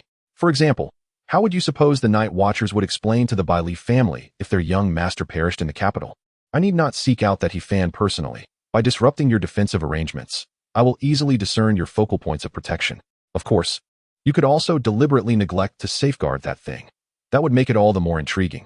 Upon hearing this, the rider furrowed his brow, yet his lips remained defiant. That would likely disappoint you. Whether it be the Bai Li family or the Bai Ji family, all are equal in the face of disaster. A deceased soul merely suffers from misfortune. Seeing the rider remain obstinate, Loki could barely suppress a laugh. He abruptly slammed the brakes and waved his hand. In response, rifts in the void appeared behind him. Massive frost giants emerged from those chasms, heading straight for the inner ring of the capital. Are you certain the Night Watchers will disregard the young master of the Bai Li family? I find that hard to believe. Care for a wager? In the northern region of the Great Xia, beyond the Bronze Gates, lay the fabled Fengdu, the northern realm of the dead.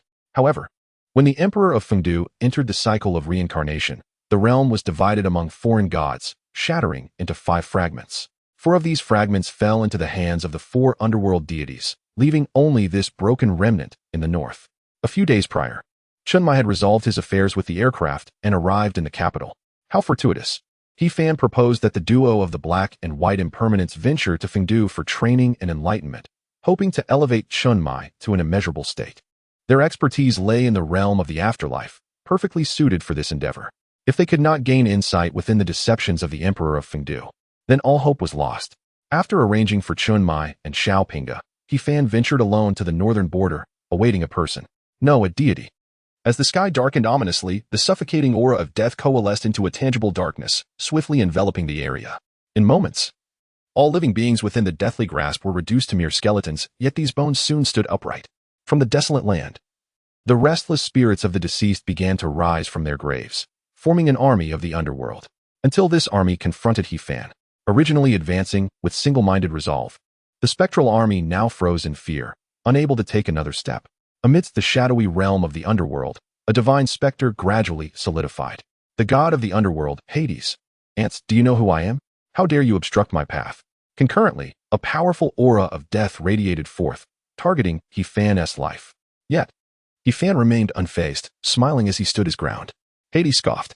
If his opponent were a pinnacle human, perhaps he might have elicited some interest. A mere ghost from the Chuan realm dared to seek death here, absurd. But then, a figure stepped through the void, slowly appearing behind He Fan. In an instant, Darkness enveloped the scene. Nyx? Hades gasped. How can this be? You're alive? The sudden appearance of the goddess of night, Nyx, startled Hades. While he felt little fear, he was nonetheless shaken. Nyx had been summoned once more by He-Fan, her starry gaze flickering with intensity as she regarded Hades. Her twin sons, Thanatos and Hypnos, once Hades' right-hand companions, known as the twin gods of the underworld, were now deceased, sacrificed to maintain the power of the Olympian gods amidst the mists. Was Hades, as their superior, free from blame? Undoubtedly, he was the ultimate beneficiary of the twin sacrifice. A fiery hatred ignited within Nyx's eyes. Yet, she remained composed, choosing to say nothing further, instead turning her attention to He-Fan. Child, we are not yet a match for him. Your mother understands your intentions. Soon, I will use the shimmering shadows of the night to take you away. Nyx has already lost all her loved ones. She cannot bear to lose He-Fan as well. He-Fan has refrained from explaining how he intends to aid her in her vengeance, fearing it would only cause her more worry, merely stating it is a secret. As a mother, she would never allow her child to take risks without utmost certainty. Moreover, the opponent is a renowned Greek god. This grudge, she would rather not avenge. Yet, He-Fan smiled faintly. Not going to fight? That simply won't do. We've laid the groundwork for too long. Truth be told, upon arriving in this world of god-slaying, despite his usual cheerful demeanor, he was merely playing a role. He missed his original family and friends dearly. Nyx's presence provided him with a warmth akin to family. For He-Fan, their bond is a mutual salvation. In the original narrative, Nyx's revenge came too late and seemed rather trivial. Furthermore, as her son, he genuinely yearned to do something for her. For instance, to slay the underworld god Hades, who had taken the lives of Thanatos and Hypnos.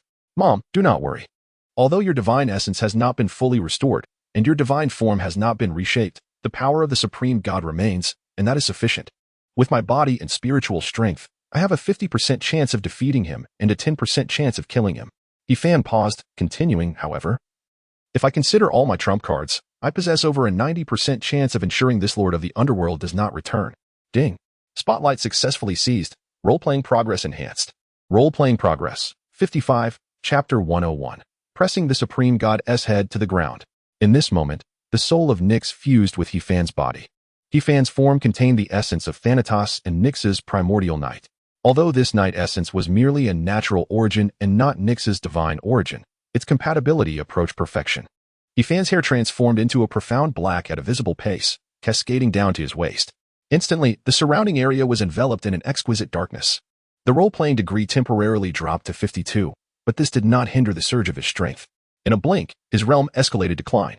Given He-Fan's current body and spiritual power, this was the utmost limit he could endure. Yet, such strength was far from sufficient to contend with a supreme god. At that moment, 5 divine rivers floated above He-Fan's head, his power increasingly nearing the pinnacle of Klein. Humph. Hades sneered coldly. You are overestimating yourself. A mortal vessel bearing the sole power of a supreme god, should I commend your audacity or call it folly? Surely, you do not believe such strength poses a threat to me? Hades had overheard He-Fan's claim of a 90% chance to kill him, and he laughed heartily. What a grand jest. What is the greatest chasm between mortals and gods? The so-called pinnacle of humanity is but the apex of the Klein realm. Yet even that cannot slay a god. Ants remain ants. This is an insurmountable divide. At this juncture, He-Fan stabilized his aura and slightly opened his eyes. Threat? God's ruins, superfrequency core. In the next instant, He-Fan dashed towards Hades at an imperceptible speed. A large hand loomed, magnifying in Hades' pupils. Clearly, he intended to press Hades' head down. Arrogance! Hades waved his divine robe, attempting to repel him. God's ruins, unmatched emperor. He-Fan resembled a mortal war emperor facing thousands of troops, his force unstoppable, his palm piercing through Hades' robe. Alarmed, Hades activated his divine power, retreating rapidly. He-Fan's fingers remained outstretched, keeping a 10-centimeter distance from Hades' head. Should Hades dare to hesitate for even a moment, his face would surely be grasped by He-Fan. You're courting death. Hades summoned the scepter of the underworld, symbolizing his dominion over the realm of the dead. Terrifying divine power surged towards the advancing He-Fan. God's ruins. 5 senses divine flame. He-Fan's offensive momentum remained undiminished, his fingers still splayed. Fierce 5-colored divine flames enveloped him, incinerating the malevolent death energy that could obliterate mortals. Hades was taken aback. Smack. Yet at that moment, He-Fan's hand had already pressed against Hades' face. Damn it. Boom. Boom. Boom. The air erupted with explosive sounds. Boom. In the next moment, Hades was forcefully pressed face down into the ground by He-Fan, the earth shattering beneath them, transforming into a deep pit of the underworld. He-Fan held Hades' head firmly in the pit, a smile gracing his lips. So, this is the supreme god of Olympus? Yet here you are, your head pressed into the ground. At that moment, Hades' expression twisted in agony. Soon after, his body began to decay, turning to rot. God's ruins, heavenly eye of observation. He-Fan understood that Hades could not be so easily slain, activating his all-seeing divine eye. Not far away, a phantom had been discerned, Hades' true form. Having shifted through divine power in a moment of peril. It must be said, gods are indeed difficult to kill. Most individuals might struggle to harm a divine form. Moreover, as long as their essence remains, rebirth is entirely possible. For a god like Hades, adept in the art of decay, transforming into rebirth, it was a routine affair. But what of it? Such trivial skills dare not flaunt themselves before me.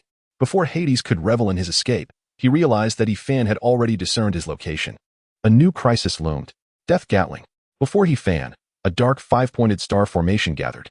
God's ruins, endless slaughter sniper. In that instant, the five-pointed star formation spun rapidly, unleashing bullets containing the law of death, hurtling towards Hades like a Gatling gun.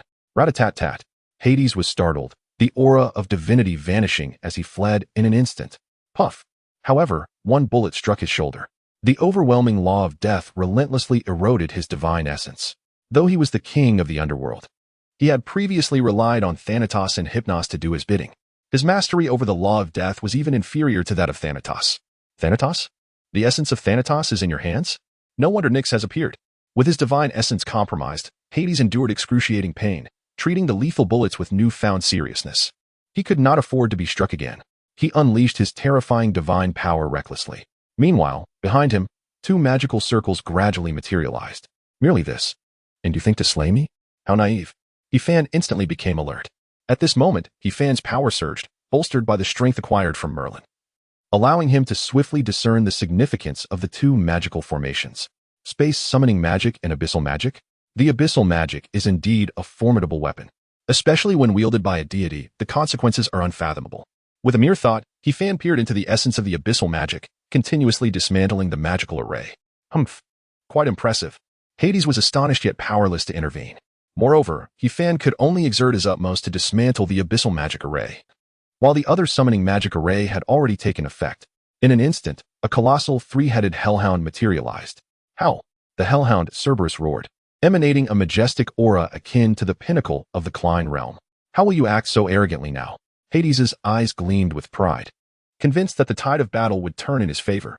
Yet, He-Fan remained unfazed, unleashing the laws of death while simultaneously drawing forth the summoning array with one arm. Approximately 2 months prior, He-Fan had discovered he could no longer summon the Spider Child. He speculated that perhaps it was due to the Spider Child's ascension to divinity, rendering it impossible for him to summon her from his realm. But now, summon Whiteweave. The magical array radiated an exquisite halo. A pure white maiden stood within, resembling a brilliant beacon in the night.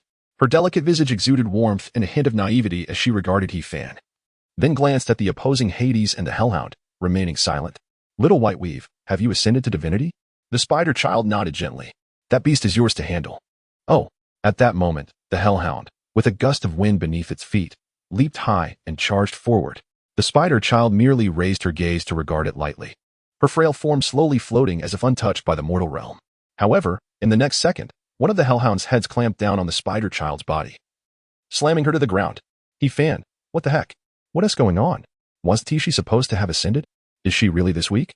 As the dust settled, it revealed the Spider Child calmly squatting within the hellhound's mouth, unharmed. Yet, a troubled expression crossed her adorably naive face. It seemed she was pondering. What should I do now?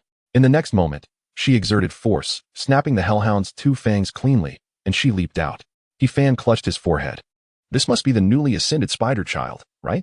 I almost forgot. At this stage, the Spider Child transcends the 3 realms and exists outside the 5 elements.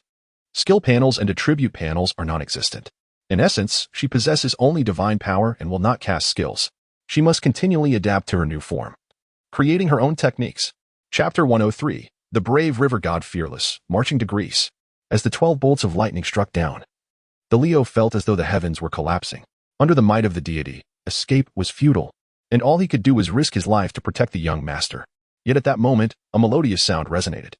A figure descended as if a Buddha graced the earth, catching the lightning. So powerful. This is the apex of human strength. The Leo recognized this individual. Thank you. Commander Yi. It was none other than the Supreme Commander of the Night Watch, Yi Fan. I told you not to come, yet you did not heed my words. Well now, look what has happened. Yi Fan, panting, chided them. Why are you standing there? Quickly leave Beijing, and do not look back. The joy of surviving brought forth a flurry of gratitude from Bai Li Jing and the others. Subsequently, the Leo, Aries, and Virgo, the three guardians, immediately dashed away with Bai Li Jing, not sparing a glance back. Young master, it seems the Night Watch takes your safety very seriously. Though they had just narrowly escaped death, Bai Li Jing felt a sense of pride. Look, the Bai Li family carries weight. The Supreme Commander of the Night Watch personally came to rescue us. I ask, who else in the world enjoys such treatment? Oh no, that thing is chasing us. Ares shouted.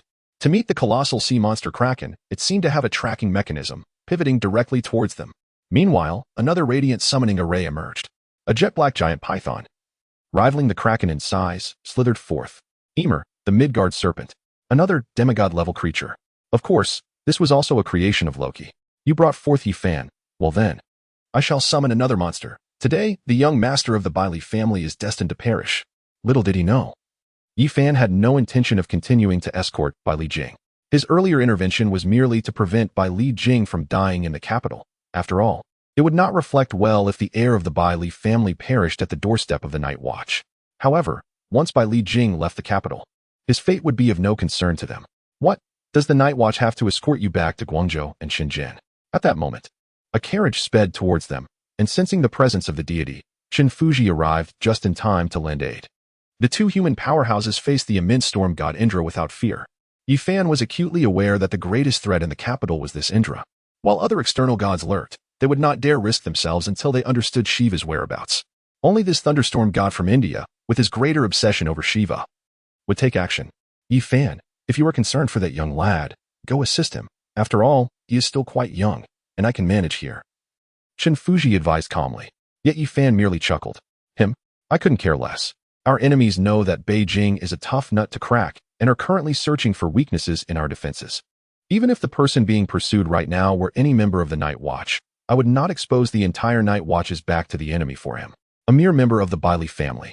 I had long warned Bai Li Xin that the capital is a perilous place, yet he did not heed my counsel, insisting on sending his son here, claiming I should not worry, and that he would bear the consequences. Is it not normal for a mortal to perish in a divine battle? Moreover, by urging them to flee beyond the capital, I could draw enemy fire. If he survives, I might even offer him a Bai Li family Star Sea medal. What harm is there in that? If he falls in battle, there will be another, Bai Li Tu Ming, to arise.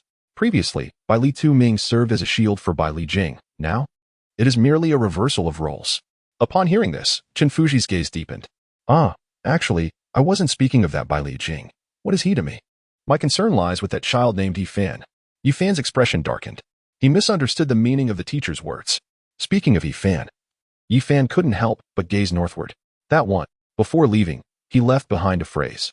The brave river god fears nothing, marching in step towards Greece. At this moment, in the northern frontier of the Great Xia, only the corpse of a hellhound remained on the ground.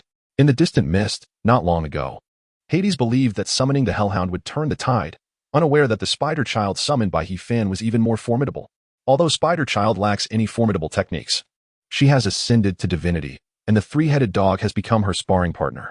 In the end, the most outrageous moment occurred when Spider Child simply cast a glance, instantly obliterating the other two heads of the three-headed dog. It was utterly absurd. Realizing the situation was dire, Hades hastily retreated, fleeing into the mist. Yi Fan, clutching a silver metal plate, pursued relentlessly. This emblem, known as Ch Nu Ji Ji Ing, was obtained from Xiaoping. The material, extracted from the deep sea, possesses the ability to dispel mist temporarily. Yi Fan had been chasing Hades for 2 days and nights. If the Ch New Jersey Ji Ing lost its efficacy, he would have to rely on divine power to withstand the mist. It must be said that Hades' escape strategy was remarkably effective, as Spider Child, with her limited skills and slow pace, struggled to keep up with such an intense pursuit. Consequently, Yi Fan decided to send her back to her world for the time being. As a dignified main deity, isn't it embarrassing to be chased like this? Do your family members know about this? Surely, you're not thinking of running home to seek parental guidance when the going gets tough? Yi Fan teased from behind. Hades felt a surge of rage but understood the gravity of the situation. This fellow, he fanned, possessed the essence of death, enabling him to resist Hades' attacks to a considerable extent, in addition to bearing Nyx's divine power. Meanwhile, Hades, long affected by the mist, found his strength significantly diminished outside his divine realm. He had initially anticipated an overwhelming display of power upon arriving in the Great Xia, as there were no deities present. Yet, he encountered such an anomaly in Hefan. The most pressing decision was to return to Mount Olympus, for Hefan would hardly dare to invade there. Once Nyx's divine power was exhausted, this young man would amount to nothing. In the depths of the night, Hefan seized the opportunity to flicker before Hades, startling him. Judgment of the Night Master. Hefan floated above Hades, raising his hand as if embodying a true deity. An overwhelming surge of divine power erupted forth. Dozens of black spikes erupted from the ground, relentlessly assaulting Hades from below. Hades' hair stood on end. If Hefan had been using his own abilities, Hades might have had a chance to withstand them. However, at this moment, he was wielding Nyx's powers. The reason the supreme god was called so lay in the sheer ferocity of his attacks. Despite Hades' best efforts to evade, one spike pierced through his foot. Once the first had struck, a second and third inevitably followed. Moments later, Hades' body was riddled with spikes, resembling a pincushion. Here he was, a main deity. Yet he felt like a sinner nailed to a cross. A beautifully crafted fan hovered above Hefan's head. His gaze was icy, and divine power surged forth. Mountains and rivers like a painting. In an instant, a vast river and an imposing mountain descended from the heavens. Boom. A tremendous sound reverberated throughout the universe. Yet, in this desolate land beyond the mist, no one could feel such terror, except for Hades. His divine form was once again suppressed, and he transformed from decay to rebirth, managing to escape. However, with each resurrection, his divine essence sustained varying degrees of damage. Divine ruins, Xianming Noah. Indeed, the moment Hades was reborn, Hefan locked onto his position once more. Damn it. Crack. Hades unleashed his divine power, shattering Xianming Noah, only for Hefan to restore it immediately. Hades was utterly speechless. Was this merely a contest of divine power? What significance did it hold? Yet, the next moment, his sentiment shifted. Falling stars. Beyond the mist. In the skies above, meteors streaked across the night, hurtling towards Hades with tremendous force.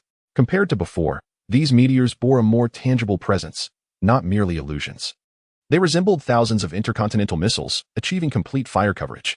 Hades was battered, his divine form in tatters. How could someone of mere mortal realm, even with the essence of a supreme god, possess such strength?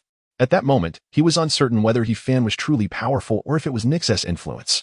I must escape. I must return to Olympus. Only there do I stand a chance. Hades remained confident in this regard. Despite his current predicament, he was still far from true death. As a main deity, he would not perish easily.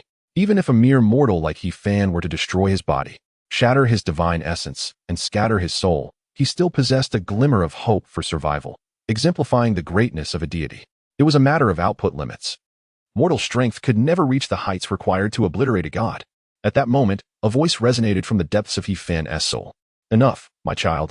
You have done remarkably well, but it is wise to retreat for now. You are not yet capable of killing a main deity. Soon, you will face the encroachment of the mist. Although my divine power can shield you, the burden on your mental and physical state will be immense. It is a path of no return, one that could cause you permanent damage or even death. My child, turn back. Hefan sensed the urgency in Nyx's words and felt a twinge of emotion. Yet, having come this far, he saw no reason to turn back. Moreover, to discuss failure at this juncture was premature. Everything remained within Hefan's expectations. At this moment, a stream of water coalesced before Hefan, forming a mirror. Mommy, do you see what's above my head? The soul of Nyx, sharing the same body, gazed intently and was taken aback. What is that halo? Hefan chuckled. You ask me? How would I know? But I believe we will soon find out. Trust me, believe in your child. Hefan's gaze was resolute. At this moment, Nyx suppressed her anxiety. All right, my child, be cautious. I have no other wish but for your safety.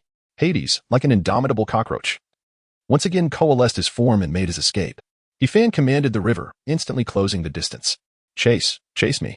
Let us see if you can follow this deity back to Mount Olympus. Of course, Hades was merely posturing.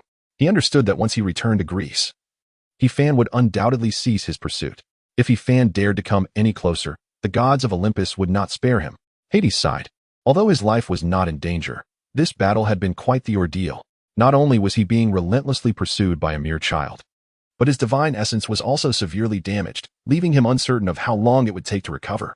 Thus, the relentless pursuit continued for another day and night. Hades found himself increasingly disheveled.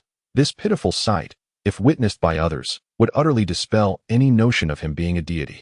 He resembled nothing more than a frantic spirit lost in the wilderness. He seized every opportunity to launch surprise attacks, fully aware that Hades' divine essence was severely compromised at this moment. Nevertheless, he understood that it was not yet time to unleash his most potent moves. In truth, he felt a twinge of anxiety, for the distant presence of divine beings hinted that Greece was drawing near.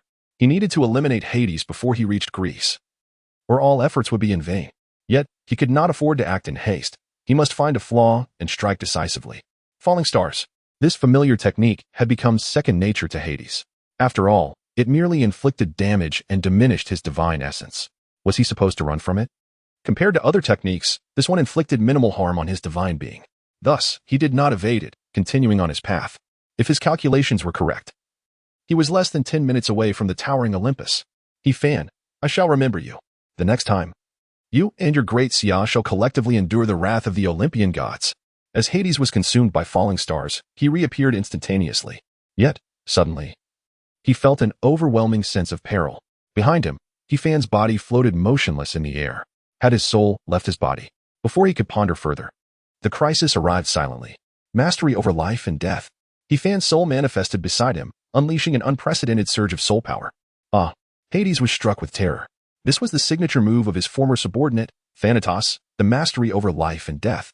Initially, he dismissed this technique, believing it required immense soul power, which Hefan, from Chuanjing, clearly lacked. However, in this moment, bolstered by Nyx's soul, the mastery over life and death unleashed a destructive force beyond his capacity to endure. Hades exerted every ounce of his strength, pouring forth his soul power, pushing beyond his limits. He endured the torment of his soul being eroded, straining and straining again.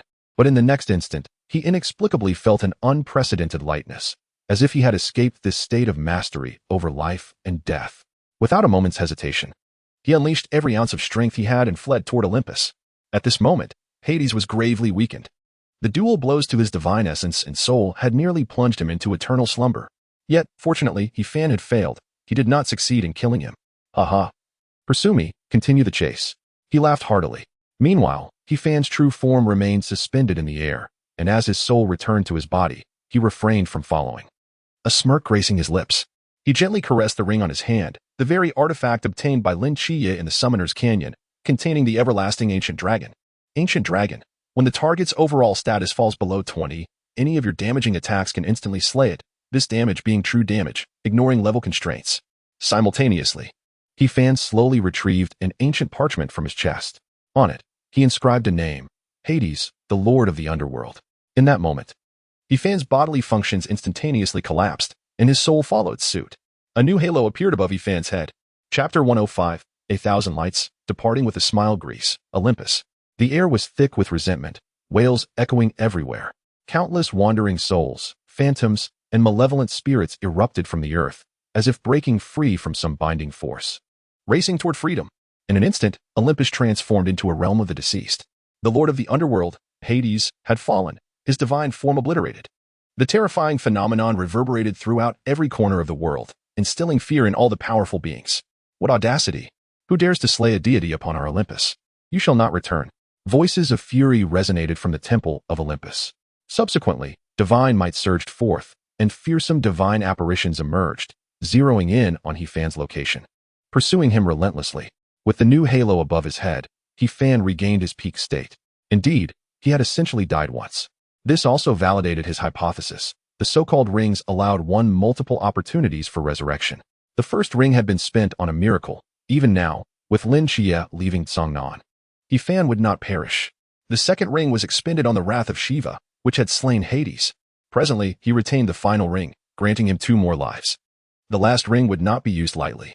In truth, the input and output of the wrath of Shiva were disproportionately aligned. Eradicating a deity with it was nearly impossible. Yet, Hefan's strategy was clear, to weaken Hades' condition as much as possible, damaging his divine essence and soul. The more he destroyed, the less power would be required for the wrath of Shiva. However, even though Hades' divine essence and soul had been severely injured, Hefan still struggled to eliminate him with the wrath of Shiva. Even utilizing Nyx's power, the input ceiling remained, not exceeding clients. But here lay the conundrum. Did he not possess the Great Dragon? Below 20 status, it could kill instantly. He surmised that at that moment. Hades' status was likely below 30. Thus, by contributing merely the power needed to destroy Hades by 10, he could achieve his goal. A discount was offered. Was there any reason not to charge forth? He decisively exchanged one life for another. In truth, had Nyx employed the wrath of Shiva, she might have eradicated Hades with just a substantial expenditure of divine power, and he would not have needed to die even once. Yet, he refrained from doing so. For this was a rare gift he could offer Nyx. Some might argue that slaying a deity was merely a trivial matter, and wasting a halo was not worth it. He would contend that it was not a waste at all. When Nyx provided he with resources, she did so selflessly, never contemplating the notion of waste. When others show you selfless kindness, how could you perceive it as waste when it comes time for you to reciprocate? Moreover, with the absence of deities in the Great Xia, 100 years of oppression had passed. This battle was meant to convey to all external deities that, even after a century of reincarnation among the Great Xia deities, a river god still existed. At this moment, facing the Greek deities, he was utterly unafraid. Laughing at you all, with your banners and heads for sale. But at that instant, the night flickered. With a blink, he vanished, leaving behind only a shimmering outline. This maneuver nearly caused the divine beings to strain their backs. What the heck? He flaunted, and then fled? So fluidly? Chase him. We must ensure his demise. Otherwise, what face would remain for our Olympian gods? Sangnan City, at Lin Chiye's residence. Hello? Captain Chun, how are things on your end? Hello, Chiye, everything is well here. The external deities have already retreated from the territory of the Great Xia. Clearly, he chose to deliver good news while omitting the grim tidings. Chun Mai refrained from informing Lin Chiye about the presence of the wrath of Shiva in Greece, or that the external deities were returning to intercept He-Fan. The external deities are retreating? I suspect they are heading to ambush He-Fan. How do you know this? Who informed you? I need no external confirmation. I can keenly sense that He-Fan's essence of darkness has dimmed significantly at this very moment, likely encountering some troubles. Furthermore, the recent celestial phenomenon of a deity's fall was perceptible to all those above the realm of light. Upon hearing this, Chun Mai felt a pang of concern for Lin Chiye's condition and gently remarked, the fall of Hades is ultimately a piece of good news. As for He-Fan, Commander Yi is currently mobilizing personnel to form a temporary elite team to venture into the mist and bring He-Fan home. You need not worry. If you genuinely wish to contribute, then address the impending mystery in Sangnan City. The fall of Hades has stirred some enigmatic forces into restlessness, and the capital is already overwhelmed. Sangnan is likely no exception. Chun Mai engaged in light conversation, hoping to dissuade Lin Chiye from acting impulsively and to remain in Sangnan, assuring him that the local guardians, including Sister Hongying, are more than capable of handling the mysteries there. At this moment, Lin Chiye appeared composed and not overly anxious. Captain Chin, have you found a method to bring you back from the brink of death? Lin Chiye was concerned about this matter, which was precisely why he called Chun Mai. According to He-Fan, as long as I can reach the boundless realm, I can transcend the causality of miracles. Presently, I have indeed attained the boundless realm and cannot perish. You need not worry. Upon hearing this, Lin Chiye smiled with genuine delight. With such assurance, he truly felt at ease. Captain Chen. Yes? What is it? I appreciate your efforts, as well as those of the higher-ups among the Night Watchers of Daxia, who have continuously monitored my every move. Why the sudden change in tone, Chiye? Please convey to Commander Yi that the formation of a temporary rescue team is unnecessary. Lin Chiye's eyes sparkled with determination as he declared, because I will take action. Chiye, do not act rashly. This is not a matter of impulse. He-Fan is my brother. After hanging up the phone, he heard his aunt's voice calling. Xiao Qi, it's time to eat. Coming. Lin Chiye stood on the balcony, a smile gracing his face as he stretched lazily, basking in the last rays of sunset over Sangnan City. Only half an hour remained until the city would vanish. As the sun dipped below the horizon, the myriad lights of Sangnan City flickered. Aunt, I will clean up. Lin Chiye chuckled as he donned an apron, beginning to tidy the dishes. He knew these dishes would soon turn to dust, yet he desired to wash them thoroughly. Yang Jin had been observing Lin Chiye and realized that the smile on his face was heartfelt. In just a few short days, Lin Chiye's mindset had undergone a profound transformation, especially after conversing with Zhao Kongcheng, which dispelled many of his inner demons. With only 10 minutes left until Sangnan's disappearance, Lin Chiye cradled the small black creature, affectionately stroking it before placing it on the ground. A sudden embrace took Yang Jin by surprise. Brother, what is this? Aunt. The moment his aunt turned around, she saw Lin Chiye kneeling on the ground. Xiao Qi, what are you doing? Quickly get up. Aunt, I am leaving. Are you returning to the army so soon? No, this time, I may never return. At this parting moment, Lin Chia's smile remained radiant.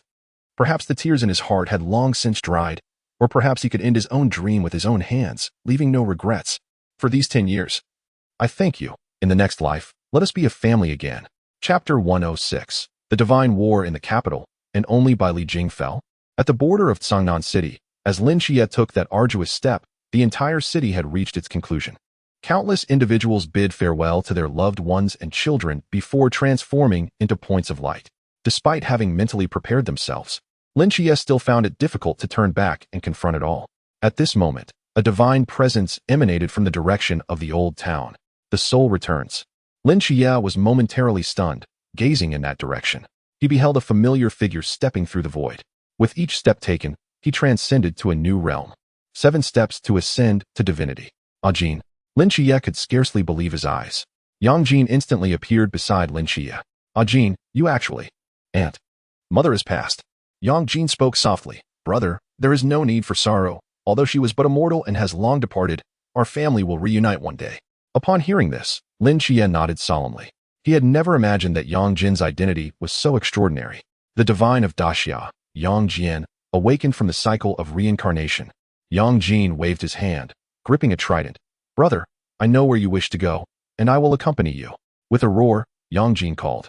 And the small black creature rushed in, seemingly unaware of where it had come from. Its body suddenly swelled hundreds of times, grabbing Lin Xie by the collar and tossing him onto its back. Let us embark on the first battle of the return of the Daxia deities, led by me. Yang Jin. In the capital city, an unprecedented mysterious purge operation was unfolding. Those hiding in the capital had initially refrained from being overly arrogant. However, when the foreign deities displayed their might, they suddenly felt emboldened, attempting to seize a moment of chaos for their own gain. What was the outcome? The foreign deities abruptly retreated. The mysterious beings were left bewildered. At this moment, the capital's Night Watcher squad was more splendid than ever. The Phoenix squad and the Masked squad had all arrived. The pinnacle of humanity had gathered 3 of their own, although the foreign deities had departed. What if they returned unexpectedly? Everyone could only remain vigilant in the capital for the time being. With some time on their hands, they might as well hunt some mysteries for sport. In just 1 day's time, those once concealed in the capital had all departed peacefully. With a swift strike, Chenmai felled a sea realm mystery, instantly aging its form. Before it could even attempt to flee, Chenmai delivered a finishing blow, severing its head. Yuan Gang, watching from the side, was left in awe. Truly, he was worthy of being on par with the renowned black and white double evil, Black Wuchang. After a few days of absence, he had suddenly ascended to the boundless realm. Moreover, just moments ago, Yuan Gang and all members of the capital squad had sensed something peculiar. It seemed as if Chenmai's body had undergone some form of transformation, akin to that of an heroic spirit. Ha ha ha, old Chen, not bad. You're almost catching up to me. Xiaopinggo laughed heartily, genuinely pleased for his old partner. However, only Chenmai could not muster a smile. He was acutely aware that, at this very moment, Lin Xie had gone to rescue He Fan. Changnan City would likely cease to exist. This should be the last mystery recorded in the intelligence monitoring, right? Chenmai inquired. Xiaopinggo nodded. Indeed, our mission is complete. Everyone pondered this. Our mission is accomplished, but what of He Fan? When will he return? Although their time together had been brief, the capital squad still held concern for this newcomer. Captain, has Commander Yi lost his mind? Why did he suddenly cancel the rescue plan for He Fan? Yuan Gang expressed his confusion. In response, Chenmai replied, it was Lin Xie who instructed me to convey to Commander Yi that he would take action. It is not that Commander Yi is confused, but rather that he has chosen to trust, to have faith in the Night Watchers of Daxia. Xie? Yuan Gang furrowed his brow, recalling the various performances of the Gemini gods during the training session. Indeed, this was characteristic of them. However, were they not still novices? Was the burden upon them not a tad too heavy? Seemingly sensing Yuan Gang's apprehension, Xiaopinggo patted him on the shoulder. Old Yuan, do not overthink it. Do you think we wish for this? You are well aware of the dangers lurking beyond the fog. Commander Yi has his own judgments. If you find yourself with nothing to do, could you assist me by drafting the summary report for the defense of the capital? Draft it yourself. Yuan Gang retorted brusquely. Come now, enlighten me on how to write it. How about this? The gods of Northern Europe, the chief deities of Greece, and the Indian gods converged upon our capital. The Night Watchmen displayed their might, thwarting the divine beings beyond the 7th ring, thereby safeguarding the property and security of the populace. Ultimately, the foreign gods only managed to slay the young master of the Bailey family in a fit of rage. Such a target is exceedingly elusive, and their methods are astoundingly ruthless, catching our great Xia off guard. Upon hearing these words, Xiaoping's expression darkened. Indeed, this time, aside from the subsequent purging operations, the divine battle had scarcely ignited, and the capital suffered minimal casualties. Coincidentally, it was only the Bailey clan that faced total annihilation. It appeared as though the foreign gods had traveled a great distance solely to eliminate Bailey Jing, then returned home. What a profound grudge. Who was the fool directing this? A job well done. Forget it, let's revise that, Xiaoping suggested after a moment of contemplation. The young master of the Bailey family, Bailey Tumming, valiantly resisted the crisis in the capital but sustained severe injuries. He is currently recuperating in the new recruits training camp and, upon recovery, will be awarded the Star Medal. Anticipated to join the Night Watchman after the year-long training concludes. Upon finishing this statement, everyone exchanged knowing smiles. Yes, that is perfect. Absolutely brilliant. Outside, 7 Olympian gods relentlessly pursued He-Fan. Truth be told, He-Fan wished to take on them all single-handedly, but Nyx's divine power was insufficient, forbidding him from doing so. Moreover, if he continued to overexert his body and mental faculties, he risked losing his life. The crux of the matter was that such an endeavor was futile. Alone, he could not vanquish 7 deities. Do not hold back. He must not escape back to Great Xia. As the chase proved fruitless, the gods seethed with fury. An unrelenting barrage of attacks assailed He-Fan from behind, and he indeed felt immense pressure. Yet, he remained unafraid. At that moment, he suddenly heard the system's notification sound. Quickly focusing his thoughts, he restored his hair color to its original hue. Ding. Hidden task completed. Before the miracle fades, Chenmai ascends to the boundless realm. Reward: Heroic Spirit Chenmai, Progress and Roleplaying Enhanced. Roleplaying Progress. 57. Ding. Hidden task completed. Allow Lin Chiye to let go of the past, respect Songnan's fate, and personally close the mortal divine domain. Roleplaying Progress Enhanced. Roleplaying Progress. 60. Current locked ability: Source of Water, 3000 weak waters, 60. Heed the call, cover the surface. Zhangya, 3000 weak waters, countless vastness. Next target progress, 70. Pending unlocked ability: Soul Ring Enhancement, Olympics, 70. When your opponent is an Olympian god, your Soul Ring can be used without limitation.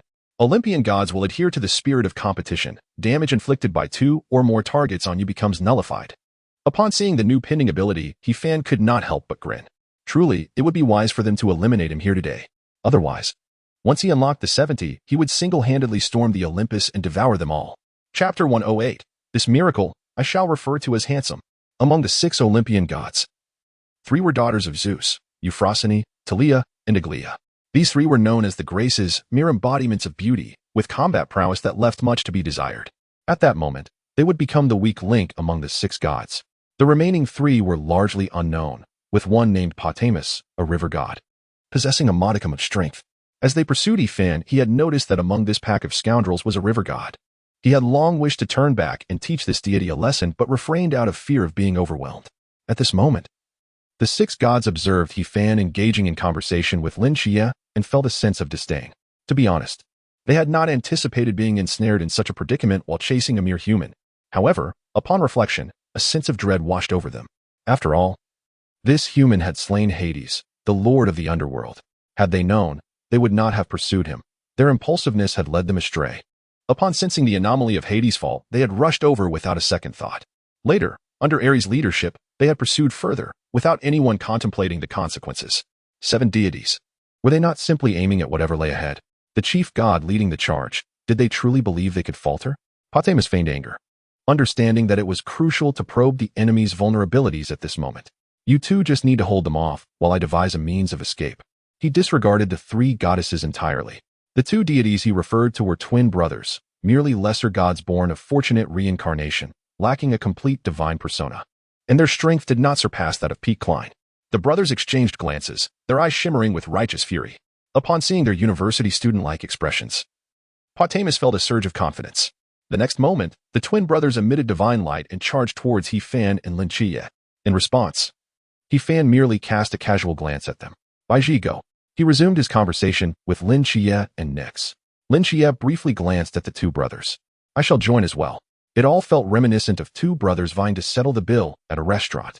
With a wave of his robe, He-Fan performed a random summoning spell, utilizing the surrounding objects as mediums, and in an instant, a colossal beast materialized. It bore a resemblance to both a lizard and a dinosaur. Roar. The moment the beast emerged, it unleashed an atomic breath towards the twin brothers. Godzilla, the Spider Queen, unwilling to be outdone, immediately unleashed a torrent of webs, radiating horrific corrosive properties that would inflict unbearable suffering upon contact. The twin brothers were utterly petrified. Their previous bravado had dissipated, leaving them in a state of utter disarray. He-Fan and Lin Xie continued their nostalgic conversation with Nyx, fully aware that this battle would demand a considerable toll on her, fearing they would have no opportunity to reunite soon. At that moment, it was Nyx who shattered this harmonious exchange. She understood that advising the young ones to retreat, urging them to abandon the fight and flee, would fall on deaf ears. Given their personalities, they would insist, "What of it if I slay a chief god for my mother? Do you dare pursue me?" Today, it is imperative to conclude this battle with the blood of the Olympian deities. Yet, she is acutely aware of the immense burden on the two children and knows that further delay is untenable. "Children, let us resolve this swiftly. Mother is somewhat anxious about the future, and we have ample time to reunite." Given that Nyx has spoken, it is essential to first address the troubles at hand. He-Fan gazes intently at the underwhelming river god attempting to breach the Rashomon. He then shifts his attention to the three graces, embodiments of the ancient Greek people's noble aspirations. After a moment of contemplation, he declares, "I shall handle these three ladies. You take care of the counterfeit river god." Lin Xie is taken aback by this. Logically, as fellow river gods, shouldn't He-Fan be teaching him the ways of divinity? Or perhaps, has the sight of beauty rendered him immobile? What a jest. He-Fan is hardly that sort of individual. Instead, he suddenly recalls that his extraordinary reproduction had not been activated in quite some time.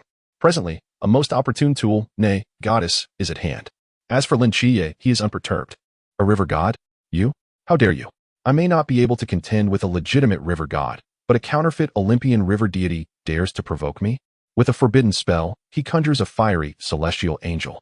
In the next moment, amidst the intertwining of dark light and flames, Lin Xie transforms into a towering seraph. Just moments ago, his soul soared to the moon, where he encountered the Archangel Michael. Now, Lin Xie possesses the complete divine realm of the mundane. This spell is a fusion of the complete Merlin's forbidden incantation from the realm of the mundane. In this instant, he even grasps a sliver of the opportunity to slay a god. However, this maneuver demands tremendous energy, yet he remains indifferent. Lin Xie's state of mind has long since achieved clarity, much like that fateful rainy night when Zhao Kongcheng, disregarding his own physical torment, wielded the dragon-slaying blade to seize glory in his grasp and leave the tribulations of the future to fate. The blade's light descends. A wave of deathly foreboding sends shivers down Potamo's spine. He hastily maneuvers two rivers, infused with divine power, to counterattack Lin Xie. However, as Lin Xie embodies the 16-winged seraph, he cleaves through the rivers effortlessly, undeterred by any obstruction. Potamus is astounded. This force belongs to the realm of the mundane, and the severed rivers retain their cut marks, remaining unmerged, as if time itself has come to a standstill. Lin Xie names this ability Cool.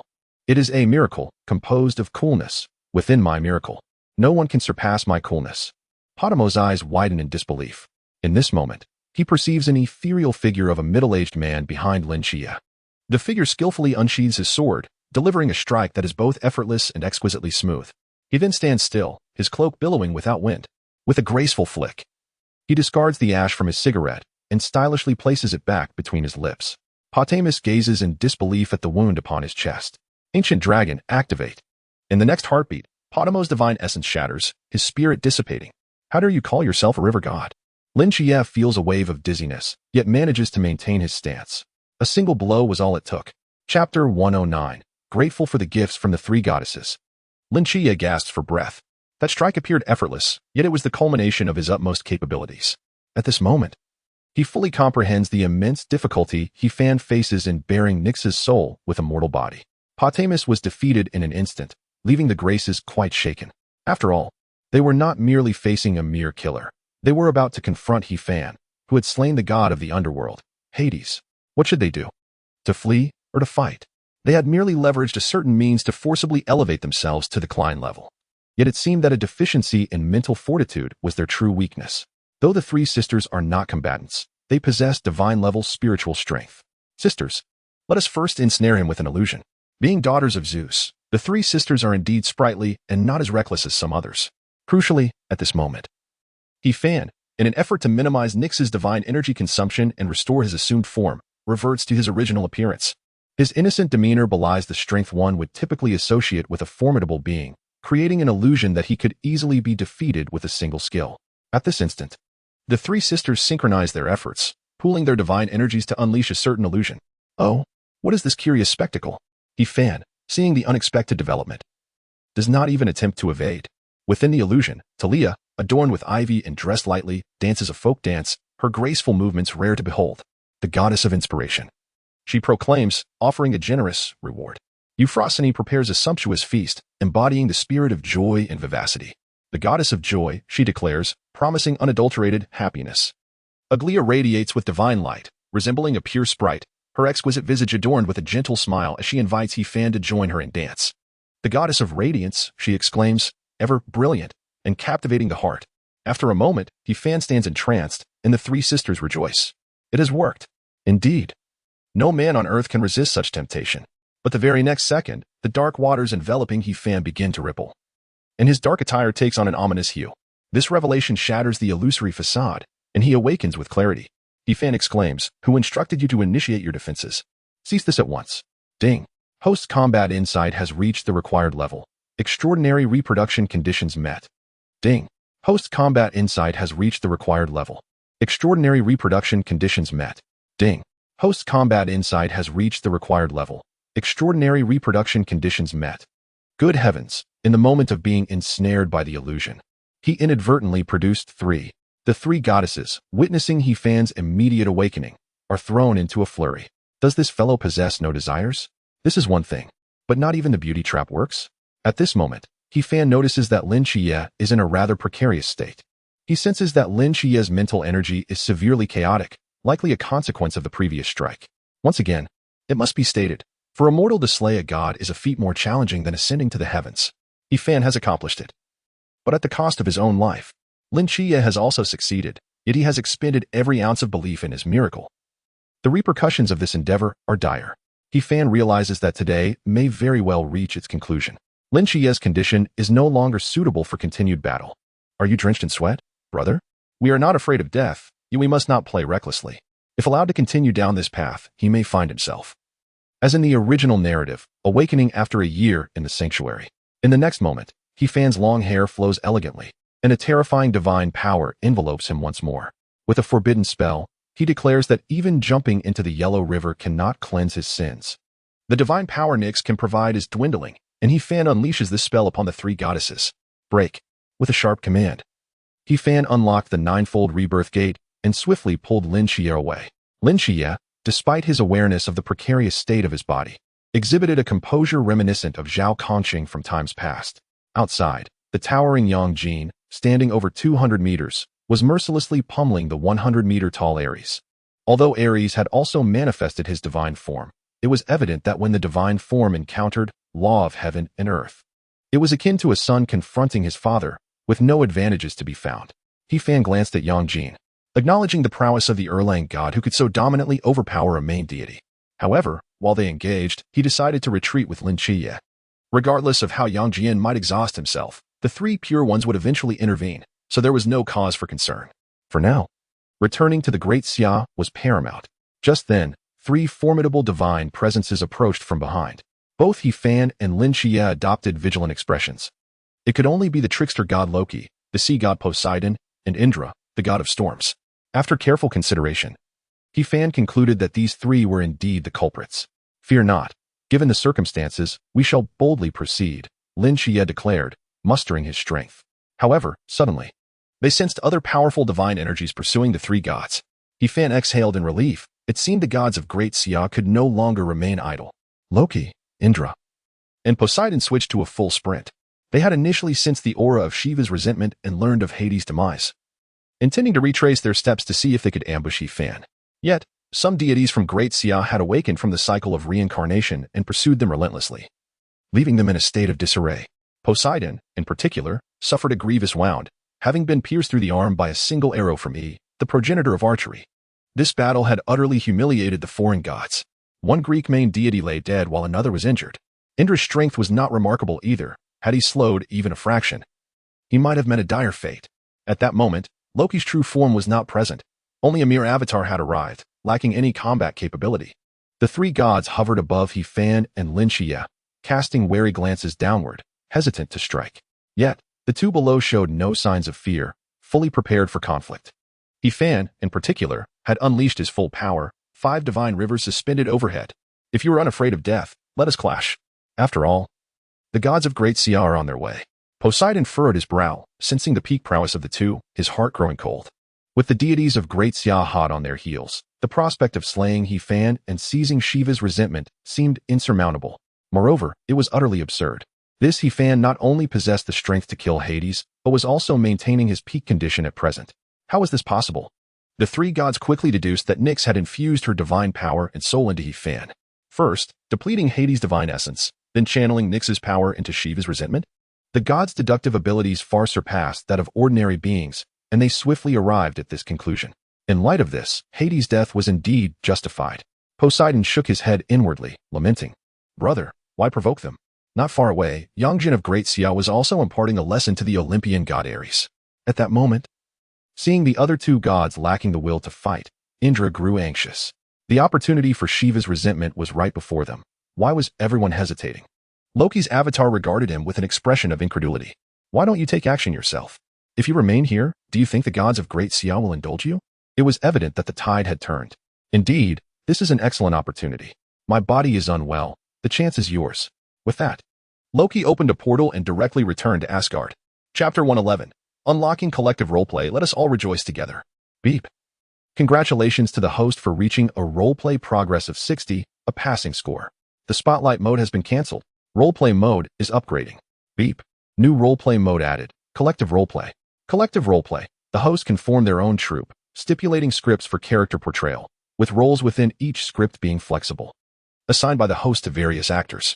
Script progress. When an actor achieves 100 in portraying a main character, they earn 3 points of script progress. Achieving 100 in portraying a secondary character grants 1 point. Once progress reaches 100 points, the collective roleplay of the script is considered complete. Each completed collective roleplay of a script allows the host River God roleplay progress to increase by 10. Current script, none. Available scripts, Romance of the Three Kingdoms. Journey to the West, Water Margin, Dream of the Red Chamber. Friendly reminder, currently, no script is active. The host is advised to make a prompt selection. Special note, the initial set of scripts consists of 4. After completing 2 scripts, a new set of 4 will refresh. Yet another intriguing toy has arrived. On the return journey, He-Fan diligently contemplated this new functionality. As described in the system, he no longer needed to vie for the spotlight. His roleplay progress could now only be enhanced through the new collective roleplay mode. In essence, a skilled actor requires equally competent co-stars when their performance reaches a certain standard. Collective roleplay demands that at least 30 primary roles must be completed to achieve a single script. Each completed script grants He-Fan a 10-point increase in roleplay progress. Although this method of advancement may be slow, it remains relatively effortless for He-Fan. No longer would he need to constantly compete with Lin Xie for the spotlight. It is worth mentioning that in the original narrative, years could pass without significant events if he were merely vying for the spotlight. He-Fan would find himself with little to do during this time, causing his progress to stagnate. With the change in roleplay mode, there would always be tasks at hand. Collective roleplay appeared quite appealing, allowing everyone to enjoy themselves together. Which script should he select first? After brief contemplation, He-Fan decided that the simplest script, without hesitation, was undoubtedly Journey to the West. This script alone overlaps with characters from the world of god-slaying, such as Sun Wukong, Yongjin, and the deities of the heavenly court. Allowing them to portray themselves would essentially offer free roleplay progress. However, in reality, this was also the most challenging script to enact among the 4. After all, the characters in Journey to the West possess earth-shattering abilities. Unlike the other 3 classics where any mortal could suffice for the roles. This was not a genuine film crew. No post-production effects were at their disposal. Hence, He-Fan decided to set Journey to the West aside for now, lest he become impeded in his progress. He was unaware of the current whereabouts of the heavenly deities. Throughout the return journey, the gods of Great Xia remained concealed. It appeared they only wished to protect He-Fan and Lin Xie, preferring to avoid excessive interaction for the time being. As for the other 3 scripts, Romance of the Three Kingdoms, Water Margin, and Dream of the Red Chamber, He-Fan dismissed the latter outright, as he could not even name 10 characters from it, let alone 30. After consideration, He opted for the more expansive potential of the romance of the Three Kingdoms. Regarding the selection of actors, decisions can be made gradually in the future. In the capital city, a lavish welcoming party had long awaited their arrival. Upon returning, He-Fan greeted the crowd with a smile. Medical personnel hurriedly approached to check on the injuries of the two individuals. Let me see, which one is He-Fan? The captain of the special team, Phoenix, could hardly contain his excitement. This individual was, in recent years, akin to a textbook example of an exemplary child. Having just awakened to the divine realm, he was capable of defeating a mysterious entity with a single blow, the divine agent of the war goddess Athena, named Xia Siming. Commander Yi, we at the Phoenix team want this He-Fan. If you don't grant him to me, I might rebel by tomorrow, Xia Siming declared earnestly. Xia Siming had a penchant for making bold statements, often stirring up trouble. Yi-Fan had grown accustomed to it. Captain Xia, discussing this with me is futile. You must seek the consent of the individual involved. Upon hearing this, Xia Siming pondered. That unconscious, seemingly delicate young man must be Lin Chiye, right? If not, you can give him to me as well. I'm not picky. Yi-Fan had no time to entertain her whims. His primary concern was Lin Chiye's condition. How is he? The military doctor with healing abilities appeared grave, shaking his head. It seems this child has confined his own mental energy to avoid burdening others, and he has fallen into a state of self-isolation. His condition is unusual, making it difficult for outsiders to assist unless he can awaken on his own. Based on my assessment, there is no immediate danger, but further observation is necessary. Relieved that the situation was manageable, Yi-Fan turned to He-Fan. You've worked hard. Has Nyx left? He-Fan nodded. She has temporarily departed. Subsequently, Yi-Fan found a quiet place for He-Fan to recount the events in detail. Although Yi-Fan had mentally prepared himself, he was still taken aback by the revelations, especially upon glancing at the three goddesses who were also in a comatose state. Goodness. You've captured the three daughters of the god King Zeus. It is well known that divine beings are not easily killed. Even if two children could slay a god, it would come at a tremendous cost. Thus, even though the three goddesses were captured, they could not be killed, potentially becoming ticking time bombs hidden nearby. If they could divulge some secrets about the enemy, it would be beneficial. Otherwise, capturing them would hold little strategic value. What do you intend to do with these three? Since they were gods captured by He-Fan, Yi-Fan was curious to hear his thoughts. He-Fan had already devised a plan. Of course, I'll have them serve as my bodyguards and servants, the kind that don't require payment. Yi-Fan's expression darkened. Would it not be more straightforward to simply call them slaves? To have three goddesses as your slaves is truly extravagant. However, a problem arose. Although they were all pseudo-gods without a complete divine persona, they were still divine beings. How could Yi-Fan ensure their loyalty as subordinates? Yi-Fan shook his head. I cannot guarantee that. Yi-Fan was taken aback. Wait, you can't guarantee that? I thought you were more formidable. Yi-Fan smiled slightly. While I cannot assure their loyalty, I will make them aware that they only have one chance. If they betray me and I catch them again, they will meet their demise. Chapter 113. Anxingyu. Increase the intensity at the abstinence center. To eliminate the entire Team 010, Li Pang stared wide-eyed. The situation had escalated unexpectedly, catching him off guard. Although he was not intimately acquainted with the Night Watchman's Team 010, he had seen them before.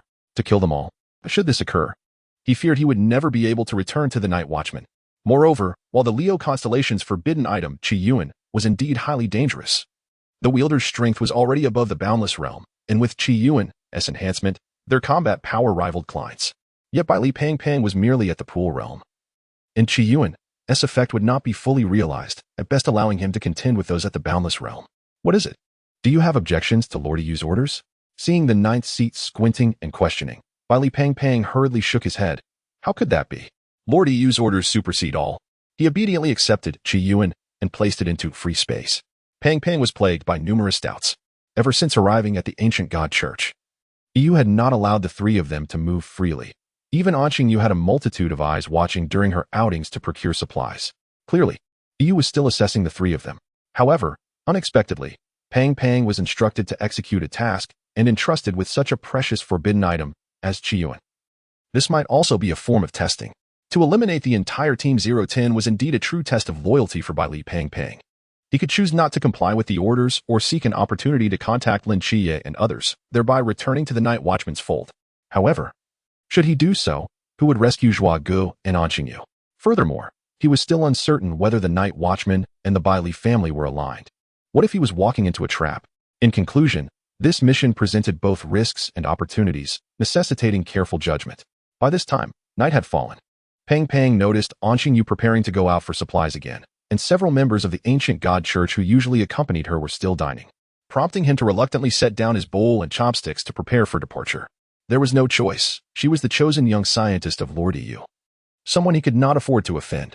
"Why are you still going out so late?" Pang Pang casually inquired. In response, Anqingyu patted Pang Pang's shoulder. "Aren't you also going out to execute a mission? Good luck." Li Pang Pang was taken aback. He used the word also. Could it be that this young man was also going out on a mission? The following day, at the Abstinence Center, a cell bore a new label, 07293, Anqingyu. "Young man, what crime brought you here?" As Anqingyu entered, nearby inmates eyed him with ill intent. Their gazes scrutinized him as if he were a model at a car exhibition. "The night watchman said I had a strong sense of theft, so they mistakenly apprehended me." Anqingyu replied flatly, while clad in blue and white striped prison garb. This explanation left the surrounding older inmates bewildered. What is this? Is the night watchman running out of performance metrics at year end? Or are they dissatisfied with the number of inmates at the Abstinence Center? However, they were unconcerned with these matters. Their primary interest lay in whether this newcomer could be bullied. In the Abstinence Center, survival operated under different rules. If one wished to live more freely, they needed to comprehend who could be approached and who was absolutely off limits. For instance, the leader of the largest criminal faction within the Abstinence Center, Boss Han, was untouchable. Furthermore, the two young men who had entered the Abstinence Center area 2 days prior were also not to be trifled with. It was said that one had fallen into a coma and would not awaken for some time. The other was even more formidable. Forget about prison garb. He could forego even hospital attire, donning only an ancient long robe, eyes narrowed in a mischievous smile, exuding an air that suggested he was not to be trifled with. The most absurd thing was that this fellow was constantly followed by 3 stunning blonde maids, truly a sight that evoked envy from onlookers. It seemed that all the prison guards and doctors within the facility treated him with utmost reverence. Was he perhaps a distinguished young master come to experience life? On his first day out for fresh air, even the head of the facility, Old Han, seemed to intentionally avoid him, which spoke volumes of his elevated status. At that moment, under the predatory gazes surrounding him, Anqingyu took the initiative to speak up. "Excuse me, esteemed seniors. Have you encountered 2 individuals named He Fan and Lin Xia, roughly of my age? Oh, and by the way, He Fan often squints and wears an ancient-style long robe." Upon hearing this, the cautious glances exchanged among the crowd indicated their unease. "You know those 2? I do not." "What? If you don't know them, why act all high and mighty? You startled us. Hey, kid, when they let us out for fresh air, come with me to the restroom. If you cooperate, I might just tell you where they are." If not hearing this, Anqingyu became intrigued and looked at the man. "So, you do know where they are?" "Of course. Everyone here does." "Oh," Anqingyu replied, and in the next moment, he subtly raised his hand. As he turned his palm, all the surveillance cameras in the vicinity vanished. Subsequently, with a powerful grasp from afar, the man was suddenly propelled towards Anqingyu, as though struck by an overwhelming force. However, there were 2 iron gates separating them, leading to a tragic outcome. As the man passed through the iron gates, he was brutally crushed by the immense force, unable to utter a cry of agony as he lost his life. In an instant, blood splattered across the corridor floor, and the man's body was reduced to a grotesque mass, eerily suspended outside Anqingyu's cell. "Oh dear, in my haste, I forgot about the iron gates." Anqingyu raised his hand, fingers pointed upwards, and then forcefully flipped them downwards. In the next second, the remnants of the man's corpse and the blood on the ground vanished without a trace, whisked away to an unknown location by Anqingyu. Immediately, an eerie silence enveloped the prison. The neighboring inmates, terrified, retreated to the corners of their cells, gazing at him as if he were a monster. At last, everyone understood that the night watchman would not mistakenly target the innocent. Yet, Anqingyu maintained his calm demeanor and inquired, "Does anyone else know where they are?" I know. The 2 young men you mentioned must be in the infirmary." The crowd hurriedly expressed their knowledge, eager to avoid becoming the next victim. The crux of the matter was that this fellow's powers were astounding, able to kill from a distance and erase all traces. Even if one wished to report him, there was no tangible evidence, and ultimately, who desired death when life was so much better?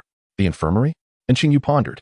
Then, in the blink of an eye, he executed a swift maneuver and vanished from sight. Well, the onlookers were left in shock. Yet another formidable figure who could not be suppressed even by the town suppression tablet had appeared. Chapter 115. Wait, buddy, are you truly playing Diao Chan?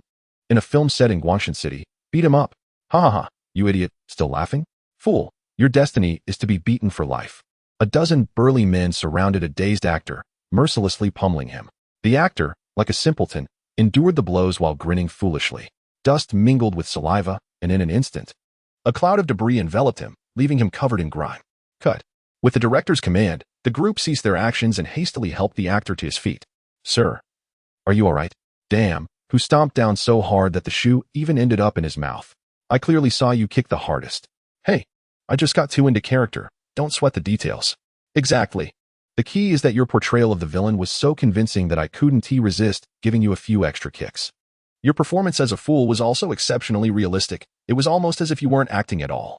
Amidst the praises, the actor spat out the shoe lodged in his mouth and calmly rose to brush off the dirt. At this moment, the director hurried over with a smile. Teacher Ernyo, you're not hurt, are you? The director scrutinized the actor as if he were a treasure. With your talent, why are you still just an extra? May I have your contact details? I'd like to cast you as the second male lead in my next film. Interested? As he spoke, the director produced 2 generous red envelopes. This is your payment. The extra amount is a token of my appreciation for your superb acting. The actor waved his hand dismissively, pushing the envelopes back. Let us forget about the money. I'm not acting for profit. He glanced toward the catering area. Is there any boxed lunch? Yes, of course. The boxed lunches are guaranteed to be filling. The director was somewhat bewildered. It was the first time he had encountered such a generous extra. Not only was he talented, but he also didn't want payment. Where could he find justification for that? Please pack 2 boxes for me. I have matters to attend to. So I'll take my leave now. Amidst the astonished gazes of the crew, the actor departed the film set with 2 boxed lunches in hand. The director and team personally saw him off, applauding as he walked away. Look at that. Now that's what you call an artist. Everyone should learn from him. In a vacant space outside the set, the actor sat cross-legged on the ground, unbothered by the dirt, and began to eat. Suddenly, the 9th seat appeared before him. Kneeling on one knee, my lord EU. The 9th seat was somewhat bewildered, unsure of what had come over this master. Since returning from Jinan Mountain, EU seemed to have lost interest in mischief, spending his days mingling with various film crews instead. This had led to the Night Watchman's special squad being unable to track his whereabouts. Who would have thought that the so-called god of the ancient divine church would be reduced to a mere extra for the sake of a boxed lunch? 9th seat. I brought you a portion as well. Let us share a meal. EU gestured to the remaining boxed lunch. The 9th seat was taken aback. It felt surreal, yet oddly down to earth. Is this possession? Regardless of who you are, please come down from EU. With no other option, the 9th seat complied, imitating EU's posture. Opening the boxed lunch to eat. How is it? Has that chubby kid arrived in Guangshan yet? EU asked casually, chewing on a piece of braised pork. He just arrived today. Perhaps he still lacks the courage to face the Bailey family, which is why he took 2 days to muster the resolve to come. The 9th seat explained, wary of raising EU's suspicions.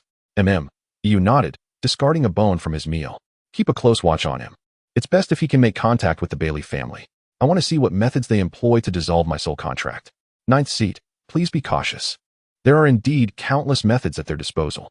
At the facility's activity area, He-Fan and Qingyu were engaged in casual conversation, while the 3 goddesses, Mei-Hui, stood guard not far away. So, are you really not concerned about the affairs of the chubby Bailey? Rest assured, he is far from easy to kill. He-Huan is well aware of who Bai Li Pang is. Even if he were to perish, it would be tantamount to him not having died at all. Why should I concern myself with such matters? Moreover, under the butterfly effect generated by He-Huan, even Bai Li Jing has met his demise. If a favorable situation can still lead to ruin, then Pang is indeed woefully incompetent. Now, let us discuss your so-called role-playing, suggested Qingyu. Since He-Huan wished for Qingyu to provide counsel, he divulged a portion of the information regarding the group role-playing, facilitating Qingyu's detailed analysis. You mentioned that your divine powers rely on role-playing to be sustained. Now that we have reached the stage of group role-playing, you require those around you to embody characters from Romance of the 3 Kingdoms, correct? However, I have a query. Should we not seek professional actors to fulfill these roles? Qinyu's skepticism held merit. Yet, He-Huan also expressed his own reservations. I had considered hiring actors, but there is a significant drawback. Each character in the script can only be bound to one actor. What if they abandon their role? What if they perish during a calamity? That would be a waste of a character in the script. One cannot truly know a person's heart by their appearance. I cannot trust those I do not know well. Furthermore, the challenges of the roles in the subsequent script are likely to be beyond the capabilities of ordinary actors. Qingyu pondered swiftly. Indeed, He-Huan's concerns were valid. However, these apprehensions also revealed certain ingrained thought patterns within He-Huan. For instance, as a member of the ancient divine church, I am perplexed that you trust me while being skeptical of ordinary actors. This indicates a singular perspective in his mind regarding the attributes of specific individuals. a notion that had already sparked suspicion in Qingyu when she first encountered He Huan. Nonetheless, this was He Huan's private secret, and Qingyu respected others' privacy, refraining from further inquiry. Thus, it is evident why He Huan is reluctant to engage with intelligent individuals. It is all too easy to expose his secrets. I could portray Diao Chan, Qingyu stated gravely. He Huan, sensing her unusual confidence, questioned her assertion. From a standpoint of identity, I share certain overlaps with the character of Diao Chan. I surmise that your role-playing cannot merely involve mimicking the character's appearance and demeanor. It must also be intricately linked to events occurring in reality. He Huan contemplated this notion. Yet, Qingyu continued, your 3 bodyguards, De Qiao, Xiao Qiao, and Bu Lianshi, are roles you established for them, correct? What is their current level of role-playing? He Huan glanced at the system, 5, 4, 13. Upon hearing these figures, Qingyu's suspicions were further confirmed.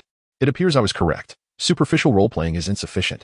The 3 ladies' beauty is on par with the renowned beauties of Jiaodong, and their role-playing levels should not be so low.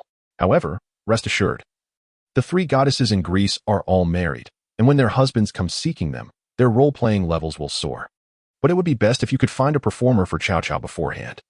Or you might consider keeping them in a certain location to construct the Copper Sparrow Terrace.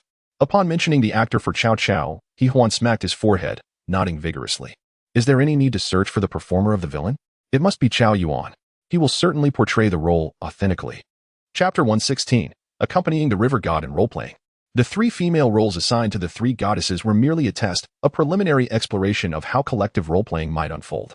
To He Huan's astonishment, Qingyu had skillfully deduced a subsequent strategy. Truly a genius akin to the god-slaying Zhuge Liang. Shouldn't you be portraying Zhuge Liang instead? Why take on the role of Diao Chan? He Huan pondered. It was illogical to assign a strategist to the part of a courtesan. Yet, Qingyu had her own reasoning. What is wrong with Diao Chan? In the end, Zhuge Liang ultimately faced defeat, while Diao Chan's success resonates throughout history. Moreover, my appearance is not lacking, and my current identity aligns well with the character of Diao Chan, she explained earnestly. He Huan was taken aback. Is this the kind of logic a sane person possesses? Good heavens, I am rendered speechless. Your identity suits the role? Is it not unsuitable? Qingyu retorted. My current identity is that of a member of the ancient divine church. Although I have no ties to the Night Watchers, I lean towards the Great Xia side. In this manner, a series of interpersonal relationships is already established. You could portray Wang Yun, you could embody Dong Zhuo, while Lin Qiyi could assume the role of the yet-to-be-recruited Elbu. Furthermore, the actor for the villain, Chao Yuan, could be given a weapon akin to the 7-star precious sword to assassinate Dong Zhuo, thereby solidifying the relationships between the characters. By the heavens, such reasoning. A genius indeed. He Huan was astounded. If these relationships were streamlined before commencing the role-playing, the progress would surely accelerate. Wait. It seems I have overlooked a crucial detail. You mentioned portraying Diao Chan and having Lin Qiyi embody Elbu? Is this a descent into moral decay or a distortion of human nature? Ha. Indulging in everything will only ensure my nutritional balance. Qingyu's expression darkened. That is of no importance. What matters is the character's persona. An actor's duty is to embody each role with excellence. Without fixating on the minutiae, He Huan chuckled. You, an amateur actor, are instructing me? Yet, Qingyu was right. With her assistance in strategizing, He Huan's collective role-playing endeavor indeed became significantly easier. Moreover, He Huan could detect a glimmer of excitement in Qingyu's eyes. She appeared genuinely intrigued by the concept of collective role-playing. By the way, your purpose for coming here was not solely to inform me about Bai Li Pang Pang. Was it? Do you have other tasks as well? He Huan inquired. Indeed, there are other tasks, Qingyu recounted. Before departing, you assigned me a tentative command, instructing me to deliberately allow myself to be captured and imprisoned in order to gather intelligence on a person named Wu Tongxian, while also assisting the 4th, 6th, and 12th seats of the believers in their escape. Upon successful completion, I was promised the position of the 11th seat among the believers. He Huan nodded, understanding the situation. It appears EU is also impatient, assigning tasks to both Pang Pang and Qingyu as a form of test. Should Pang Pang fail to complete his task, he would perish. If Qingyu fails, she would remain imprisoned for life in the fasting house. EU incurs no loss in either scenario. At that moment, a prison guard approached, leading Han Lauda and several inmates toward them. Guard, this is the scoundrel who murdered our fellow inmate. Han Lauda pointed at Qingyu, his eyes filled with a desire for vengeance. Just moments ago, the other prisoners had informed Han Lauda of Qingyu's alleged crime.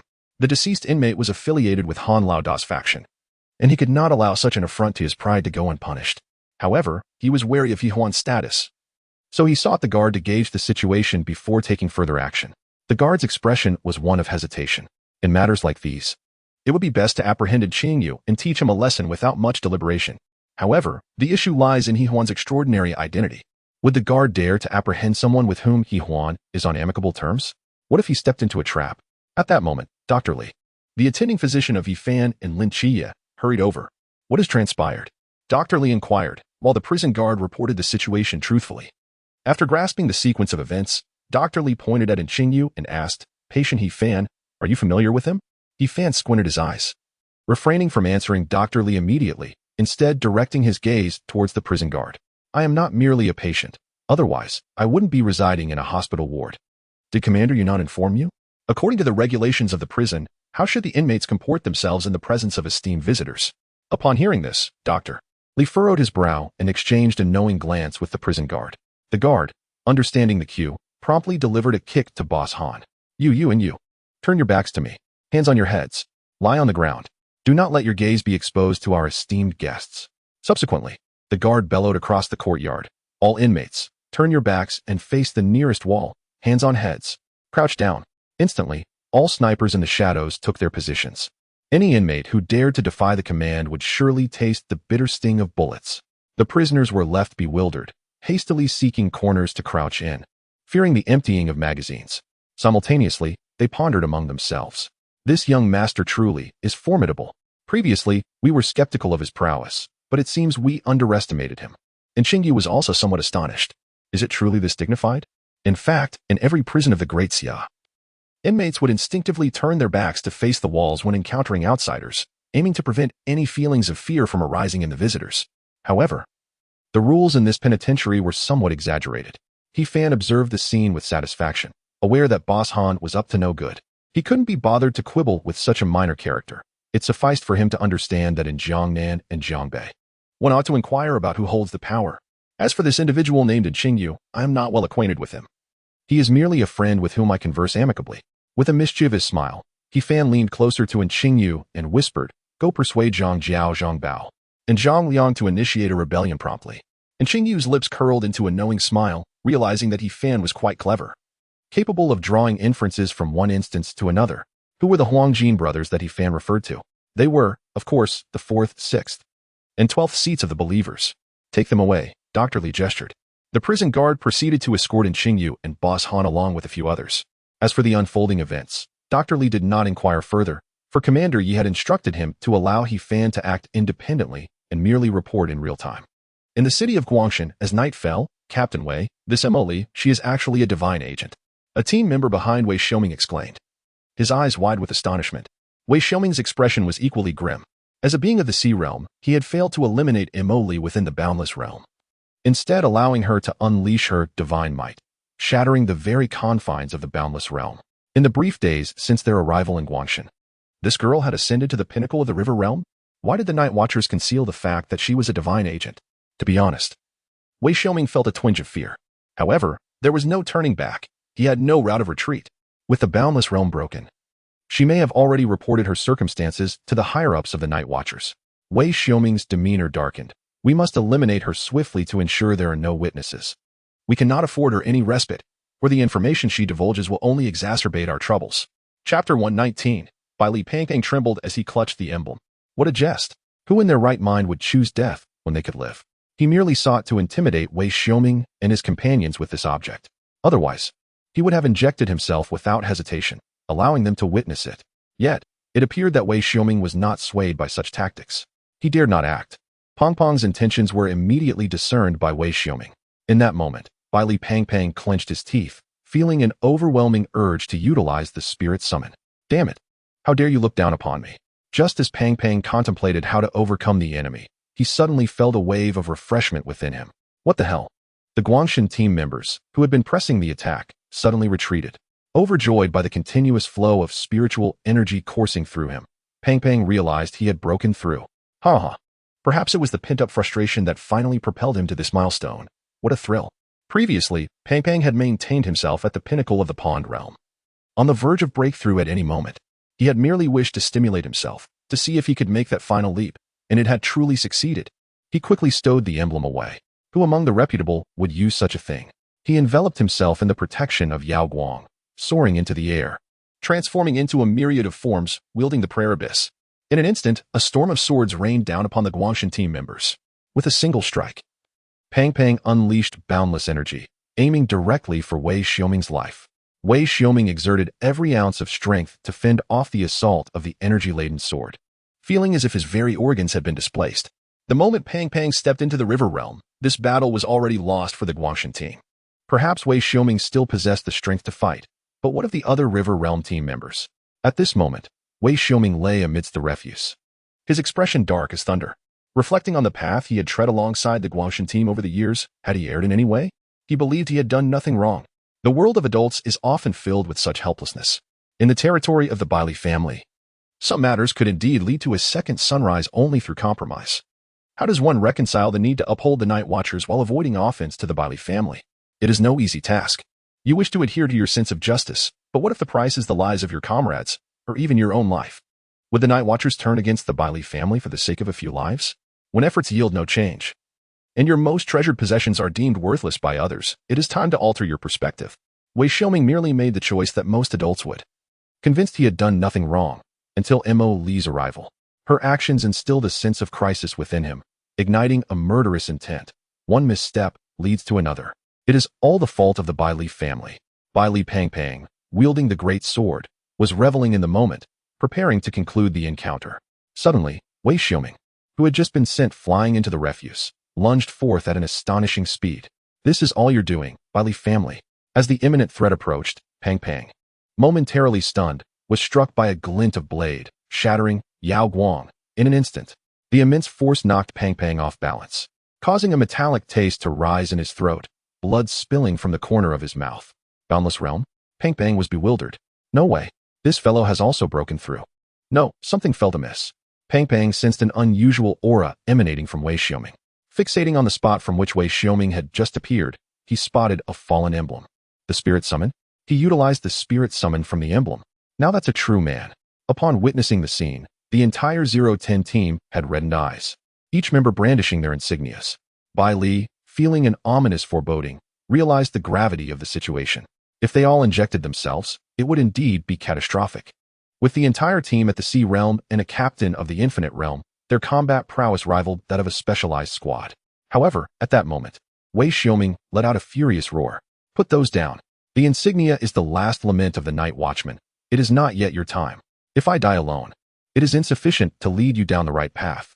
I am not a competent captain. Spend some time in the fasting quarters, and when you emerge, you will still be Night Watchman. As he spoke, Wei Xiaoming pointed his sword at Bai Li Tuming. You may leave. Return to the Bai Li family and tell them this matter ends here. My Guangshan team will henceforth have no further entanglements with the Bai Li family. Do not trouble my team any longer. Bai Li's expression froze, as if he struggled to swallow a lump in his throat, uncertain of what to say. Having invoked the demon goddess call, Wei Xiaoming was doomed. Even upon reaching the Infinite Realm before his demise, he refrained from slaughter, solely to intimidate the crowd and protect his comrades. He still retained some conscience, recognizing his mistakes and unwilling to continue down the wrong path.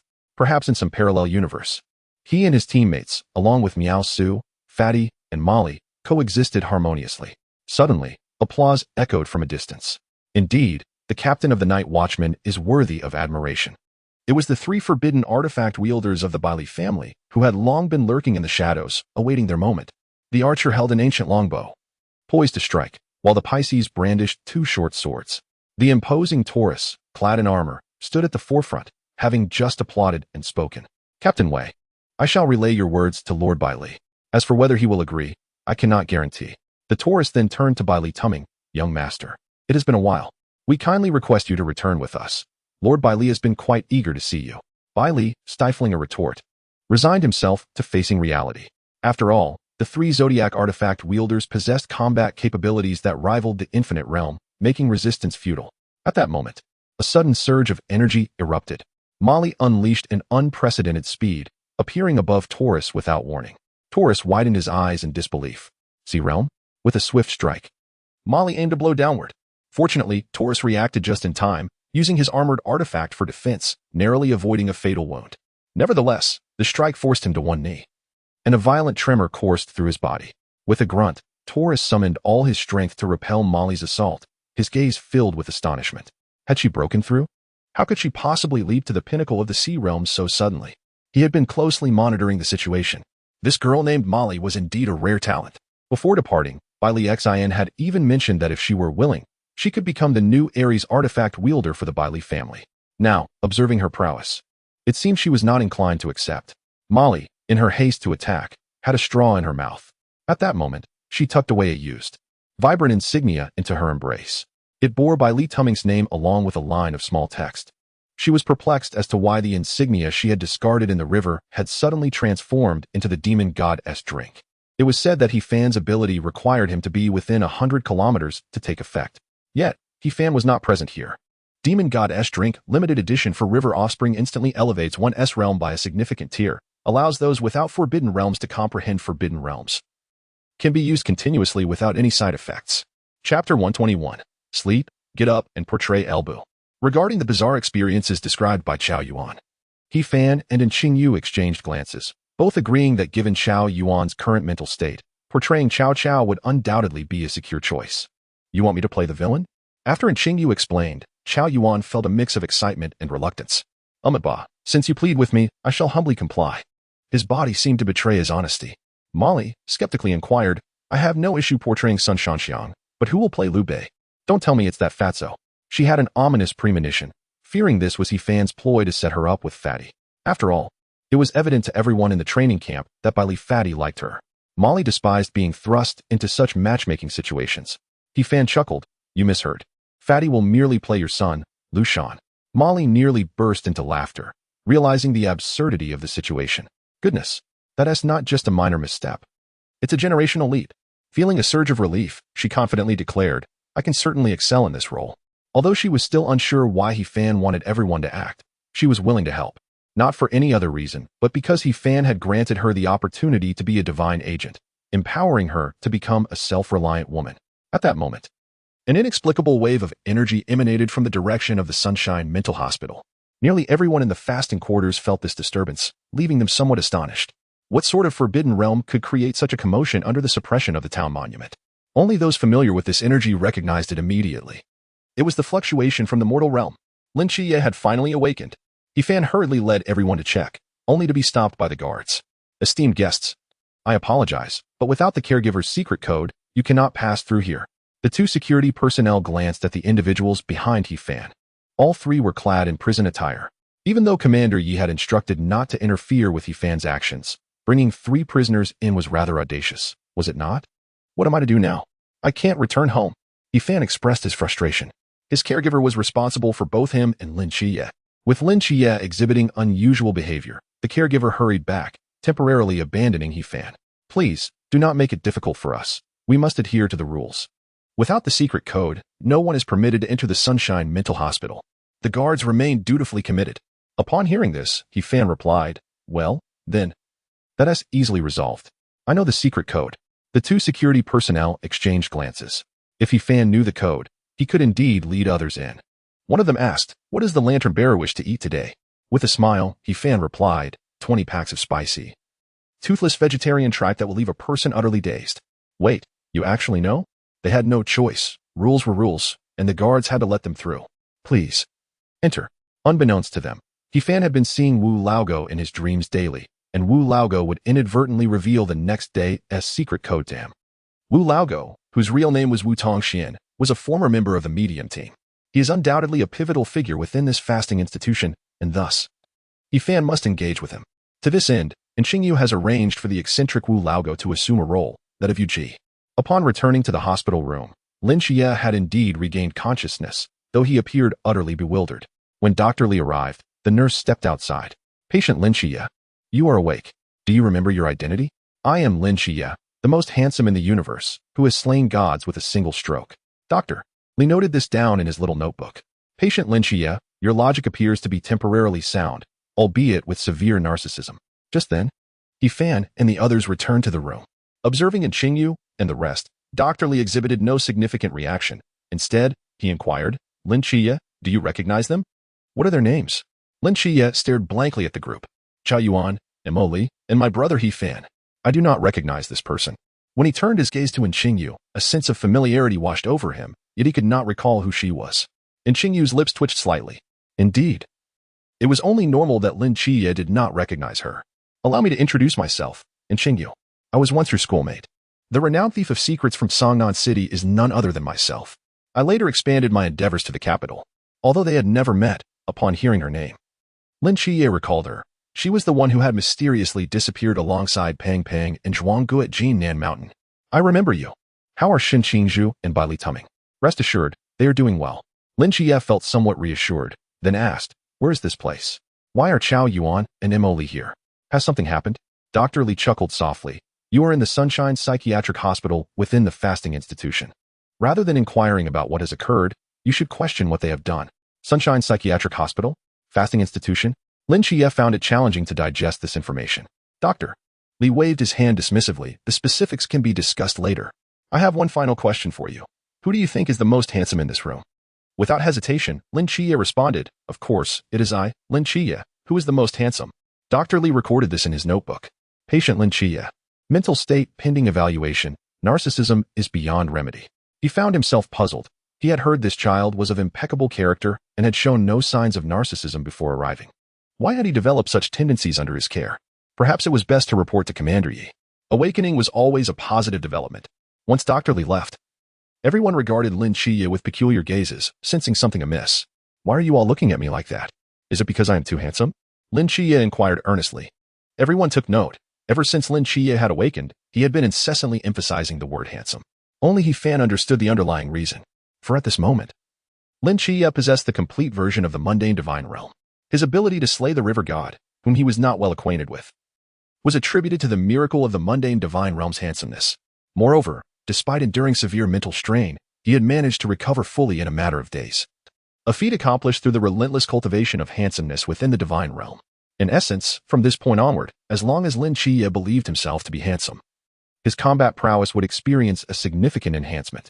This could indeed be regarded as a form of conceptual power.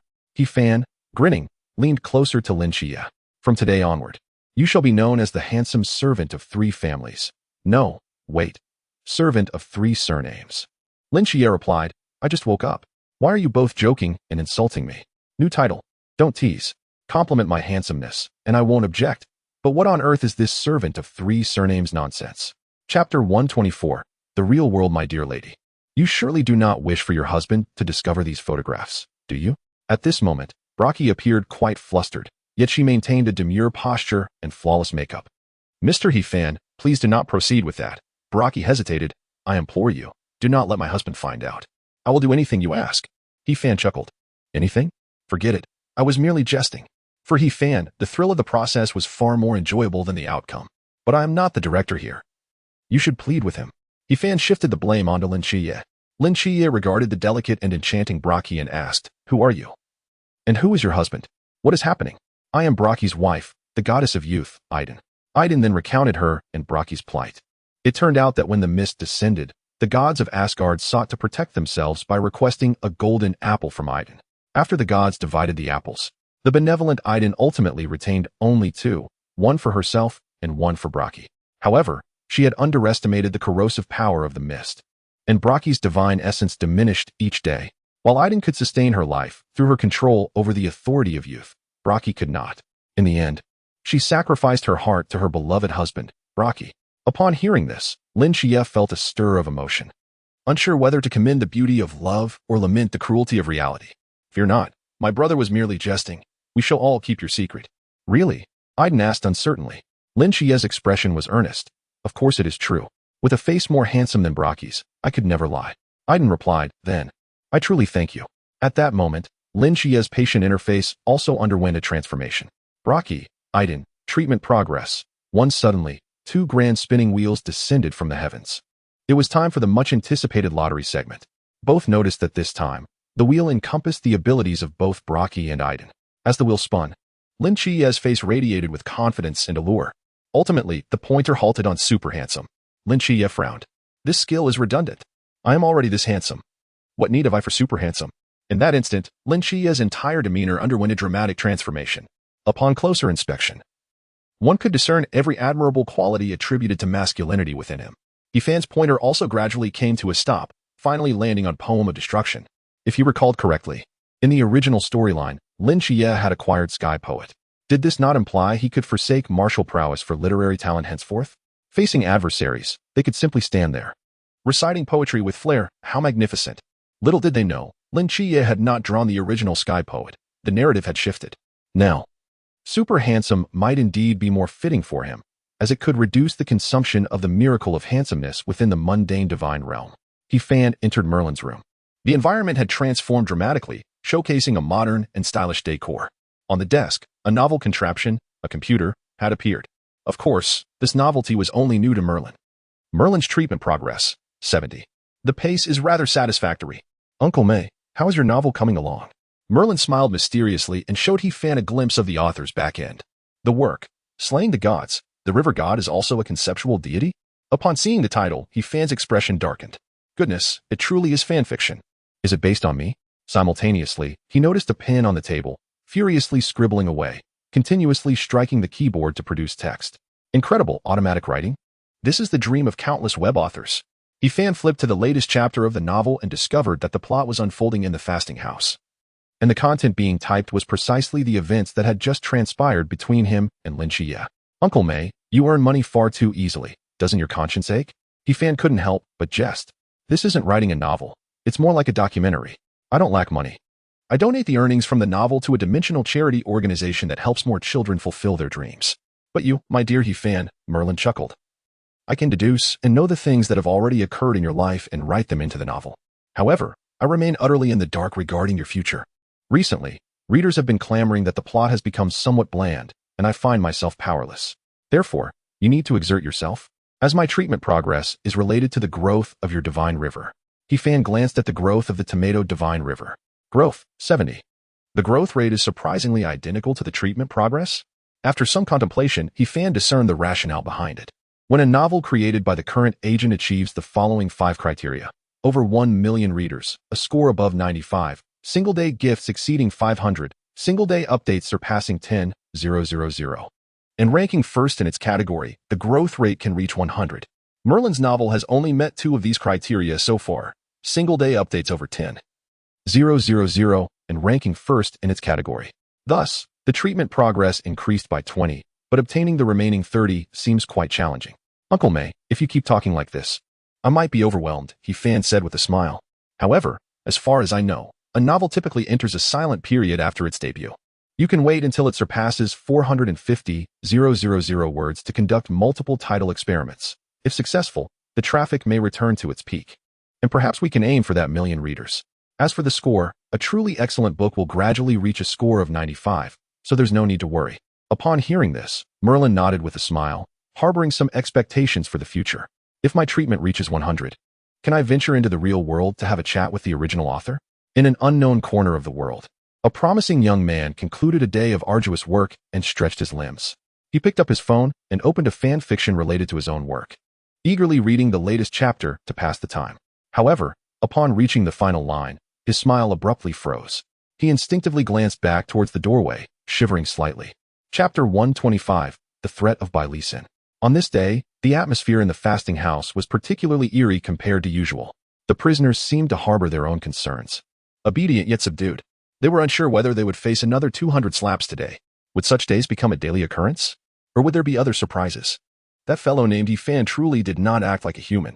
The most absurd part was that neither the guards of the fasting house nor the staff of the mental hospital seemed to care about him. It was as if everyone had tacitly accepted it. When the prisoner's activity time arrived and Xingyu inadvertently passed by 3 followers. Suddenly, a crumpled piece of paper fell to the ground, and he left without a care. The 4th seat hurriedly picked up the paper, and the 3 exchanged glances before finding a blind spot in the surveillance and unfolding the note. Did this actually lead him to the location of the town ruins tablet? After reading the note, the 12th seat crumpled it and consumed it on the spot. The expressions of the 3 followers turned serious. Could it be fake? What if this was a trap designed to lead us into a scheme? The 6th seat couldn't help but feel suspicious. Yet, the 4th seat shook his head, but we haven't even mentioned the need to find the town ruins tablet. If he wasn't sent by the Dreaming Lord, how could he know our plan? The 12th seat burped. Indeed, if he wasn't one of us but still knew our plan, there would be no need for such roundabout methods. He could have simply reported us directly. At that moment, the 3 followers finally understood. Why had there been a riot involving the beating of prisoners yesterday? It was likely that this Qingyu had orchestrated it. Upon further reflection, the prisoners being beaten seemed entirely unreasonable, as if fate had arranged it, providing the prisoners with an opportunity for rebellion. The only beneficiaries of this action were, after all, the three of his followers, weren't they? In that instant, they felt they had misjudged Qingyu. His good intentions were solely aimed at assisting us followers in implementing the plan and fulfilling the dreaming Lord's commands. Otherwise, what could be his gain from such actions? Qingyu arrived at Yifan's room and gestured affirmatively. All set. The bait has been cast. Now we await the catch. In truth, yesterday, when Yifan was utilizing Pure Land of Ultimate Bliss, he had another objective: to investigate the location of the Town Ruins tablet. He understood well that the Town Ruins tablet was concealed within Master Qin's Heartscape. The Heartscape, also known as the Master's Forbidden Ruins, was incredibly potent due to Master Qin's status as the pinnacle of humanity, rendering Yifan's Pure Land of Ultimate Bliss ineffective in covering it. Thus, as long as Yifan identified where his own Forbidden Ruins failed, he would simultaneously ascertain the location of the Town Ruins tablet. Quite simple. Currently, all preparations were nearly complete, but I have one final question. Qingyu turned to Yifan. Once the Town Ruins tablet loses its function, how shall we suppress the prisoners in the prison? Furthermore, regarding those three followers, two of whom are Klein-level powerhouses. Upon hearing this, Yifan pointed to the three goddesses sitting at the round table, enjoying afternoon tea. Qingyu's gaze shifted, and he observed the three goddesses, who appeared beautiful, gentle, and dignified, sipping tea with remarkable grace. If the suppression of the Town Ruins tablet were to be lifted, what would their power be? Qingyu curiously inquired. Yifan smirked and replied, Klein, originally divine level, has been reduced to Klein after the shift in faith. Shift in faith? Qingyu surmised that the shift in faith referred to their becoming Yifan's subordinates. To ensure absolute certainty, I must ask another question. What means do you employ to bind their loyalty? Is it through a soul contract? This was Qingyu's concern. The notion of a soul contract sounds impressive, but in reality, it is rather lacking. Only that foolish child, the Dreaming Lord, treats it as a treasure. This question caught Yifan off guard. There is no binding. Yifan tilted his head, glancing at the three goddesses. They are all very obedient. Why would I need to impose any restrictions? The three goddesses responded to Yifan with devoted gazes, smiling and nodding in agreement. It seems to suggest that we are quite obedient. Qingyu remarked, Brother, these are merely superficial phenomena, easily feigned. He pondered deeply. Yifan is not foolish. Why would he make such an error? If Yifan did not err, then I must have overlooked some critical information. Unbeknownst to me, Yifan truly fears not the rebellion of the three goddesses. Ever since they cleansed their sins in the Yellow River, they have fallen from divine grace, wholeheartedly venerating the river god. Indeed, faith is a fickle thing. Even after absolution, sins can be accumulated anew. Yet, Yifan remains indifferent. Should you dare to rebel again, I shall simply call upon Nix for assistance. The consequences, you may ponder. In Guangshan City, Bailey Pangpang has returned home after 3 days. As he anticipated, his father's demeanor remains cold, and even his mother no longer pretends, regarding him as one would a stray dog. During these days, the steward, Zhao Kongcheng, has been incessantly attempting to brainwash him. Young master, you cannot spend all day frolicking with the maids. Your father instructed you 3 days ago to familiarize yourself with the business at the company, yet you have not attended even once. Upon hearing this, Bailey Pongpong's face darkened. What gives you the right to instruct me? Steward Cheng quickly retreated a step, stammering, I beg your pardon, but young master, your actions will greatly impact your future. Your father's acceptance of you is a tremendous grace. You should be grateful. Slap. Bailey Pangpang retaliated with a resounding slap to Steward Chang's face. I have endured you for days. Gratitude? Ha! You amuse me.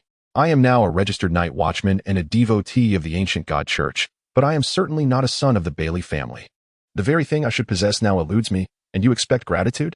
To hell with that. With that, he seized Steward Chong by the hair, delivering a barrage of kicks. Though Steward Chong could have fought back, he dared not. At that moment, a commanding voice reverberated through the room. Enough. It was Bailey Xian. Only then did Bailey Pangpang cease his assault. Why are you striking Steward Chong? Bailey Xian inquired sternly, resembling a strict father. Because I feel like it. I hit when I want, Bailey Pangpang replied, embracing a maid. What? Do you not enjoy this rebellious facade of mine? Bailey Xian frowned slightly. He spoke slowly. Regardless of the circumstances, you are still my adopted son. Has the Bailey family ever wronged you? Look at your current attitude. How will you inherit our family business? Inheritance? Bailey Pangpang was so incensed that he nearly laughed. But before he could retort, Bailey Xian continued. Do not put on a villainous guise before me. You possess the heaven-returning jade I bestowed upon you. You cannot become a devotee. You remain in the ancient god church to protect your two friends, correct? As he spoke, Bailey Xian's gaze deepened, as though he held all the strings. Imagine if I were to announce publicly that you, Bailey Tumming, are free from the soul contract and have returned to the Bailey family unscathed. Do you think the whispers would not arouse suspicion about your two friends, potentially leading to dire consequences? You dare. In a fit of rage, Bailey Pang summoned the energy of his sword. The surrounding maids scattered in terror. However, Bailey Xian remained unfazed. With a single sweep of his arm, the 5 fleeing maids were met with a swift end. In that moment, Bailey Pong's eyes blazed with fury. Yet Bailey Xian remained unhurried, stating, "You are still too young. There are many matters in this world, many lives to regard lightly. For instance, those who know your secret, I could eliminate them for you. Would that not be for the best?" Chapter 127. A new deity of the ancient god church? No, my friend. Wait, no? He Fan's shoe loomed large in Han Laodao's pupils. The next moment, he was airborne. To be precise, it was his head that soared. As he felt himself distancing from his body, Han Laodao wept. The first impact occurred. Han Laodao felt a wave of dizziness and nausea. Unfortunately, all that remained was his head, which dry-heaved twice without producing anything. The world spun chaotically before him, with the tallest building in the fasting facility looming ahead. His head hurtled toward it at great speed. Yet, the anticipated pain never came. What in the world is happening? Han Laodao's head was utterly baffled. Severed from his body. He was still alive? Just a head, flying aimlessly? After bouncing about for a while, Han Laodao's head finally landed. Who am I? Where am I? Why is my head so elastic? But before he could ponder further, He Fan approached, grinning. Don't come near me. Another kick followed. After delivering the blow, He Fan remarked, "This is so much fun. 7 nights, would you like to try too?" In the monitoring room, Dr. Li's chips were strewn across the floor. He picked up a handful of air, popped it into his mouth, and bit his hand instead. Ouch. He quickly dialed Yi Fan. Hello? Commander Yi. What is the matter now? Oh, nothing. Have the procedures for the 2 children's discharge been completed? Not yet. It may take another day. What happened? Oh, nothing. Just wondering if there's a way to kick someone's head like a ball. Ah, no. Wait, can there be a way for those watching the monitor to see others kicking someone's head like a ball? Hello? Dr. Li? Are you in a sound state of mind?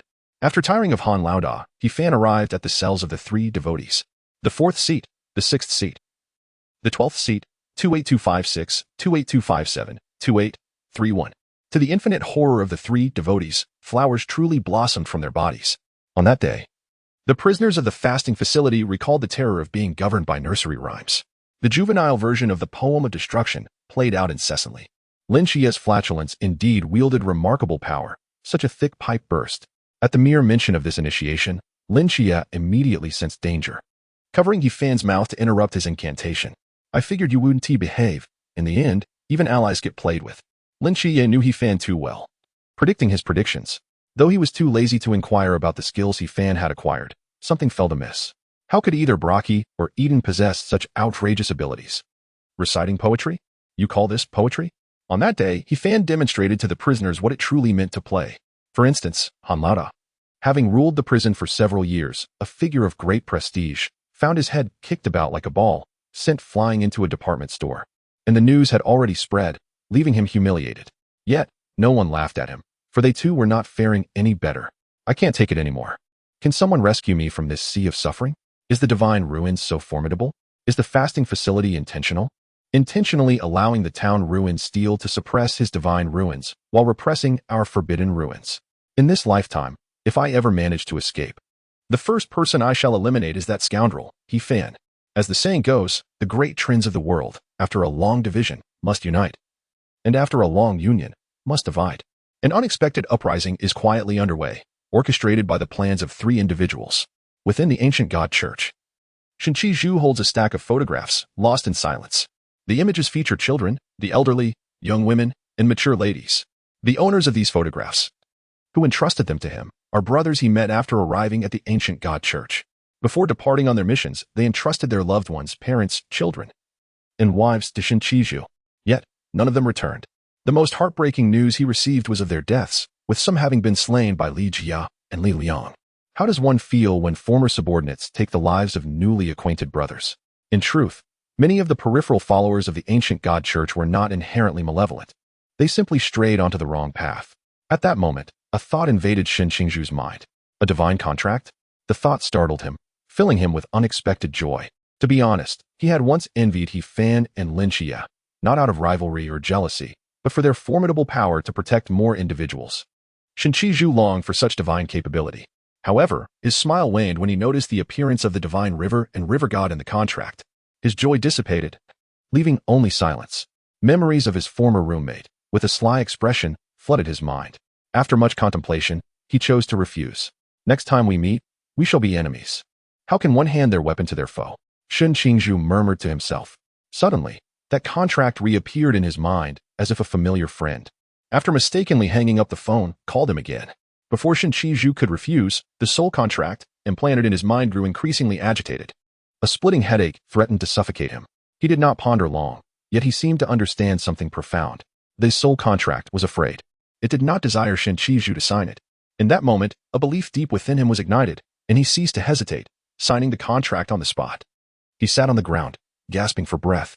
An unusual sensation washed over him as a fragment of divine power surged in his mind, capable of suppressing the murmuring soul contract.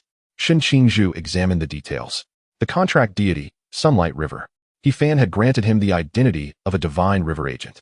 Did this imply he was to become more radiant in the future? Shen Qingzhu's own domain was air manipulation. The newfound power was related to sunlight. With this new ability, his thoughts began to wander.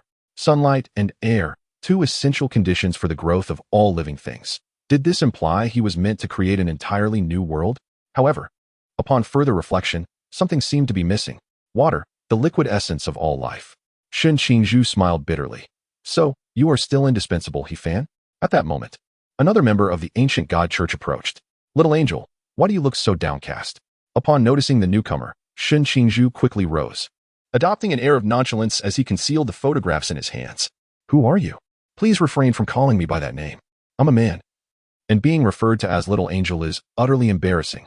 Due to the hooded cloak the person wore, Shen Qingzhu could not discern their identity, but based on the voice, it seemed to be a woman. Ever since you joined the ancient god church, the murmurs have taken quite an interest in you. You have integrated well with the followers and have been diligently helping others. Everyone fondly calls you Little Angel. As the woman spoke, Shen Qizhu grew wary, fixing his gaze upon this unfamiliar figure, raising his hand, ready to strike. We, the followers, shall never refer to Lord Murmur as just Murmur. You are not a follower. Who are you, truly? In response, the woman laughed and slowly lifted the brim of her hood, revealing a pair of enchanting serpent-like eyes. Shen Qingzhu was taken aback. Wasn't this the instructor who had gone missing during training, the serpent instructor? Allow me to introduce myself. I am the new deity of the ancient god church. Codenamed Serpent Woman. As the saying goes, a shaky foundation leads to an unreliable support. Your Lord Murmur is currently doing nothing, unable to locate even his enemies, let alone his own people. Therefore, follower Shen Qingzhu, I ask you, are you interested in assisting your elder sister with some tasks? The serpent woman's serpent-like tongue flicked across her red lips. Sister will reward you, you know? Chapter 128. The night watch is dead. The ancient god must stand. In the fasting center, Qingyu reclined on the sofa in the infirmary, engaging in idle conversation with He Fan. The serpent woman? I fondly recall the days of keeping her as a pet. I can't believe she is still alive. Hearing Qingyu mention the serpent woman, He Fan couldn't help but smile. I wonder what she's become now. Qingyu elaborated. During one of my outings to procure goods, during a supply run, I encountered her. It seems she is currently working under Qianma, who intends to cultivate her as the fourth god of the ancient god church. He Fan scoffed. How dare they speak of a fourth god? The so-called oldest three gods of the ancient god church, Murmur, Qianma, and Yue, sound impressive, yet these three are merely agents of the divine. Indeed. Within the ancient god church, there is no mention of any ancient god, not even a single deity. It is akin to the renowned General Pan Feng, whose name is synonymous with invincible. It's like fried rice without sea cucumber, merely for show. Beside them, Lin Xie recalled his encounter on Jinan Mountain. It struck him as odd that the serpent woman had come to kill him, and despite being utterly exhausted, he had survived. The serpent woman's identity must be more complex than it appears. And Qingyu continued, in fact, the serpent woman had reached out to me long ago. On New Year's Eve that year, I was protecting Lin Xie's family when Qingyu inadvertently boasted about his own deeds while discussing the serpent woman. However, Lin Xie could not recall the incident. If memory serves correctly, wasn't it Cold Xian who dispatched the scorpion squad? Noticing Lin Xie's lack of response, Qingyu's face darkened, silently cursing that his conscience had been fed to the dogs. He Fan, However, inquired with curiosity, "What did she want from you? A serpent and a rat, perhaps?" And Xingyu replied, "Don't you two have any feelings left? Can we not have a proper conversation? She probably wants me to help her, as she is an undercover agent among the Night Watchers. I suspect her mission is to assist the Night Watchers in toppling a significant figure within the ancient God Church. And that figure is clearly Qianma." To be honest, He Fan had little recollection of this Qianma. If memory serves him right, wasn't he the one who later came to deliver his own head? Why provoke him now? With Klein's formidable strength, you have drawn him out prematurely. It might come down to me to deal with him. For He Fan, this represented a subplot that diverged from the original narrative. And since he was not in control of the progression, he preferred not to inquire further. At this moment, a sudden tremor reverberated through the heavens and the earth, as if the entire island swayed in unison. Simultaneously, the realms of the three individuals began to ascend rapidly, and in the blink of an eye, they returned to the Chuan realm. The curtain had been lifted on this act, and Xingyu smiled faintly, filled with anticipation. However, He Fan, unhurried, exchanged a glance with Lin Qiye before both made their way to the Asylum of the Gods. Bragi had long been prepared, standing before a multitude of musical instruments. A score laid out before him. The Yangtze River flows east. True to his title as the god of music, Bragi need only refrain from speaking for the melody he conjured to resonate profoundly. Li Yifei, Zhu, Yin, Hong Yan, and the other attendants were fully engaged, creating an atmosphere brimming with intensity. Concurrently, an insurrection erupted outside. At this moment, the three believers had already diminished to two. The 12th seed had been cultivated as a deadly warrior, his existence meant to sacrifice his body in the sanctuary, thereby tearing apart the barriers of Qinfushi's mindscape. His body was a treasure, a potential hammer to shatter the Jinshu steel. "You must avenge me. Flay and skin He Fan and Lin Xie. Long live Lord Yu." This was the final utterance of the 12th seat before his demise. The moment the Jinshu steel was utterly obliterated, the 4th and 6th seats flourished, each regaining their peak states. The 4th seat possessed Klein's realm, while the 6th, though slightly less, still reached the pinnacle of the infinite realm. Within the sanctuary, nearly 100 prisoners rejoiced with uncontained elation. "Our lost power has returned. Brothers, charge into the asylum and slay that wretched He Fan." Why concern yourself with that? Take advantage of the Master's absence and flee. After escaping, there will be ample opportunities for revenge. Our restored strength is all thanks to the three benefactors. Whatever they instruct, I shall comply. Wait, why have the three benefactors become two? Yet no one heeded the details. All eyes were fixed on the 4th and 6th seats. The 4th seat, with a penetrating gaze, focused on the asylum. "My friends, I understand the value of our hard-won freedom. But one cannot live a life devoid of blood and valor. Why should the Night Watchman tread upon us? Why should that He Fan act so arrogant that none dare confront him? Nobility and authority are mere titles. The Night Watchmen are dead. The ancient gods must rise. Charge forth. Let us cleanse this humiliation and trample every corner of the asylum." Once the 4th seat's impassioned words were spoken, all the prisoners united as one. Even the most astute among them dared not act independently, for that would be tantamount to courting death. In the surveillance room, Dr. Li set aside his snacks and dialed Yi Fan. "Hello? Commander Yi. What is it now? The discharge applications for the 2 children will be approved shortly. Within 2 hours at most." It seems unnecessary now. The Jinshu steel is destroyed, and the prisoners have begun to riot." "The Jinshu steel is destroyed? Where is the master? He should be in the city enjoying tea." Upon hearing this, Yi Fan's expression turned grave. "Do not panic. I will gather personnel to suppress the situation immediately. Everyone, mobilize to prevent the prisoners from escaping and ensure the safety of the 2 children." Hearing this, Dr. Li remained calm. "Commander Yi, the situation is precisely the opposite of what you described. Just now, Yi Fan contacted me. He seems to have predicted this event in advance and instructed all doctors, guards, and military personnel to protect themselves and refrain from engaging. He said he would surprise us." Chapter 130. Unboxing. The Joy of Gamblers. Divine Ruins, God of Rivers. This strategy, while possessing the concept of defying the heavens, does have its limitations. The control over the water's flow is insufficient, and the gathering time is slow. Let me try another one. Wu Tongxin manipulated the rain to form rivers against his foes and once again patted He Fan. Divine Ruins, 5 elements Divine Flame. This move is commendable. Its power is substantial, but it heavily relies on my elemental affinity. Without a fire attribute, I find it difficult to synchronize. Let me try again. Wu Tongxian unleashed a 5-colored destructive fire lotus, terrifying the 4th seat, causing explosions that reverberated throughout the sanctuary. When the 4th seat reappeared, he was charred and disheveled. Divine Ruins, Heavenly Eye. At this moment, facing the relentless assault from the 4th seat, Wu Tongxian stood still. Every time a lethal threat approached, he effortlessly evaded it with Yifan, adopting the most relaxed and graceful posture, gliding through the flowers without a single petal touching him. The sensation of this move was truly delightful, the divine eye that perceives the heavenly path. How ironic that the fourth seat, claiming dominion over all, fell prey to this divine gaze, which could see through all. It was a perfect counter, yet it still lacked a degree of aggressiveness. Let me change again. At this moment, Wu Tongxian relished the thrill of unboxing. The prize pool was astonishingly diverse. It felt akin to making a wish. What joy awaits the gambler with each draw. Meanwhile, the fourth seat, in a state of disarray, was covered in mud and scorch marks. He was bewildered, as it was he who was attacking. How did he end up in this predicament? Where did things go awry? I must ask, how is it that you have conjured so many divine ruins?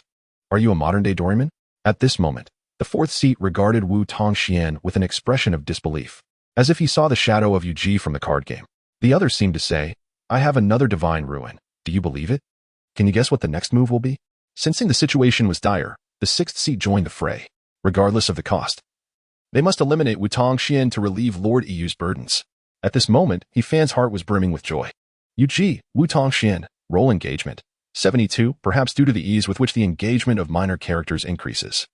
Or perhaps because Wu Tongxian had recently showcased Yifan's various divine ruins at Klein's realm, causing the prisoners below to tremble in awe, nearly venerating him as a deity. The role engagement of Wu Tongxian, as Yu surged rapidly. This was the very reason Yifan instructed Dr. Li not to involve the sanctuary's defensive forces. He aimed to maximize the engagement of all crew members. He even refrained from allowing the three goddesses to intervene. Their sole responsibility was to embody beauty. After all, there were not enough enemies to contend with. It would be wasteful to squander their prowess. At this moment, Lin Qiye led the charge, accompanied by Chao Yuan, Emoli, and Qingyu, breaking through the encirclement of prisoners. Although they faced a significant numerical disadvantage, most of the prisoners were above the Chuan realm, with several formidable figures in the Sea realm. Yet, the four were no mere pushovers. With Emoli having consumed the Ghost God elixir, her strength reached the pinnacle of the Sea realm. And wielding Yifan's starblade, she charged into the midst of the flock like a tiger among sheep. Some of the weaker prisoners met their end in an instant. The once formidable uprising army now found itself in utter disarray. Many prisoners were fleeing in the opposite direction. At that moment, they experienced an epiphany. Given the opportunity to escape, instead of running away, they confronted the night watchman. How utterly deluded they were to believe in the cult of the ancient gods.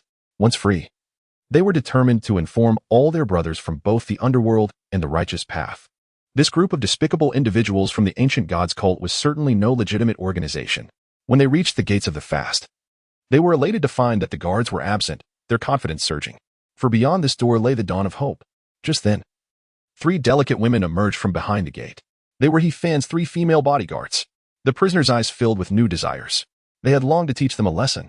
To knock them out, carry them away, and indulge themselves elsewhere became the prisoners' greatest fantasy at that moment, a form of revenge in disguise. Unexpectedly, the three sisters approached calmly. Devoid of the anticipated panic, their faces adorned with smiles. With each step they took, their spiritual power escalated. Light, pool, river, sea, infinite climb, goodness, and skilled hands. The prisoners were utterly stunned. The terrifying smile on Yifan's face flooded their minds with dread, and they broke into a cold sweat. What kind of family was this? Carrying three Klein maidens as bodyguards? On Yifan's side, Wu Tongxian patted him again, gaining access to a new forbidden realm. Divine ruin. Fendu's underworld deity's heavenly path. My goodness, how impressive. While shocked, Wu Tongxian couldn't help but glance at Yifan. He had reason to suspect that if he continued to pat, Yifan had enough stock to play with for an entire day. Not only the river goddess, but also the goddess of night, and even the underworld goddess. Moreover, is it possible that this divine ruin could evolve? Fendu's underworld deity's heavenly path. It was evident that this could not be the inherent divine ruin of Hades, but rather an inheritance of the underworld goddess power. Evolved from the great Xia ghost city of Fendu, Wu Tongxian could hardly wait to test the might of this technique. Suddenly, the world descended into chaos. Unlike Nyx's darkness, this was an extreme obscurity, exuding a potent aura of death. From beneath the earth, countless skeletal remains emerged from the soil. The corpses of prisoners who had been secretly obliterated within the fast. The recently slain prisoners stood like the undead. Not just humans, but animals as well. In the blink of an eye, a horde of undead formed, awaiting their king's command. Wu Tongxian took a deep breath. How formidable! Yet he knew that the power of this divine ruin was far from its peak. At this moment, although he wielded this divine ruin at the Klein level, He understood it was merely a superficial display, for within him, there was one crucial element missing. Just then, He-Fan cheerfully extended his hand. A black pentagram appeared on his forehead. His hand emanated the death laws that should not belong to a living being. The essence of death, to vanquish the traitors. We have an obligation. Let me borrow this for a moment. Wang Yun, He-Fan, Progress, 38, Chapter 133. The Ruins of the Dragon Palace, Honglian City, Golden Coast. A group of university students, celebrating their graduation, were barbecuing by the seaside. A row of small sticks was planted in the sand, continuously washed by the waves. Come, everyone. Let us take a group photo to commemorate our 4 years of friendship. The water in August remained particularly frigid. The students stood barefoot on the beach. Every time the water lapped at their ankles, they could feel its biting cold. Yet, their faces were still adorned with joyful smiles, sharing this fleeting moment of warmth that may never last in the future. The icy seawater was nothing compared to the cold world they would face after this farewell. 3:21 At that moment, the photographer suddenly froze. He stared blankly at the waves not far away, as if there were a few people out there. Look over there. Someone is drowning. 5 lifeless bodies were being tossed by the waves, swaying slowly. Among them, 3 were clad in blue and white striped clothing. What a strange style. It looked as if they had just escaped from prison. The most absurd was that one of them was wearing ancient attire. Had they just returned from a cosplay event? When the police and ambulance arrived, they immediately attempted to rescue them.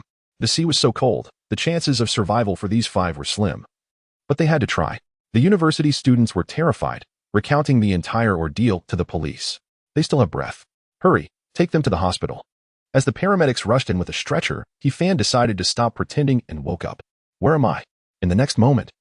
It was as if a miracle was contagious, as Lin Chiye, Chao Yuan, and Mo Li, and Qing Yu simultaneously opened their eyes. The police were utterly baffled.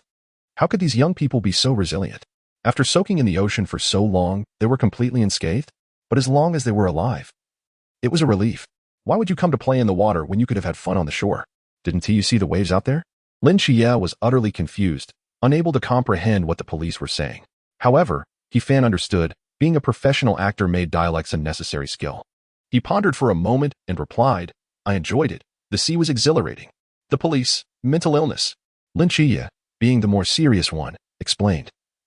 We are members of an exploration club, and we encountered trouble at sea. It was truly terrifying. You have no idea. The waves suddenly rose to dozens of meters high, and we vaguely saw a terrifying monster. Upon hearing the word monster, 2 police officers exchanged glances. What did the monster look like? Lin Chiye thought for a moment and replied, I didn't see it clearly. I need to think about it. Oh right, before we came here, we saw a notice by the seaside saying that the waters have been restless lately. If anyone witnesses certain mysterious creatures, they should report it immediately for a reward. Who do we report to? Is it you? Hearing this, the officer furrowed his brow. The doctors checked the 5 individuals' bodies and found no abnormalities. The officer was somewhat puzzled. These people had just experienced drowning, yet they seemed unfazed. The first thing they wanted to do upon waking was to report for a reward? Was that reasonable? However, there were indeed some unstable factors recently in Honglian City, and the higher-ups had given special instructions that if similar signs were observed, they must be reported immediately to the special department for handling. Thus, the officers decided to report the matter truthfully, and the higher-ups would decide what to do. Consequently, the officer made a phone call, and the 5 were taken back to the station. In an office, someone had been waiting. It was a young girl. And when she saw He-Fan and the others, her expression first froze, then filled with joy. However, she is a professional. After adjusting her emotions, the joy she felt was skillfully concealed. The young girl, with her delicate features adorned with a smile, politely addressed the officers, saying, I would like to ask them a few questions. I hope you can step aside. Once all the police officers had been dismissed, it seemed as if the breath she had been holding finally escaped her. It's you. Oh my heavens. How did you all come here? Lin Chiye and the others were equally excited. It was Molly who stepped forward, filled with joy, and embraced the girl, exclaiming, Aji, it's been such a long time. Weren't you assigned to Hylon City? How come you're here in Honglian? Yang Zi, the strategist from the episode with the Rubik's Cube, was also a good friend of Molly. They had originally planned to reunite after graduation, given that Hylon City and Guangshan City were not far apart. Upon hearing this, a hint of grievance flickered in Yang Zi's eyes. She wanted to say something, but ultimately decided against it. Little did they know, her brilliance had led to several stern lessons from the captain in Hylon City shortly after her arrival, advising her as a newcomer not to be too ostentatious. Unfortunately, not all captains among the Night Watchers were as exceptional as Chun Mai. Yang Zi initially intended to endure, but within a few days, she was reassigned. The reason being that Hailan City had no shortage of personnel, and coincidentally, a new crisis arose in Honglian City, leading to her temporary transfer. Hehe. Both Hailan and Honglian are coastal cities. They are quite similar, and Honglian is rather pleasant too. She playfully masked her myriad of emotions with a smile. Molly seemed to sense something but refrained from probing further. It appeared that everyone had faced different trials. Back during training camp, they all eagerly anticipated graduation. But now that it had arrived, they realized their student days were indeed the most precious. What about you?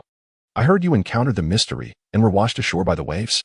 She was well aware of how extraordinary these individuals were, especially He Fan and Lin Chiye, who had recently participated in the divine battle in the capital.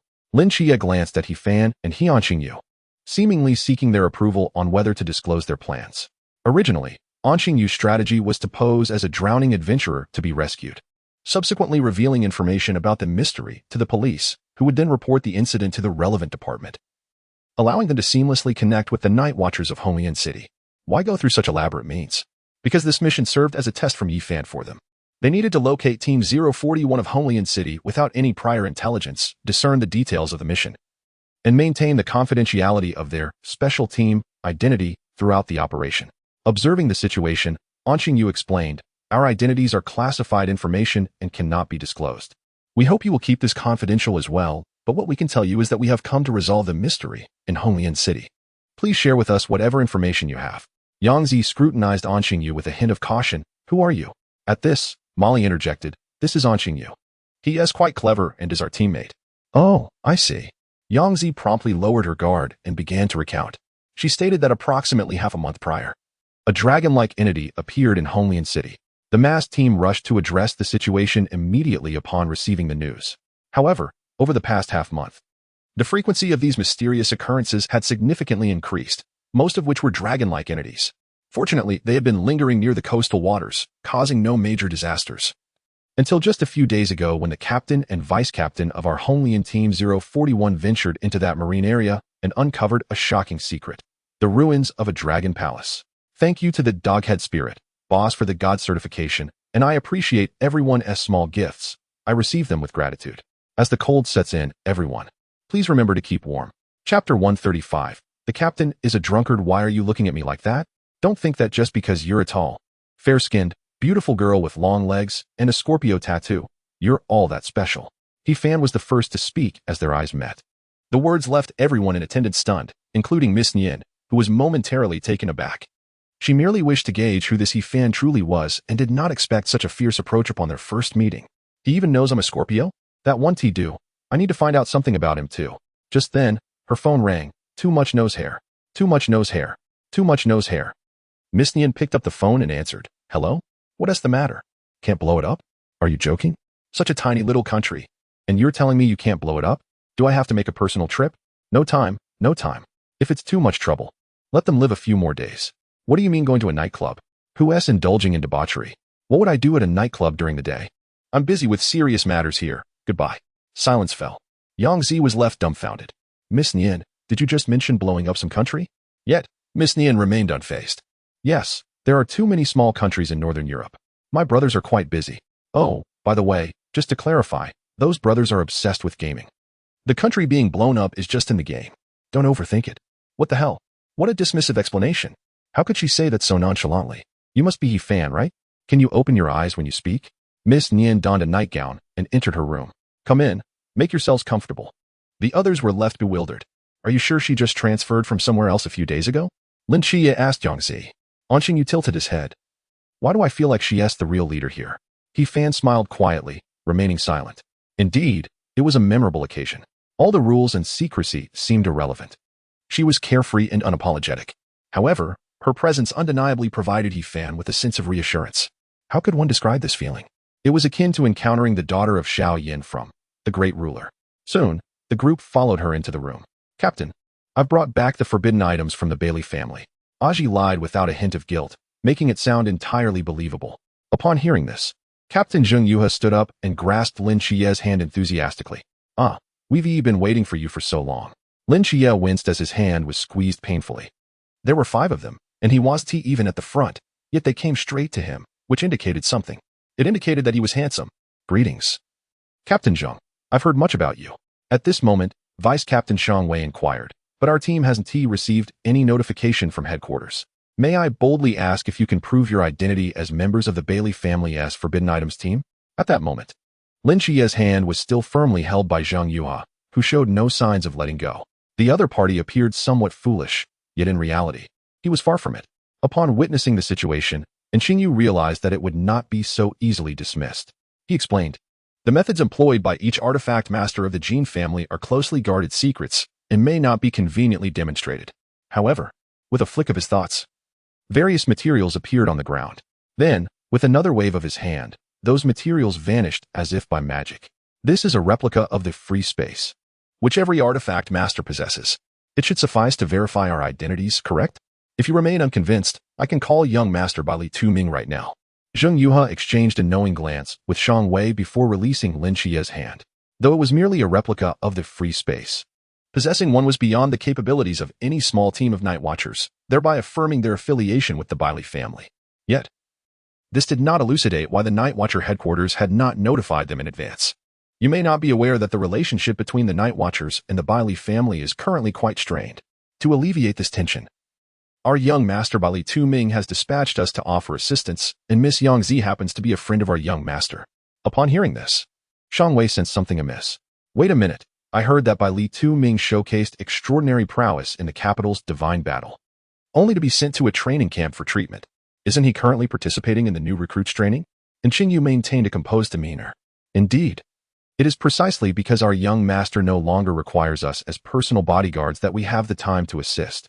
As for the Night Watchers, our young master Li does not seek any return for his efforts, hence there was no necessity to inform them. After pondering this, Xiang Wei conceded that it seemed reasonable. They had merely come to offer help, not on orders from headquarters. Thus, one could refuse the assistance if they chose. However, he soon identified a flaw in the reasoning. You mentioned that if we do not believe you, we could call by Li Tuming. But the issue arises, he is in a training camp, and his phone has been confiscated, right? This logic does not hold. And Xingyu smiled lightly and confidently explained, "Given my young master's status, rest assured that even in the training camp, I have ways to ensure he receives that call." What, do you not believe me? Faced with Xingyu's unwavering composure, the others had no choice but to acquiesce. Lin Chia could not help but wipe the sweat from his brow. You managed to turn this around? He Fan had been closely observing Miss Yang's reaction. She appeared utterly indifferent to the proceedings. Zheng Yuha, with a silly grin, shifted his focus, swiftly grasping Xingyu's hand. "It turns out the one speaking is the leader of this group. We certainly believe you. Ha! Let us extend our gratitude to the esteemed artifact masters of the Bailey family who have traveled such a distance. Come, allow me to host a welcoming feast for everyone. The seafood at Honglian is particularly delectable. Once you taste it, you shall be speechless." In a modestly positioned restaurant, the proprietress regarded Zheng Yuha with a hint of good-natured disdain upon his entrance. "Proprietress, reserve a private room for us, and serve 12 bowls of kelp soup, all in extra-large bowls. Additionally, bring 20 crates of beer, and 2 dishes of peanuts." The proprietress, with no alternative, could only shake her head and open the door to the pre-prepared private room. "Drink, drink, drink. Drink yourself to death." She shot Zheng Yuha a glare before retreating to prepare the dishes. The corners of Lin Chia and the other's mouths twitched slightly. "This is not what we agreed upon. Where's the promised seafood feast? You dare to call kelp seafood?" He Fan remarked, "If I randomly fished out something from the river, at least it would qualify as a meat dish." Zhang Yua chuckled, explaining, "This establishment has been in business for decades, opened by my childhood neighbor. After the elder passed away, my childhood friend continued the family's culinary legacy. Though she may seem clumsy, the flavors remain authentic, especially the kelp soup, which is my absolute favorite. Everyone should give it a try." In truth, it mattered little what they consumed.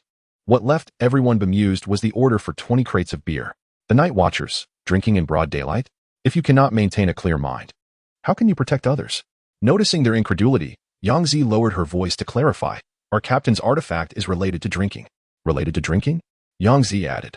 "When you saw him earlier, he had just woken up after a morning of drinking. That was his clearest moment of the day." Chapter 136, Dragon King of Bohai Wait. A drunken warrior? An artifact that gains strength through alcohol? That is truly unheard of.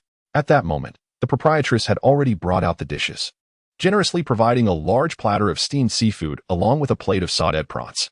"You all seem unfamiliar. Are you from out of town? Here, have these 2 complimentary dishes, and do come back again after enjoying your meal." Feeling slightly embarrassed by the proprietress's generosity, Zheng Yuhe replied, eating too much seafood isn't good for you. I'm just worried about them getting gout. The proprietress shot him a glare and retorted, drinking beer doesn't cause gout, does it? Upon hearing this, Zhang Yuhe quickly fell silent, offering a sheepish grin. This room has good soundproofing. Feel free to chat, and call me if needed. With that, the proprietress exited, locking the door behind her. It was evident that the proprietress was no ordinary individual. She was aware of certain aspects of the Night Watchers. Observing everyone's realization, Zhang Yuhe opened a bottle of beer and took several hearty gulps before saying, "She is my childhood friend. Her father was also a Night Watcher. One time, her father apprehended a perilous artifact wielder, yet instead of executing him immediately, the Night Watchers imprisoned him in a fasting facility. Later, the man displayed good behavior and was released. Guess what happened next? His first act upon release was to murder my friend's entire family. Ultimately, my friend's father perished alongside that villain. I heard she said her father laughed and cried before his demise. At that time, I did not comprehend what kind of organization the Night Watchers were. All I knew was that they generously provided my friend with a substantial monthly allowance. Thus, my motivation for joining the Night Watchers was merely to understand what kind of allure this organization possessed that could drive a man to nearly lose everything without regret." As he spoke, Zheng Yuhe had already downed 2 bottles of beer, his face flushed. An immense spiritual power simmered within him, yet he suppressed it. "Why am I sharing this with you? You are not Night Watchers, are you?" He turned to his deputy captain, Shang Wei, and smiled. "Old Shang, why don't you enlighten our esteemed guests from the Bailey family about the matters concerning the mysterious?" Shang Wei looked at Zheng Yuhe, as if seeking confirmation. "You mean to share everything?" "Yes, all that is pertinent, haha." Since the captain had spoken, Shang Wei no longer held back and disclosed all the information. "A few days ago, old Zheng and I ventured to the Return Abyss. You may not be familiar with what the Return Abyss is. In simple terms, since the mist appeared, certain sea areas have manifested enormous whirlpools. However, the rocky formations around Bohai Bay make it challenging to form large whirlpools until the recent capital divine battle. Rumors have it that the great Xia god has been awakening. And only then did Bohai Bay reveal its true terrors, with a massive whirlpool appearing seemingly out of nowhere, which we have dubbed the Return Abyss. Since the emergence of the Return to the Ruins, Honglian City has been besieged by numerous dragon-like creatures, whose intentions we soon discovered were focused on the very location of the ruins. A few days ago, I infiltrated the ruins with old Zheng to uncover the truth. To our astonishment, within the vortex lay a tranquil realm, replete with opulent palaces and weathered stone pillars. Most significantly, in the main hall, we beheld a plaque inscribed with the words, "Dragon Palace of the Bohai Sea." Upon hearing this, He Fan's lips twitched. It was indeed a side quest, and rather hastily conceived, wasn't it? The Bohai Sea also boasts a dragon palace. If there is a dragon palace, there must be a dragon king. What is the name of the Bohai Dragon King? He Fan inquired with a grin. In response, Shang Wei pointed at him, saying, "You've hit the nail on the head. We stumbled upon something extraordinary in that palace."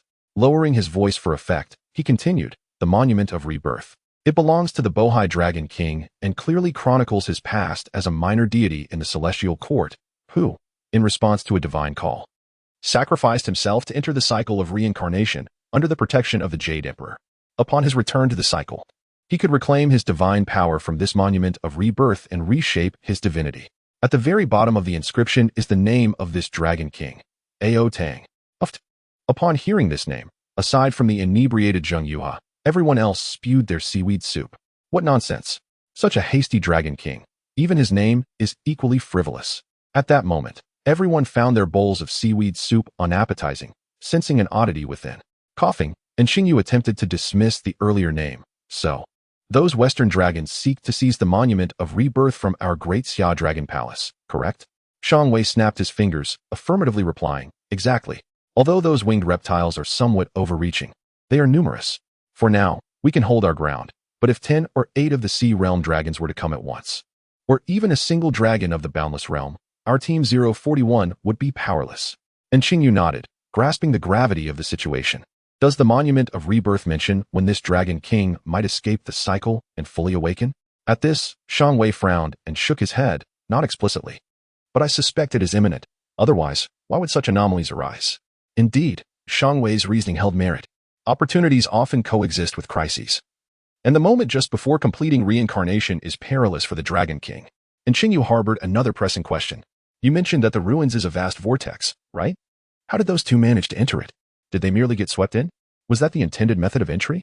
Upon hearing the question, both Shang Wei and Zheng Yuhe turned their gazes towards Miss Nian. Certainly not by being swept in. That would be fatal. Shang Wei pointed to Miss Nian. We entered using the submersible from the Nian family. Lin Qiye and Qingyu gasped in astonishment. This Miss Nian's family possesses a submersible? What kind of family is this? Chapter 137. The Overpowered Team 041. Don't look at me like that. My wealth comes from the wind, and I am quite weak, Miss Nian said, cradling her bowl and sipping her seaweed soup, licking her lips. She spoke with an air of indifference, as if inviting disbelief. Meanwhile, Shang Wei elaborated. The Nian family's forbidden ruins can manifest various objects. It is incredibly useful, and her abilities lean towards support. And Qingyu began to comprehend. In essence, this mission is a defense of the Dragon Palace. In the future, an increasing number of dragon-like beings will covet the power of the Dragon King contained within the Monument of Rebirth. Understood. It does not sound too challenging. Our task is to guard the Dragon Palace. At this moment, a member of Team 041, Arson, produced a radar alert device. Captain, a mysterious entity has breached our designated maritime perimeter. Zhang Yuhe set down his beer bottle, his eyes lighting up. Which sector's perimeter? The eastern sector. Its speed is astounding. The east? Shang Wei exclaimed. Isn't that the mist? A dragon has emerged from the mist? The atmosphere grew somber. The western dragons are categorized into many types. Yet they are collectively referred to as earth dragons. Due to the severe encroachment of mist beyond Great Xia, many dragons below the boundless realm cannot survive and are forced to hide within the earth of Great Xia, regardless of their previous affiliations or unique attributes. They are now all deemed earth dragons. The reason is simple. They must conceal themselves underground, fearing exposure. Should they emerge, they would be purged by the night watchers. Even within the confines of a restaurant's private room, the mournful cries of crows could be heard. The crows of calamity? Typically, only the night watchers of major cities possess such crows for early warnings against the mysterious. When an entity breaches the city's boundaries, the cries serve as a harbinger. The intensity of their cries directly correlates with the level of the mysterious intrusion. Should a deity-level invasion occur, the crows of calamity would cry to the point of death. To think that such a rarity exists in this modest restaurant? This crow of calamity was brought by Miss Nian. She purchased it from headquarters with her own funds. We often discuss matters at this restaurant, so she left it here, Shang Wei explained. Outrageous. Wait, you all take her word at face value? Logically, if that thing on her neck were a brain and not a tumor, anyone could see that Miss Nian is dubious. Yet Team 041 seemed to tacitly accept these absurd explanations. Finish your soup and prepare for action, Zheng Yuhe declared, letting out a hearty belch. His bowl of seaweed soup had long been emptied. Hearing this, the entire Team 041 complied, draining their bowls of seaweed soup, including Miss Nian. Lin Qiye's gaze sharpened. Is the team's execution so commendable? The key is, if you wish to avoid waste, why not finish the pot of seafood and oil-braised prawns? Yet, Fan lifted his bowl and gulped it down. Observing this, Lin Qiye and the others followed suit. The moment the last drop of soup was consumed, they finally understood the significance of drinking the soup. A warm current suddenly surged within them. Of course, that was merely the explanation of an ordinary person. Those who have seen more would recognize this warmth as divine power. It turns out Team 041 harbors such a monumental secret. Team members can enhance their combat strength by drinking soup. No wonder the dragon-like beings have coveted them for so long. Team 041 remains fully equipped and unscathed. In that moment, Qingyu began to grasp the nuances of Team 041's demeanor towards Miss Nian and their behavior when disguised as the Bai family. Both marked by appropriate vigilance and unwarranted relaxation. They are neither foolish nor incapable of discerning the truth. Rather, the adult world is often a perplexing one. And they too possess their secrets, navigating through life as best they can. The sole caution was merely to ascertain that you were not of ill intent. Observing everyone finish their soup, Zheng Yu smiled faintly. Let us depart. Once all had left, the proprietress approached her grandfather's memorial tablet, offering 3 sticks of incense. Her hands clasped in silent prayer. Concurrently, a golden light emanated from the tablet, flowing into her being. As night fell over the vast ocean, a luxurious cruise ship hummed to life. Upon closer inspection, each detail of the vessel was imbued with a pixelated quality, as if constructed from an assemblage of toys. Captain, the biological radar indicates 3 mysterious entities have crossed the warning line. Ha ha ha. 3 is nothing. I wouldn't flinch at 30. The drunken revelry commenced once more. How can he be like this after just a few bottles of beer? Is Hong Lian's brew that potent? I doubt he has consumed more than 8 bottles. Lin Qiyi inquired. Shang Wei, rubbing his forehead, replied, he isn't drinking Hong Lian's beer. It no longer suffices for the captain's needs. The proprietress specifically prepared old snow from Fengtian City for him. Lin Shi questioned, then why not simply drink white liquor? And Qing Yu also appeared perplexed. Logically, if the intensity of the forbidden ruins correlates with alcohol content, wouldn't it be wiser to consume red or white wine? Shang Wei shook his head, explaining earnestly. White liquor is unfeasible. Its high alcohol content would be detrimental to his health. The implication was clear. Too much high-proof liquor would burden Zhang Yu's body. Captain, the biological radar reveals an entity with an extraordinarily strong fluctuation. It may be of the infinite realm. Arson stated gravely. Infinite realm? Zhang Yu cracked his neck, producing a series of pops. Xiao Yin, provide me with a set of nuclear propulsion devices. Received. In the next moment, Miss Nian waved her delicate hand, and a high-tech nuclear propulsion unit was affixed to Zhang Yu. With newfound confidence, he grasped the handles of the device, and flames erupted from behind him, propelling him skyward in an instant. Wow! Lin Qi exclaimed in astonishment. What is this? You claim to lack martial prowess? It appears the entire 041 team is a bunch of fakes. He Fan, observing the spectacle, found it amusing. This is fun. I want one too. He smiled at Miss Nian, as if making a wish. Very well. When Miss Nian was in work mode, she proved to be quite reliable, promptly equipping He Fan with a matching device. However, when He Fan donned the identical apparatus, it appeared rather awkward. Yet, as he activated the handles, Miss Nian was left dumbfounded. Sizzle. While flames erupted behind Zhang Yu, He Fan produced a jet of water instead. Ding. The hidden rules of the river god have been triggered.